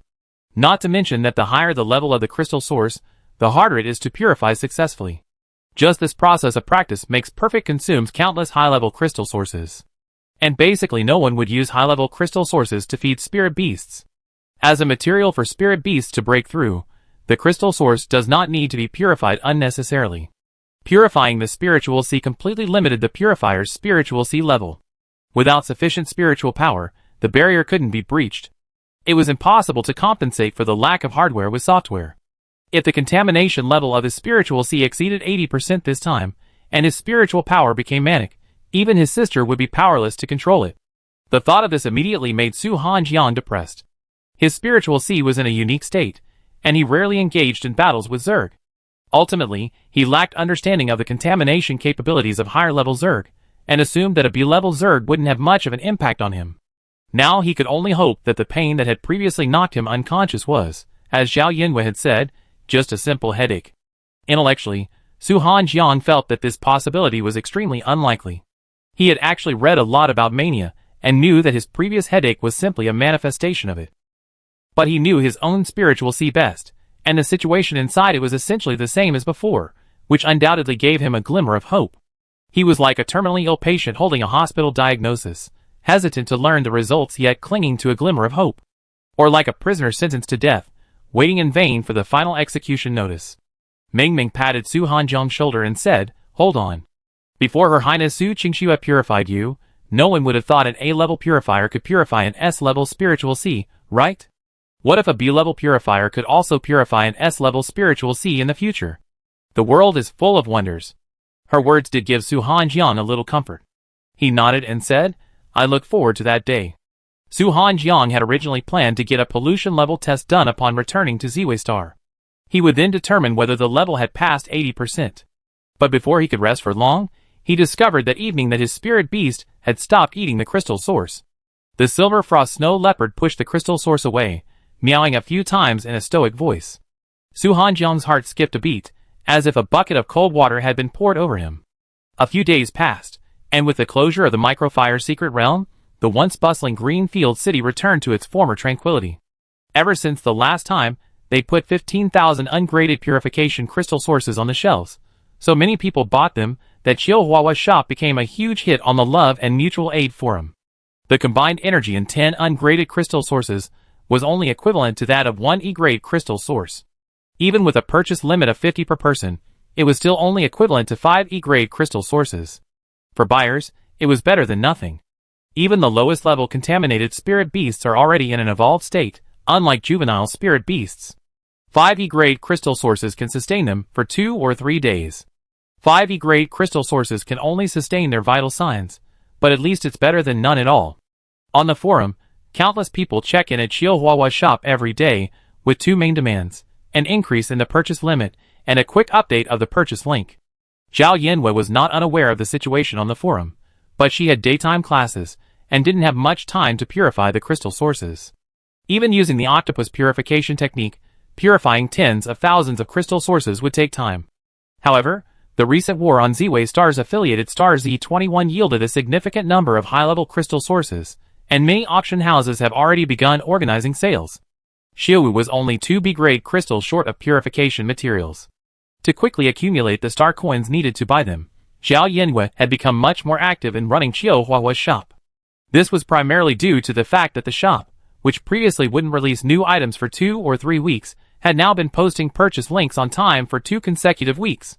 The original inventory of 15,000 crystals had increased to 20,000, but because the purchase limit per person had also been increased to 100, the number of buyers was decreasing. Those who secured items were overjoyed, while those who didn't were complaining. "Huahua-chan, can you get more stock? Please, JPG. Could you just suddenly put 100,000 crystal sources on sale and surprise me? I didn't get any. I'm devastated. Is it just me who wants to know how many people the owner has kidnapped? Actually, I've been wanting to ask this for a while. Although everyone complains it's too little, the rate at which this purification crystal source is being produced is incredibly fast. It doesn't seem like he's only kidnapped one person. Wow! The owner's power is terrifying. Chihuahua, just tell me in secret. We're all regular customers. Are you still worried about the people on our forum? I have a bold guess. Is it possible that the shop owner is the purifier of the Cloud Palace? Don't be so bold. The shop owner herself said that her purification crystal source was not obtained through legitimate channels. How could it possibly come from the Cloud Palace? Yes, putting aside the question of whether the purifiers of the Cloud Palace can purify low-grade crystal source, that's a waste of effort. Supplying directly to the Federation doesn't mean they won't receive star coins, and opening a shop also requires shipping and packaging yourself. Good guess, but don't guess again next time. That's more plausible than the idea that there are actually wild purifiers in this world, and the shop owner just happened to kidnap several of them. Don't tell me. It's because everyone wants to become a purifier that the purification talent testing ceremony isn't actually mandatory. Maybe there really are wild purifiers out there who just happen to be kidnapped by the shop owner. That's terrifying. If that's the case, wouldn't there be a lot of wild purifiers in this world? Come to think of it, the number of people who don't participate in the purification talent testing ceremony is even smaller than the number of people who don't take the college entrance exam. It's approaching 0. Back when I participated in the purification talent testing ceremony, my whole family took it more seriously than me taking the college entrance exam. But what if you're tested positive for the purification talent? It would be a true meteoric rise. Are you kidding me? After listing the purification crystal source twice more, combined with the star coins she saved and those she earned from selling starlight fruit, Zhao Yinyue's Zibio's star coin balance finally broke 7 figures by the day of the auction. Zhao Yinwei didn't go to the auction on the day, instead quietly sitting in the classroom and listening to the lecture. It's just a B-grade crystal source, you can bid online too. Teacher Zhou was lecturing at the podium. Zhao Yinwei turned the virtual screen projected by her computer to small screen mode, propping up her face while listening to the lecture while waiting for her B-grade crystal source. Zhu Ping'an quietly leaned over to take a look, and after seeing her screen clearly, he asked curiously, "What do you want to bid for?"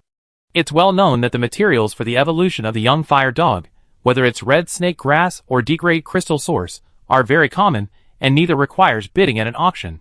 B-grade crystal source. Zhu Ping'an asked in surprise, "B-grade crystal source, are you already preparing for the ultimate purification material?" Zhao Yin will remain non-committal. Anyway, it's the evolutionary material Xiaowu needs. The exhibits were snapped up one after another, and soon the B-grade crystal sources were reached. B-grade crystal sources were in large quantities, and not as rare as A-grade crystal sources, so the prices were reasonable. Zhao Yanhua spent just over 1 million star coins on 2 crystal sources. After paying and filling in her delivery address, she was about to leave when the auctioneer announced the next exhibit, an A-grade crystal source. Based on Xiaowu's evolutionary trajectory, his ultimate state would require an A-grade crystal source. Zhao Yanhua thought for a moment and decided to continue watching. The appearance of the A-grade crystal sources heightened the atmosphere both offline and online. The bidding continued to rise, easily breaking the 1 million mark and showing no signs of slowing down. When Zhao Yanhua personally participated in the B-grade crystal source auction, she had time to attend lectures. Now that she was no longer concerned, her attention was drawn to the auction. She wanted to see what the final price of this grade A crystal source would be. As the price climbed, more and more people withdrew from the competition. Only a man and a woman sitting in the front row kept raising their paddles, their attitude calm and unwavering, yet they were determined to win. The two of them were locked in a fierce competition. Even though the price was already significantly higher than the typical grade A crystal source, they showed no sign of stopping. Looking at their star coins are just a string of numbers to me be king attitude, Zhao Yanhua tooted and was about to say something, but then she immediately remembered her Zizibio, which only had 3-digit star coins left. The critical words were on her lips, but she swallowed them back. Forget it, she wouldn't criticize them for now. She'd wait until she became the richest person in the Federation. Seeing that she was completely immersed in her computer and oblivious to the world around her, Zhu Ping'an quietly leaned over to watch with her. Zhao Yanhua casually explained, an A-grade crystal source is being bid up to 4.4 million. It's a steal. That's not how it's calculated.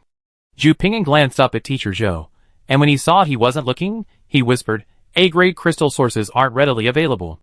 Even if you don't need them, you can stockpile them if you come across them, so they don't miss out when you need them. The fact they're getting such a high price suggests they're in urgent need of them.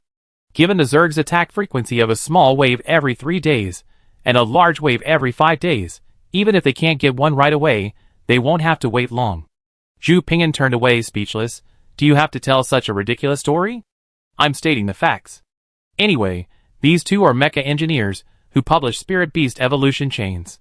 They're very wealthy, so it's no surprise they're bidding up any number of star coins. Zhao Yanhua pondered for a moment, then suddenly asked, what do you think of me becoming a mecha engineer? Zhu Ping'an choked on his saliva and coughed until his face turned red. Teacher Zhou glanced over, and Zhao Yanhua, with practiced swiftness, turned off the laptop screen, staring at the teacher with wide, innocent eyes. Although the two people below sat at attention, Teacher Zhou could tell at a glance that they were engaging in some sneaky activity while he wasn't paying attention. Alright, students, the college entrance exam is just a week away. Tomorrow, teachers from Slen and La Berlin will be visiting the school to promote the event. Everyone stay tuned. As soon as this was said, the students in the class either looked at Zhao Yanhua and Zhu Ping'an or at Song Yuan. There were only 3 people who could get into Slen and Lamlin. They were supposedly there to promote their students, but everyone knew they were just 2 schools trying to snatch their students away. Zhao Yanhua was confused. These 2 schools need promotion. The fact that she knew about the school was enough to prove its reputation. Zhu Ping'an thought for a moment, then straightened up and said seriously, don't tell me, you really do. Explain more. Zhao Yanhua sensed something unusual and was immediately intrigued. Didn't you just say you wanted to be a mecha engineer? The one doing the promotion is a professor in the biomecha engineering department. Zhu Ping'an, realizing that Zhao Yinyue's contracted spirit beast was a young fire dog, suggested she wouldn't be accepted into the Mecha Vanguard department, so he immediately introduced her to the biomecha engineering program she was interested in. Even at Slen and Lon Berlin, the enrollment for their biomechatronic engineering major is staggering. They consider it a success if the entire program can fill a large classroom. I heard that decades ago, I think it was the 178th or 187th class, Slen's biomechatronic engineering program had fewer than 100 students, shocking the entire Tianshi Star network at the time. Zhu Pingyan felt a touch of pity when she spoke of this. She shook her head and sighed. So, in theory, given Slen and Lamberlin's reputations, they don't really need any publicity, but their biomechatronic engineering program is an exception. Without saying anything, just take a quick look at the number of students in the program, and you see how awful it is. Zhao Yanwei didn't think it was a bummer. She almost laughed out loud when she thought of her evolutionary atlas. She was born to be a biomechatronic engineer. Don't worry. Restoring the glory of mecha engineering is our responsibility. Zhu Pingyan, ? She'd been trying to dissuade me for so long. What on earth had she heard? Zhu Pingyan was puzzled. Reforging the glory of mecha engineering. Isn't that right? Has mecha engineering ever had a glorious history? Zhao Yanwei was completely lost in her own cheating. She sighed deeply, her acting urge strong. If I, Zhao Yanwei, hadn't been born, mecha engineering would have been dark forever. Zhu Pingyan, Her deskmate must be crazy. After using her S-level spiritual seed to contract the young fire dog, it's understandable that she didn't apply to the Mecha Vanguard department, but she didn't even apply to the combat department, claiming she wanted to study biomecha engineering. I really wanted to throw a handful of sticky rice in her face to ward off the evil spirits. Zhu Pingyan was about to shake her awake when a flash of inspiration struck him, and he thought of a possibility. Could it be that her deskmate, having been labeled shame of the green field on StarNet, has driven her to depression, leading her to dream of developing a spirit beast evolution chain to slap the world in the face? Zhu Pingyan, upon thinking this, immediately glanced at Zhao Yanwei with a hint of concern. The girl, being stared at, turned her head with a smile. Why are you staring at me?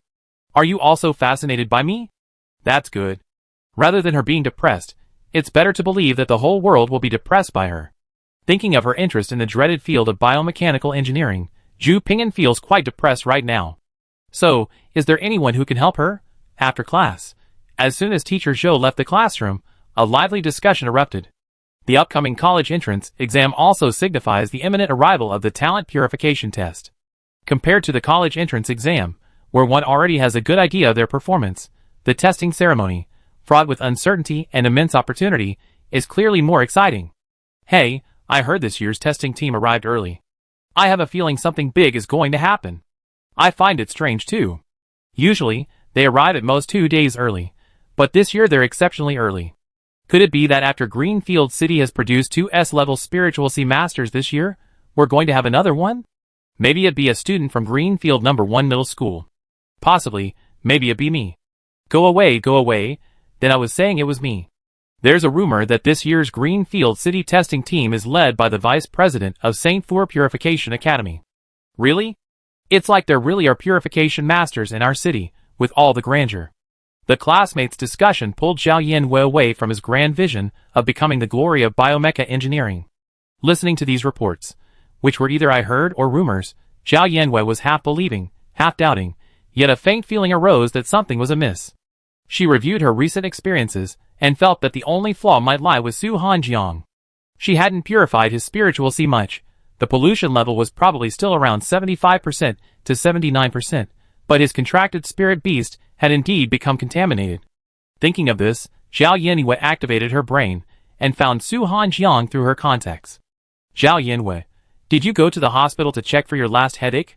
Did the pollution worsen? Su Hanjiang, no, because I'm already certain I'm suffering from mania. Su Hanjiang, but on the bright side, I haven't had a manic episode in the past 2 weeks. I'm quite lucky. Zhao Yanwei, that's incredibly lucky. Maybe it won't ever recur. Su Hanjiang, really? Zhao Yanwei, really? Su Hanjiang, thank you for your reassurance. I'm starting to believe it. Su Hanjiang, but since you said that, if I have an outburst later, can I get angry? Zhao Yanwei, that's a lie. Su Hanjiang, wow, it's over 30 degrees outside. I can't live without your cold words.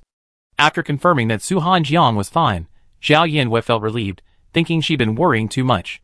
Given Su Hanjiang's personality, it's hard to believe he ever discovered that the pollution level of his spiritual sea isn't even over 80%. Even if he does, it doesn't matter. He still has a sister who everyone knows can purify his spiritual sea, so he can't blame her. The Love and Mutual Aid Forum has the shipping address for Sane's hacking. It's reliable and reassuring. Chapter 33. Mayor Xie of Greenfield City has been entertaining the federal inspection team sent by higher-ups for 3 days. This year's inspection team is particularly prominent, so he had to personally entertain them, and his heart was filled with anxiety. Mingzhu District is a large district with a permanent population of 80 million, encompassing over 30 cities. Greenfield City is a relatively unremarkable city among them, but the inspection team leaders had come to Greenfield City of all places. If it were just the inspection team, it would be fine, but the federal government also sent an accompanying investigation team, which made Mayor Xie even more uneasy. They're all flocking to Greenfield City. What's in Greenfield City? The 2 children from Mingzhu District, who have built S-level spiritual seas this year, are both in your city, right? Greenfield City is known for its nurturing feng shui. The old man, with his white hair and beard, spoke kindly, yet his aura was oppressive. Anyone who holds the title of leader of the Saint Fu Purification Academy would have an impressive resume, let alone the vice president. Mayor Xie straightened his back at the mere mention of this topic, then a flicker of embarrassment crossed his face as he thought of something else. Mr. Deng, you're too kind. They're just naturally talented. Mayor Xie didn't agree much, fearing that if he continued on this topic, the matter of the 2 students contracting non-mecha pets would be exposed. He didn't say anything, but someone else laughed and said, I heard about those 2 students too. They both have their own ideas. He was bringing up something irrelevant. Mayor Xie felt a moment of frustration in his heart. Young people tend to be more spontaneous. Having individuality is a good thing. Elder Deng didn't express his opinion on this. S-class and purification talent had nothing to do with each other. As the leader of the St. Fleur Purification Academy, he clearly wasn't truly interested in these 2 students. Early on, Elder Deng put down his teacup and, as if suddenly struck by a thought, casually said, since 2 S-class students have appeared in Greenfield City, perhaps our purification inspection team can also gain something here. What do you think, Xiao Xie? Xiao Xie didn't think so. Having 2 S-class students was already a great achievement, and it certainly boosted the city's economic growth. If another purifier were to arrive, Greenfield City would be a meteoric rise. He thought this in his heart, but he couldn't say it out loud, not to mention that he himself had a faint hope in his heart. Thank you for your kind words. At this moment, a member of the inspection team approached, bowed beside the old man, and reminded him, Mr. Deng, the investigation team is back. Hearing this, the old man sat up a little straighter in his chair, his relaxed demeanor gone. Did you find anything? It seems they brought someone back, and they're questioning him in the office now. Mr. Deng stood up impatiently. Maybe there's a lead. I go check it out. Mayor Xie's eyelids twitched when he heard the investigation team had arrested someone, and he stood up and followed them. In the office at the police center, which had been requisitioned by the investigation team, Qiu Qifeng calmly sipped his tea, silently cursing that unreliable Xiao Yanwei. Station Master Qiu, could you please reconsider? Between early April and late May, were there any large purchases of low-grade crystals from the recycling station? Every day, people who come to the garbage station to buy crystals come in large quantities, small quantities, and of course, there are those who like to stock up in large quantities. Qiu Qifeng put down his teacup and said with embarrassment, after all, the garbage station isn't a legitimate place to buy and sell crystals. Everyone does it privately, and I can't show you the bills. Team leader Yin nodded. Don't worry. I'm not asking you to come here today to question you about your business license. Does Station Master Qiu still remember these buyers, who stocked up in large quantities? Qiu Qifeng pondered for a moment, then said, there are a few buyers who live far from the garbage station and often come here to buy in bulk. I remember these regular customers. The shop selling purification crystals on the forum only appeared recently, so the chances of them being regular customers of the garbage station are relatively small. With this in mind, Team Leader Yin asked, have any new faces been buying up crystal sources in large quantities recently? Of course there have been, but they're all strangers. I probably only met them once or twice, and I can't remember them all. Okay, I see. Team Leader Yin changed the subject. Station Master Qiu, during the battle on Tianshi Star's subsidiary planet T09 5 years ago, your spiritual sea pollution exceeded 80%. Although it was subsequently purified, your contracted spirit beast was likely affected, leading to your retirement. How is your contracted spirit beast now? It's doing quite well. It's gained a lot of weight recently. Qiu Qingfeng's eyes dimmed slightly, and a hint of barely suppressed dissatisfaction slipped through her tone, her voice cooling. It's not very good. After all, the purification crystal sources provided by the Federation are very difficult to obtain. I hope the Federation will pay more attention to our group and increase their supply appropriately. I understand your request. I reported to my superiors. Team leader Yin soothed her, then looked up at Qiu Qifeng and asked casually, when you can't buy purification crystal source, do you find someone to trade privately, like on the Love and Mutual Aid Forum? Love and Mutual Aid Forum? The woman before him seemed unfamiliar with the name. After a moment, she spoke, I think I used this forum when my contracted spirit beast first became a polluted spirit beast, but it's almost impossible to buy purification crystal source there, so I haven't paid much attention since. Could you please show me your posts on this forum? Is it your account information for the forum? Qiu Qifeng shook her head. It's been a while since I used it, and I long forgotten my account and password. Team leader Yin didn't show any disappointment, but nodded in understanding. Okay, please let me know about the few regular customers you remember, and I do a quick check. Qiu Qifeng reported the information of a few regulars to get by, a look of concern on her face. Is there something wrong? Team leader Yin glanced at her, then stood up and said, no problem. Thank you for your cooperation today.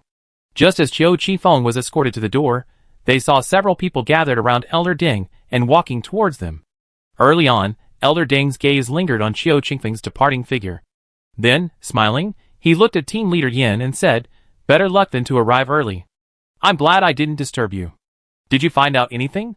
Team Leader Yin frowned slightly, his already upright face taking on a more serious expression. I didn't find out anything. I don't know if they're completely thorough or if they're truly unaware. He sighed slightly at this point.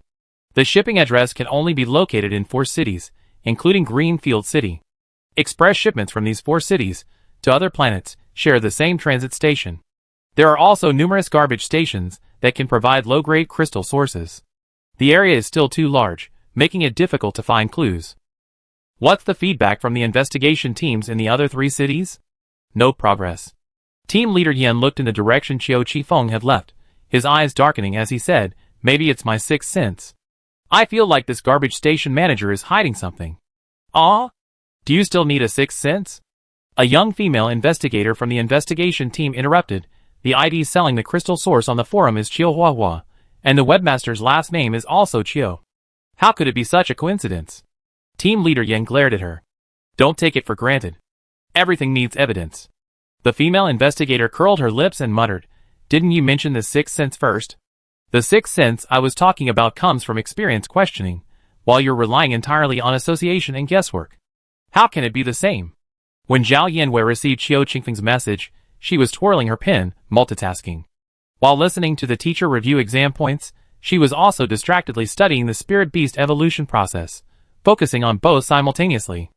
After her diligent work over this period, she had gathered all the materials for Xiao's evolution. When she got home from school and mixed the ingredients into an evolution potion, she would be able to summon the flame-walking heavenly wolf, the only one in the world. What popular spirit beast? Sooner or later, these aliens will see what truly niche means. Before Zhao Yanwei could be happy for long, she saw the message from Qiu Qifeng. Qiu Qifeng, the Federation has sent an investigation team to investigate the low-grade crystal source. Qiu Qifeng, your purification crystal source has definitely been exposed. The investigation team has already arrived in Greenfield City. You be fine. Qiu Qifeng, don't give me away if anything happens. Excessive joy can only lead to sorrow. After reading the message, Zhao Yenyue's pupils trembled. She called out to Sane, who was wandering in the star network. Sane! You're finished. What kind of finished are you? More specifically finished. The Federation has found the purification crystal source. Sane pondered for a moment, his voice flat and mechanical. Reasonable. Sometimes, Zhao Yanwei really hated Sane for being a higher dimensional being. Otherwise, she would have slapped him in the face sooner or later. Sane, sensing the atmosphere was off, quickly explained. The 3 enclosures galaxy's technological level is limited, and interplanetary express delivery must pass through multiple transit stations. It's completely reasonable that it was located there. Why didn't you tell me earlier? Sane's mechanical voice faded. I guarantee your shipping address is untraceable. A mistake at work. It hadn't even considered this. It's all because the 3 enclosures galaxy is so backward. To think there were such advanced technologies as transit stations, Zhao Yinwei thought. She thought she could just drop a package into the mail slot and have it delivered directly to her home. She suffered the consequences of her lack of education. What's the scope of the first transit station to receive a package after delivery? With Greenfield City as the center, the 3 cities bordering Greenfield City are within the receiving area. Thankfully, the situation wasn't as serious as she imagined. When Zhao Yinwei first saw Qiu Qingfeng's message, she thought the Federation had pinpointed Greenfield City. She breathed a sigh of relief, but not completely. While getting caught wasn't a big deal, Zhao Yinwei hated being confined the most. Being served by dozens, admired by thousands, the only price she paid was being forbidden from doing anything dangerous. For most people, that wouldn't even be considered a price. It sounds good, but whether or not to do something dangerous is her freedom. Life is precious, love is even more precious. If it's for freedom, both can be sacrificed. Freedom. She only come to this 3 enclosures galaxy once, and she didn't want to be some treasure of the Federation, a shining pearl. She just wanted to be able to do whatever she wanted. The purification talent testing ceremony was in 4 days. Sane was silent for a long moment, then continued with a faint sense of anticipation. Are you still going? Every year's purification talent testing ceremony is a grand affair, broadcast live simultaneously by several media outlets. Even if she didn't attend the ceremony, she couldn't miss the excitement. Zhao Yinwei's mind raced, and a good idea suddenly occurred to her. Yes, but only half. Half? Which half, exactly? Don't worry about it. The thought of what she was going to do next made him want to laugh.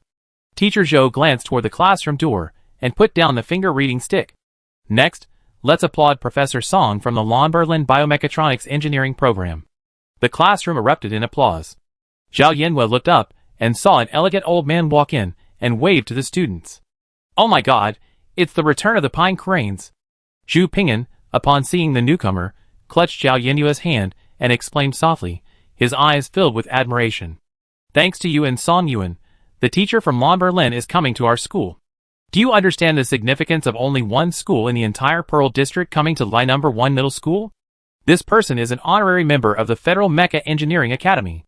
Not many people get to see him. Zhao Yinwei, holding one hand in hers and propping up her face with the other, said, Didn't you say yesterday that no one would even want to major in biomechanical engineering? Yesterday was yesterday. What does yesterday's me have to do with today's me? Chapter 34. Hello, students. I'm honored to be here to introduce you to Lamberlin's biomechanical engineering program. Professor Song stood at the podium with a gentle voice, neither too high nor too low. As soon as he spoke, the once noisy classroom suddenly fell silent. Each student, their eyes blazing at 500 watts, stared at the podium, lest they miss a word from the master. Everyone should be familiar with the term mecha engineer. After all, at least half of the people on the federal rich list are mecha engineers.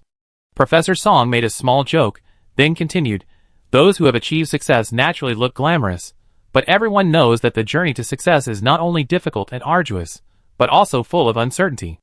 Most people work hard for most of their lives, but in the end, it's all in vain. This is why we can't recruit students for the biomecha engineering major. Even if I were here to promote this major, I can't exaggerate. Choosing biomecha engineering requires careful consideration. Today, tens of thousands of spirit beast species have been discovered in the 3 enclosures galaxy, but those with complete evolutionary chains are rare. However, someone has to study the evolutionary chains of spirit beasts, someone has to lead the exploration of the unknown, otherwise the exploration of spirit beast evolution will remain stagnant. Putting aside these lofty ideals, the advantages of choosing biomecha engineering are obvious. As long as one can research a spirit beast's evolutionary chain, you reap wealth, fame, and reach the pinnacle of life. If any classmates have been persuaded by this, please calm down for now. Professor Song smiled at this and said, I want to tell you that there are only 3 types of people who won't regret choosing biomecha engineering. Either they're gamblers driven by a quest for fame and fortune, or they harbor a sincere heart. If you're not resolute enough, you won't be able to continue on this road fraught with setbacks. As for the 3rd type, and this is the one I most recommend for this major, those who have been exceptionally lucky throughout their lives, you might find extraordinary rewards in this major. Ask yourself if you fall into one of these 3 categories. If you do, I sincerely welcome you to apply for Lamberlin's Biomecha Engineering program. Lamberlin's admission staff will be here until the day before the college entrance exam. If the purification talent testing ceremony breaks your heart, you can return to the warm embrace of the Biomecha Engineering program. As everyone knows, this program isn't very popular, and the faculty prioritizes the mental well-being of every student. This self-deprecating, humorous commentary brought laughter from the audience. Although Professor Song was there to promote the program, his introduction wasn't long. Even after he left the classroom, the entire class was still applauding. Alas! Zhu Ping'an watched Professor Song disappear. She sighed, leaning over the table with a sad tone. It makes me want to ask Professor Song for a professional registration form right now. It's nothing special, I just love to contribute. Zhao Yinwei glanced at her and asked, so why are you still stuck to that stool? It's because it's stuck, and I can't get up. After class, Zhao Yinwei and Song Yun were both summoned to the office, as expected. The main purpose of Lamberlin and Slun's teachers coming to Greenfield No. 1 Middle School was to compete with the other school for S-rank students, and to promote the biomechanical engineering program as a side project. In addition to Professor Song, there was another gentle, older professor in the office. While they claimed to be competing for students, the atmosphere between the two professors was actually quite harmonious. Professor Song took a sip of tea and said, "Are you just sitting here waiting and doing nothing? Didn't you get in first? Well, you could also go to other classes and promote them. Besides these two, there are at least a dozen other students from Greenfield No. 1 Middle School who could get into Slun. I'm not the only teacher here at Slun. There are naturally people responsible for the other classes. What's the point of saying except these two? I think I came just for these two." Seeing the two students enter, the two professors paused. Teacher Zhou introduced them at the right moment. "Professor Song, you already know each other. This is Professor Jiang from the Slun Military Academy." Song Yuan blinked, then turned his head and whispered to Zhao Yinwei, "Do you know Jiang Wenshan, the man who published the evolutionary chain of the fire puppies? He earned more in intellectual property fees from just one chain than someone else from two. The Jiang family is incredibly wealthy." "Really? Where do they rank on the rich list?" Teacher Zhou cleared his throat and glanced over, signaling the two people whispering to each other to get serious. Professor Jiang, whether he heard or not, glanced over with a smile. "Hello, kids. What majors are you considering?" Song Yuan, without hesitation, said, "I'm thinking of applying to the Mecha Elite Department." "Mecha Vanguard?" Professor Song put down his thermos and looked over.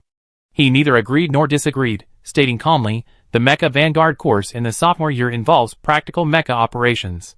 Your contracted spirit beast is the snapping turtle, and its evolutionary state is still unclear. To keep up with the normal teaching pace, you need to explore its complete evolutionary chain within a year." Song Yuan knew all this well, but he wasn't discouraged. "Instead," he said casually, "even if I can't take the mecha operation classes, I can still learn the theory first. If the snapping turtle's evolutionary chain remains undiscovered, it won't make any difference which major I choose. I might as well study something that interests me. Why wouldn't it make any difference?" Professor Jiang took the opportunity to offer a veiled suggestion. "You could study biomechanical engineering. We're in need of S-level spiritual Cs, and you could explore the snapping turtle's evolutionary chain yourself." Song Yuan shook his head like a rattle at this. When he previously looked through the evolution materials for the alligator snapping turtle compiled by the engineering team, the densely packed knowledge had made him dizzy. Hundreds of spiritual plants were listed as possible evolution materials for the alligator snapping turtle, each with its own rationale. He couldn't even begin to imagine memorizing the entire book. Even if the alligator snapping turtle's evolution materials were indeed among those listed, matching them together presented another challenge. Studying the evolutionary chain should be left to the professionals. He wasn't going to do it anyway. "Well, this major isn't worth forcing," Professor Jiang said with some regret. "So which school do you prefer? The Mecha Elite Department only accepts students who already have mecha pets. Your current situation doesn't meet the requirements for this program. But if you're willing to choose SREN's Mecha Elite Department can make an exception for you. The number of students achieving S-level spiritual Cs each year is a hallmark of the school. Even if there are minor issues, Professor Jiang is willing to make an offer." Professor Song, who had been silent for a while, slowly agreed. "Lamberlin is also fine." Song Yuan was clearly struggling to decide. He nudged the girl next to him, his eyes hinting at a wherever you go, I go attitude. Zhao Yinwei had studied both schools, and knew they were practically neck and neck in every aspect. If they had to compare, Slen's Mecha Elite department was stronger, while Lamberlin's Biomecha Engineering was more outstanding. Student Zhao, are you planning to apply for the combat department? Seeing that Song Yuan hadn't made up his mind, Professor Song looked at Zhao Yanhua and asked first. Her contracted spirit beast was a fire pup, which didn't meet the requirements for the Mecha Elite department. In other words, if she wanted to be a Mecha Elite, she wouldn't have contracted a fire pup in the first place. Professor Song was at a loss for words when it came to Zhao Yanhua's thoughts, so he could only offer a possible guess. Facing the two professors' gazes, Zhao Yanhua sat up a little straighter, shook her head, and said, I'm applying for biomechanical engineering. Teacher Zhou, who had been sitting at her desk, nearly spit out his tea. He coughed a few times, then adjusted his glasses with his hand, his tone incredulous. You're applying for biomechanical engineering again? Professor Jiang had been trying to persuade Song Yuan to pursue mechatronics, but upon hearing Zhao Yanhua's initiative, he began to dissuade her. Right now, the combat department seems to be the most suitable major for you. Are you sure you want to apply? You might regret it if you act impulsively. Zhao Yanhua wasn't acting on impulse, or rather, this was a decision made after careful consideration. The evolutionary atlas was still waiting for the complete evolutionary chain of the alligator snapping turtle to be unlocked, and its meaning was already clear. This was the challenge posed by the evolutionary atlas. If she couldn't deliver a satisfactory answer, she would be guarding a treasure trove that would never be opened. How could this be possible? The girl, who usually exuded the aura of no desire, love, so what, suddenly became serious and said with her head held high, yes, I am applying for biomechanical engineering. Teacher Zhou closed her eyes in despair, desperately wanting her to stop. Professor Song glanced at Zhao Yanhua with an almost scrutinizing gaze, and the person being scrutinized looked back with his chin raised, not blinking. The elegant old man was a bit surprised. He suddenly smiled and spoke in his usual gentle tone. Once you've filled out the application form for our biomechanical engineering program, there's no room for change of preferences, unless your score doesn't meet Lamberlin's admission threshold. Zhao Yanhua, who had been so full of confidence, heard this, but her foxy eyes widened immediately, a flicker of innocence in her eyes for a moment. She asked gravely, if you don't apply for the Mecha Elite department, will Lamberlin's admission score for S-level spiritual C students still be 250? Goodness, she's a complete slacker. How dare she apply for biomechanical engineering? Professor Song felt a slight headache at the thought of this potential student. In principle, only the Mecha Elite department has a 250 admission score for S-level spiritual C students. But if you want to apply for Lamberlin's biomechanical engineering program, I can change it to 250. Professor Jiang remained silent. Perhaps he disdained the poor student, but after hearing that Zhao Yanhua wanted to major in biomechanical engineering instead of combat, he didn't offer any conditions to compete with Professor Song. To be honest, he considered these two to be problem students. Besides their S-level spiritual C, they were not even comparable to ordinary students in other aspects. Lawn bowling could give them whatever they wanted. The old man, Song Hegui, seemed quite pleased with the young girl. It was unclear what he saw in her. Zhao Yanhua felt relieved when she heard it was still 250 points. Although she felt she couldn't possibly score only 250, Lon Bolin's standard admission score was too high, so 250 sounded more appealing. She held out her hand, palm facing upward, eager to try, saying, then I fill out the application form now. Professor Song shook his head, and didn't give her the form immediately. Go back and think about it for 3 days. Professor Jiang said the combat department is your best choice, and I agree. He paused, then continued, if your decision remains unwavering by then, come back and ask for the application form. Zhao Yanhua wasn't like Song Yuan. Even though she had contracted a non-mech combat pet, the young fire hound, as an attack-type spirit beast, had a complete evolutionary chain, and when it reached level 21, its destructive power would be immense. While it certainly wasn't as powerful as an S-rank mech vanguard, after professional combat training, its combat power was at least comparable to that of an A-rank mech vanguard. Not to mention, her spiritual C had a natural advantage over an A-rank mech vanguard in combating Zerg contamination. Choosing the biomech engineering major was equivalent to abandoning martial arts for the humanistic. An S-rank mech vanguard still had an advantage in spiritual C, but it would undoubtedly be much smaller. Zhao Yanhua understood Professor Song's concerns, and had no intention of directly convincing him. 3 days, so be it. Her application choice wouldn't change after 3 days anyway. She already said it before. She was going to be a glorious person, and she couldn't wait to be a glorious person. After deciding on her university choice, Zhao Yinwei rushed straight upstairs as soon as she got home from school and chased the housework robot, which was about to cook, out of the kitchen. The housework robot stood at the closed kitchen door, spatula still in hand, 2 question marks displayed on its screen. Grandpa Su wasn't surprised by this and said, without even looking up, "Come back to the kitchen to cook later." The question mark on the housework robot's screen transformed into a smiley face. Okay. It diligently found something else to do, and then turned to clean the shiny windows. A clanging sound echoed in the kitchen. The chaotic clamor lasted only a short while before a sudden, unexpected bang erupted, as if a pressure cooker had exploded. The world fell silent. The sofa where Grandpa Su sat jolted, and his eyelids fluttered. Downstairs, Grandma Su's voice asked, "What's wrong? Is Yaya doing something explosive?" The housework robot rushed into the kitchen, shouting danger, danger, and dragged Zhao Yinwei out, her hair atop her head, a few blown-up hairs standing up. It's okay, Zhao Yinwei replied, her voice rising. She held a bowl of a dark, unidentified liquid and glanced at Grandpa Su with a guilty look.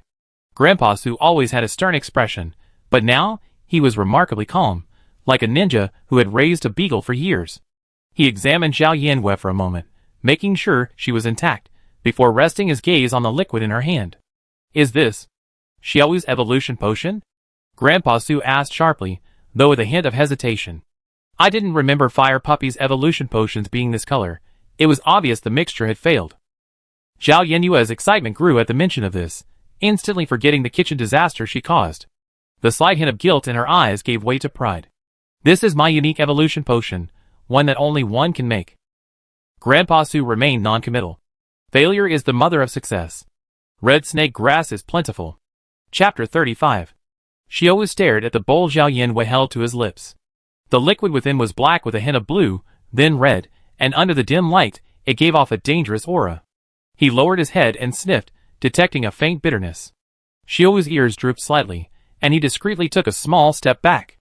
Zhao Yinwei ruthlessly threatened Xiaowu. The orange-red wolf froze, its green eyes wide open as it gazed pitifully at its master, trying to awaken his love. Zhao Yinwei sat cross-legged on the ground, unmoved. She held the bowl in one hand and dragged Xiaowu back with the other. How could I harm you? Don't you trust your master? Of course you do. Then drink the medicine. At this, Xiaowu gave in, as if under a spell. It grappled with the bowl, its black, wet nose twitching. Finally, it closed its eyes and gulped down the entire thing, as if bravely preparing for death. The bitter, yet slightly fragrant, liquid medicine slid down its throat, sending a burning sensation through its limbs and bones. The reaction was so rapid it felt like a chemistry experiment. Every bone in its body seemed to begin to grow rapidly, emitting a desperate thirst for energy and unbearable pain. The skeleton seemed to be piercing through its skin and bursting forth from within. It seemed as if its master was trying to poison it. Xiaowu, feeling wronged, stumbled and fell into Zhao Yinwei's arms. He was caught, and 2 grade B crystals were conveniently placed in his mouth. This feeding motion was familiar to him. Instinctively, Xiaowu's fangs easily bit through the outer shell of the crystal, instantly replenishing his body with a surge of energy. In an instant, the pain of rapid growth vanished, and a sense of comfort, like a long drought finally ending, filled every cell in Xiaowu's body, causing him to sigh softly. After an unknown amount of time, the surging energy within him completely vanished. Xiaowu subconsciously nudged Zhao Yinwei with his head, only to be startled to realize the touch wasn't right. The embrace that once held him whole could now only accommodate his head. What happened? His master seemed to have shrunk. Xiaowu stood up, bewildered, and stared at Zhao Yinwei, his eyes, one green and one black, each expressing a shared shock. The bedroom space suddenly felt incredibly cramped. The small nest he once used for sleeping now seemed little more than a hat. Zhao Yinwei pondered how Xiaowu had suddenly grown so large. This legendary evolution was truly unscientific. Before she could examine him closely, a burning sensation suddenly spread across her head. She glanced at the full-length mirror in the room, and saw a girl with a blazing head. Her pupils suddenly dilated with shock, and Zhao Yinwei scrambled to her feet, opened the door, and rushed out, screaming, "Grandpa! I'm on fire! I'm on fire!" Grandpa Su didn't even look up, his tone radiating the calmness of someone who weathered many storms. It's normal to lose control after mastering the innate abilities of a contracted spirit beast. He was actually more surprised that the bowl of black evolution potion had actually successfully evolved Xiaowu. Thinking of this, Grandpa Su slowly raised his eyelids and looked. Zhao Yinyue's entire body was ablaze with black and red flames. She clutched her flaming hair and said blankly, "Really? Is it normal for humans to catch fire? Physics no longer exists." As soon as she finished speaking, her entire body began to erupt in flames. From time to time, clusters of flames, large and small, erupted from her hems, trouser legs, and even her hair, blazing with an imposing aura. It was clear that she was truly deeply disturbed by the fact that she was on fire. The calmness in Grandpa Su's eyes shattered instantly. He abruptly stood up from the sofa, his voice rising sharply. "Why is it this color of fire? Is there something wrong with your evolution potion?" Before he could comprehend the situation, a strange spirit beast hurried out of Zhao Yinyue's room. The spirit beast before him had a silvery white glow, similar to a planetary ring. A black-red flame mark appeared on its forehead, beneath its furry ears. Its large, drooping tail was ablaze with fur. The spirit beast looked holy and majestic, yet strands of black-red flames raged beneath its feet, entwining itself around its body and climbing upward. Black and red flames intertwined with its silver-white fur, creating a breathtaking sight at first glance. Compared to the fiery hound, which resembled a scaled-down fire pup, the spirit beast before him was noticeably more refined, and its imposing presence was even more powerful. It stood behind Zhao Yinyue, who was also radiating unholy flames, barely a head taller than the girl. Its emerald eyes, with flames emanating from the corners, exuded a familiar air. Only those green eyes remained familiar. The fire pup's signature orange-red fur, and the 4 white rings on its ankles had vanished. Or rather, it wasn't the white rings that had vanished, but rather the entire fur had returned to the original white ring's color, as if a lock had been unlocked. Looking at the spirit beast before him, which looked nothing like the young firehound, Grandpa Su's worldview began to crumble. Is this Xiaowu? After discovering that the fire within her body had caused no damage to her, Zhao Yinyue gradually calmed down. The fire within her gradually died down, and her desire to show off was instantly irresistible. It's Xiaowu's evolved form after drinking my unique evolution potion. He's as handsome as me. Xiaowu twitched his ears a bit embarrassedly. To him, looking as handsome as his master was the pinnacle of beauty, the highest level of praise. Grandpa Su, a man who had weathered many storms, remained unfazed by the self-aggrandizement. He immediately grasped the key to the matter. He calmed down, a hint of concern rising in his voice. This isn't the Flamehound, it's a new evolutionary direction. Xiaowu's ultimate form is now unknown. The spirit beast, which had previously possessed a complete evolutionary chain, had suddenly lost it, but the direction of its evolution had clearly improved. It was hard to tell whether this was a good or bad thing. Zhao Yinyue had a good idea of Xiaowu's ultimate form, but it was difficult to explain, so she just played it off, saying, "We figure it out when the time comes. I'm sure I have a new unique potion by then." Before she said this, Grandpa Su wouldn't have believed a word she said, but given the current situation, it was hard to say. If she could evolve the fire pup into a completely new form, then evolving it into a completely new ultimate form wasn't impossible. But was a spirit beast evolution potion so easy to research? The mere fact that Xiaowu had a completely new evolutionary form was shocking enough. Seeing Grandpa, already lost in a brainstorming session, Zhao Yinyue winked at Xiaowu, and the two of them quietly slipped back into their rooms. Grandma Su had just gone upstairs to see what had happened when she saw Zhao Yinyue flash back into her room, like the wind. She habitually reminded him, "Dinner's almost ready. Don't hide in your room eating snacks." "Got it." Grandma Su withdrew her gaze from her door, shook her head, and looked at Grandpa Su. What happened with that loud noise just now? The old man came to his senses, and subconsciously gestured towards the kitchen, muttering, "Something serious has happened." Grandma Su glanced into the kitchen doubtfully, only to find a blackened area on the ceiling and some splattered liquid on the wall. Cleansing and tidying up was well within the capabilities of the housework robot. At most, it would just delay dinner. She glanced at Grandpa Su and said, "What's the big deal? Lively children are a good thing. Our house is bustling with activity every day. I'm not talking about the kitchen, I'm talking about Xiaowu." "Grandma Su, what's wrong with Xiaowu?" In the bedroom, Zhao Yinyue looked up at Xiaowu, who was still sitting obediently. She was about to make an important speech, but the height difference made her feel less impressive. She instructed Xiaowu to lie down, then cleared her throat with satisfaction and said, "Next, I have an important task for you." Ouch. Xiaowu's voice stopped abruptly mid-call. It was only a small, habitual response, but the sound was dozens of decibels louder than usual. It seemed as if his vocal cords had grown in size from a small wolf to a giant wolf. Their size had also increased. Zhao Yanwei paid no attention to these minor details. She gazed at Xiaowu, whose body was shimmering with a faint silvery white glow, and felt that the heavenly wolf in flame-walking heavenly wolf lived up to its name. A dazzling debut shouldn't be difficult. But it wasn't spectacular enough. Xiaowu, where's the fire on you? Zhao Yanwei stroked Xiaowu's beautiful, smooth fur. Like when you were on fire just now, light it up again and show me. Xiaowu surveyed the room and shook his head. Ouch. Will you lose control and burn the room down? Zhao Yanwei pondered for a moment and immediately understood the reason. Xiaowu's fire had been a product of his own emotional fluctuations, much like her own.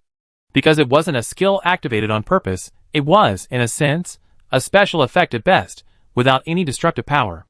If they consciously used the skill, there was a 99% chance that they would burn the house down if they failed to control it properly.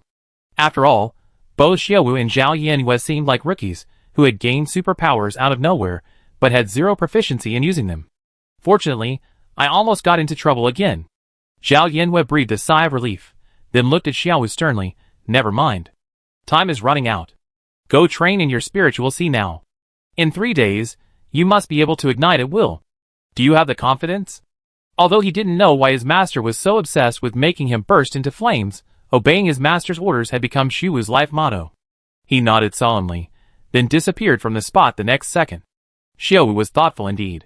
Thinking of the ancestral spirit beasts he had encountered since arriving on Tianshi Star, and then looking at his own well-behaved giant wolf, Zhao Yanwei suddenly felt happy. That's how it is when a contractor and a spirit beast are in love. Who says contract 5 is bad? This time, she's on top of the world. When people are happy, they want to do something even happier. Zhao Yanwei opened her laptop and logged into the Star blog. The comments under her account's only 2 posts were still growing in real time. Haha, they were all defeated by her. She didn't bother clicking on them again to engage in a back and forth with the netizens, so she just posted a new post. 6.6 Purification Talent Testing Ceremony. Everyone is welcome to follow the Green City Media live broadcast. Love. Love. Love. Netizens caught wind of the news and flocked to the new post. Someone, tell me what she meant by that. I don't know. It seems like just a simple invitation, but there's a hint of provocation in the politeness, and within that provocation, a hint of provocation. I don't see the provocation. Hello, love. Love. Love, that's provocative. Anyway, I have to watch the live stream. I don't know where to watch it, so I watched the one in Greenfield City on June 6th. I wonder if I can bet on the prize. There's a 1 in 32 chance. The Pearl District has a large population, and on average, 1.043 purifiers are produced each year. It all depends on which of these 32 cities it's from. What a mixed bag. What does it mean when she asks us to watch the live stream of the Purification Talent Testing Ceremony? Is the Greenfield Shame student planning to detect the purification talent and stun the world? As everyone knows, the purification talent has nothing to do with the S-level spiritual sea. No one in this world can stack both buffs simultaneously. Just give me a buff in my next life, that's all I ask for. I don't ask for much. You're asking for a lot. Just give me an A-level spiritual sea. Stop being so frivolous. You're really messing with the market. Let's be honest. If Shame of the Greenfield can detect a purification talent, I'm willing to give her a slap in the face. Since she's willing, then I'm willing too. Even though she scolded me and I hate her. After enduring such criticism for so long, being a black and a red is still a red. More and more netizens rushed to the Greenfield City live broadcast, threatening to see what trick Shame of the Greenfield would pull during the purification talent testing ceremony. Zhao Yanwei was extremely satisfied. The purification talent testing ceremony on Tianshi Star was held on June 6th. Although it was a huge event, the number of viewers in each district was small. She was the one who collected the intellectual property fees. The reason a complete Firehound evolution chain earns as much star coins as 2 complete chains is simply because it's popular. The more popular it is, the more intellectual property royalties it earns. Xiaowu's debut must completely captivate these aliens. Only then will they forego the complete Firehound evolution chain and opt for the half-complete Sky Fire Wolf evolution chain. As long as enough people watch the live stream, there will always be someone who will bow down to the Flame Wolf's tail, just as they do to the cat in the black hat. However, when Zhao Yanwei thought of the ultimate evolutionary materials provided by the evolutionary atlas, her rosy visions of the future suddenly ceased. She sighed sadly, wondering when these hard times of being broke would end. Chapter 36. Lightwheel Publishing. The daily work of the editors at Lightwheel magazine is to select plausible and reasonable submissions from the vast sea of evolutionary chain submissions, and then to contact the contributors. As one of the most authoritative evolutionary chain journals, Lightwheel receives countless submissions daily. Most of these submissions are unverified evolutionary chains, supplemented by various complex theoretical justifications, and devoid of any mention of experimental data. These contributors often lack experimental funding and rely on theoretical paper talk, but some of them also have meaningful contributions. These unverified evolutionary chains also have the opportunity to be published in Lightwheel, providing ideas and references for all mecha engineers exploring spirit-beast evolutionary chains. In other words, the vast majority of articles published in each issue of Lightwheel are these unverified evolutionary chains. Red Snake Grass Ice Lotus. Editor Sean opened the email and frowned after reading just 2 lines. It's all fabrication, fine, but why are you even researching fire puppies? Isn't that perfectly normal? A colleague beside him raised his head from a pile of emails, adjusted his black-framed glasses, and consoled him. There are always people who treat us like a lottery shop, throwing in a few random spiritual plants and calling it an evolutionary chain. This submitter probably doesn't even know that fire puppies have a complete evolutionary chain. Just reject it. At least those who fabricate something have a literature review and rigorous formatting. At least they done the surface work. Look at this. Editor Sean turned the screen around and pointed at it. This manuscript only lists the evolutionary materials, less than 20 words in total. Do they really think we're a lottery shop playing a spiritual plant-kissing game? Nimbus was a prestigious journal, after all, and my colleague had never encountered a manuscript like this before. He casually chimed in, then forget about reading any further, just treat it as spam. You reject any manuscript without even reading it thoroughly? Editor 1, who was passing by, overheard the discussion and turned back on her way to the office. She walked over to Editor Sean's desk, holding a disposable water cup and swiping the virtual screen in front of her. As she opened the manuscript's attached compressed file, a spirit beast she had never seen before suddenly appeared before her eyes. Editor 1's eyelids jumped, and she placed her cup on the table. She sat down at Editor Sean's desk and began to examine it carefully. Compared to the few words on the manuscript, the scanned spirit beast data in the attachment was remarkably detailed. It was a brand new spirit beast that had successfully evolved. Her fingertips tapped lightly on the table, and she said in surprise, "It's actually a brand new evolutionary chain for the Firehound pup. The numbers suggest the ultimate state has the potential to become a biomecha." Editor 1 finished, staring at the screen and saying flatly, "The most taboo in work is carelessness. Never rely on experience and take things for granted, or you never know what you missed. For example," she exited the attachment and pointed to the meager text in the manuscript. "Why is there no theoretical support? Because this is the final experimental result." Editor Sean lowered his head, reflecting and feeling a little wronged. He hadn't expected things to develop this way. In the past, there had been proven spirit beast evolutionary chains submitted to Nimbus. But even if mecha engineers didn't discuss theory, they often included a lot of experimental data, and at the end, they would summarize their experience and issue acknowledgments. After all, successful research could take years, even decades. With a dormant dragon in a well subdued and a proud horse suddenly leaping at the trough, how could anyone in that state of mind simply abandon the cold experimental results? Now she knew, it really was there. Zhao Yanwei hadn't intentionally written only 20 words. Firstly, she didn't have the theoretical knowledge to explain why the ice lotus was used as an evolutionary material, and secondly, she hadn't conducted any experiments.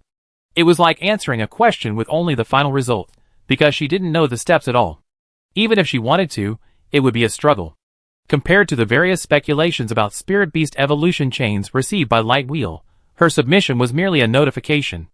After Xiaowu's successful evolution, Zhao Yanwei submitted the Skyfire Wolf's evolution chain to the Intellectual Property Administration for certification and updated the spirit beast's information at the Contractor Service Center. The contracted spirit beast on her personal chip changed from Fire Puppy to Flame-Walking Sky Wolf.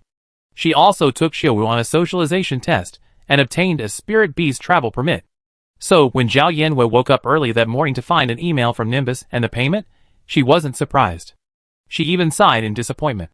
Intellectually, she knew that publishing a spirit beast evolution chain in Nimbus was a greater honor, on par with publishing an SCI index paper before even starting college. But this payment, which came in under 5 figures, was truly heartbreaking and heartbreaking. Zhao Yenyue's bedroom was too cramped for Xiaoyu now, far less comfortable than staying in her spiritual sea. He had rarely come out these days except to eat, remaining in his spiritual sea, exploring his newly awakened skills. Without Xiaoyu's help, Zhao Yenwei had no choice but to climb out of bed, dig out her clothes, and change herself. She then leisurely washed and ate breakfast before heading downstairs. Grandma Su saw her about to leave and casually asked, "I see the purification talent testing ceremony has already begun on StarNet. Yeah, do you want to join in?" Zhao Yenwei replied, "Ming and I have plans to go together." Compared to the spiritual sea level assessment test, Grandma Su clearly wasn't very interested in the purification talent testing ceremony. A 1 in 80 million chance was no joke. But it was like a free lottery ticket. Even if the odds were incredibly low, it was tempting to scratch it. Before they completely scratched it, everyone hoped that this 1 in 80 million chance would land them. The sun outside wasn't too scorching, but it was bright enough to be a bit blinding. With the arrival of June, the weather was getting hotter by the day. As usual, the purification talent testing ceremony was held at the Sun Palace in the central square of Greenfield City. Every senior high school student could queue up for the test with their student ID. The Sun Palace inherited the high-end style of the Cloud Palace, boasting a vast interior and ceiling heights approaching 7 or 8 meters. It exuded a majestic presence and was specifically used for the purification talent testing ceremony. However, the sheer number of people seeking testing forced the line to stretch from inside to outside, stretching endlessly. The square was bustling with people, the testing lines forming several winding dragons. Many parents accompanied their children under umbrellas, occasionally offering them sips of mineral water. The parents, who were contracted, summoned their contracted spirit beasts as mounts, making the queue much easier and earning them envious glances from many ordinary students. Half the people rode spirit beasts, while the other half lined up obediently on their legs. The crowds were packed together, the muggy heat mixed with the hushed whispers of the crowd, creating a hazy mess. If only I could contract a spirit beast too. It's a shame I'm only just a little short of a D-level spiritual sea. So, all ordinary people are just a little short. The difference between an E-level and an F-level spiritual sea. Then E-level isn't much worse than F-level. If I could detect a purification talent, I don't see anyone looking down on me. Don't you look down on F-level people too? We're all ordinary people, and you're still trying to rank us. That's better than an F-level like you. Come on, you haven't even become a contractor yet, and you're still expecting to get the purification talent? You don't expect to? If you don't expect to, why are you queuing here? Despite the arguments, everyone's eyes were filled with nervous anticipation, completely oblivious to the sweltering heat and the crowded conditions. As Zhao Yenyue and Ming disembarked from the floating bus, they were greeted by a bustling scene. There was no sign of the Sun Palace at the end of the line. Ming's round, deer-like eyes sparkled. Far from being put off by the long line, the longer it stretched, the more excited she became. Zhao Yenwei, who had never waited in a line before, marveled at its length and asked, "Is there a VIP access? I pay extra." "Endure this moment, enjoy a lifetime." Sane answered before Ming could. Its robotic voice couldn't suppress the joy in its tone. It had completely disregarded its host's life or death. When it discovered Zhao Yenwei was heading to the Sun Palace, Sane felt a sense of redemption. It explained that its successful life support plan was authoritative, a calculated, perfect path to a successful life, and that everything was finally on track. It's wonderful that the host is willing to listen to it. Praise the host. Sane gestured at his energy bar, and began calculating how high Zhao Yenyue's energy bar would grow after detecting her purification talent. It wouldn't overflow, would it? Such a sweet dilemma. Ming had already impatiently joined the line, and waved at Zhao Yenwei, saying, "Come on, come on." Zhao Yenwei didn't want to come. "Oh, don't look at the long line, it actually moves quickly." Seeing Zhao Yenyue's every hair radiating resistance, her head lowered as she tapped away on her laptop, seemingly doing something. Ming stepped out of the line again, trying to drag her back into line. Zhao Yenwei had already used her newly earned royalties to order 2 DD rides at a high price. She let out a long breath and showed Ming the order page. "Let's go, let's wait in the dessert shop. It's so hot outside." Ming took in the interface on her laptop screen and exclaimed in shock, "DD queuing? There's such a thing?" Zhao Yenwei said with a noble and cold air, "There's nothing in this world that can't be solved with star coins." Ming eyed the arrogant girl with her chin raised suspiciously, and raised a reasonable question. "Are you rich? Your words are so hurtful." Zhao Yenwei recalled her Zizibio balance and, though not by much, became more honest. Don't despise the poor young man. The air in the roadside dessert shop was cool and slightly sweet. Sitting face to face by the floor-to-ceiling window, Zhao Yinwei nibbled on a star fruit and drank fruit tea, looking quite relaxed. Ming Ming felt a little uneasy, poking the person across from her. I always feel more at ease queuing on my own. I didn't ask you to spend any money. Zhao Yinwei took a sip of the refreshing fruit tea and then said with disdain, don't force yourself to suffer. Oh, children from poor families grow up early. The other side finally fell silent. Zhao Yinwei bit her straw, opened her laptop, and while waiting for Didi to queue, she watched the live broadcast of the purification test ceremony. The official Green City live broadcast showed the interior of the Sun Palace. A large number of guards stood on both sides, keeping an eye on the testees. The camera was focused on a carved stone platform with a black crystal-like device. There were 10 such platforms in use, and the test was extremely fast. The testees simply placed their hand on the crystal ball and channeled a small amount of mental energy through it to complete the test. Staff from the purification team stood behind the platform, responsible for scanning individual chips to record information. Leaders sat at long tables on either side, monitoring the progress of the purification talent test ceremony. Although the line was long, the test was conducted at a lightning speed. Except that the black crystal ball remained unresponsive from beginning to end. The comments on the live stream were rapidly ticking away. After all, the same old screen was boring, and it was almost unbearable to watch without chatting. Greenfield City has 50,000 to 60,000 high school seniors every year. Testing usually ends around 3 or 4 p.m. So boring. Has anyone seen the Trash Queen? Is she here? No, the testing is too fast. It only takes a second or two to mobilize mental energy, and with 10 groups working simultaneously, who can keep up? Can you take some pictures outside the Sun Palace? I can still find where the Greenfield Shame student is in the queue. What exactly did the shame of the Greenfield student want us to see? To see if she detects a purification talent? Upstairs, that's not funny. What kind of spirit beast is that white fur ball in the arms of the student from Purification Inspection Group 3, who just entered the Sun Palace? It's so adorable. It looks like a spirit sparrow, a non-offensive spirit beast. Its ability seems to be calming with its call. It's suitable for a wide range of roles. So it seems spirit beasts are cutest when they're young. These parents evolved and ultimate spirit beasts are all ugly. I really miss my spirit beasts when they were little. Is this still ugly? It's a good thing arthropod spirit beasts are hard to get travel permits for, otherwise I'd be dazed to see a bunch of people riding spider centipedes. Upstairs, what gives you the right to discriminate against arthropod spirit beasts? Could it be that the dark, creeping fur that person is riding is? Are caterpillars really that pretty? Even if they're not, they can still be seen on the streets. Arthropod spirit beasts are so ugly they struggle to get travel permits. What do you mean? Travel permits aren't issued based on beauty. Stop spreading rumors. Okay, now that we know which arthropod spirit beast you contracted, I stopped talking about it. Say, classmate Shame of the Greenfield didn't really just ask us to watch Greenfield City's purification inspection ceremony, did she? I'm staring at her like crazy. Where's she? Report. A purifier has appeared in the neighboring Wild North District. A D-level purifier. Congratulations. Spread flowers. Spread flowers. Spread flowers keep checking and report back.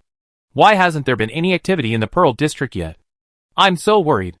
There won't be any this year, will there? No way. Last year, there wasn't even one in the Pearl District. This year, there should be 2. So that's how it's calculated?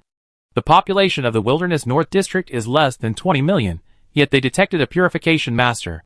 Life is truly unpredictable. It's so urgent. Ziwei Star next door detected 42 purification masters at 6.4, and Tawei Star detected 39 at 6.5. Tianshi, work harder. We must at least surpass Tawei Star. Will I ever be able to suppress the 2 neighboring stars? I really don't want to be 3rd place forever. Tianshi Star, stand up for once. You're making me climb the ladder. My kids don't dare to talk when they go to the next door star domain network to play. As soon as they start arguing, they call me Little Third. I give up. Tianshixing.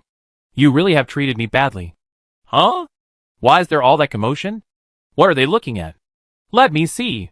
Electric Fly Moth, grab a handful. On the live broadcast, the crowd near the Sun Palace gates were discussing something in amazement, their eyes fixed on the outside of the palace. Even the guards looked over, but the outside was not in the camera's range. Netizens were intrigued by the crowd's reaction, staring intently at their screens, eager to find out what was happening. I think I heard the voice of the Greenfield Shane classmate. Is she here? No, buddy. What's Zhao Yenyue's voice? I never heard her speak. How would I know what her voice is? But look at this noisy scene. If that annoying bitch hadn't come here to cause trouble, I'd be damned.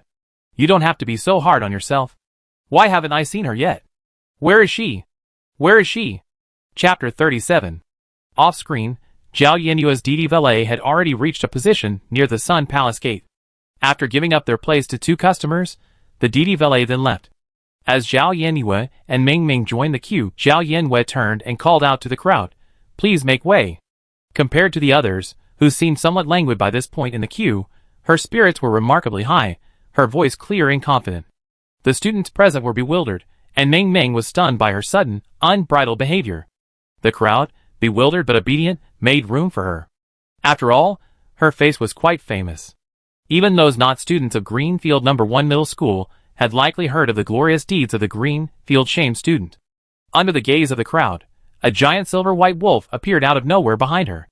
The girl flipped over and sat on its back, then waved to the crowd with a smile. "Thank you."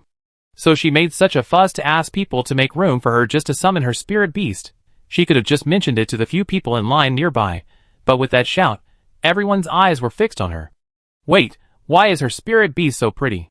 The giant wolf followed the group towards the Sun Palace, its steps steady and deliberate, and the gazes fixed on it grew more intense. Its entire body was covered in hair, as white as planetary rings, each strand gleaming with a soft sheen. The sunlight cast a halo around it, making it look like a celestial being descended from the earth. Against the backdrop of the less beautiful evolved spirit beasts around it, its beauty stood out even more. One of the more lively students couldn't help but shout at her, "Zhao Yenyue. What kind of spirit beast is that? It's so handsome." As soon as someone started asking, the others immediately followed suit, asking, "Isn't that a fire pup you contracted? Why haven't I seen your spirit beast before? Has a new secret realm appeared somewhere? Zhao Yenyue, have you contracted another spirit beast? How did you manage to contract 2? As they were about to enter the Sun Palace, and thus the lightning moth's recording range, the girl on the wolf's back said lazily, "I tell you later." Ming Ming, standing behind her, was so dazed she didn't know what day it was, but upon seeing her dead body, she subconsciously asked, "Are you going to act all cocky again?" Zhao Yenyue sighed, "You're so rude." Ming Ming, The netizens' anxious wait didn't last long. As the group advanced, they leaned closer to the screens, gazing intently at the newcomer, trying to spot the familiar face of the trash queen. A massive, silver-white claw suddenly stepped into the frame. As netizens squinted their eyes to study it, a faint black-red flame rose from its claws.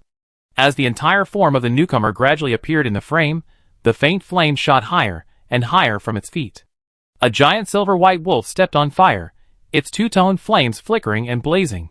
As the crowd exclaimed in unison, Xiuwu, mindful of his master's instructions, gazed directly at the electric fly moth with his fiery green eyes.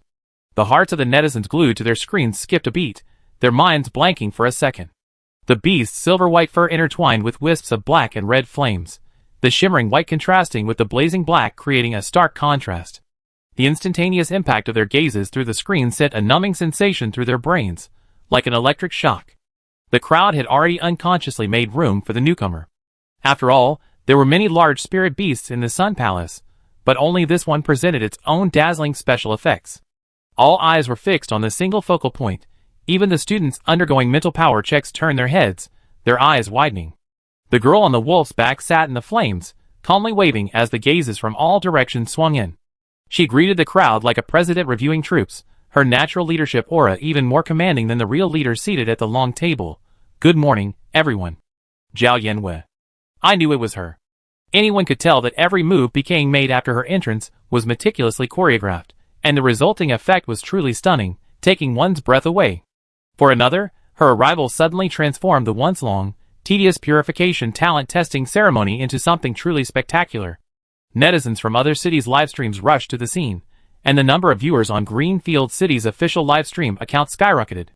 While the official live stream was still diligently broadcasting the purification talent testing ceremony, other media outlets, keen on the hype, had already zeroed in on the young woman's explosive appearance. Gaze upon the unprecedented spirit beast, they sensed a buzz. Reporters immediately surrounded her, shouting loudly, "Mr. Zhao, can you tell me what spirit beast you have? Excuse me, is this your contracted spirit beast? Excuse me, Mr. Zhao, have you contracted a second spirit beast? Can you share how you did it?" Before Zhao Yanwei could answer, uniformed guards emerged, approaching with serious expressions. The netizens, who had been caught off guard by Zhao Yanwei's pretense, came to their senses. Seeing the guards, they immediately began to gloat. "I let you pretend, I let you pretend. I hate pretentious people the most in my life. I was completely captivated by the trash queen's appearance, even though I already cursed her 300 times before today. Don't let this idiot fool you. How could someone deliberately make a spirit beast use its innate abilities just for a debut? It's so contrived, can't you see? Who can't see that? She's so contrived, no one else could be so shameless. But even though I know she's pretending, she still lets it go. I'm so helpless. I just want to know what spirit beast she's contracted with. Just thinking about it makes me feel so cool. I think you're trying to be pretentious too, up there. You're really cool when you're honest. I can't imagine how many elementary school students will idolize her after today." Zhao Yanwei glanced at the guards, and saw that the leader was an acquaintance. Captain Yingsheng, who had once denied her the chance to get rich by informing on others. She raised her eyebrows, took a step forward, and changed from sitting cross-legged to sitting sideways. The next second, her left leg was placed on her right leg, and she crossed her legs skillfully, waiting for the guards to come over. Her complacent demeanor betrayed no fear of a visit from law enforcement, and she even possessed a calm, unfazed composure. Yingsheng's reflexive headache came at the sight of her. Every time he saw Zhao Yanwei, she was either causing trouble or on her way to it. This time was clearly no exception. Being caught on camera, he couldn't say much else, so he followed standard procedure. "Hello, according to Article 37 of Tianxing's Public Safety Regulations, spirit beasts traveling in public." Before he could finish his words, Zhao Yanwei placed her index finger against her lips, and made a hush sound at him. Then, slowly, she retrieved a notebook from her trouser pocket with her index and middle fingers. The girl perched on the wolf's back leaned down, and tapped the notebook on his shoulder. Her voice, polite yet demanding, said, "Hello, Xiaowu's travel permit. Please review it." Yingsheng swallowed his words back before he could finish them. He glanced at Zhao Yanwei, took the permit, and examined it, realizing how thoroughly prepared this young man was. While no one was sure what kind of spirit beast she possessed, she had already obtained a travel permit. While she might have been trying to capitalize on the popularity of the purification talent testing ceremony by becoming the center of attention, it wasn't against the rules to make such a dazzling appearance with a permit in hand. Yingsheng confirmed it was correct, and returned the permit to her. After a moment's thought, he warned, "Even though you have a travel permit, you'd be arrested if you accidentally damage public buildings or injure the public. You should behave more restrained." Zhao Yanwei had no idea how to spell restraint and said, "Then I wait for you to catch me." After not seeing her for a while, her behavior had become increasingly brazen. However, she was a law-abiding traitor, making it difficult for anyone to tolerate her. Yingsheng, expressionless, led the other guards back to their original posts. Zhao Yanwei tucked his travel permit back into his trouser pocket, turned back to the reporter, and smiled. "All right, questions please." What a proactive interviewee. So proactive that it was almost counterproductive. Oh. The reporter watched the guards walk away, then regained his composure, gathered his thoughts, and continued, "Mr. Zhao's contracted spirit beast is a young fire hound. Its evolved form should be a flaming hound. So, is this Mr. Zhao's second contracted spirit beast?" Although the crowd at the Sun Palace was still queuing, their attention was completely captivated by the girl, who was being adorned with stars. The numb minds of those waiting in line had already perked up the moment she made her grand entrance, and now their ears were perked up to hear her answer. What purification talent? A 1 in 80 million chance. Worse than a first-line spectator. I only contracted one spirit beast, the fire hound. Before the reporter could ask more, Zhao Yanwei proactively began explaining. She continued in a casual tone, "The flame wolf is a new evolutionary direction for the fire hound. This evolutionary chain is now known as the Sky Fire Wolf evolutionary chain." A new evolutionary chain? The reporter's mind was momentarily confused. When had a new evolutionary chain for the fire hound been released? How could he not have known about it? Before the reporter could ask more, Zhao Yanwei expertly turned her head to look at the electric fly moth and began advertising with familiarity. The Sky Fire Wolf evolutionary chain will be released soon in Nimbus. This brand new evolutionary chain is coming soon, so hurry and get yours. Those interested in the Flame Wolf should keep an eye out. Even more shocking than the new evolutionary chain was the implicit meaning of her words. Since the evolution chain hasn't been released to the public yet, why has her spirit beast already evolved into the flame-walking heavenly wolf? The reporter swallowed, feeling his interview was already destined for viral popularity. His voice was a little hoarse as he asked, "Excuse me, is the mecha engineer who released the Skyfire Wolf's evolution chain Mr. Zhao?" Zhao Yanwei didn't answer the question directly. Instead, she confronted the entire network. "Dear viewers, shame of the green field is too harsh. From now on, please call me Light of the Green Field." The livestream, already buzzing with excitement since Xiu's appearance, finally went off the rails after this remark. Found it. The intellectual property rights holder for the Skyfire Wolf evolution chain is indeed the Trash Queen. Currently, only half of it exists, and the specific evolution materials haven't been released. So, is it still called Shame of the Green Fields? I'm so used to it, I'm reluctant to give it up. Didn't you see the person above has changed their name to Trash Queen as a sign of respect? Trash Queen is pretty good. After all this scolding, I really can't call her Light of the Green Fields. So her using an S-rank Spirit C contract with a non-mecha pet, does that cancel out her merits and demerits?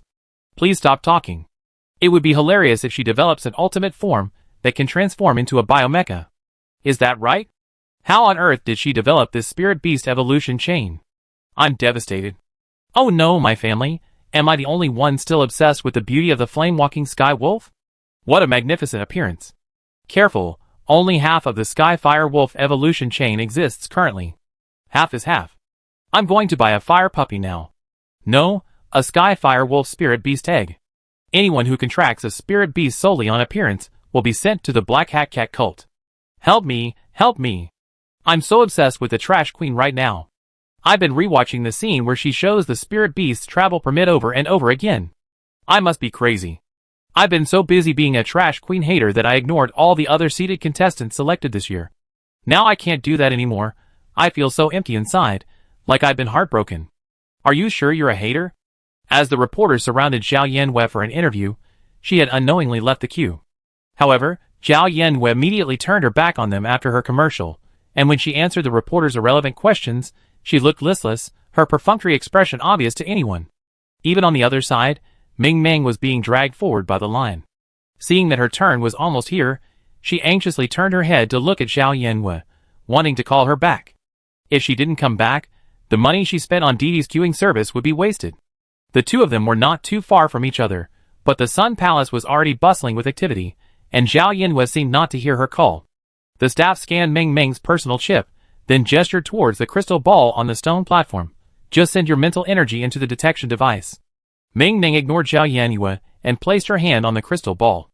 A chill spread from her palm to her entire body, causing her hand to tremble slightly. How much she had hoped to become a purification technician, and now that the moment had finally arrived, she was terrified of the outcome. The gazes of the staff, the people around her, the leaders of the purification inspection team, and the gazes of countless netizens seemed to descend upon her in that instant. The girl's drooping eyelashes trembled slightly, finally controlling herself and channeling her mental energy into the black crystal ball. The detection device before her showed no reaction. Ming Meng's heart skipped a beat, but amidst the disappointment came a sense of relief. The staff member, who had been keeping an eye on the detection device, suddenly glanced up at her and said softly, "Don't worry. Please try again to confirm. The pollution concentration has changed." Ming Meng looked up abruptly, immediately realizing what this meant. The moment she realized this, a dense electric current seemed to course through her, causing her to shudder unconsciously. As if her mind were unable to function, her body automatically followed the staff's instructions and channeled more mental energy into the detection device. The black crystal ball visibly paled in color the next instant. This time, everyone's attention was truly drawn to her, and upon noticing the change in the crystal ball, the entire audience erupted in shock. She truly had a talent for purification. An intense sense of surprise finally washed over her at that moment, overwhelming all other unspoken emotions. Ming Ming turned her head, and saw that Zhao Yanwei seemed to have noticed them, strolling leisurely toward her. She had no family to share this overwhelming joy, and with a rush of impulse, she pushed through the crowd and rushed over to embrace the approaching girl. Yeah. I truly have a gift for purification. Zhao Yanwei was knocked back several steps by the impact before she managed to catch herself, avoiding a tumble in front of the camera. If she had fallen, the cup she'd brought Xiaoyu to fill would have been wasted. A wet touch touched her shoulder. Ming Ming clung to her like an octopus, sobbing to release her emotions. Once I leave the orphanage, I won't have to live on my own anymore. I definitely have a good life in the future. She wiped her tears onto Zhao Yinyue's clothes, then, as if remembering something, raised her head, looked Zhao Yinhue in the eye, and said seriously, "If your spiritual sea is polluted in the future, you can ask me to cleanse it for you. I definitely won't charge." "That's a very clear arrangement," Zhao Yinhue commented.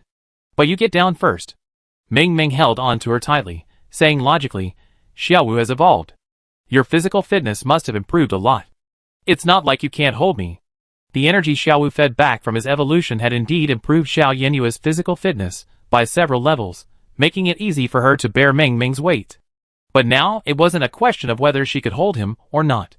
Seeing the leader of the purification team approaching her, Zhao Yinhue had no choice but to remind them, "Someone's here to see you." Old Deng looked at them cheerfully and said, "Don't worry, joy is worth sharing." Ming Ming turned her head at the sound of the voice, and saw that someone had indeed arrived. She then awkwardly let go of Zhao Yinhue. The crowd's attention was focused on this spot. Ever since someone had tested positive for the purification talent, the others in line had lost interest in testing. Greenfield City might be able to produce 2 S-level spirit seas, but the thought of a tiny Greenfield City producing 2 more purifiers was absurd. She hadn't held out much hope for the purification talent test to begin with, and now there was no hope at all. She might as well take this opportunity to catch a few more glimpses of the legendary purification master.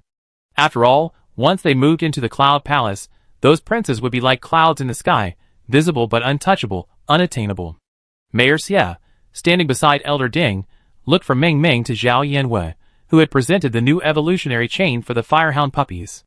His face was wide open, and he kept saying good things. Greenfield City has truly taken advantage of this overwhelming wealth. We must find a way to get Greenfield City's GDP into the top 3 in the Pearl District next year. A favorable wind, with its force, has lifted me to the skies. These are all tangible political achievements. Ming Ming was asked a few questions by Elder Ding. When he heard that Ming Ming came from an orphanage, his expression softened, and he promised that everything would be fine in the future. Team Leader Yin, who had been standing silently beside Elder Ding, suddenly spoke up. "Ming, do you know how to purify the crystal source?" Zhao Yinyue's eyes flickered, and she looked over. Chapter 38. Ming Ming certainly knew about purifying crystal source. She had previously seen Zhao Yinyue's trivia challenge on Star Blog. Out of curiosity, she had searched for the question, but never found the answer. However, Zhao Yinhue later published this trivia herself, but unfortunately, no one paid any attention besides her. After all, few people really wanted to know how to purify crystal source. Although she didn't know why Team Leader Yin suddenly asked about purifying crystal source, Ming Ming nodded and said, "I heard of it." Team Leader Yin's expression remained unchanged as he continued, "Have you ever successfully purified crystal source? Or perhaps sold it to others for star coins?" Old Ding gave him a surprised look. He knew about the investigation team's investigation, so if the ungraded crystal source circulating on the market was indeed sold by Ming Ming, it would be quite a coincidence. But it also proved that Ming Ming was a very talented child, able to find a way to purify crystal source on his own, and was brave enough to try. Ming Ming was about to speak when Zhao Yinhue, who had been silent the entire time, spoke first. "I'm selling the crystal sources she purified. Is there something wrong?" As soon as she finished speaking, everyone's eyes turned to her. Zhao Yinhue turned and met the bewildered Ming Ming's gaze, then asked sincerely, "Is that right?" Ming Ming stared at her for a few seconds, then, recovering her composure, nodded with her naturally innocent eyes. "Yes," Ming Ming said. She looked at Team Leader Yin, but didn't know what to say to cover up, so she could only repeat Zhao Yinyue's words. "Is there something wrong?" The troubling problem was suddenly resolved. Ming Ming's orphanage birth meant she wasn't financially well off, so selling purification crystals seemed reasonable.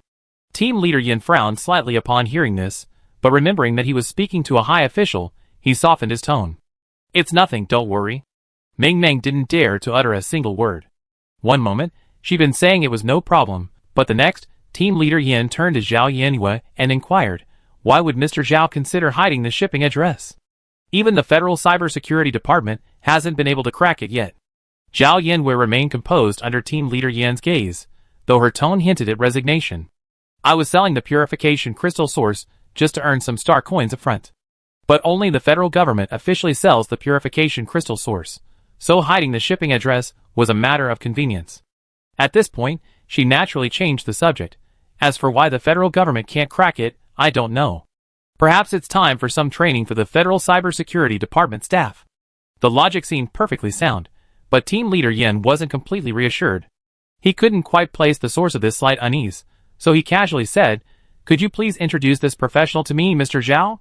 He'd definitely elevate our technical capabilities within the Federal Cybersecurity Department. Too bad, I can't find him after this transaction. If the authorities are interested, they can look for him themselves." Team Leader Yin looked at Zhao Yinwei, his eyes darkening slightly.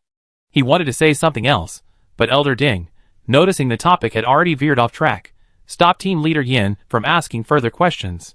He shifted his focus back to Ming Ming, instructing her, "The inspection team will return to Ziwei Star tomorrow. Ming, you can use this time to prepare and say goodbye to your friends."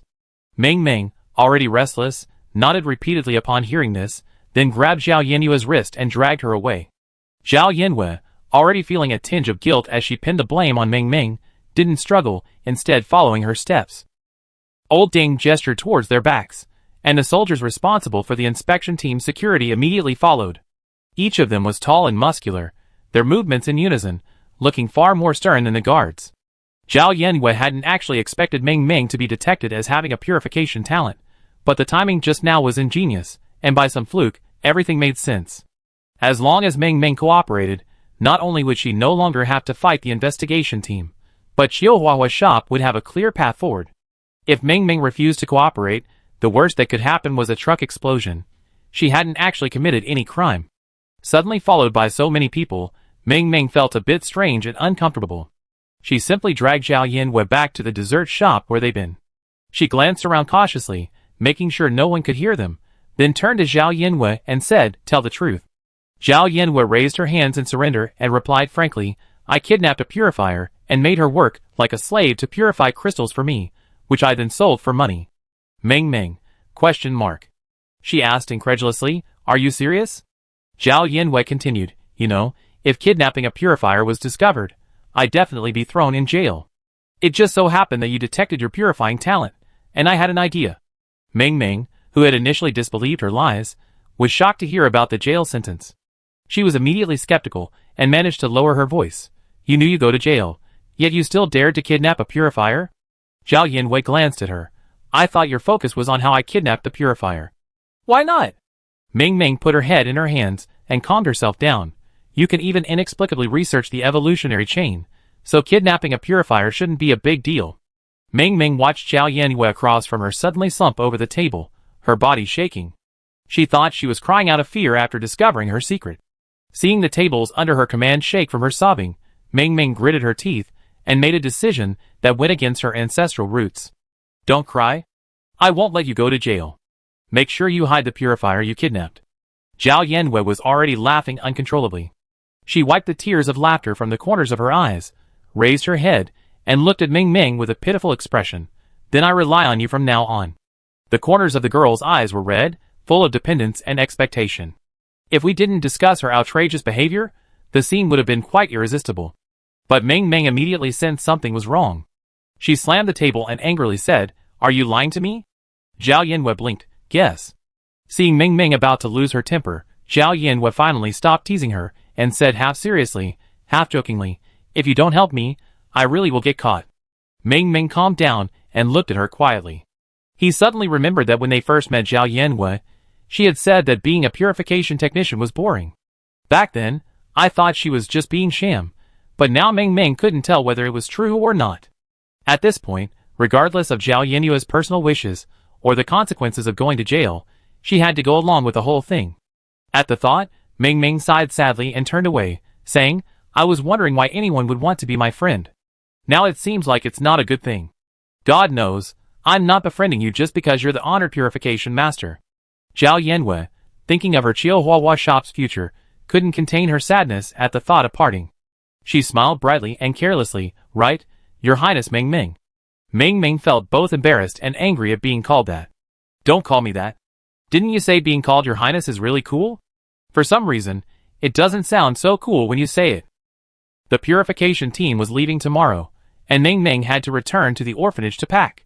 After whispering and discussing the details, they parted ways. Ming Ming stood at the shop door, looking at Zhao Yanhua's back for a moment, then called out to her again. The atmosphere of separation always makes people sentimental. Seeing the person turn around and walk back to her, Ming Ming whispered, "I used to not want to be friends with you because I was jealous of you. But then I thought about what you said and felt it would be a shame not to be friends with you." Zhao Yanhua looked at her lowered head and couldn't help but touch her curly hair. The touch was indeed soft and comfortable. Just when Ming Ming was ready to be comforted, Zhao Yanhua spoke, "It's human nature to be jealous of me. After all, I'm the strongest among the strong, the queen among queens." Her heartfelt self-analysis was completely disrupted by her. Ming Ming closed her eyes and took a deep breath, only then restraining herself from punching her. But after she spoke, she felt much better. She stiffened, finally unable to resist her curiosity, and asked, "Then why do you want to be friends with me? After all, there are probably countless people who want to be friends with you, especially the one who sent you flowers." "The one who sent you flowers?" Zhao Yanhua's brain short-circuited for a second. Ming Ming had no choice but to remind her that someone. "I heard she was your desk mate." "You mean her?" Zhao Yanhua suddenly realized, then nodded approvingly, "Then she is indeed a good friend of mine." The anticipation in Ming Ming's eyes suddenly vanished. She put on a cat-like expression and turned away. "You have so many good friends." Zhao Yanhua suddenly had an idea and called out, "Then you were my first friend too." "I had just arrived in Tianshi. I was unfamiliar with the orphanage, and having you around made life so much easier." The girl with curly hair puffed her footsteps, not sure if she had heard or not. Sane had unknowingly logged online, and he looked at Ming Ming and thought, "I think Ming Ming is pretty good now." "You reviewed her again." "Your friends are my friends. So what if I review her?" Zhao Yanhua detected a hint of joy in Sane's bland, mechanical voice. She asked curiously, "I'm not a purifier, so why do you seem so happy? Although my successful life support plan didn't go smoothly, your energy has increased since you released your evolutionary chain. StarNet is buzzing with activity now." Beyond the slight increase in energy, Sane felt that the host's ability to detect joy in his flat, mechanical voice seemed to please Tong even more. Zhao Yanhua knew without a doubt that the Star Network was bustling with activity. Today was the purification talent testing ceremony, and the Firehound's new evolutionary chain only added to the excitement. As a Tenji surfer, she naturally wouldn't miss out on the fun. But before going online, Zhao Yanhua went to see Professor Song to fill out the application form for the Mecha Engineering major. The number of students who came to Professor Song to fill out the application form was very small, making the scene seem even more desolate and sad compared to the grand occasion at the Sun Palace. Professor Song, however, spoke softly to the other students. But upon seeing Zhao Yanhua approach, he scratched his hair and sighed with a slight headache. "You've been so much in the spotlight today, I thought I miss you." That was what he said, but he barely finished speaking when he continued, "I looked up the specific statistics for the Flame Wolf. In my experience, its ultimate state has the potential to transform into a biomecha." Zhao Yanhua knew Professor Song was going to persuade her to apply for the Mecha Pioneer program. She took the application form and filled it out, saying, "The most basic quality of a mecha engineer is the ability to operate a mecha. In a way, I'm considered a mecha pioneer. Being able to operate a mecha is different from being able to achieve the same level of human-machine integration." Seeing that Zhao Yanhua had finished filling out the form, there was no point in saying more. Professor Song looked at her and asked gently, regarding the evolutionary chain of the Skyfire Wolf, "How did you come up with the idea of including the Ice Lotus as an evolutionary material?" What a sudden question. Zhao Yanhua, like a poor student who relies on blundering to get every answer right, blinked. "Didn't you say before that this major is for people with exceptional luck?" "Huh?" Professor Song smoothed out the thin, somewhat flimsy application forms in his hands and glanced over. "So you're saying this is just a random result you came up with?" Zhao Yanhua closed her eyes and nodded emphatically. "Yes." "Then you're definitely exceptionally lucky." The old man considerately ended the conversation. See you in Lomberlin, Xiao Zhao. Chapter 39. As Zhao Yanhua had predicted, the online space was abuzz with excitement, but surprisingly, the focus wasn't on the purification talent testing ceremony. Following the devastating news that B-rank purifier Yanwen had been abducted by the Zerg, his fate unknown, netizens had lost interest in anything else, instead accusing the Federation of concealing the truth and inaction, expressing concern for Yanwen's safety. But barely 2 hours into the furor, Yanwen herself appeared at the press conference, confirming she was safe.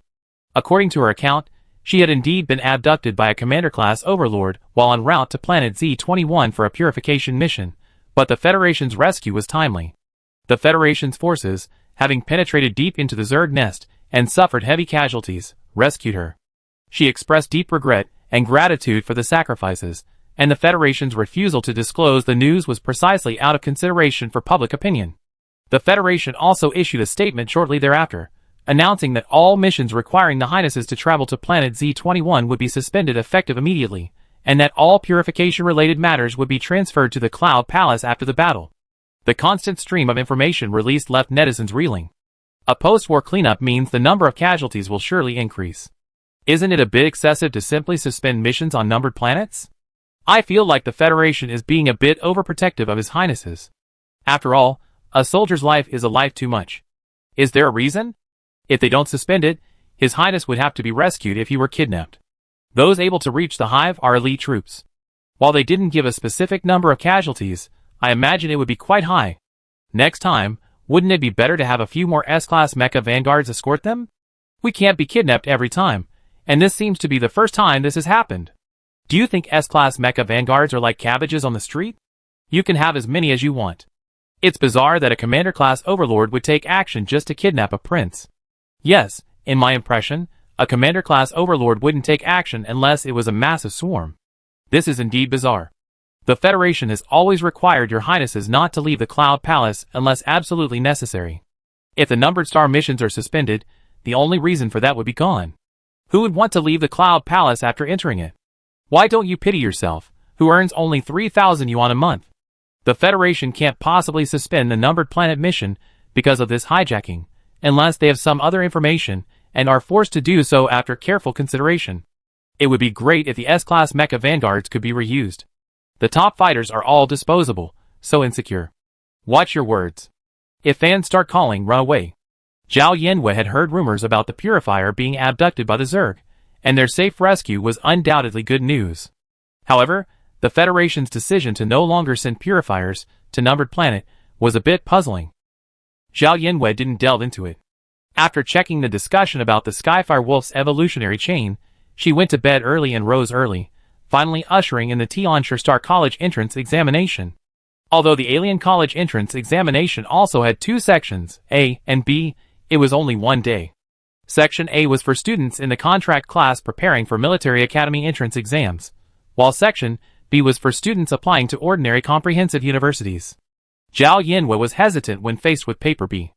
After all, she didn't know much about the culture, history, and common sense of Tianshi Star, but she was taking paper A. When faced with the question, Xiao Ming's contracted spirit beast is level 15 this year.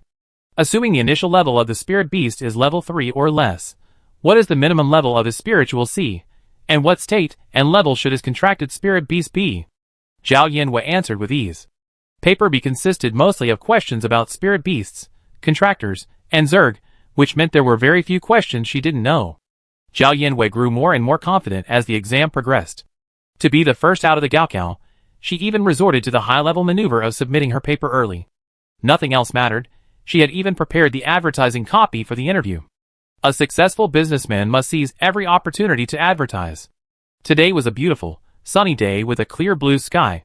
She strode out of line number 1 middle school with a proud and confident manner, drawing the immediate attention of the crowd waiting for children outside. Zhao Yanwei was ready to greet the microphone and the electric moth, but a group of tall and muscular men suddenly appeared in the crowd, arriving before the reporters and blocking her path. The reporters squeezed to the outside were momentarily stunned and at a loss, and a murmur of discussion spread among them. The reporters were initially surprised to see that the first person to exit the examination room was an acquaintance. As the widely acknowledged walking traffic of Green City, an interview with the Trash Queen would surely draw high views. The even better news was that the walking traffic seemed to be in trouble. The group who stopped her stood tall and righteous, looking like plainclothes security guards apprehending a criminal. As expected of a highly sought-after figure in the media, every appearance generates buzz. Zhao Yanwei had forgotten the promotional copy she prepared. She came to her senses and took a step back, her expression a mixture of uncertainty and annoyance. What does this mean? The person blocking her path didn't speak, simply moving aside. Student Zhao. The moment she heard team leader Yan's voice, Zhao Yanwei narrowed her eyes, then glanced at the group surrounding her, sensing something was amiss. The reporters watched helplessly as the man suspected of being a leader presented the girl with her ID photo and then, in a polite yet unyielding tone, said, "Please cooperate with the investigation." Official reporters wouldn't act recklessly, but the other media members' eyes lit up at the sight. Though they didn't dare take any random photos, they were already writing their press releases with unwavering determination. Black or white, just right. Shocking. First, let's take advantage of the trash queen's traffic. When Zhao Yinwei was ushered into the security center's office, she sat in the chair once occupied by Qiu Qifeng. Across from her was more than just team leader Yin. Mayor Xie and Elder Ding, whom she had met yesterday, were both present, along with a junior officer who was responsible for refilling water and tea for the senior officers. The former were masters of maintaining a level of expression, their faces revealing nothing. However, the unnamed junior officer's face was filled with unconcealed curiosity, wondering what the shocking secrets of this interrogation of the three senior officers might hold. Team leader Yin sat down across from her and spoke first, offering friendly words. "Mr. Zhao, we are operating in plain clothes this time and ask for your cooperation in the investigation to minimize the impact of public opinion on your personal image." Zhao Yinwei didn't bother to explain that it made no difference whether he was in plainclothes or not. If anything, the news of her arrest by the guards would soon spread like wildfire. She glanced at the black crystal ball before her post-exam good mood half gone. She said coldly, "Thank you, that's thoughtful, but what are you investigating me for?" Team leader Yin ignored her reluctance. Regarding the crystal source purification, Zhao said yesterday that Ming purified the crystal source and Zhao was selling it on her behalf, right? Zhao Yinwei had initially suspected the investigation team had caught her, but upon hearing this, she relaxed. She picked up the tea on the table, blew on it, and took a leisurely sip before replying, "Just tell me what you have to say." Team leader Yin observed her every move, leaning forward slightly to gaze into her eyes. "Ms. Zhao, yesterday I asked Ming to try to purify the ungraded crystal source, but she failed." The girl across from him didn't panic. Instead, she seemed even more relaxed, her tone lazily detached from the nervousness of being questioned. "Crystal source purification isn't always 100% successful. Why don't you ask her to try a few more times? There's no way she can't purify it." The ungraded crystal source circuit was incredibly simple. She had succeeded on her first try, practically without any difficulty. Even if Ming failed the first time, with a few more attempts, purifying the ungraded crystal source would be no problem at all. Zhao Yinwei, who had been a little nervous, now felt a bit bored. It seems like Mr. Zhao knows a lot about purifying crystal sources. After all, I once posted a trivia challenge about purifying crystal sources on StarNet. The two exchanged questions and answers quite fluently. Team leader Yin raised an eyebrow at this and suddenly said, "Actually, Ming successfully purified the ungraded crystal source on her first try yesterday. She was very cautious at the time, as if she was particularly afraid of failure. And then? I asked her to purify a few more ungraded crystal sources, and I found that her purification speed didn't seem to match Qiu Huahua's shop's production capacity." Team leader Yin crossed his hands on the table, seeming puzzled. "That's why we asked Zhao to cooperate with the investigation today. Besides Ming, has Zhao sold purified crystal sources on behalf of other princes?" That's it. Zhao Yinyue's mind was instantly flooded with these 4 words. She cleared her throat, took another sip of her tea, and for the first time avoided team leader Yin's gaze. Looking at her reflection in the clear tea, Zhao Yinwei said in a rather natural tone, "Children from orphanages grow up early, and they always find time to squeeze in extra star coins." Team leader Yin, always stern, chuckled at this. Qiu Huahua's shop sold a total of 58,000 crystal sources between mid-March and early June. Judging by Ming's efficiency in purifying the crystal sources yesterday, even if she worked day and night from the day she built her spiritual sea and could use her spiritual power until today, she still couldn't produce that much. At this point, his tone softened unusually. "Mr. Zhao, do you have anything to say about this?" Zhao Yinwei remained silent. She thought of the sentence she had just read yesterday. Purifiers are not allowed to leave the Cloud Palace unless absolutely necessary, and a sense of imprisonment welled up in her. Team leader Yin, by now completely mastering the conversation, gestured toward the crystal ball on the table. Student Zhao didn't seem to have time to test his purification talent yesterday. "I had the purification team bring testing equipment. Please give it a try." He, who had seemed so confident a moment before, now had a look of trepidation and hope. What had once seemed 100% certain in his mind now seemed fraught with uncertainty. Old Ding, who had been listening, also spoke. His gaze, as steady as a mountain, seemed to carry a certain weight. His voice, Old and powerful soothed, try it. Nothing is unsolvable. At his age, he rarely experienced strong emotions, but now his heart, which had always been steady and slow, suddenly accelerated. The absurd story of the jeweled girl before him, who had used an S-level spiritual C to contract a fire pup, was a household name. Everyone present knew that she possessed an S-level spiritual C. In the silence, under the gazes of many people, the only sound remaining was the young police officer's rapid breathing. Chapter 40. Zhao Yanwen knew the investigation team already knew the situation. For them, there were only two possible outcomes. Either there was indeed another purifier providing her with purification crystals, or the crystals sold in Chihuahua's shop were purified by her. Purifiers were simply inaccessible to the average person, so even if she wanted to continue concealing the truth, she couldn't find anyone to collude with her. If she was simply asked to help purify the S-class Mecha vanguards, Zhao Yanwen would actually be happy.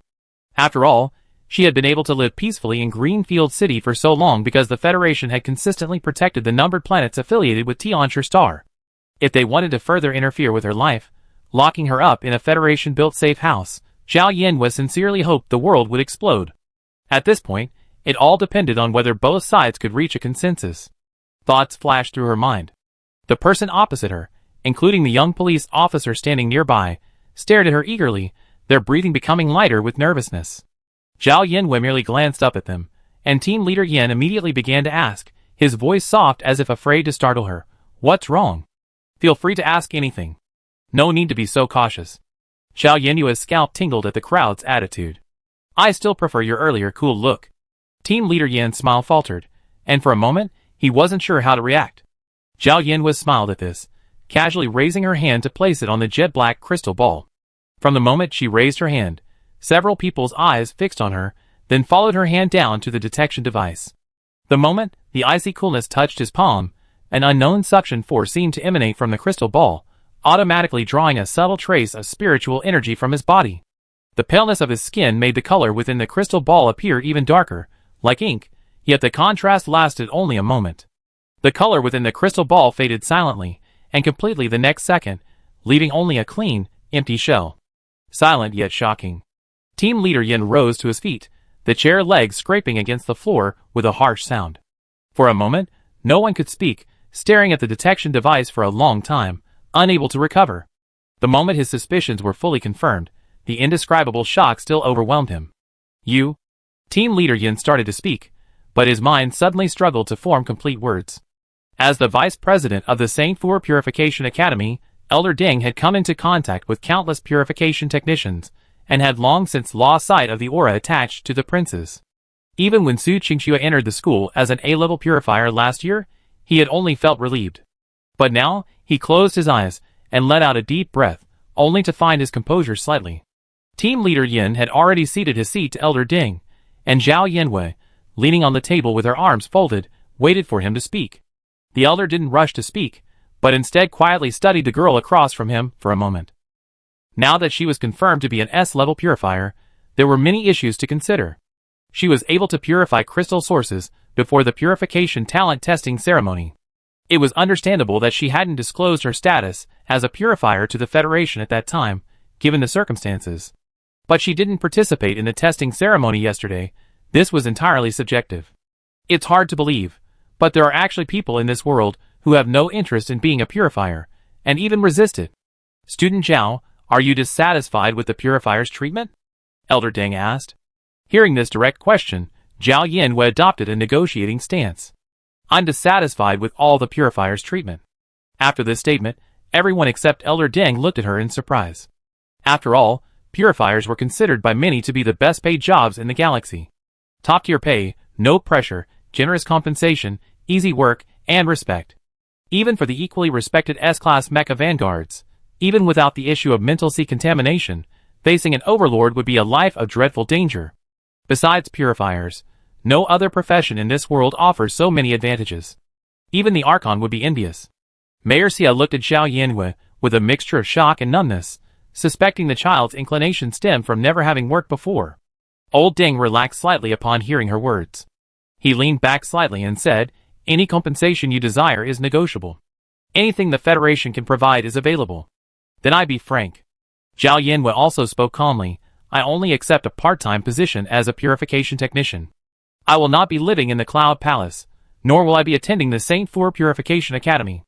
The Federation does not need to provide me with additional protection, nor should it interfere with my normal life. If you require my purification services, please feel free to place an order with me. Elder Deng's eyelids twitched at this, and he nearly gasped for breath. He looked at Zhao Yanwei and said, "The Federation will provide every highness with the protection they deserve." I had thought she was asking for better treatment, but it turned out she didn't want the exclusive privileges of a purifier. Elder Deng rubbed his forehead with a headache, then continued, "Once the numbered planets are lost, the Zerg's primary target after invading habitable planets will be the purifiers. Only the Cloud Palace is an absolute safe zone. Besides that, there are also some cults that covet the purifiers. It's precisely because the Federation protects the purifiers so tightly that they haven't gained any influence." Cults? Zhao Yanwei thought of the self-immolation to heaven plot when she heard the term, and she was curious about the cults of the San Yuan Galaxy. These cults, under the banner of equality, are dissatisfied with the Federation's special treatment of purifiers.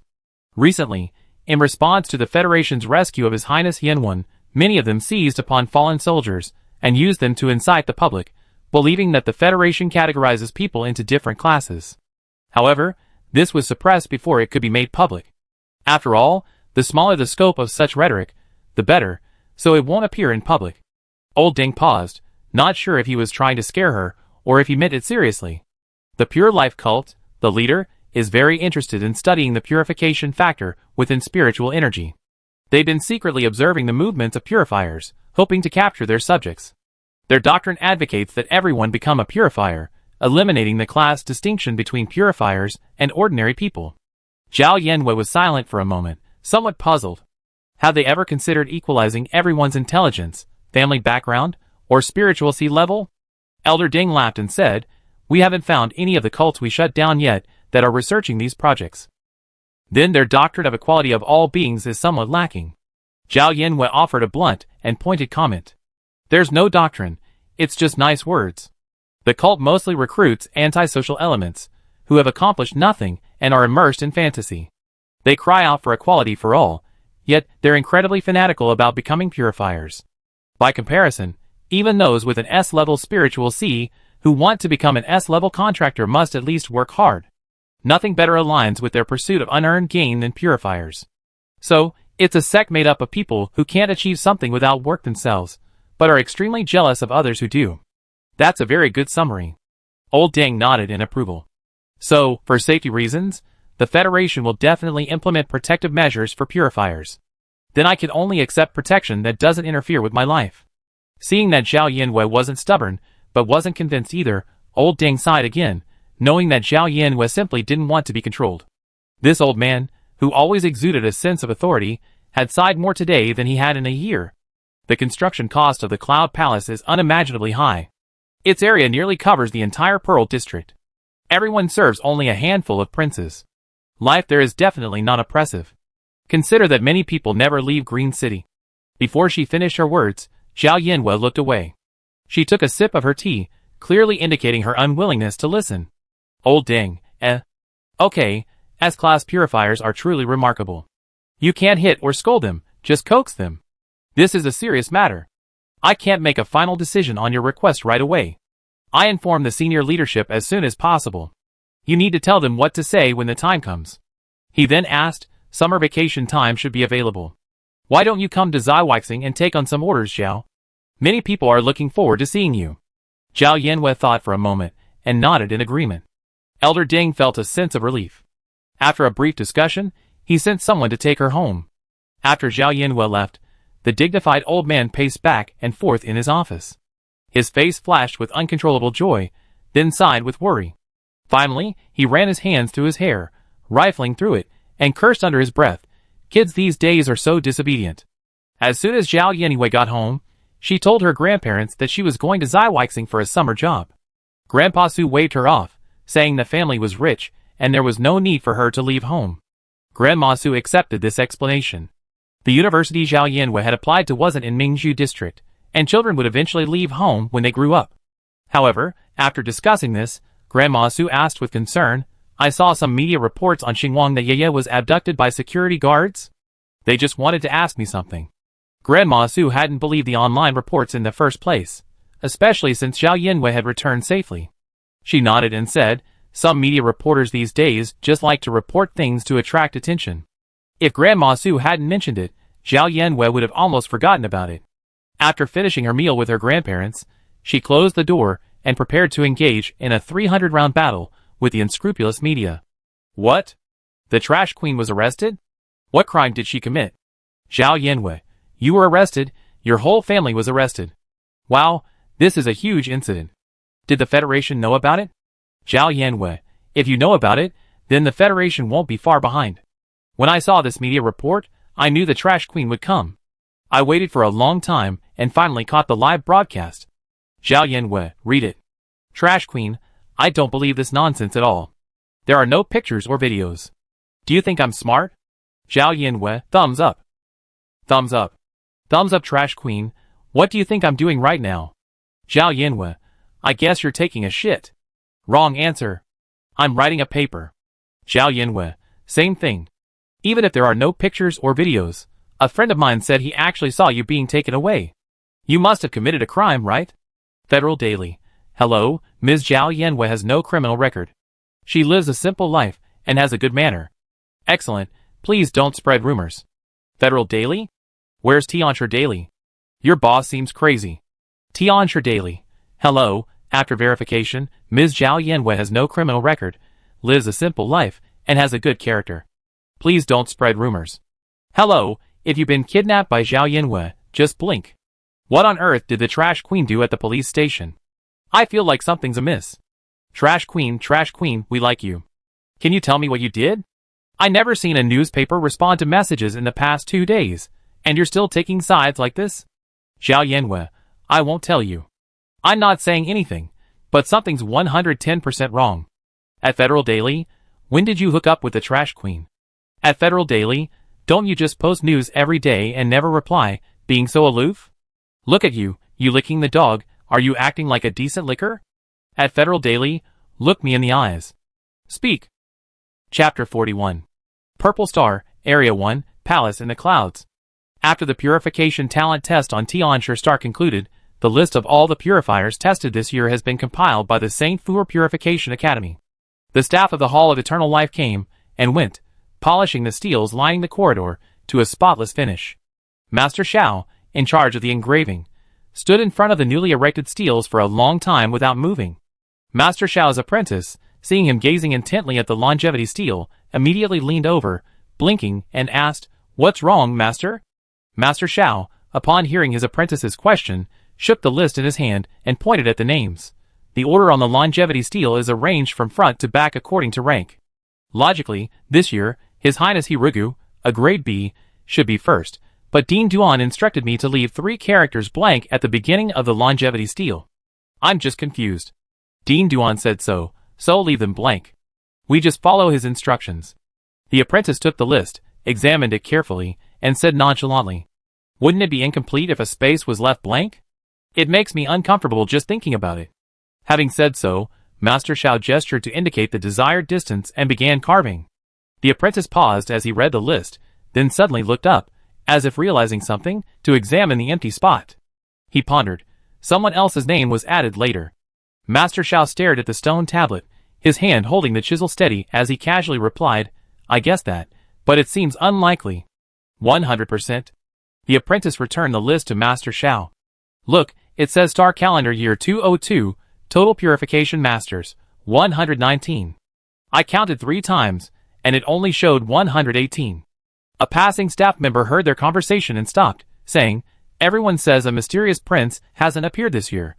Manor 1, on Baowu Road, is also empty. Manor 2, where Prince Hirugu is staying, is empty." The apprentice couldn't help but ask curiously, "What's the reason?" "Who knows?" Dean Duan didn't say. "But I'm guessing this mysterious prince is at least A-level. Otherwise, given Prince Hirugu's family background, no B-level person could surpass him." "That's true." Elsewhere, Zhao Yanwei, upon arriving on Ziwei Star, was taken to the Sanyuan Galaxy Conference Center in Area 1, the legendary federal government building, before she had even had time to explore. The staff quietly led her, their curiosity prickling like a cat's claw. The 3 habitable planets in the Sanyuan Galaxy are all autonomous, and the Sanyuan Galaxy Conference Center is rarely used. After all, few major events require the joint consultation of the leaders of the 3 planets. Even if the Zerg attack, the responsibility falls to the individual whose affiliated planet they attack, unless they encounter a massive Zerg swarm that requires a joint response. Not only was the Sanyuan Galaxy Conference room open today, but the protagonist was unexpectedly the young girl beside him. This was truly intriguing. As the heavy door to the conference room opened, Zhao Yinhua looked up. The interior was decorated in a solemn and awe-inspiring style, as if the air itself permeated with the scent of power. There weren't many people seated at the long conference table, but both sides were flanked by tall virtual screens. The people on the screen sat behind their desks, looking over along with the man at the main table. The sight of everyone turning their heads in unison made Zhao Yinhua inwardly marvel at the impressive internet speed of StarCraft, with no lag or stuttering at all. Your Highness, I am Wen Xingzhou, Chief Consul of Ziwei Star. Greetings, Consul. Zhao Yinhua greeted them, following local custom. The man in the neat uniform nodded slightly and gestured to the seat to her left. Please take a seat. Zhao Yinhua walked silently across the carpet and took her seat under the eager gaze of the leaders on the virtual screens on either side. When Xingzhou introduced her one by one to the 2nd, 3rd, 4th, and 5th consuls of Ziwei Star present, as well as the consuls of Taiwei Star and Tianshi Star on the screens. There were so many people, and Zhao Yinhua, with a polite smile on her face, hadn't actually memorized most of them. Fortunately, she was constantly 1vn online, otherwise the thought of competing in a debate with so many people would have been despairing. Zhao Yinhua listened to Xingzhou's opening remarks as she lowered her eyes and sipped her tea, moistening her throat before the competition. As for your Highness's request, the consul's preliminary opinion is that they disagree. An elderly voice spoke from the screen. Your Highness Zhao Yinhua, if you do not reside in the Cloud Palace, you will have to live in anonymity for security reasons, and your deeds will not be made public. Another clear female voice continued. Your Highness is the only S-rank purifier in the 3 enchanted star system since ancient times. By sacrificing even a tiny bit of your freedom, you will be admired by countless people. Simply by standing there, you will be enthusiastically loved and respected by everyone. Her voice grew increasingly passionate, her emotions rising, quite inspiring. Many people even breathed harder after hearing her. When Xingzhou looked at the girl beside him, and found her expression remained impassive, as if devoid of any worldly desires. For most ordinary people, this would have been overwhelming, but her expression remained unwavering, so steady that even her heartbeat seemed to haven't quickened an inch. Zhao Yinhua placed the teacup back on the table, the bottom of the cup hitting the surface with a soft clang. The Archons have all reviewed my demands, and I will not compromise on them. Your Highness should understand how important your safety is. No one can afford the slightest mistake. Because no one can afford it, I must lose my freedom? How does that make sense? To be precise, it's only a small loss of freedom, but realistically, what your Highness stands to gain far outweighs what you lose. It's more than just a small loss. If one's dream is to become a purifier, then even with restrictions, they're still free. Zhao Yinhua habitually propped up her face and said lazily, after all, living the way you want is freedom, but I don't like this lifestyle. Restrictions are like being in prison to me. Your Highness will gain much more than all this, won't you? Not just people's admiration, you could even become a religion. Zhao Yinhua's expression finally changed at this moment, her foxy eyes revealing a look of disdain, a kind of rotten wood cannot be carved. Archon, what you're talking about gaining more is just the world's temporary opinion of me. You don't need to care about it. She paused, then spoke with great arrogance, my name will eventually be immortalized. It's just a matter of time. With these words, everyone fell silent, and the atmosphere fell into an eerie stagnation. As consuls, none of them dared to claim immortality. After all, the position would always be there, with generations of people vying for it. Sane clapped frantically in his mind, encouraging Zhao Yinhua to talk more. He loved it. While Zhao Yinhua was hushing Sane, she thought to herself that it was finally her turn. She cleared her throat and said, the current situation is that the S-class mecha pioneers need me, not that I need them. Therefore, the leaders do not have the leverage to disagree with my proposed conditions. After a long pause, someone asked, everyone wants to be a purifier. This has become a deeply ingrained mainstream ideology. Perhaps a few princes have other ideals, but after discovering their talent for purification, they often abandon them.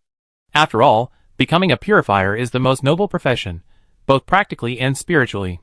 Your Highness Zhao Yinhua seems to have no prejudice against the purifier profession at all. Once residing in the Cloud Palace, everyone will respectfully address the purifier as Your Highness. Isn't this a form of ideological guidance? The lack of prejudice is, of course, because she is an alien, uninfluenced by the mainstream ideology of the Three Enclosures galaxy. This statement is a bit frightening. Zhao Yanwei flattered herself. Compared to the noble ideals of becoming a purifier, I feel my aspirations are even more noble. She was proud, uncompromising. The Archons knew her uniqueness and irreplaceability, hence the so-called meeting, which was actually a conversation of earnest persuasion.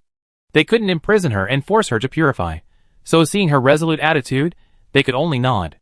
In any case, the girl before them had single-handedly become the strongest support for the S-Class Mecha Vanguard. Everyone knew how important the S-Class Mecha Vanguard was, and her significance was even more crucial. If they didn't want to live in the Cloud Palace, then don't. What else could they do? The appearance of an S-Class purifier was a miracle with an infinitesimally close to zero probability. They say gifts from heaven come with a price tag, and their carelessness was their due. Not to mention, few Archons in the Sanyuan galaxy had fought their way through numbered planets, and many still had their spiritual seas waiting to be cleansed by S-Class purifiers. Wen Xingzhou remained silent. Seeing that neither side was interested in continuing, he finally spoke. Since that's the case, everything will be as Your Highness wishes. Let's adjourn. The virtual screens in the conference room shut down one by one. Just as Zhao Yanwei stood up, Wen Xingzhou stopped her. Please stay. Zhao Yanwei sat back down. Only then did she have time to examine the man, who had mostly served as the host, and noticed that he was quite young compared to the others. At such a young age, who knows how he gotten to this point? Wen Xingzhou, unsure of her thoughts, spoke gently. If you don't stay in the Cloud Palace, the Federation will arrange for someone to secretly protect your safety. Furthermore, they assign someone to provide personal protection in case of any unforeseen circumstances. Since we be in close contact for a long time, you can choose the person yourself. If that's too much trouble, I can arrange it directly. What are your wishes, Your Highness? Zhao Yanwei didn't care much about these details. Just arrange it directly. I'm fine with it. Wen Xingzhou nodded slightly. A moment later, a tall, straight-figured woman walked in. Are you satisfied? Zhao Yanwei sat down, tilting her head slightly to meet the gaze of the person standing before her. The girl, with an honest appearance but a glint of shrewdness in her eyes, froze for a second before suddenly bending and saying, At your service, Your Highness. Zhao Yanwei, Why does she feel a little silly? She looked away and turned back. I'm quite satisfied. Let's go with her. Wen Xingzhou's gaze flickered between the two of them, and he uttered a silent hum. The personal bodyguard's name was Ichio. At such a young age, he was already an A-rank contractor. Because Zhao Yanwei didn't live in the Cloud Palace, even though she was only staying in District 1 until university started, the Federation readily allocated her housing. The two-story house was brand new and clean, though the housekeeping robot hadn't yet fully charged. Although Ichio worked as a bodyguard, he quickly and swiftly began to clean up manually. Zhao Yanwei, how much does the Federation pay you? Why do you do something like making the bed? Ichio's round eyes gleamed with intelligence, and his voice was honest. The salary is quite high.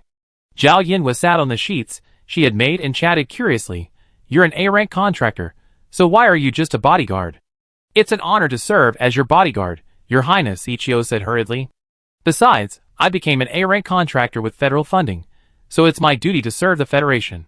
Since he was her personal bodyguard, Zhao Yanwei didn't want to hear her constantly address her as Your Highness. She nodded. Just call me by my name. While Zhao Yanwei was enjoying a peaceful life, Dean Duan was frantically busy. She was nominally the dean of the Saint Four Purification Academy, but in reality, she was responsible for the entire Cloud Palace. After learning of the sudden emergence of an S-rank purifier, she was shocked before she received the confidentiality regulations from above. Secrecy aside, as long as they were members of her Cloud Palace, they naturally received the necessary treatment. All of this had to be met. Dean Duan sorted out the files related to this year's purifiers, and tucked the only top-secret file into a secure safe, locked up layer upon layer. Then, she quickly retrieved the list of S-rank mecha pioneers suffering from mania. Every year, around 240 elite S-class mecha troopers graduate from the major military academies, a figure that has reached tens of thousands over the decades. Their spiritual seas all harbor some degree of contamination, ranging from moderately to extremely severe. This S-class prince won't stay on Z-Way star for long. Every second counts, and purification can only begin with the most critically ill patients. Many have waited far too long for this day. They achieved illustrious military success, only to be tormented by mania, driven to insanity, their tempers growing increasingly dark and withdrawn. From the fans who have always stood by them, encouraging them to persevere, to everyone else, everyone sees the pain with their own eyes, and now things are finally turning around. Dean Duan looked at the overflowing pile of purification tasks she accidentally scheduled. Just as she was about to email Zhao Yanwei, she suddenly remembered that it was still a question whether she actually accepted the order. The realization of this realization chilled her high spirits, like cold water poured over her head. She was used to assigning tasks directly to the princes, and this was the first time she encountered a situation where she had to ask for their approval.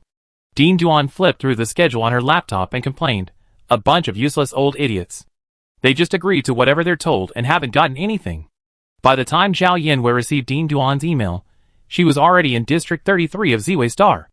Ziwei Star's administrative districts were named casually yet with a touch of rigor, ranking from District 1 to District 33 according to their respective GDP figures for that year. However, the residents of Ziwei Star seemed to have a bit of a top-level aversion per capita. Every year, a large number of residents in the lower-ranked districts demanded a district name rotation system based on the year's GDP figures. In comparison, the people of Tianzhi Star are much more simple and honest.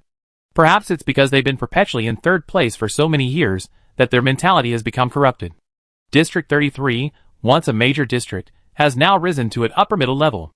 This is due to the immense popularity of the mecha engineer competition held there, which has driven rapid GDP growth and has now become a pillar industry renowned throughout the galaxy.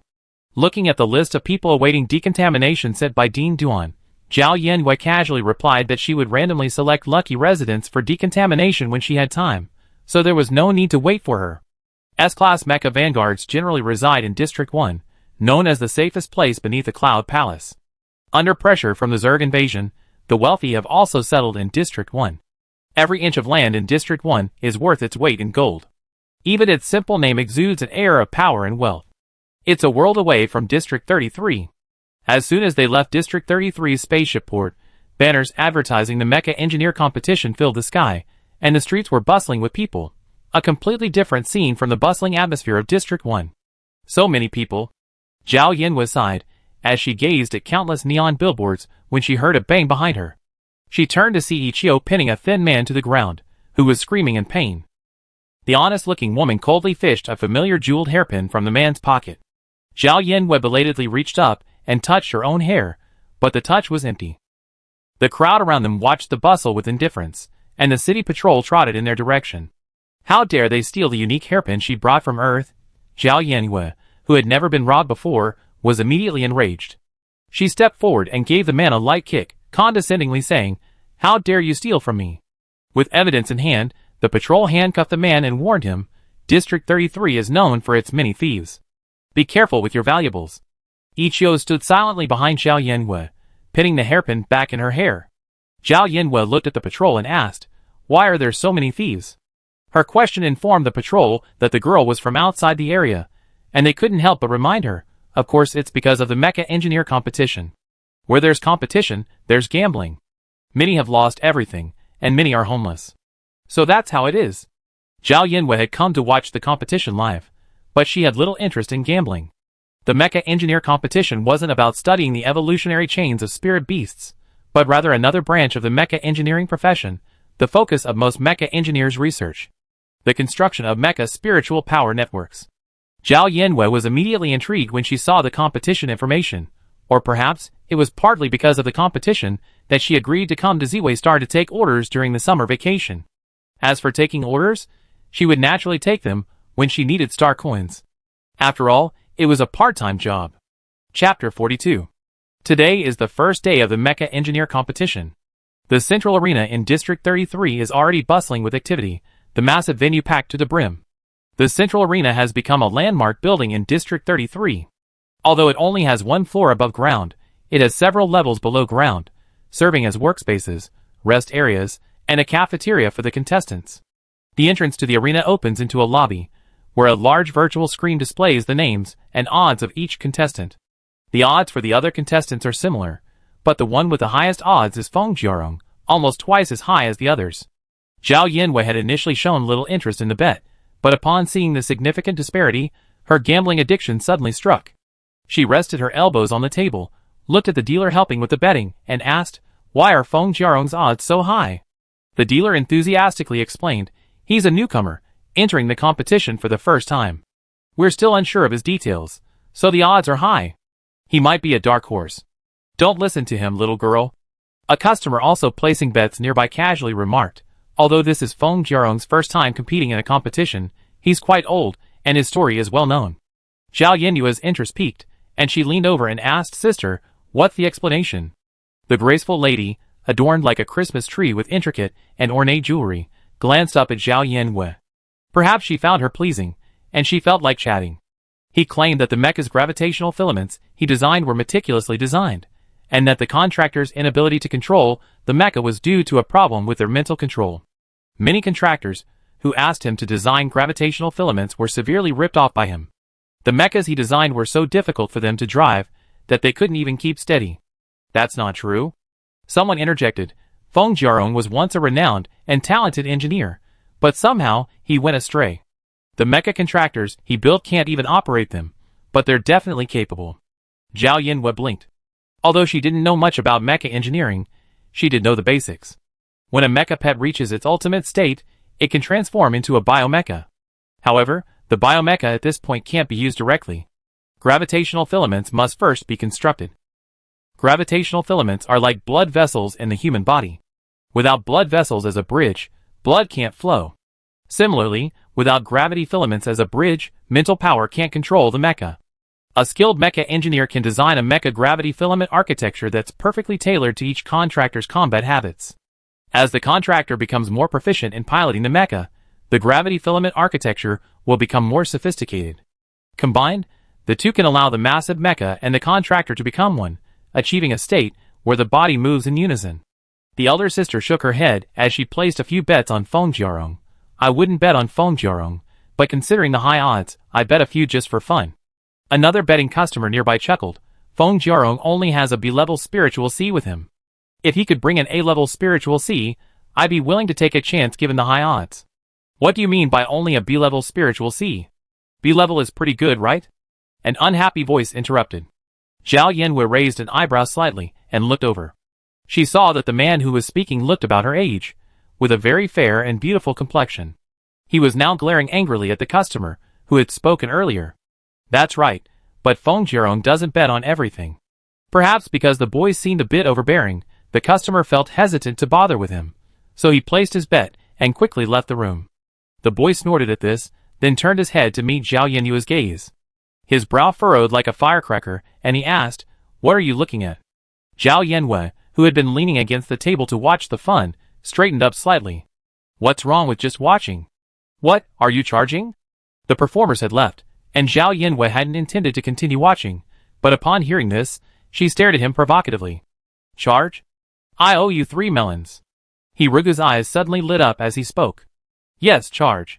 Zhao Yinyue was quite surprised to see the hand extended to her. She was always the one asking others for star coins, but this was the first time someone had been so shameless as to ask for money. You're charging for a face like this? Zhao Yinyue snorted, disdainfully saying, You're not even as pretty as me. I rather look in the mirror than at you. Am I not as pretty as you? Hirugu raised his eyelids and stared back, then suddenly dropped his gaze as if struck by something. He glanced up at Zhao Yinyue again, as if he had discovered a new world. You're quite pretty. Zhao Yinyue, Was this fight over? My name is Hirugu. What's yours? He suddenly leaned forward and tilted his head. Zhao Yinyue told him her name, then, with a sudden realization, said, Is it the He family, number 1 on the Federation's richest list? Hirugu nodded with a hint of arrogance and reserve. Have you heard of my name? I know you. You're He Jiangshan's younger brother. Your brother is the Federation's youngest S-class mecha pioneer. What do you mean by He Jiangshan's younger brother? Hirugu's expression visibly darkened upon hearing this. Who wants to be associated with him? Zhao Yinyue was confused by these strange sibling relationships, and didn't comment on his words. Hirugu, however, quickly recovered himself. He took a step closer, staring at Zhao Yinyue shyly and clingingly. Since we already know each other, we're friends. Can you pay me a little friend's fee?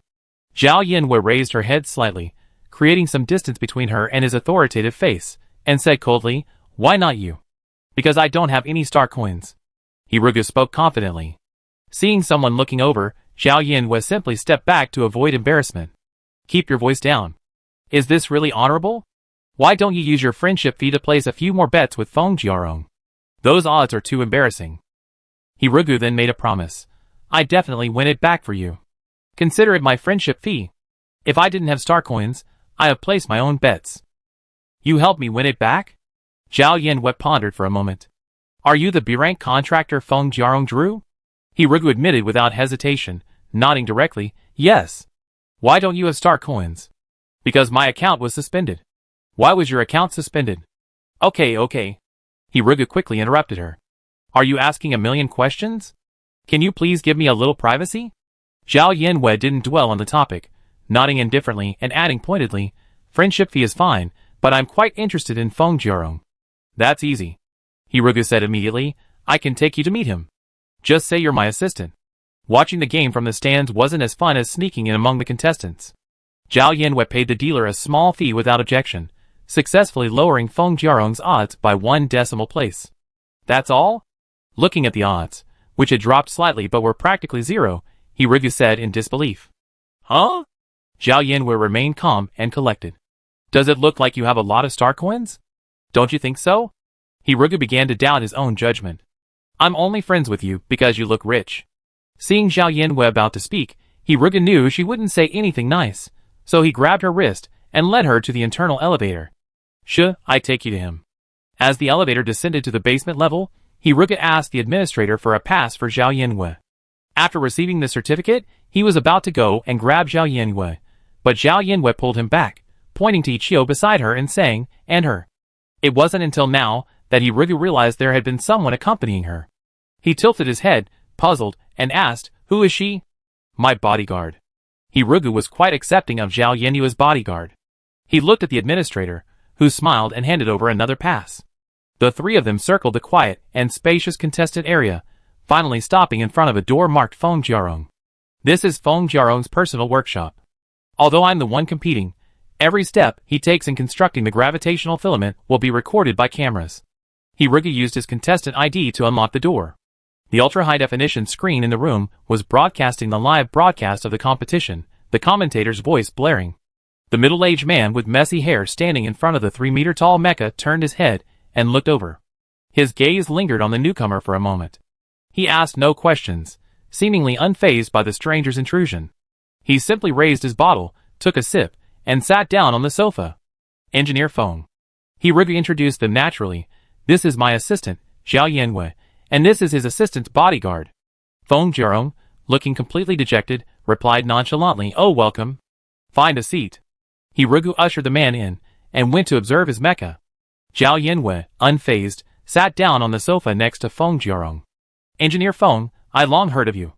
The man, looking dejected, looked reluctant to speak, but perhaps feeling it would be impolite, he simply nodded in response. I always admired Engineer Feng's gravity filament structure technology. Zhao Yinwei said this, then felt the flattery was too empty. Just as she was about to add, she heard him quip, no one has ever been able to fly a mecha I handled steadily. Do you admire this technology? Good question. Zhao Yinwei immediately repeated what she had just heard from the wealthy woman. Poor piloting must be the fault of those contractors. Feng Jiarong tilted his head slightly, his gaze passing through the messy hair to rest on the girl's clear, sincere eyes. He had subconsciously turned his body, but asked indifferently, do you really think so? Of course.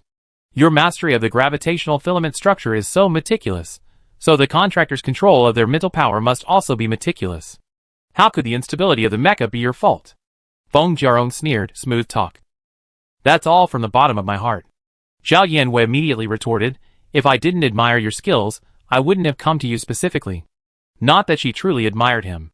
In fact, as a Tianxia alien, Zhao Yinwei had never heard of him before today, but she was genuinely interested in his theories.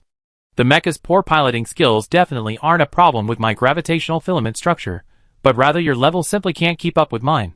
She had rarely seen anyone so confident. If what Feng Jiarong said was true, then he might truly be an unsung genius. How could she miss such an interesting opportunity? Feng Jiarong seemed to have been unconvinced for a long time. He took another sip of his wine, but couldn't help himself. He explained like a zealous missionary, the structure of conventional gravitational threads consists of 4 stages: the main vein, the secondary vein, the branch veins, and the secondary veins.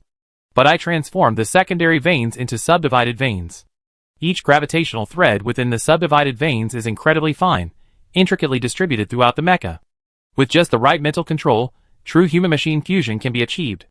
His speech grew faster and faster, his tone growing increasingly enthusiastic. Suddenly, his eyes gleamed as he looked at Zhao Yanwei. Do you understand what human-machine fusion means? You're no longer just piloting the mecha, you're the mecha itself. You can unleash the mecha's ultimate strength. Feng Jiarong pulled out 2 more diagrams, pointing to one and saying, according to the basic direction and distribution of the current sub-vein patterns, the mecha's reaction speed will always be delayed. He then pulled out another, and held it before Zhao Yanwei's eyes. Look, this is the gravitational thread structure diagram I designed for someone else. Feng Jiarong's tone dropped again at this point, his expression becoming gloomy again. Not only did I not make a single coin on this deal, I even lost money. This contractor couldn't operate it themselves, and I even had to pay a considerable amount of star coins as compensation. Zhao Yanwei compared the 2 diagrams, and found that the main veins were essentially the same, the secondary veins were similar, but the branching veins had undergone significant changes, with the biggest difference being in the sub-vein patterns.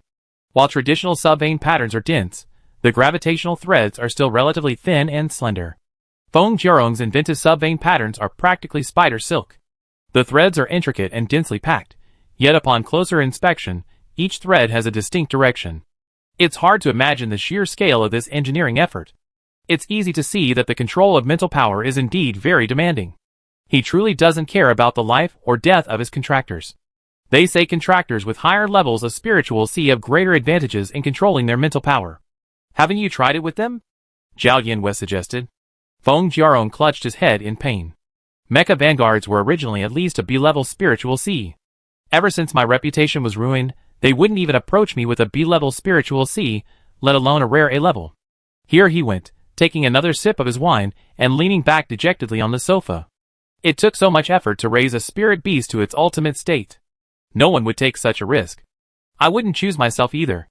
Upon hearing this, Zhao Yanwei glanced at Hirugu, who was still diligently wiping his mech, thinking to herself, what a brave man, a pioneer. What a touching display of trust. Hirugu keenly caught Zhao Yanwei's gaze, knowing what she was thinking without needing to guess. What's that look? He hopped down the ladder, and, with a wave of his hand, retracted the all-white mech. Hirugu walked over to the sofa, and sat down, his face etched with the same melancholy as Feng Jiarong's. After the competition, I won't get to pilot a mech anymore, so it doesn't really matter if I can't. Zhao Yanwei, I thought this was a trusting team, but it all started. Considering Hirugu's privacy, Zhao Yanwei didn't ask any further questions. The 3 of them slumped on the sofa, quietly watching the game on the screen. The mechs participating in the first stage of the competition had only constructed their main structures. The mechs piloted by the 2 contractors currently battling each other moved like those of elderly men. Although all 4 limbs could move, they were jerky, like a PowerPoint presentation. Hirugu tugged at Zhao Yanwei's hair and asked, "Why don't you ask why?" "Then why?" "I won't tell you." Zhao Yanwei, "Do you think I really want to know?" She quickly yanked her hair back from Hirugu's grasp. Watching the contestants struggling to control their mechas, Zhao Yanwei couldn't help but sigh, what a waste. Hirugu immediately became alert and threatened. "When I go on stage this afternoon, don't you dare talk behind my back?" He then tried to save face. The mechas of the participating contractors are all brand new before the competition. This first round is also the contractors' first time flying them in a mecha. It's a good thing they don't fall. Some contractors pick up the game quickly, while others take a long time. Doesn't that have a significant impact on the competition? This is a mecha engineer competition, after all. If that's the case, then there are also contractors with A and S level spiritual Cs among the participants. Their mechas have longer endurance, which makes it even more unfair. Feng Jiarong, who had been silent the entire time, joined the discussion for once, stating fairly and impartially, spiritual C level doesn't have much of an impact. Talent skills aren't allowed in competitions, so the battle depends entirely on the mecha's inherent strength. Even a B-level spiritual C has enough endurance to decide the outcome several times. Seeing Feng Jiarong speak, Zhao Yanwei thought for a moment and asked, "Why are you participating in this competition?" Feng Jiarong glanced at Hirugu and told him the truth. He wanted to participate. He said he let me build the gravity threads for his mecha, so I came. How could someone really be working for him for free? Before Zhao Yanwei could ask more, Hirugu on the other side had already predicted her prediction. I'm participating here to keep a souvenir, to record my brief time as a mecha pioneer. Why do you sound like you're about to die? Zhao Yanwei looked at the two men, each more listless than the other, and felt a deep worry for the future of this team, or more precisely, for the star coins she had bet. Feng Jiarong, watching the screen and listening to the commentary, commented somewhat dully. The competition only becomes interesting when it reaches the branching phase. The subdividing phase is the most challenging for engineers. At that point, the contractor's piloting experience is basically negligible. As long as the mecha is adapted, they can basically operate with ease. Sensing the time was right, Zhao Yanwei asked naturally, next time you construct the branching phase, can I come and watch closely? Feng Jiarong replied nonchalantly, whatever, as long as you're not afraid of me leading you astray. After all, this was a mecha engineer competition. While the competitors were mecha pilots, each participating engineer's workspace was projected onto the large screen in the arena. The arena was packed with spectators, and many noticed that the three people in Feng Jiarong's workshop were sprawled across three sofas. Only one seemingly obedient girl sat on the sofa where another girl lay, watching the competition intently. The crowd began to point and murmur. Feng Jiarong is worthy of being the player with the highest odds. Everyone in this room looks like they've given up on the game. That's impossible. He already laid out the main idea. It only took him 10 minutes. 10 minutes? Even though the main idea is the simplest, it shouldn't take 10 minutes to complete. Really 10 minutes? I placed several bets on Feng Jiarong and watched him build it myself. Is he really a dark horse? Then you can bet on him to win too. Pretend I didn't say anything. Feng Jiarong is capable of. I can't believe the person who made the contractor unable to drive the mecha so steadily. I can't imagine his level of skill. That's hilarious. Even a ridiculously incompetent engineer could at least get the contractor to drive the mecha, right? His competition starts this afternoon. Let's see if he gets eliminated in the first round. The first round won't tell us much. Just wait and see the fourth round. It's hilarious to think he trips over his left foot and falls flat on his face. It'd probably be trending on social media. Can he make it to the fourth round? That would be a shame. Chapter 43. As Hirugu was about to go on stage that afternoon, he abruptly dragged Zhao Yanwei off the sofa and urged her to go upstairs to watch the live match. Watching the live broadcast certainly didn't have the same atmosphere as watching it in person. Thinking of her SSS VIP front row ticket, Zhao Yanwei reluctantly got into the elevator with him. As soon as they entered the arena, the world became noisy, and they were instantly overwhelmed by the uniquely intense and passionate atmosphere of the competition. Hirugu was about to leave the player's entrance. Before they parted ways, he suddenly turned his head and stared intently at Zhao Yanwei. Zhao Yanwei was confused by his gaze when she heard him say in a grave tone, "You must remember to cheer me on." "I'm not kidding." Hirugu thought for a moment and emphasized, "Look at the odds, and you know no one is betting on Feng Jiarong. The match will be broadcast live, and I'd be embarrassed without the cheerleaders."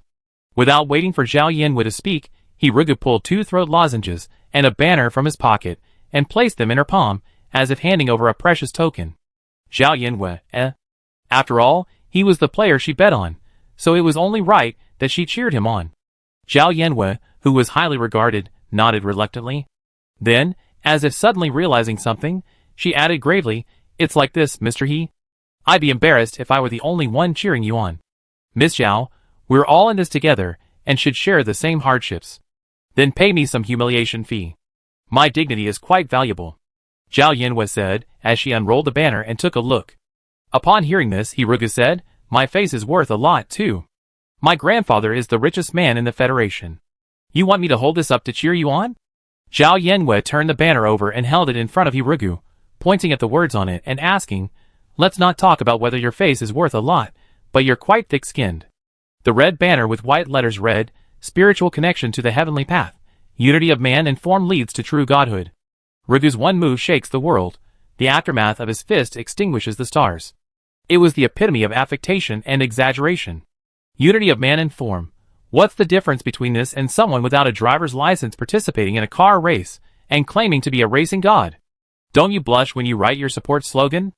Zhao Yanwei uttered a genuinely puzzled sound. Hirugu reached out and pushed the banner that was shoving him in the face, saying calmly, "What's it to me? I didn't hold it up. The staff were already urging us to enter." Hirugu, fearing Zhao Yanwei's refusal if he stayed any longer, simply waved at her and turned away, remember to cheer me on. Zhao Yanwei resisted the urge to roll her eyes, and forced a polite smile, managing her expression perfectly. Never mind. After all, it was her bet, so it wouldn't be a problem to pamper her a little. The stiff seats were in the first row, so good that the commentary desk was right next to them. The seats were all leather, and there was a coffee table with refreshments nearby. The spectator seats were arranged in a circular, step pattern, surrounding the arena. The second row was for stiffs, the third row for stiffs, and further back were the VIP seats without coffee tables. The arena, in addition to the VIP seats on the first floor, also had a second floor stand for general admission tickets. From above, it resembled a Super Bowl, smaller at the bottom and larger at the top. The playing field was protected by a transparent shield to dampen vibrations and sound, and there was nothing blocking the first row of seats from the expansive playing field. The only thing that could possibly obstruct the view was a flying electric moth, no bigger than a coin. As Zhao Yanwei took her seat, the opening remarks of the match commentary began, the male and female commentators' voices echoing through the loudspeakers throughout the arena. Good afternoon, everyone in attendance and watching online. Welcome to the 48-24 elimination round of the Star Calendar 202 Mecha Engineer Competition Summer Season. The summer season format consists of a 48-24 elimination round, a 24-12 elimination round, a 12-6 elimination round, and a 6-3 finals. Each round lasts 1 week. The 3 winners will be ranked based on their time in the finals to determine the champion, runner-up, and third place. Today's opening match will be between Hirugu and Ling Feiyu. Engineer Feng Jiarong will construct the main gravitational filaments for Hirugu's mecha, while Engineer Tan Lang will construct the main gravitational filaments for Ling Feiyu's mecha. Both mechas have been inspected. Welcome to the stage. As the commentator finished speaking, as the contestants took their positions on the opposing platforms, thunderous cheers poured down from the sky. Ling Feiyu. Ling Feiyu. Tan Lang. Tan Lang. After one team finished shouting out their names, the other team's supporters would take over. This became a well-established custom among the audience. After a few rounds of this, the pre-match cheerleading session concluded, and the atmosphere heated up. Except this time, the opponent was Feng Jiarong, so few people truly believed he could win. Or rather, those who bet on him were mostly gamblers, hoping their bicycle would turn into a motorcycle. Naturally, few people were cheering him, and Hirugu on. So much so that when everyone realized the cheers were so sparse and insignificant, they couldn't help but laugh. Those who had been cheering fell silent in embarrassment when no one joined in, and the overwhelming laughter instantly drowned out the few cheers. Hirugu stood on the stage. Although he had anticipated this scene, he still felt a sense of melancholy. The one who seemed to be the underdog was him, who was actually embarrassed, he wouldn't say. But this scene still made Hirugu, who valued his reputation very much, feel a little deflated. He shrank like an eggplant hit by frost, and his upright figure seemed to exude a sense of fragility and helplessness. Seeing this, Zhao Yanwei closed her eyes, steeling herself, and stood up from her seat, as if making some ancestral decision. She took the megaphone from Ichio, cleared her throat, and shouted with a deep breath, "Go Hirugu! Go Feng Jiarong!" This development caused the laughter in the audience to stop, and even a moment of bewildered silence fell. Even the commentators at the adjacent commentary booth looked over in shock. Having her cheer alone seemed even more desolate, it would have been better to let everyone just laugh it off. Feng Jiarong, who was watching the game in the studio, froze. The bottle of wine slipped from his hand and shattered. He was red from neck to ears. Although his messy hair covered most of his face, it was clear that he had turned as red as a boiled shrimp. It took only a second to react, and the stage erupted in renewed, almost overwhelming cheers, making the earlier blaring of the trumpet seem completely helpless. Ling Feiyu. Ling Feiyu. Tan Lang. Tan Lang. The overwhelming energy shook the mountains and rivers. It was Feng Jiarong's turn again. The electric moths that had been flitting about all around now swarmed around Zhao Yanwei, waiting to see how she would react. The audience watched the live broadcast. A girl decked out in jewels, holding a megaphone, while another girl stood obediently beside her, holding a banner with an extremely exaggerated slogan. The girl, the focal point of the audience, was unfazed by the overwhelming cheers from the opposite side, and her voice was unfazed, as if she had completely lost herself in the world of cheerleading and had forgotten everything else. Hirugu. You are electricity. You are light. You are the only legend. Feng Jiarong. I'm crazy for you. I'm crazy for you. I bang my head against the wall for you. Some brand of loudspeaker must have been incredibly effective, but her voice echoed clearly throughout the stadium, even resonating. If her voice wasn't enough, she'd make up for it with a few sassy words. After this unconventional cheering rant, the other side went haywire, the once coordinated cheers becoming a chaotic mess. Zhao Yanwei, taking advantage of their weakness, shouted loudly amidst the chaos, "Hirugu!" Before she could even finish her cheer, the few gamblers on the stage chimed in, "Come on!" Zhao Yanwei's eyes lit up, realizing that the gamblers were truly teachable. Gladly, she assumed the role of cheerleader, adjusting the intonation of her voice and saying, "Feng Jiarong! Come on!" The cheers from the other side were already a chaotic mess, and Zhao Yanwei, like a bandleader, led the crowd of gamblers betting on Feng Jiarong 3 times. The crowd's voices grew louder and more unified, and those who didn't know better might have thought Feng Jiarong was the popular choice. The girl looked at the electric moth with a smile like a victorious general, even with a hint of reluctance. She handed the megaphone to Chiu, flicked her shirt, and elegantly sat down. She perfectly embodied the saying, "A true woman never looks back at an explosion." Standing on the stage, Hirugu had completely transformed from melancholy to triumphant joy. He waved proudly at the audience, his eyes gleaming with love as he looked at Zhao Yanwei. He felt that he was so uneducated compared to her, considering how eloquent his cheers were. After this incident, the audience in the second-floor stands were furious with Zhao Yanwei, and the online viewers were frantically scrolling their feeds. "I never seen anyone so brave. She shouldn't be listed on Starnet, right? What's her Starblog account number? Let me follow her." Introverts would be completely indifferent the second she opens her mouth, but it only takes 10 seconds for her to go from digging her toes to boiling with passion. What does it mean to truly stand alone against 10,000? So impressive. Such conviction. How much did Feng Jiarong pay her? Is she still taking cheerleading jobs? I really want to hire her. She's sitting in the SSS VIP seats. She's cheerleading simply because she truly believes in Feng Jiarong. She was knocked unconscious. I record this and watch it over and over again. It's much more exciting than the competition. If you want to watch a mecha competition upstairs, go watch the Federal Military Academy League. Here we have the mecha engineer competition, okay?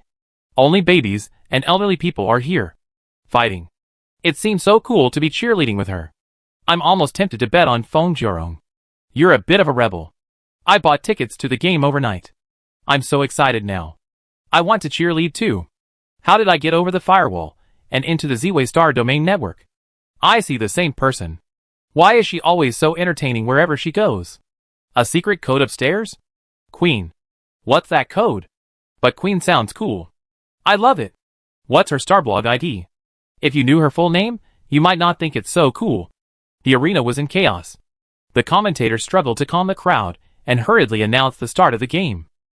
Ladies and gentlemen, the 48-24 main thread architecture elimination round has officially begun.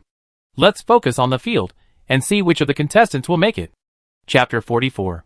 As Hirugu and Ling Feiyu summoned their mechas, Zhao Yanwei and the other spectators turned their attention to the arena.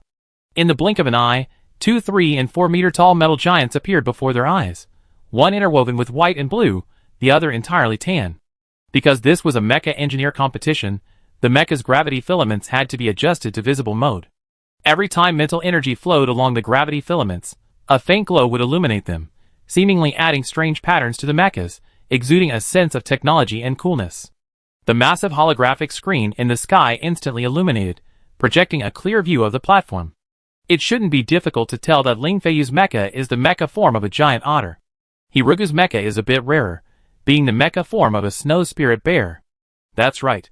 While the spirit beast armors are roughly the same size, the snow spirit bear armor is a medium-sized mecha. While it consumes more mental energy to operate than the light giant otter armor, it undoubtedly has the advantage in terms of power. As the commentary fell, the two mechas on the field began to move.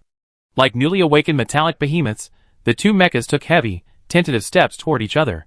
Each step was accompanied by a dull thud, though their movements seemed somewhat comical and unsteady.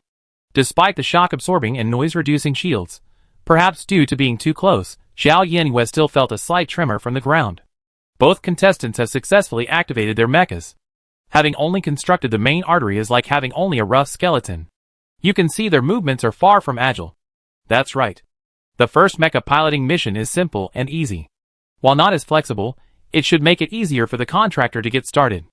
After just 2 steps forward, the snow spirit bear armor's movements became noticeably smoother. In contrast, The giant otter armor was still somewhat clumsy and sluggish, with an odd stiffness and delay between leg lifts. Ling Feiyu's adaptation speed isn't slow, but his opponent's mecha seems to be more manageable.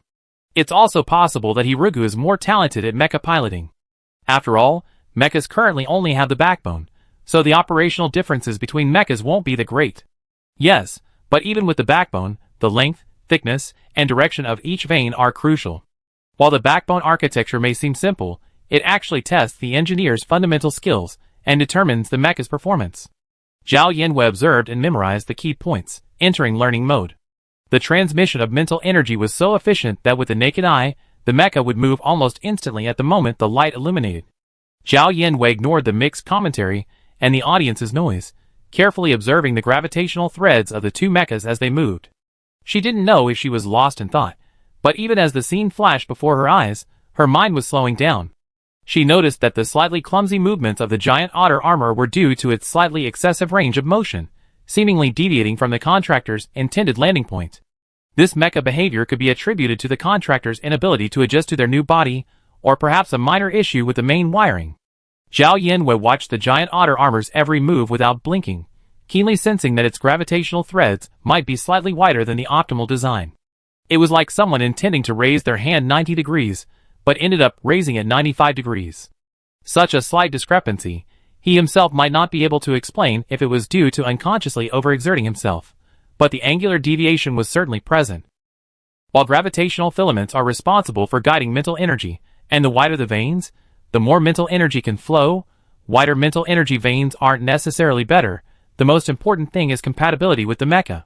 As a lightweight armor, one of the advantages of the giant otter armor is that it can fully power the mecha with less mental energy, achieving longer endurance. If the backbone architecture doesn't achieve perfect compatibility with the mecha, its advantages are unknowingly diminished. On the other hand, Hirugu's Snow Spirit Bear armor, as a medium-sized mecha, inherently requires a wider backbone than a light mecha.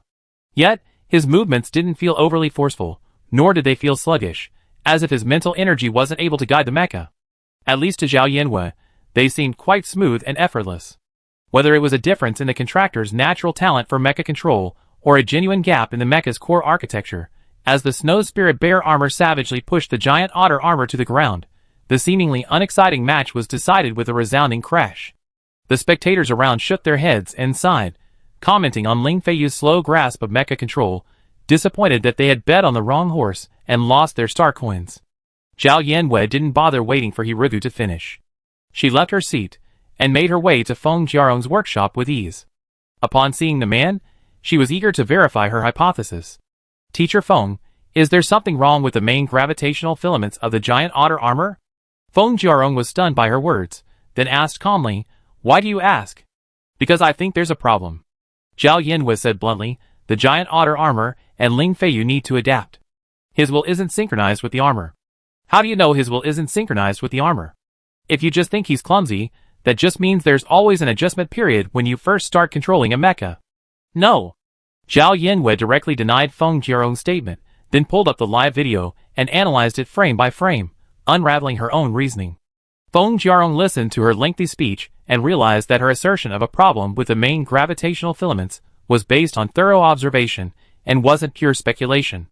For an expert, it wasn't difficult to see that the giant otter armor's main gravitational filaments were indeed flawed. But for someone with no prior knowledge of gravitational filament architecture, even watching the live stream 100 times might not reveal any flaws. Her observational skills were truly astonishingly sharp. If nothing else, she was at least very good at constructing branch and sub-branch veins. After all, both aspects required tailoring to the contractor's combat habits. Zhao Yanwei was still using her frame-watching technique to try to convince him, but Feng Jiarong gathered his thoughts and stopped playing Tai Chi with her. "You're right. The main veins of the giant otter armor could be thinner. The current width is a bit generous." With Feng Jiarong's approval, Zhao Yanwei finally turned off her computer, feeling satisfied and thirsty. Her already intense interest in constructing gravitational filament veins suddenly intensified. Perhaps her earlier words, "Teacher Feng," had taken effect. Seeing her expression, Feng Jiarong unconsciously began to teach. Structuring gravitational filaments is neither easy nor difficult. Both the main and secondary veins have a basic framework. If you're interested in constructing gravitational filaments, you can practice constructing the main veins now. As Feng Jiarong spoke, he placed a miniature mecha figurine on the table. The figurine and the surface immediately made a heavy clattering sound. This is a replica of a mecha I once constructed. Take it and play with it. Use your mental power to feel the main veins inside. The metal mecha on the table was only half a meter tall, but it was clearly quite heavy. Zhao Yanwei first enveloped it with her mental power and sensed it, discovering several veins within the mecha figurine. These veins vary in depth, thickness, and width. They have main trunks, secondary trunks, branches, and subdivided veins, or rather, subdivided veins. This is indeed Feng Jiarong's unique method of constructing gravitational filaments. The path created when mental power first travels through the mecha's body is the gravitational filament. Once established, it cannot be altered, and no error is allowed. The only tool for constructing the gravitational filaments is a supporting mental power guide rod. Feng Jiarong handed Zhao Yanwei a finely textured metal rod. You can use your mental power to trace these veins, starting with the main trunk. Okay, teacher. Zhao Yanwei's address became increasingly concise. Feng Jiarong twitched his lips, but didn't correct her. The guide rod in his hand felt slightly cool and looked quite plain, but the flow of mental power through it became much more stable, much like helping a pen that sometimes runs out of ink or sometimes leaks to flow smoothly. She sensed the veins within the mecha figurine, tracing them with a guide stick, concentrating on tracing the gravitational filaments with her mental power. Deceptively simple, these veins proved quite challenging to replicate. Applying too much mental power made them thicker, while too little thinned them. Or even the depth of her mental power wasn't quite right. The veins were clearly located 5 centimeters below the metal, but after Zhao Yanwei had positioned them based on her intuition and released her mental power, they were either too deep or too shallow. Compared to the flat, planar manipulation of the crystal source reciprocating pattern, the gravitational filament structure added an extra dimension, significantly increasing the difficulty. To replicate the veins on a one-to-one basis, diligent practice and mastering the feel were indeed necessary. Zhao Yanwei's mind raced. Looking at Feng Jiarong, who was drawing on paper with his back to her, she asked, "Teacher, can this mecha figurine be controlled with mental power? That way, I'd be able to perceive its meridians more precisely." "It's called a mecha intelligent model, not a figurine." Feng Jiarong corrected her without turning back before answering Zhao Yanwei's question. "You can, but I don't recommend it. The veins inside the figurine are too numerous and too dense, which will affect your perception of the main veins. I don't have a figurine with only the main veins constructed. After all, the materials used for the figurine are rare and expensive, and it would be a waste not to construct a complete set of gravity filaments." All Zhao Yanwei heard was it can be controlled. She listened to what she wanted to hear. She set the guide rod aside, rubbed her hands, sat upright, and used her mental power to penetrate the veins of the figurine. The patterns on the mecha lit up, and Zhao Yanwei suddenly felt that she could control this small figurine. Just like a puppet show, the wandering of her mental power created a connection between her and the puppet. However, the gravitational threads in my mind were so densely packed that, as Feng Jiarong had said, I couldn't sense the main threads individually if I operated it myself. But from another perspective, if I didn't consider the gravitational thread structure, I could still indulge my mecha driving itch. After all, Xiaowu had to reach level 14 to evolve to his ultimate form, while most mecha pets only needed to reach level 10, so it would definitely take much longer. I didn't know when I'd be able to fly a mecha made by Xiaowu, so what's wrong with enjoying it beforehand? Zhao Yanwei channeled her mental power through the mecha's legs, and the model took a step forward. However, the hind legs couldn't follow as the front legs lifted, resulting in a slightly comical effect. Only by operating it personally could one truly perceive the completeness and precision of the model's gravitational threads. Zhao Yanwei even realized that if her mental power could properly control the intricate threads, the model could even become more agile than a human body. Although her movements were a bit choppy at first, Zhao Yanwei's purification of 58,000 ungraded crystals wasn't in vain. Replenishing the crystal patterns over and over again gave her some experience in controlling her mental power, and the model soon became noticeably less laggy. After finding she could walk without any problems, Zhao Yanwei's confidence swelled, and she carefully controlled the model to jump off the table. This move still required a lot of control. The model couldn't stand after landing, and without using her hands to support herself, it fell flat on its face. Zhao Yanwei, She frantically controlled the model to stand up, and only breathed a sigh of relief when she saw Feng Jiarong, lost in his own world without even turning his head. After all, as long as no one saw, she could pretend nothing had happened. Turning his attention back to the mecha, Zhao Yanwei avoided any more dangerous, sweeping movements. Instead, He stood still and practiced Tai Chi, striving to channel his mental energy through every gravitational vein in his body. Though his movements appeared stiff, Zhao Yanwei had become completely absorbed in the training. Having already mastered the octopus-style purification technique, Zhao Yanwei expertly divided his mental energy into countless components, gradually controlling the mecha's main trunk, secondary trunks, branches, and subdivided veins. The mecha's previously rigid movements gradually became smooth and flexible, developing a rhythmic flow of round shoulders, round elbows, and round wrists. Each move gradually acquired the rhythm of Tai Chi. After performing a classic white crane spreads its wings, Zhao Yanwei noticed that Feng Jiarong had turned away at some point, and had been sitting there watching for who knows how long. The two locked eyes, and the mecha paused, twisting its wrist and neck in a very human-like manner, then extending a hand and making a hard sign towards Feng Jiarong. Chapter 45. Zhao Yanwei had only intended to showcase the results of her training, but she noticed the sloppy middle-aged man's gaze was complicated, a mixture of sadness and joy. Feng Jiarong stood up and walked over, not looking at her again. His fingers traced the lines on the model, seemingly lost in a memory. This is the first time I constructed a subdivided vein. At the time, I thought I made a breakthrough in the gravitational filament structure, but it turned out the mecha's contractor couldn't control it. Zhao Yanwei withdrew her mental energy from the model, sat cross-legged on the sofa, and asked, "Is it impossible to control something that can't even walk steadily?" "You heard about that, too." Feng Jiarong was clearly aware of the outside world's rumors about him, and he admitted without changing his tone. "It was indeed unsteady when I first started, but now I've gotten pretty good with it." However, he still thinks the mecha is difficult to control and inferior to traditional mechas. The purpose of a mecha is combat. While traditional subdivided veins aren't as sophisticated, they're more than sufficient for combat. If one strives for perfection, the higher the level of mecha combat, the higher the demands on the contractor's control skills and mecha agility. Feng Jiarong's subdivided veins are indeed difficult to master, but in a sense, taming them is like laying the foundation for a longer period of time. While one may be a step behind at first, the ceiling and potential are higher. Thinking this way, Feng Jiarong's claim that the contractor's inability to operate his mecha is simply due to his lack of skill makes sense.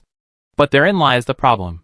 Before constructing the gravity filaments, the contractor had never even operated a mecha, so who knew if he was even capable of handling it? Even if an S-level spiritual C naturally possesses greater control over mental power, it's no guarantee that one's operational skills are superior to those of a B-level spiritual C contractor. You're the first to be able to control a model machine in such a short time. Others who have tried model machines have opted for the traditional gravitational filament construction method. Feng Jiarong looked at her anxiously and asked, "How are you feeling? Are you adapting?" Zhao Yanwei didn't find controlling the subdivided meridians too frustrating, perhaps because she hadn't performed any difficult maneuvers. Controlling a mecha in combat is certainly much more difficult than practicing Tai Chi. But today was only her first attempt, and achieving this result proved she was fully capable of using the subdivided meridians. She nodded, "No problem." Feng Jiarong, as if suddenly remembering something, asked nervously, "Did you contract a mecha pet?" Those who can finally control their mental energy don't necessarily possess a high-level spiritual C. It was so hard to find a contractor capable of controlling subtle meridians. If she hadn't contracted a mecha pet at all. Facing his unusually intense gaze, Zhao Yanwei could hardly fail to guess what he meant. "Yes, but it will take time for my contracted spirit beast to reach its ultimate state. I can wait." Feng Jiarong fingered the model, muttering, "This method of constructing gravity filaments shouldn't be forgotten. It just needs someone to succeed first." He reached out and scratched his hair, which looked like a messy mess. "I can do it for free, or I pay you a little, as long as you can help me shoot a promotional video. Constructing gravitational filaments is no easy task, and the fees range from tens to millions of star coins, depending on the mecha engineer's reputation." Zhao Yanwei had always felt that Feng Jiarong's skill was inversely proportional to his reputation, and after experiencing the model machine, she was even more impressed with his skills. "Although I do admire your skills." She glanced at Feng Jiarong, then said with some distress, "But I only have one contracted spirit beast, so I'm still a little hesitant to commit." Feng Jiarong didn't understand Zhao Yanwei's implication at all, and said anxiously, "The gravitational filaments in the model machine are a perfect replica. If you can control the model machine, you can definitely control the mecha. You don't have to worry." Seeing that he didn't understand the meaning, Zhao Yanwei said directly, "If you can teach me how to construct gravitational filaments, given our mentor-disciple relationship, I naturally commit without hesitation." "Is this considered a gift?" Feng Jiarong finally realized. Although no one had approached him to become his apprentice, teaching students was inherently a cumbersome task, a waste of time and manpower. He'd be better off constructing a few more gravity filaments on the model machine. But then again, Feng Jiarong nodded with a slight ache, as if taking on a heavy burden. Okay. The commentator's closing remarks came from the screen, and Zhao Yinwei came to his senses, realizing that an entire afternoon had already flown by. And Hirugu, who had finished the competition early, was nowhere to be seen. Just as he thought of this, a message from Hirugu rang through his laptop. Hirugu, help me, Hirugu, I've been kidnapped at the back door of the arena, Zhao Yinwei, ? Hirugu, come quickly. Zhao Yinwei didn't believe his lies, but out of curiosity, she said hello to Feng Jiarong and left. It was the end of the match, and all three entrances and exits of the arena were bustling with people. Only the north gate, known as the back door, was usually closed, leaving the roadside particularly deserted. A hover car, looking remarkably understated and luxurious, parked on the side of the road. Its windows were lowered, revealing only a single, bony hand resting against the edge. Hirugu, who had claimed to have been kidnapped, leaned against a streetlight. It was unclear what he said, but the expression on his face was unsettling.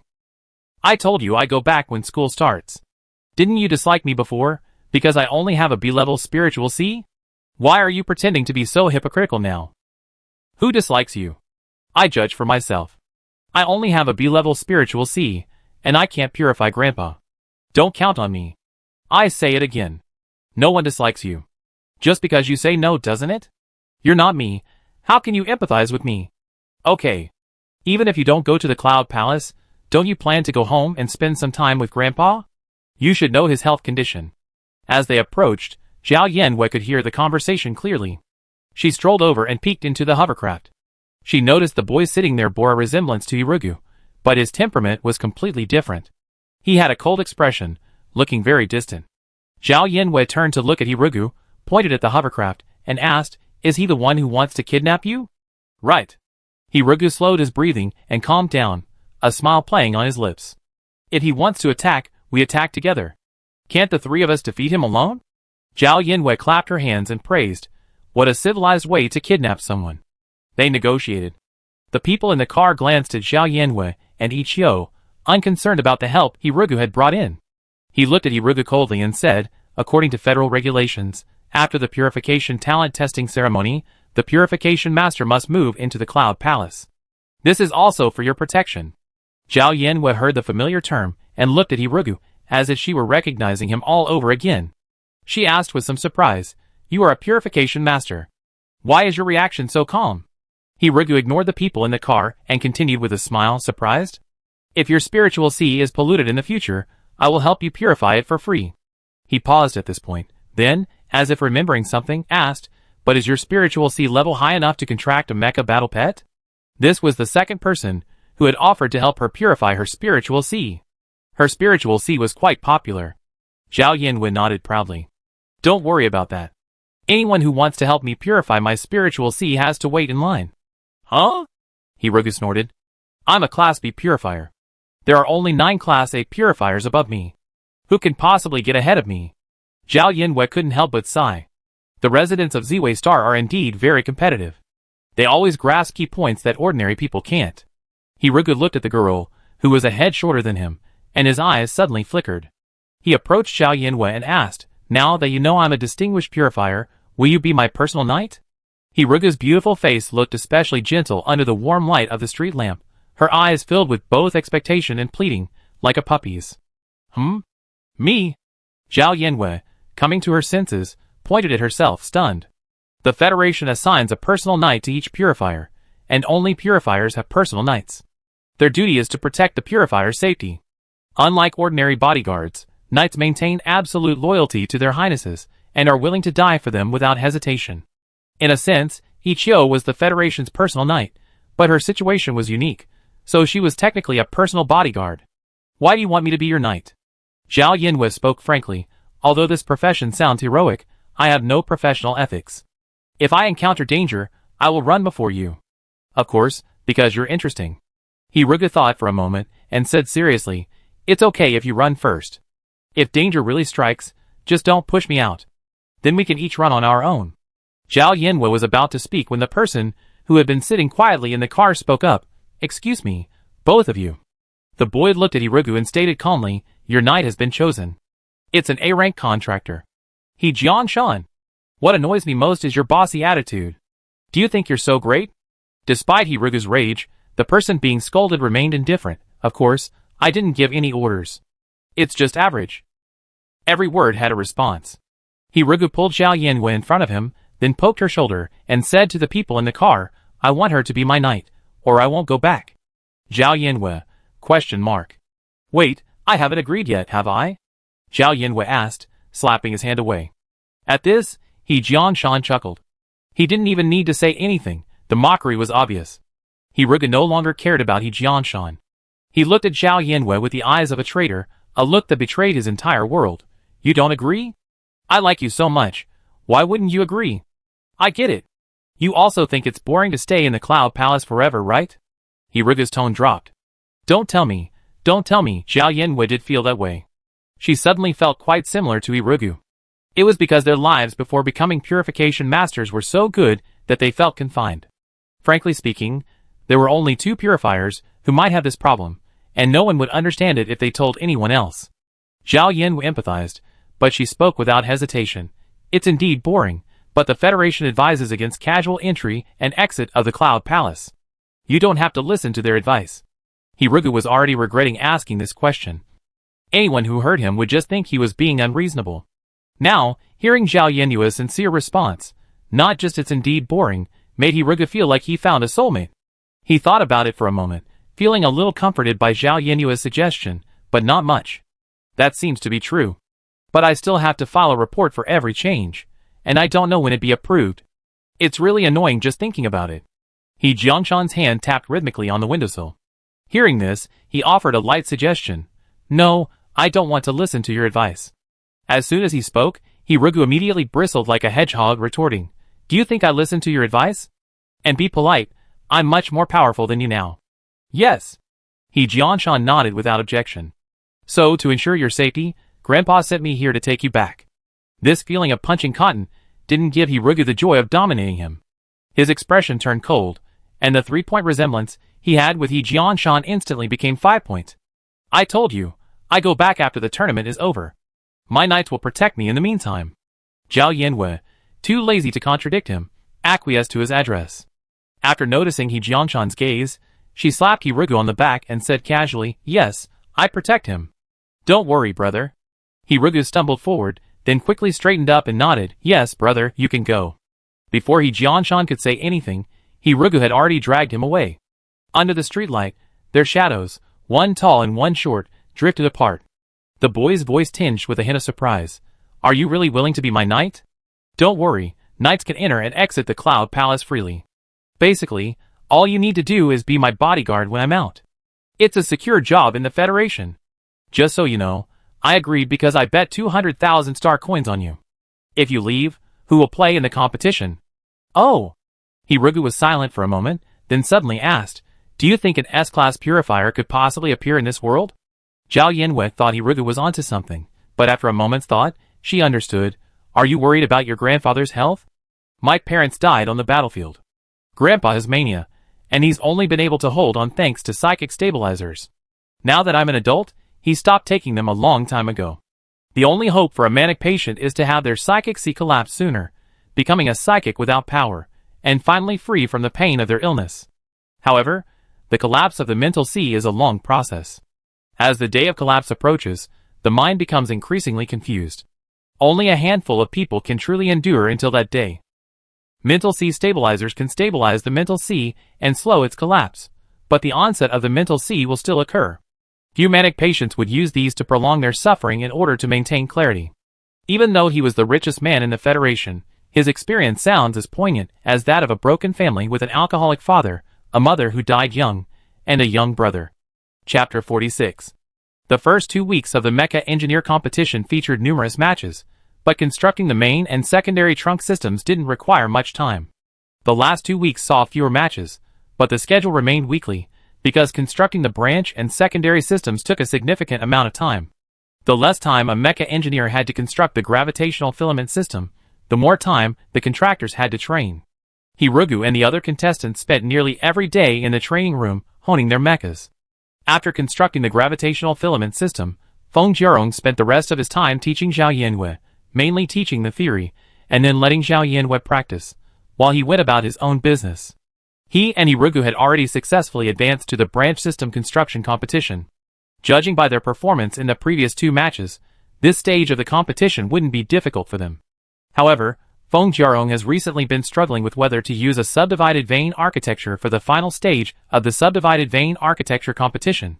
Originally, he agreed to compete with Hirugu because he wanted to build a subdivided vein architecture on a real mecha. This was supposed to be his reward. Unexpectedly, Hirugu is quite talented at mecha piloting. Judging from the current situation, if he builds a conventional subdivided vein architecture, he might even win. The mecha engineer competition isn't a popular event, but it's quite popular in certain circles, attracting both mecha engineers and those who have contracted mecha pets. It's a promotional channel for mecha engineers, and winning this competition would certainly redeem his tarnished reputation. Not to mention that building a subdivided vein architecture is actually much easier for him than building a subdivided vein architecture. But winning the championship with a mecha constructed with a sub-branched vein architecture also meant that even if his reputation improved, contractors willing to hire him to build gravity filaments would still be using traditional sub-branched vein architecture. What was the point of all his years of perseverance then? Zhao Yanwei extended her hand holding the guide rod and waved it in front of the man, who was staring at the table with a troubled expression. Teacher, I can replicate the main vein architecture in the model machine on a 1-to-1 basis. HM? So fast? Feng Jiarong came to his senses and asked Zhao Yanwei to build it on the model machine for him to check. The girl twirled the guide rod between her fingers like a pen, and the next second, it touched the surface of the model machine lightly, like a dragonfly skimming the water. As the guide rod slowly moved across the metal, the force Zhao Yanwei channeled into her mental energy fluctuated, sometimes like a winding stream, sometimes like a surging river, flowing through the main vein architecture. Not a fraction more, not a fraction less. If Feng Jiarong hadn't seen with his own eyes her mental power seeping into the model from its surface, he would have thought it was already connected to the model, enabling such seamless transmission. Although teaching students is a daunting task, if every student were as insightful as Zhao Yanwei, Feng Jiarong would undoubtedly be willing to teach more. Though he thought so, Feng Jiarong, already understanding Zhao Yanwei's character, said, "It took over 2 weeks, so I'm just barely passing." Just barely passing. Zhao Yanwei was immediately in awe of the mecha engineer's level of learning. When copying, you can sense the original main veins and lines, giving you a sense of how to release your mental power. Next, you should try to construct your own main veins. Feng Jiarong opened the star network and showed Zhao Yanwei the page on the computer. The cost of self-study architecture training is relatively high. There are specialized metal plates for architecture on the star network, ranging from low-level, intermediate, and advanced. You can purchase them according to your financial situation. From now on, continuing your studies will require spending money. Although Zhao Yanwei had never revealed her family background, she gave the impression of someone with plenty of star coins, so Feng Jiarong didn't remind her to reconsider her studies. Sure enough, Feng Jiarong only saw Zhao Yanwei glance over and nod calmly, seemingly undeterred by the price of the learning materials. It seems she truly has plenty of star coins. And Zhao Yanwei didn't open the computer again until she finished class and left Feng Jiarong's workroom. Nothing else. My brain suddenly blanked when I saw the price, and I didn't get the detailed description. Mecha Engineer Exclusive Training Psionic Plate Simple Version Titanium Foil 01 Metal, mined from the TA-03 metal or on the numbered star. Highly fluid, can build a single main vein. 500 star coin / piece value version B-SAN 27 metal, mined from the B-3452 metal or on the marginal star. Moderately fluid, can build a single main vein. 1000 star coin / piece mechanical mecha metal version unknown metal, mined from B rank or higher Zerd debris. The same metal used in biological mechas. Exclusive to mecha model machines. Controllable. Psionic energy has no independent flow within the metal. 188 star coin / G. Psionic plates are not sold separately. Please contact customer service for custom models. Choose from hundreds of beast mecha forms. Highly recommended. As a consumable item, what's the difference between this and someone learning to paint spending 500 or 1000 star coins on a sheet of drawing paper? And that's just average quality paper. Mental energy flows through metal, which means the mental energy used to construct the veins will permeate the surrounding area. It's difficult to control how much mental energy is released, and the results of the practice are bound to be poor. Constructing gravity threads is a delicate task, and the feel is paramount. The feel of constructing gravity threads on a model machine should be exactly the same as on a real mecha, a luxury that works well. If she had known B-rank Zerg debris was so expensive, she wouldn't have picked Starlight Fruit in the Microfire Secret Realm, and could have just broken off a B-rank Zerg arm and dragged it home. Even if the raw materials didn't reach the 188 star coin/gram price for the model machine, selling them to the company that made them at half price would be no problem. It's true that one can't make money outside of their own comprehension. Zhao Yanhua sighed as she left the arena, and went to the nearby Spirit Beast training hall to pick up Xiaowu from school. Just like when he was little, Xiaowu still liked to lie down at the entrance of the training hall, waiting for his master. Even though he was now over 2 meters tall, he didn't seem bulky when lying on the ground compared to the vast space inside. At the sight of Zhao Yanhua, his watery green eyes, and the flame mark on his forehead lit up instantly. The patrons entering and leaving the training hall saw the once cold and aloof silver-white giant wolf, with an air of no strangers allowed, suddenly burst into flames. He walked gracefully on the flames to the girl, lowered his head, and rubbed her vigorously. This scene of a master and a beast being so loving and filial was truly enviable. Several sighs filled the air, perhaps remembering his own naughty and ugly child. Awoo, awoo. Xiaowu gestured for Zhao Yanhua to sit on him, and as he walked towards the hotel with familiarity, he kept reporting his training results. Already reached level 3? Zhao Yanhua, who had been lying on Xiaowu's back, watching the flying craft, did a sit-up, then lay back down and praised, amazing. As expected of Xiaowu's words perked up, and he immediately recounted his victory over his training companion today. Zhao Yanhua praised him while counting the star coins in his Ezidio. Theoretically, evolutionary level 3 is sufficient, but in reality, Xiaowu still needs 4 levels to reach his target. This level of advancement is quite fast for an average person, but if Xiaowu were to remain in her spiritual sea without regular training, his progress would be even faster. Apart from anything else, Hirugu and she were in the same class, and his contracted spirit beast had already evolved to its ultimate state. This meant that most of the students in the Mecha Vanguard department already owned mechas before college.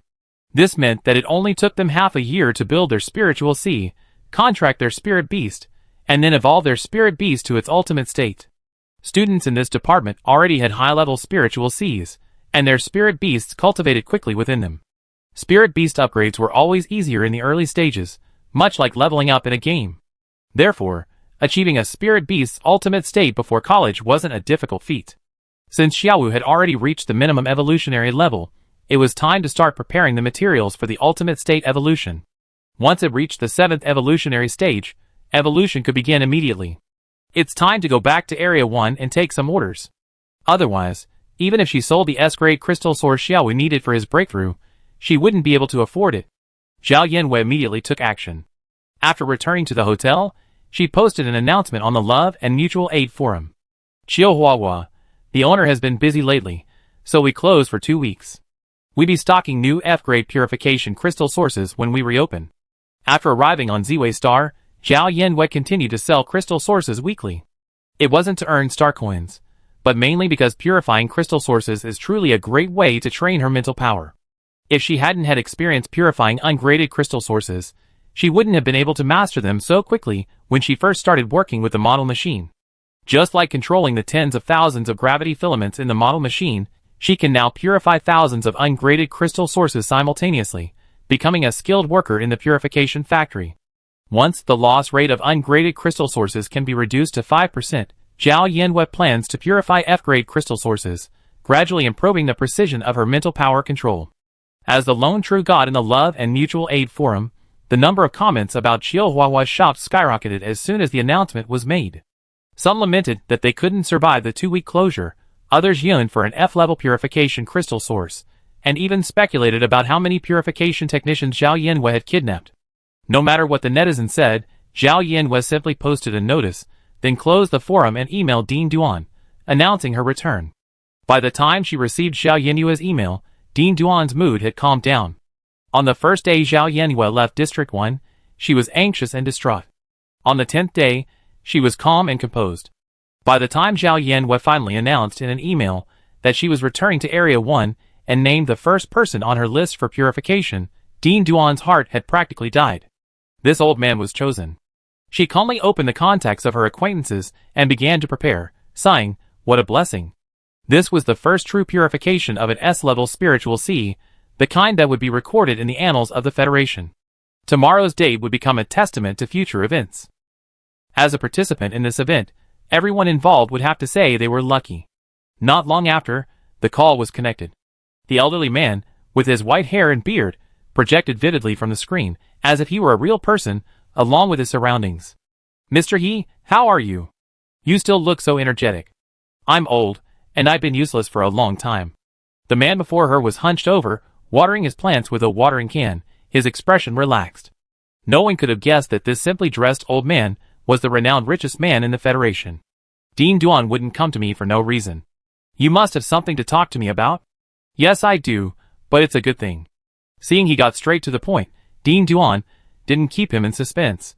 He turned a little more serious and said, "Everything I say from now on is confidential. You need to sign a confidentiality agreement." Old man, he was a little surprised by this. He put down his kettle and sat on the recliner beside him, pretending to be listening intently, but jokingly said, "I'm not going to have much time left." "Why would you tell me something confidential?" "Who said you're not going to have much time left?" Dean Duan clearly didn't like what he heard and immediately retorted. Seeing her attitude, old man, he assumed she was trying to persuade him to hold on until his spiritual sea collapsed, and that she was calling him to persuade him. He had heard this kind of talk too much recently, or even over the past few decades. Those who haven't experienced the pain of a manic episode simply don't understand that death can actually be a relief for them. Dean Duan, after all, had fought alongside him in their youth, and the moment he looked at her, she knew he was mistaking his thoughts. She spoke bluntly, "Tomorrow, an S-rank prince will come to your home to purify your spiritual sea. If you have anything else to do, please postpone it. Due to certain special circumstances, all information about her must be kept confidential to prevent outsiders from targeting her. So until then, just treat her like an ordinary guest." After these words, Mr. He's confusion turned into composure. He simply thought he was mentally disturbed, otherwise, how could he hear such a logical talk? That's right, he hadn't used the spiritual sea stabilizer in a long time. It was normal for him to have mental problems, and it was normal to have auditory hallucinations. More seriously, perhaps the video call Dean Duan had made to him was also an illusion. Chapter 47. Though he suspected everything was a hallucination, under Dean Duan's repeated urgings, Mr. He still declined all of his appointments for the next day. Seeing the old man, who had been somewhat restless since breakfast and hadn't even watered the flowers today, He Jianshan was also somewhat confused. "Are you worried about Hiruka? I already made arrangements for him." "It's none of his business." Mr. He came to his senses. He stood up and paced the living room, then looked at He Jianshan and asked, "Do you think I'm having a mental problem?" "You're perfectly clear." "But I haven't taken my mental stabilizer lately." "Then you're perfectly clear." Perhaps it was because Mr. He was usually so calm and composed, but now even the slightest hint of anxiety was noticeable. He had already passed He Jianshan twice before he realized it. He Jianshan considered calling a doctor, but after a moment's deliberation, he decided against it. Although the old man was particularly anxious today, at least he was much better than before, indifferent to life and death, waiting only for death. He Jianshan knew the old man intended to end everything the next time he had an attack. Although sad, both he and Hirugu respected the old man's choice. Or perhaps it could be said that he and Hirugu were the least qualified to persuade the old man to continue. Time slipped by, and He Jianshan endured it again and again. Finally, he reached out and rubbed his temples, deciding that he had to call a doctor. It was good that the old man was energetic, but it was not good for him to spin around in the living room like a clockwork top all afternoon. Ding-ling-ling. Just then, the doorbell rang. With a crisp ring, Mr. He finally stopped moving and froze in place. The nanny stepped forward to answer the videophone, then turned to the host and asked, "It's a little girl. She said she's scheduled to visit today." Yes, that's true." Mr. He seemed calm, but upon closer inspection, his voice trembled slightly, and he seemed nervous. "Please ask her to come in." "No, I go get her myself." Zhao Yinwei arrived at the first district and rushed to the client's home. After ringing the doorbell, he was greeted by an elderly man with a very easygoing demeanor. "Your Excellency, I'm sorry for not welcoming you." As soon as he said that, he quickly mumbled the address. "Just call me Yaya." Zhao Yanwei entered the room and took a seat. She thanked the nanny for the tea and smiled, asking, "I came specially to visit you today. How is your health, old man?" He Jianshan, sitting to the side, and completely ignored by old man he watched the two exchange pleasantries calmly. He was so old, sitting there, and he didn't even get an introduction from old man he. To those who didn't know him, they think he was nothing. The conversation between the old and the young was quite natural. The old man's usually calm gaze held a hint of excitement and eagerness, and he looked at Zhao Yanwei as if she were the most distinguished guest. He Jianshan saw that they had exchanged pleasantries for a while before the young woman spoke. "By the way, I'm mainly here to discuss something with you, but I'm afraid it's inconvenient to have outsiders present." Old man he stood up readily and said, "Can we talk in the study?" Watching the two figures ascend the stairs, he Jianshan unconsciously drummed his fingers on the armrest of the sofa, puzzled by old man he's attitude. He had seen the girl's face not long ago, and while he hadn't thought much of it then, it wasn't like he couldn't recognize her after just half a month. She had actually interacted with everyone in the He family besides him, and old man he's attitude towards her was truly strange. For years, old man he had always been the one to ask for favors. He Jianshan couldn't even imagine who in the world could have made old man he act like this. Someone simply came to visit, and he was restless and fidgeting all day. Even on the other side, Zhao Yanwei entered the study and locked the door. She surveyed the furnishings with familiarity, then casually pointed to a chair and said, "Just sit there. Relax, you'll be fine soon." Although old man he hadn't experienced a spiritual sea cleansing, he had seen many purified contractors glow with a look of renewed energy. He had always known clearly that what awaited him would not be a new life, but only a long period of dark and gloomy torment. He could only walk alone, bearing the immense pain, trembling with fear, waiting for the sudden onset of illness. This kind of pain could not be adapted to. It would only accumulate, regardless of one's status or position. It made one grow increasingly timid, increasingly fearful, and ultimately, a self-destructive path. Day after day, year after year, nurtured by pain, a dark resentment inevitably grew within him. Resentment for the lack of S-level purifiers in this world, resentment for his own talent becoming the very blade that stabbed him to death. Now, an S-class purifier actually stood before him. The old man, who had been prepared for his release, felt a momentary bewilderment, unable to articulate his feelings. He uttered a hoarse, "Thank you for your hard work," and sat down perfectly still. Only his slightly rapid heartbeat pounded in his chest, aching and swollen. Zhao Yanwei dismissed this as a typical cleansing. She stepped forward, standing behind the chair, and without a word, she penetrated the old man's spiritual sea with her spiritual power. Technically, this was her second time purifying someone's spiritual sea. The moment her spiritual power entered, it encountered the spiritual sea barrier, instantly triggering a surge of fervent spiritual power, like a tornado threatening to pulverize the person. Zhao Yanwei was already familiar with this process. Her spiritual power itself was a belligerent, usually constrained, either being used to carve the crystal source revolving pattern or to construct the gravitational filaments. In short, it was always being squeezed and flattened by its master. Now, finally on its home turf, it was time for it to shine. It immediately bared its fangs and claws, transforming into a tornado and charging forward. The two mental energies intertwined and separated, only to collide again the next second. Both were as frantic as maddened buffaloes, making it impossible to tell which was the manic one. The first mental force that emerged after the mental sea barrier was triggered was initially aggressive, but as the fight progressed, it became clear that the invading mental force was not only extremely powerful but also had a wide variety of fighting techniques, as if it had undergone some kind of specialized training. From the initial confrontation to the disadvantage, and finally to complete defeat, it took very little time. Old man he's previously uncontrollable mental irritability and anxiety completely dissipated the moment he lost. As if forced to reform, it calmly re-entered the barrier. The intruder imitated its example, transforming itself into a tornado, whirling around and shouting victory with arrogance. Sensing that the spiritual sea had become accessible, Zhao Yanwei didn't hesitate, mobilizing all her mental energy and rushing into the thick darkness like a hurricane. If the cleansing wasn't thorough once, the next attempt would require another fight. Purification was naturally the best way to achieve it in one go. The young woman stood behind the old man, who had an easygoing and noble demeanor. Her hands crossed, covering his eyes. Her long black hair blew silently, and her downcast eyes conveyed a sense of calm control. The intruder blatantly and forcefully passed through the barrier and entered the spiritual sea, instantly clearing the thick, inky black mist wherever it passed. As the invader swiftly swept through every corner of the spiritual sea, its massive form gradually shrank, appearing remarkably slender compared to its initial appearance. The spiritual sea, once pitch black, suddenly became clear and bright. A red flame tiger had silently appeared beside Zhao Yenyue's spiritual power. With a deeply oppressive gait, it surveyed the mass that had distorted the entire spiritual sea. It sniffed and then touched it with its head, but found nothing.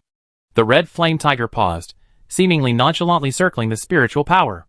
Then, taking advantage of its unpreparedness, it pounced upon it.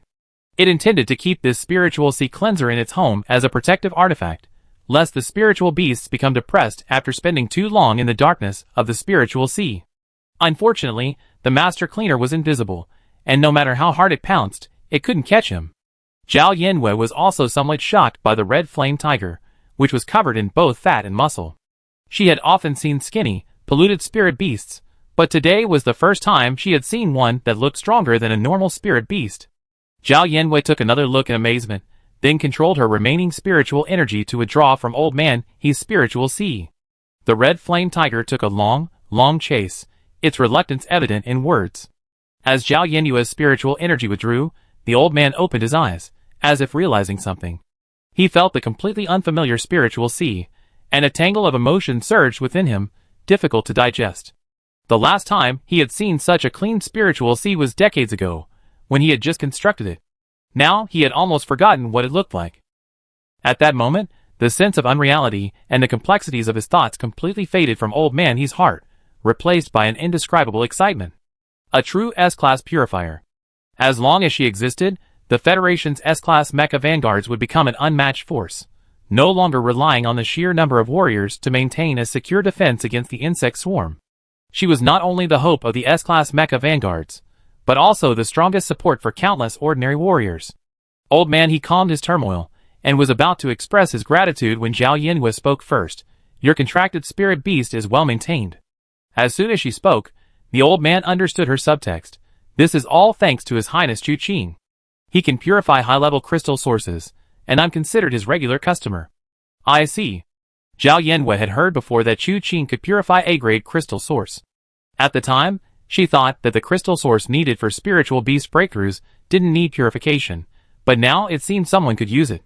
Unfortunately, most people couldn't afford to feed spirit beasts high-grade crystal source, which often cost tens or even hundreds of millions of yuan. After a moment's inward sigh, Zhao Yenwei bid farewell. Old master, he didn't try to keep her, simply slipping a black card into her hand. Dean Duan said the standard price for your highness's purchase is 1 million star coins per transaction, but I think that's a bit low. This card has no limit, so your highness can spend as much as he wants. Yay! It's the interstellar version of the black card. Zhao Yenwei had no idea what politeness meant. Her voice sweetened as she took the card. Thank you, Grandpa He. Call me anytime if you need anything. Grandpa He was delighted to see she didn't refuse, and readily agreed. After a moment's thought, he added with concern, I heard I'm the first manic patient His Highness has cleansed.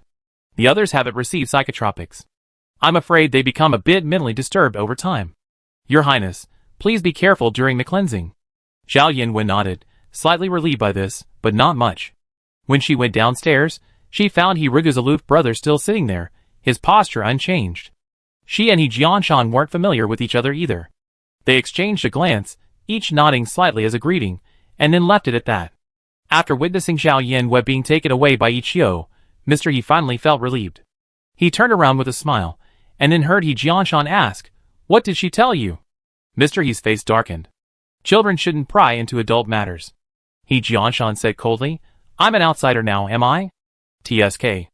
Old man, he took a sip from his teacup. It's good that you understand. So, can you please have some sense of boundaries? He Jianshan, rebuked several times, was speechless. He wondered if his old man had been poisoned by the stun mushrooms today. Not only were his mood swings exceptional, but his personality had also changed drastically. He Rigu sided with her, and so did the old man. Do you know that she and He Rigu are? He Jianshan recalled the frequent likes He Rigu had used when dealing with Zhao Yenwei, and finally chose a compromise. Are they good friends? Really? Old man, he nearly choked on his tea, this time genuinely surprised. Then Rigu has really come a long way. Coming a long way? Given your personality, shouldn't you be suspicious of her intentions in approaching you? Okay, stop being so suspicious. Why are you always paying attention to our Yaya? If you see her again in the future, be nicer to her, okay? You guys? Jianshan remained silent, his voice still cold. Why you guys? Are you trying to kick me out of this family? Old man, he felt relieved now. To prevent him from asking more questions, he touched his head and said, my head hurts. I think I'm going to have a seizure. I'm going back to my room. Chapter 48. Zhao Yanwei had previously been indifferent to Mr. He's comments about the difficulty of dealing with manic patients. Now she understood why. Everyone on Dean Duan's list had distinguished military service, but she didn't know any of them. So for her second client, she simply picked a name she's seen on StarNet. Bo Ci. According to Federation statistics, the average time it takes for a person to develop manic symptoms and commit suicide is 5 years, and this patient had been suffering from the disorder for 6 years. Looking at the address Dean Duan provided, Zhao Yanwei raised an eyebrow, packed up, and boarded the military aircraft sent by the Federation. The destination wasn't a residential area, but a federal sanatorium, or rather, a shelter for manic S-type mecha vanguards. Netizens preferred to call it a restricted area. Without mental stabilizers, manic patients can suffer from occasional headaches and occasional bouts of mental confusion. For ordinary people, the destructive power of madness is limited, but an S-class mecha vanguard going berserk is like a nuclear bomb explosion, and protective measures must be taken. The Federal Sanatorium is such a place. Everyone knows of its existence, but aside from certain personnel, few have ever seen its true face. Zhao Yanwei found it hard to imagine such a place existing in the land-scarce district. Looking down from the air, it looked like a man-made, enclosed island. The aircraft landed, and the hatch opened, a salty sea breeze wafting in. Director Chiu, the head of the Federal Sanatorium, had been waiting for a while, and came forward to greet Zhao Yanwei and her group. He greeted the officer escorting Zhao Yanwei, his gaze quickly scanning her face with a touch of awe and caution, his tone tinged with suppressed excitement. Your Highness, good day. The stern-faced officer coughed, stepped aside, and placed himself between the two men, drawing Dean Chiu's attention back to himself. Then he solemnly emphasized several points regarding Your Highness's safety. Zhao Yanwei ignored their conversation, surveying the island with curiosity. The island was quite vast, and the waves crashed against the rocks, creating white foam and a resounding crash. There were commercial streets, residential areas, and a hospital. The streets were sparsely populated, looking like a normal coastal city, except that they were enveloped by a transparent energy shield that occasionally flashed a blue light. It's fine if you don't notice it, but once you do, you feel a certain amount of oppression. Or perhaps this feeling is simply due to the gloomy weather today, the darkness looking as if it's about to rain. Dean Chiu finally finished listening to the lengthy instructions. He exhaled and summarized it as, protect His Highness's safety. Not a single hair can fall. Admiral Bai Ci is inside the sanatorium. Your Highness, please follow me. Before them stood a majestic, high-tech, hospital-like building with the words Federal Sanatorium written on it. Zhao Yanwei pointed to a pedestrian in the distance, who had just left a convenience store on the corner and asked, aside from the patients, are there other people living on this island? Dean Chiu followed her gaze, and shook his head. He understood why she was asking, and he explained further, the entire island is the Federal Sanatorium, not just this one. However, the patients live normally on the island when they're awake, and only come to this sanatorium for special circumstances. The patients in this hospital have all made tremendous contributions to the Federation. The Federation is doing its best to ensure their normal lives, rather than imprisoning them. If they wish to leave the island, they simply sign a mental stabilizer injection agreement. Have many left? Zhao Yanwei asked curiously, her gaze darting over the robot carrying the medical equipment. Almost none. Dean Chiu smiled wryly. Mania is a terminal illness for S-level mental states. While it's said they're waiting for the mental state to collapse, everyone's mentality is essentially the same as waiting to die. He glanced at Zhao Yanwei, the wrinkles between his brows relaxing slightly. But now that Your Highness is here, everything will be fine. As they reached the ward area, they had just turned a corner when several white-coated medical staff, several of them injured, wheeled a medical transfer bed towards them. Two tall, burly medical staff sat on the red-haired patient, one holding down his flailing hands, the other his kicking legs. Veins bulged on their foreheads. It was clear the patient was as strong as a buffalo, and the medical staff struggled to restrain him. Zhao Yanwei looked at the beeping monitor on the patient's wrist and asked, as if she had discovered a new world, what is this? A monitoring bracelet. If it detects that the patient's aggressive intent exceeds the safe threshold, it will send an alert to the sanatorium. We will rush to the scene to control the patient. Control? At the word, Zhao Yinyue's mind flashed to scenes of mecha battles. Is it dangerous? The main thing is to determine the patient's condition. If the attack is caused by mental disorder, we find a way to fit the patient with a psychic blocking collar and then send them to a nursing home. Director Chiu emphasized the word find a way, suggesting the process must be quite intense. He paused, then said, with the collar, even an S-class mecha vanguard would be no different from an ordinary person, save for a bit of extra strength. Surely, such a thing exists. Zhao Yinwei realized her blind spot and immediately came up with a bad idea. Since I be rendered psychicless after my spiritual C collapses anyway, why not just return to normal life with the spiritual C isolating collar? I don't need to take the spiritual C stabilizer that prolongs the collapse. That's theoretically true, but psychicless is a more serious disability than losing a limb. Dean Chiu suddenly told a ridiculous joke. No one would become disabled now just because they might become disabled in the future. Zhao Yinwei was silent for 2 seconds. That makes sense. She didn't really believe in the idea that psychicless meant disabled. After all, she was an earthling at heart. After interacting with Zhao Yinwei, Dean Chiu discovered that she lacked the arrogance typical of purification masters, and she felt much less nervous about facing the S-class highness. As his tense nerves relaxed a bit, he led Zhao Yinwei out of the elevator, feeling in a half-joking, half-serious mood. Actually, there's another reason. S-level spiritual Cs are the pinnacle of genius, with much higher self-esteem than the average person. They think wearing a collar is like wearing a dog leash. Unless they're forced to wear one while mentally disturbed, they never wear such a thing while conscious. That's terrible. Dean Chiu sighed, empathizing. I really don't understand them. After all, the collar he helped develop was quite nice. Although it was primarily used on prisoners after its development, it was still quite nice. As he spoke, Dean Chiu paused outside the heavy ward door marked 6-107. Admiral by CI is conscious.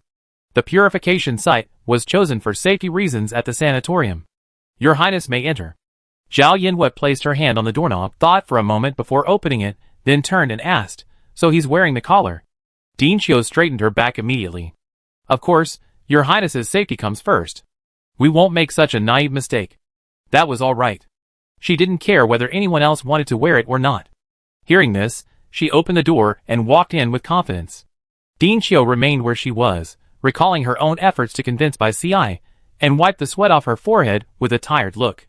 The ward was a stark contrast to the cold tones outside. The furnishings were luxurious, resembling a luxurious hotel suite more than a hospital room, complete with a sofa, desk, and balcony.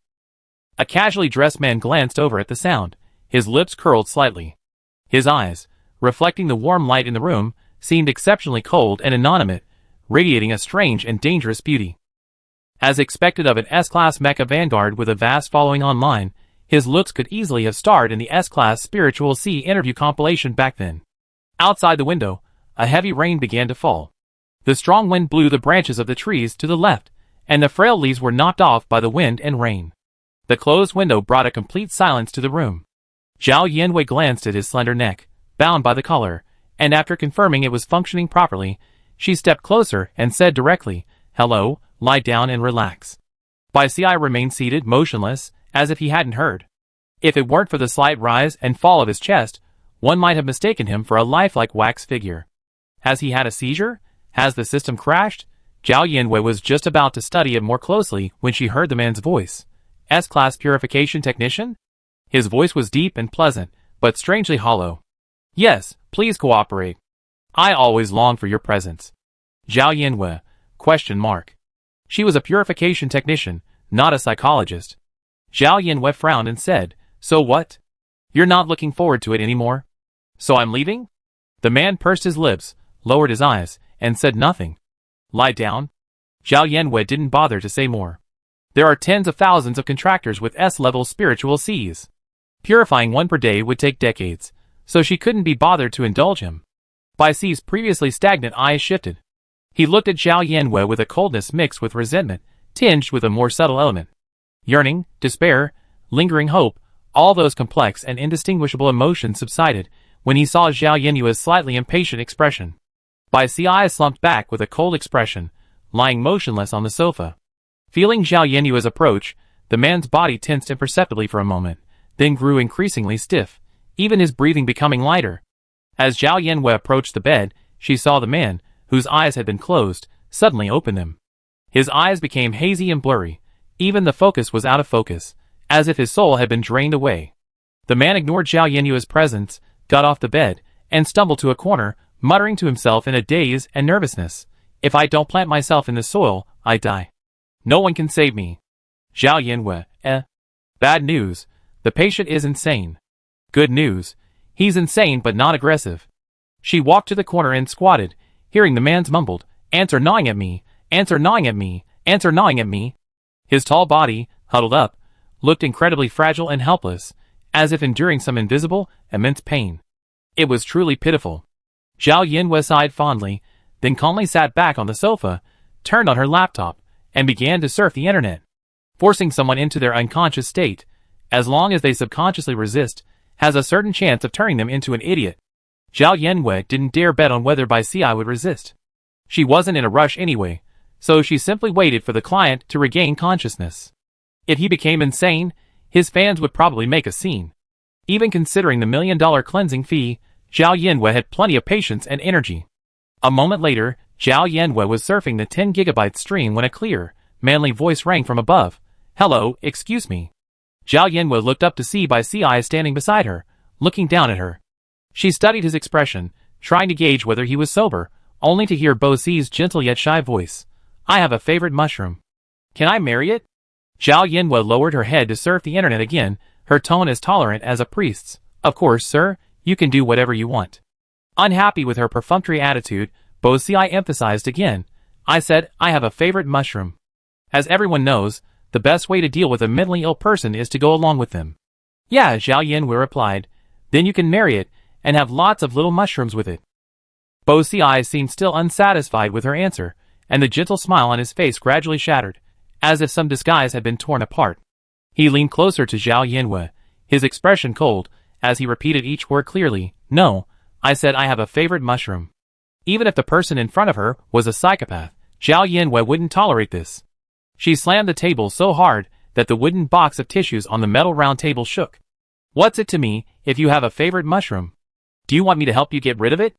Bai Ci was startled by her, but the next moment the coldness on his face melted like spring snow, and his smile brightened. "Really? I'm really sorry to bother you." Chapter 49. What is mental illness? What's the difference between getting rid of a favorite mushroom and killing someone you like? Do you think you're a mushroom? Why do you want to get rid of the mushroom you love? Zhao Yinyue, in high spirits, pretended to be a psychiatrist and asked. Bai Ci lowered his eyes to look at her, his long eyelashes casting a small shadow under his eyes, obscuring the expression in his eyes. He answered very seriously. A truly strong person should renounce all emotions and love. Zhao Yinyue immediately accepted his logic. She leaned back against the soft backrest of the sofa, shaking her head, and sighing like an old Chinese doctor faced with a difficult case. "It's difficult. Your situation is very difficult." Her fingers tapped rhythmically on the round table as she began to ramble. "Liking is a thought, which means the mushroom you like doesn't grow in the soil, but in your head. But luckily you found me. Here's how. Don't resist. I use my mental power to go in and heal you." "No, it's not in my head." Bai Ci tilted his head slightly, his gaze meeting Zhao Yinyue's with pure sincerity. "The mushroom I like is right in front of me." As soon as she finished speaking, a shuddering feeling, like being targeted by an apex predator, suddenly washed over Zhao Yinyue. She felt as if she were being hunted. Without warning, the collar around Bai Ci's neck suddenly lit up blue, indicating that his attacking intent had exceeded the safety threshold, and the mental power blocking effect had been activated. The delicate nanoprobes on the collar suddenly severed the connection between his spiritual C and his physical body, causing a slight stinging sensation. Hiss. Bai Ci reached out and touched the collar, suddenly deflated. His tone was confused and aggrieved, with a hint of childish helplessness. "I seem broken? Can you fix it yourself?" What did she fix? She was supposed to fix it herself, right? Zhao Yinyue had never been one to be trifled with. She stood up with a sullen expression and, without warning, slapped Bai Ci's divinely shaped face with a crisp, backhanded slap. "You don't know what's good for you." This slap not only stunned Bai Ci, but also shocked Sane, who went online to express his enlightenment. "Now I understand why your spiritual power loves to slap people. As expected of your spiritual power, it's simply one and the same, connected, passed down from generation to generation." Shut up, little mouth. Okay. Sane replied and immediately logged off, returning to surfing the Star Network. The man who had been slapped in the face covered his face with his hands, looking at Zhao Yanwei in disbelief and tears. You hit me? Why did you hit me? You said you would help me deal with it. She really couldn't explain it to a psychopath. Zhao Yanwei cursed under her breath, exasperated. She stood up and opened the ward door, deciding to pick a more normal person to purify. After all, the hospital had plenty of patients. It's fate to meet someone. That red-haired guy wasn't bad either.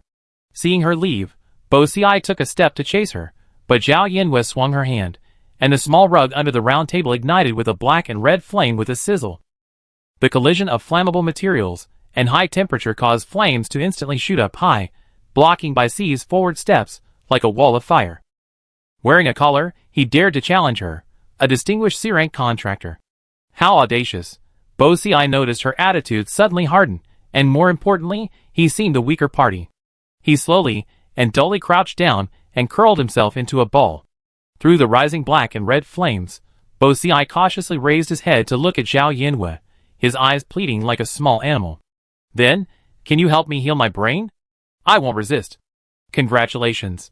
When she couldn't solve the problem, she finally figured out how to solve it herself. Now you're finding fault with yourself? Zhao Yanwei scoffed. You deserve it. I don't care if you die. The heavy ward door swung open with a bang. Dean Qiu, standing outside, saw her emerge and inquired, Is it over? So soon? Zhao Yanwei blinked and smiled shyly. Private Marseille, the patient wasn't very cooperative, and I accidentally burned the room a little. Watching Zhao Yanwei's small index finger gesture, Dean Qiu remained unfazed, peering through the crack in the door to take a look. The ward's construction materials were waterproof and fireproof. Only the small rug under the metal round table had burned to ash, a few sparks still visible. Bai Ci squatted motionless beside the ashes, head bowed. He ordered the staff to enter the room to put out the fire and, by the way, to check on Bai Ci. I'm glad your highness is alright. Has Admiral Bai Ci had an attack? Besides an attack, Dean Qiu couldn't think of any reason for his non-cooperation. Bai Ci has been suffering from mania for 6 years. Only he knows how painful it has been for him, and it is impossible for him not to cooperate. Zhao Yanwei nodded, thinking about the day's unfinished work, and offered, Is anyone in this ward conscious now? I can go over and decontaminate them. Her highness was truly approachable. She showed no intention of pursuing the matter after such an incident. Although the illness was indeed an uncontrollable factor, any other decontamination technician would have at least offered a humble apology. Yet, she was still thinking of continuing to complete her work. Director Qiu felt his heart, colder than a knife that had been used to butcher fish at our T-Mart for 10 years, suddenly soften. He responded repeatedly, There's just one more. Your Highness, please follow me. As he led Zhao Yanwei forward, he said, The patient on the transfer bed is now conscious and won't be ill again for a while. There won't be another incident this time. What a coincidence. Wasn't that the red-haired man on the transfer bed just now? Zhao Yanwei was a little surprised. He's just recently developed mania, and any complications from his mental disorder won't last long. He's cleared up as soon as he was brought to the ward, so the collar hasn't been removed yet, so there's no need to put it on again. As they spoke, they arrived at room 117, 6-, not far away. Dean Qiu had just opened the door when a young man with red hair approached. His gaze passed over Zhao Yanwei and stopped at Dean Qiu. He scratched his messy red fur in annoyance. Why did Dean Qiu come in person? Never mind, help me untie this dog leash. Colonel Qi, please be patient. Dean Qiu leaned slightly aside and introduced, This is His Highness Zhao Yanwei. You come to help purify your spiritual sea. This dog. Collar. Please bear with me for a while longer. Qi Ran processed this in his mind, but his CPU was clearly overloaded and he couldn't process it. He pointed at himself, glanced at Zhao Yanwei, and finally looked back at Dean Qiu. Will you help me purify my spiritual sea? Did I hear correctly? If I remember correctly, I should have an S-level spiritual sea? That's right, your highness also has an S-level spiritual sea. Qi Ran frowned, more frightened than surprised. He simply felt that something was 101% wrong. Is this true? Don't lie to me. If there really were S-class purifiers, the Federation would have announced it to the world with all the fanfare. How could I not know about it? Before Dean Qiu could speak, Qi Ran slapped his forehead in sudden realization. Oh no! I must be having another mental breakdown. Mr. Qi, I'm actually a professional in treating mental illness. Zhao Yanwei didn't bother to argue. I give you 10 times the price if you don't treat me properly. 1 million star coins per session. Do you want to try it?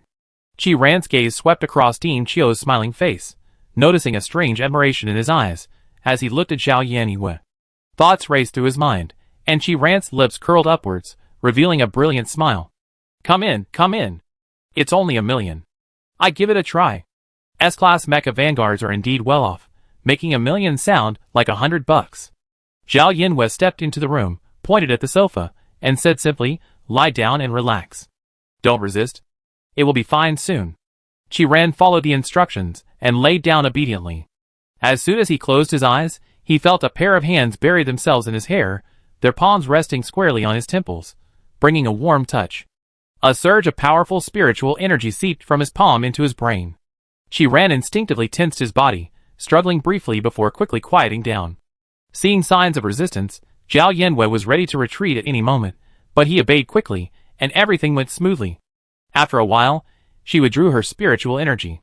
Qi Ran's eyelashes fluttered slightly, and his once dark spiritual sea seemed as clean and clear as a new one.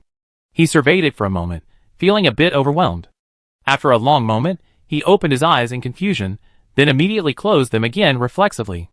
The moment he opened his eyes, he saw the Zizivio payment QR code so close, its brightness comparable to the midday sun, nearly bringing tears to his eyes. He fumbled with the payment code and pushed it outward. Too close, Your Highness. I'm going blind. Zhao Yanwei sighed, rising from the sofa and, with great strength, pulling Qi Ran to his feet. Your Highness, you're quite skilled. Qi Ran complimented dryly, then observed Zhao Yanwei curiously, as if observing a new species. You truly are an S-rank purifier. He scratched his hair, his head still a little dizzy from the shock. Today is truly a magical day. After sighing, he lowered his voice as if remembering something, asking, Oh, by the way, why didn't the Federation announce such a major event? I mean, this is incredibly exciting. He was quite talkative. Since he had transferred far more than 1 million star coins, Zhao Yanwei kindly answered his question. Because I'm actually a Christmas fairy. You know, Christmas fairies randomly descend on the chimney of a lucky person's roof and purify their spiritual sea. Qi Ran was puzzled. Is that still human? No, I mean, is it a species more advanced than humans? It's human, Zhao Yanwei said perfunctorily, then continued to answer his question. As for why we didn't announce it, it's because luck is random. If we tell everyone, we'd be disappointed when that luck doesn't come to us. But the Christmas fairy has limited energy and can't satisfy everyone, so it's better to keep it a surprise. After Zhao Yanwei finished coaxing him, she left the room, leaving Qi Ran to ponder, occasionally exclaiming, that makes so much sense. He naturally had someone to handle confidential matters. Zhao Yanwei didn't need to worry about it. She was just teasing him.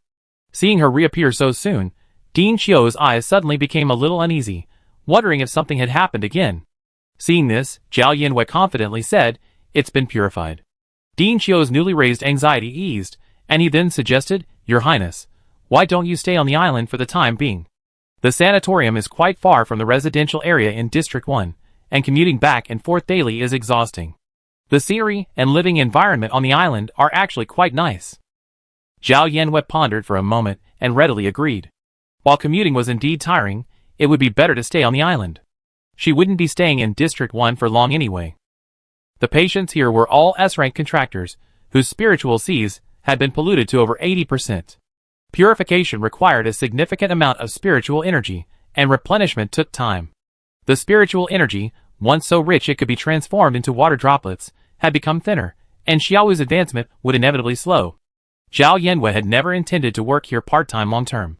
But she was now a government employee, so she had to do some work. Besides the patients, the island also housed a number of staff. While the permanent population wasn't large, it certainly didn't seem empty, becoming a self-sustaining, small society. Maybe because of the small population, but news spread quickly. Zhao Yanwei was having dinner with Ichio in the main hall of the seafood restaurant after work when she heard gossip from the next table. Have you heard?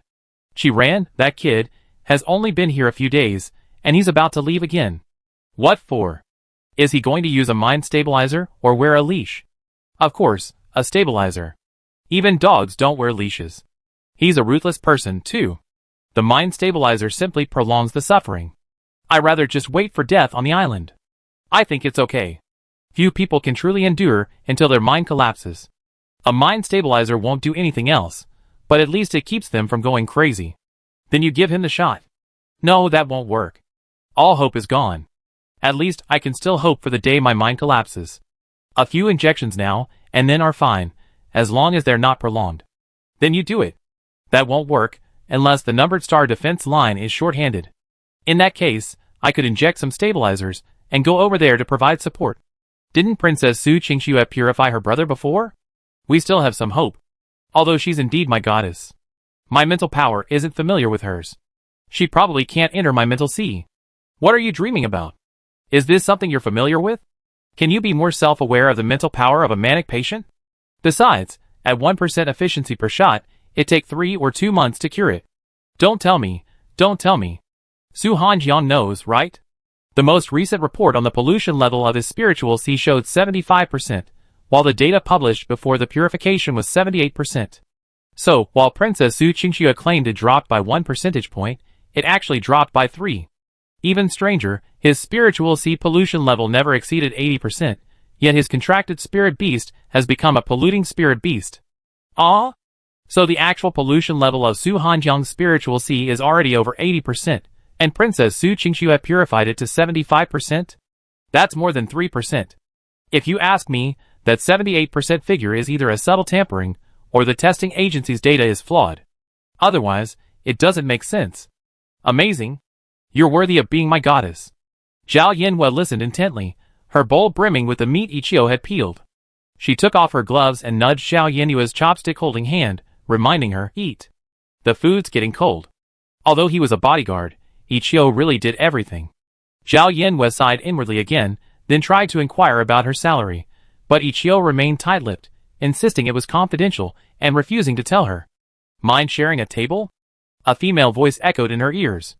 Zhao Yanhui glanced up at the person who had arrived, nodded casually, and said, sit down. New here? I don't think I've seen you before. The woman's gaze lingered on Zhao Yanhua's face for a few seconds, and she asked gossipingly, was it contaminated during the recent rescue operation for His Highness Yin? I heard someone in your team saw a king insect egg? Chapter 50. Overlord eggs? What overlord eggs? What overlord is she talking about? Zhao Yanhua's mind was flooded with questions. It's known that B-class Zerg are called advanced Zerg. The standard term for A-class Zerg is general class Zerg, and S-class Zerg are called commander class Zerg. Because A-class Zerg can lead Zerg swarms, they are also called overlords along with S-class Zerg, and for easy distinction, they are prefixed with A-class or S-class.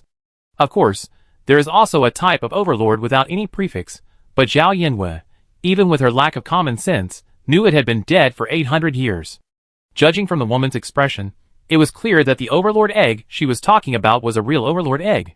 Unfortunately, Zhao Yanhua didn't know as much as she did. Ichio, who had been silent the entire time, now spoke up. No one on the rescue team has actually come into contact with the overlord eggs, but some say they felt a strong pressure. Then the rumor isn't completely groundless. Jiying breathed a sigh of relief, then grumbled, any level of pressure can be felt. The rumor is quite convincing. Yeah.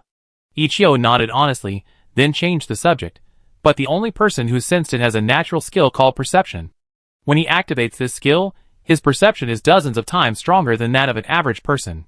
Ji Ying's heart, which had just settled, suddenly rose to her throat again. Her heart pounded, and she lowered her voice. No way, are there really overlord eggs? Did he sense it?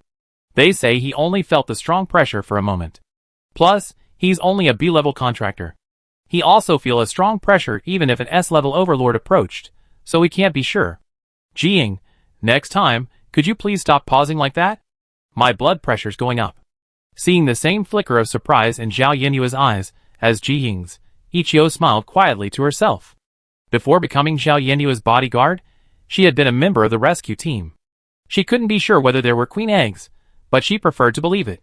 As soon as the news reached the Federation, it immediately intensified its efforts to suppress the hive. There were so many hives, and preemptively eliminating the queens and eggs in each was ideal.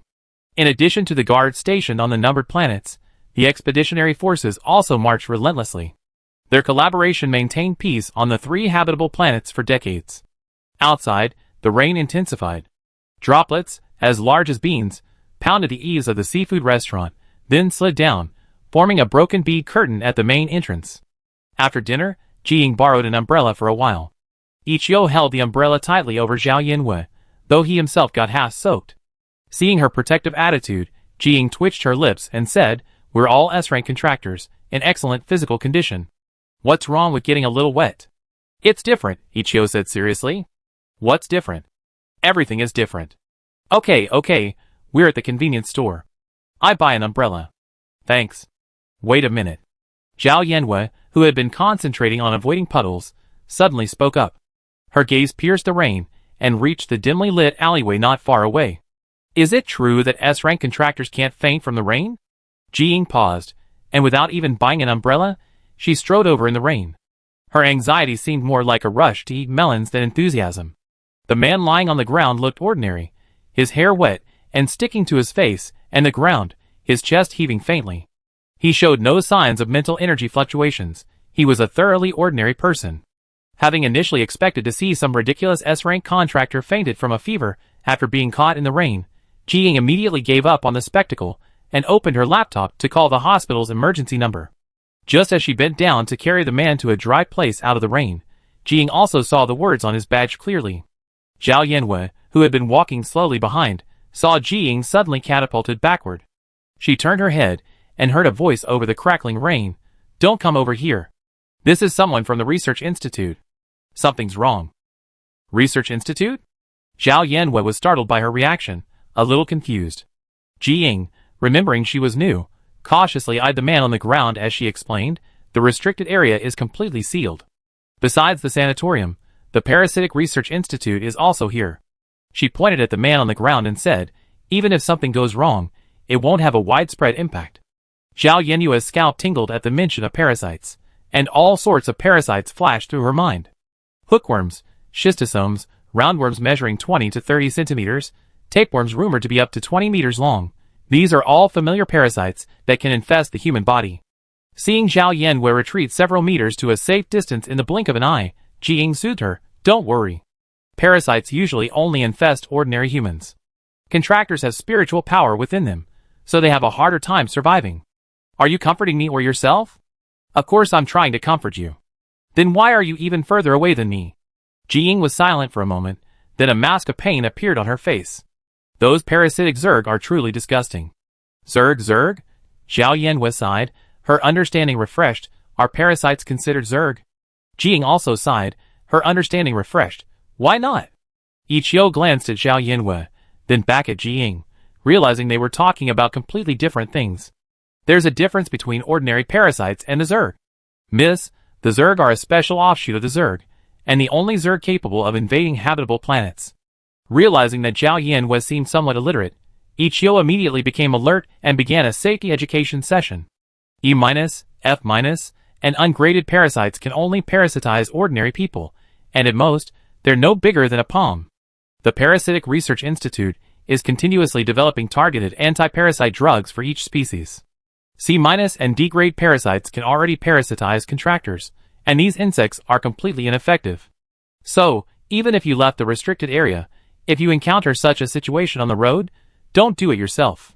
It's better to be safe than sorry. Now that she'd been discovered, Zhao Yanwei gave up pretending and asked curiously, "What about parasites above C grade?" "There's no such thing in the Three Enclosures galaxy." Ichio's gaze grew a little heavier as he looked at Zhao Yanwei. Higher grade Zerg bodies resemble humans more closely, their combat effectiveness is higher, and they don't need parasites to survive. Therefore, there are no parasites of that level in this world. Zhao Yanwei recalled her encounters with Class B Zergs and realized that if it weren't for the two tentacles on its head, its humanoid torso and joint structure could easily have been used as a mecha vanguard. The Zerg's increasing human likeness exuded an indescribable strangeness and absurdity, a sound that was simply terrifying. Within a few words, the shrill sirens began to blaze from afar. The Research Institute, having received the message, quickly dispatched an ambulance. The paramedic, wearing specialized protective gear, crouched down and examined the man on the ground. His voice, muffled through his mask, said, "No vital signs."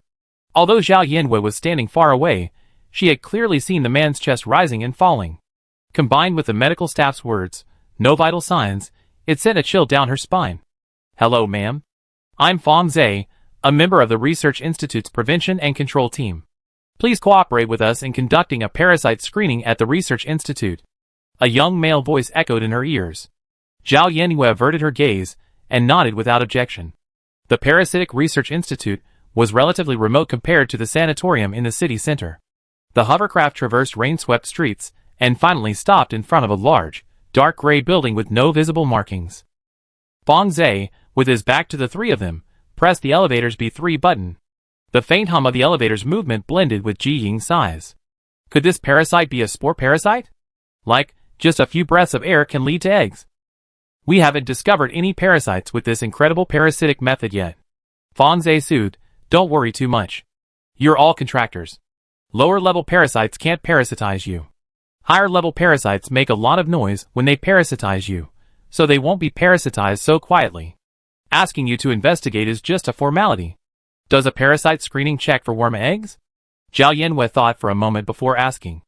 After listening to Ji Ying's spore theory, she felt itchy all over, and she longed to take 800 baths. Although the parasites are a special branch of the Zerg, any Zerg can only hatch from a nest, and only the queen has the ability to lay eggs. There's no need to worry about carrying worms. Before Fong Zhe finished his words, the elevator made a slight ding and stopped on the second floor below ground. As the alloy doors slid silently to the sides, a slender figure appeared in Zhao Yanyu's sight. The man wore a white coat with the Institute's distinctive logo. His clear eyes, slightly raised, scanned the people in the elevator with an emotionless gaze. Upon catching sight of Zhao Yanyu, his steps into the elevator paused imperceptibly. Fong Zhe had already greeted him with a smile, stepped back slightly to make room, and then turned to introduce the others. This is Dr. Bai, specially hired by the Research Institute.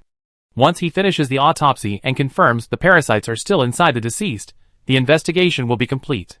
Zhao Yanyu, Such a simple and unpretentious investigation method. What a coincidence, Bai CI also works 2 jobs. What a coincidence, she had just slapped him, and now she saw him around the corner. Compared to his expression in the ward, he now looked stern and indifferent, much more normal. After only a few seconds of looking at him, Zhao Yanyu heard Bai Ci's cold and stiff voice say, "Don't stare at me." "Fine, you won't even let me look. You're quite vindictive."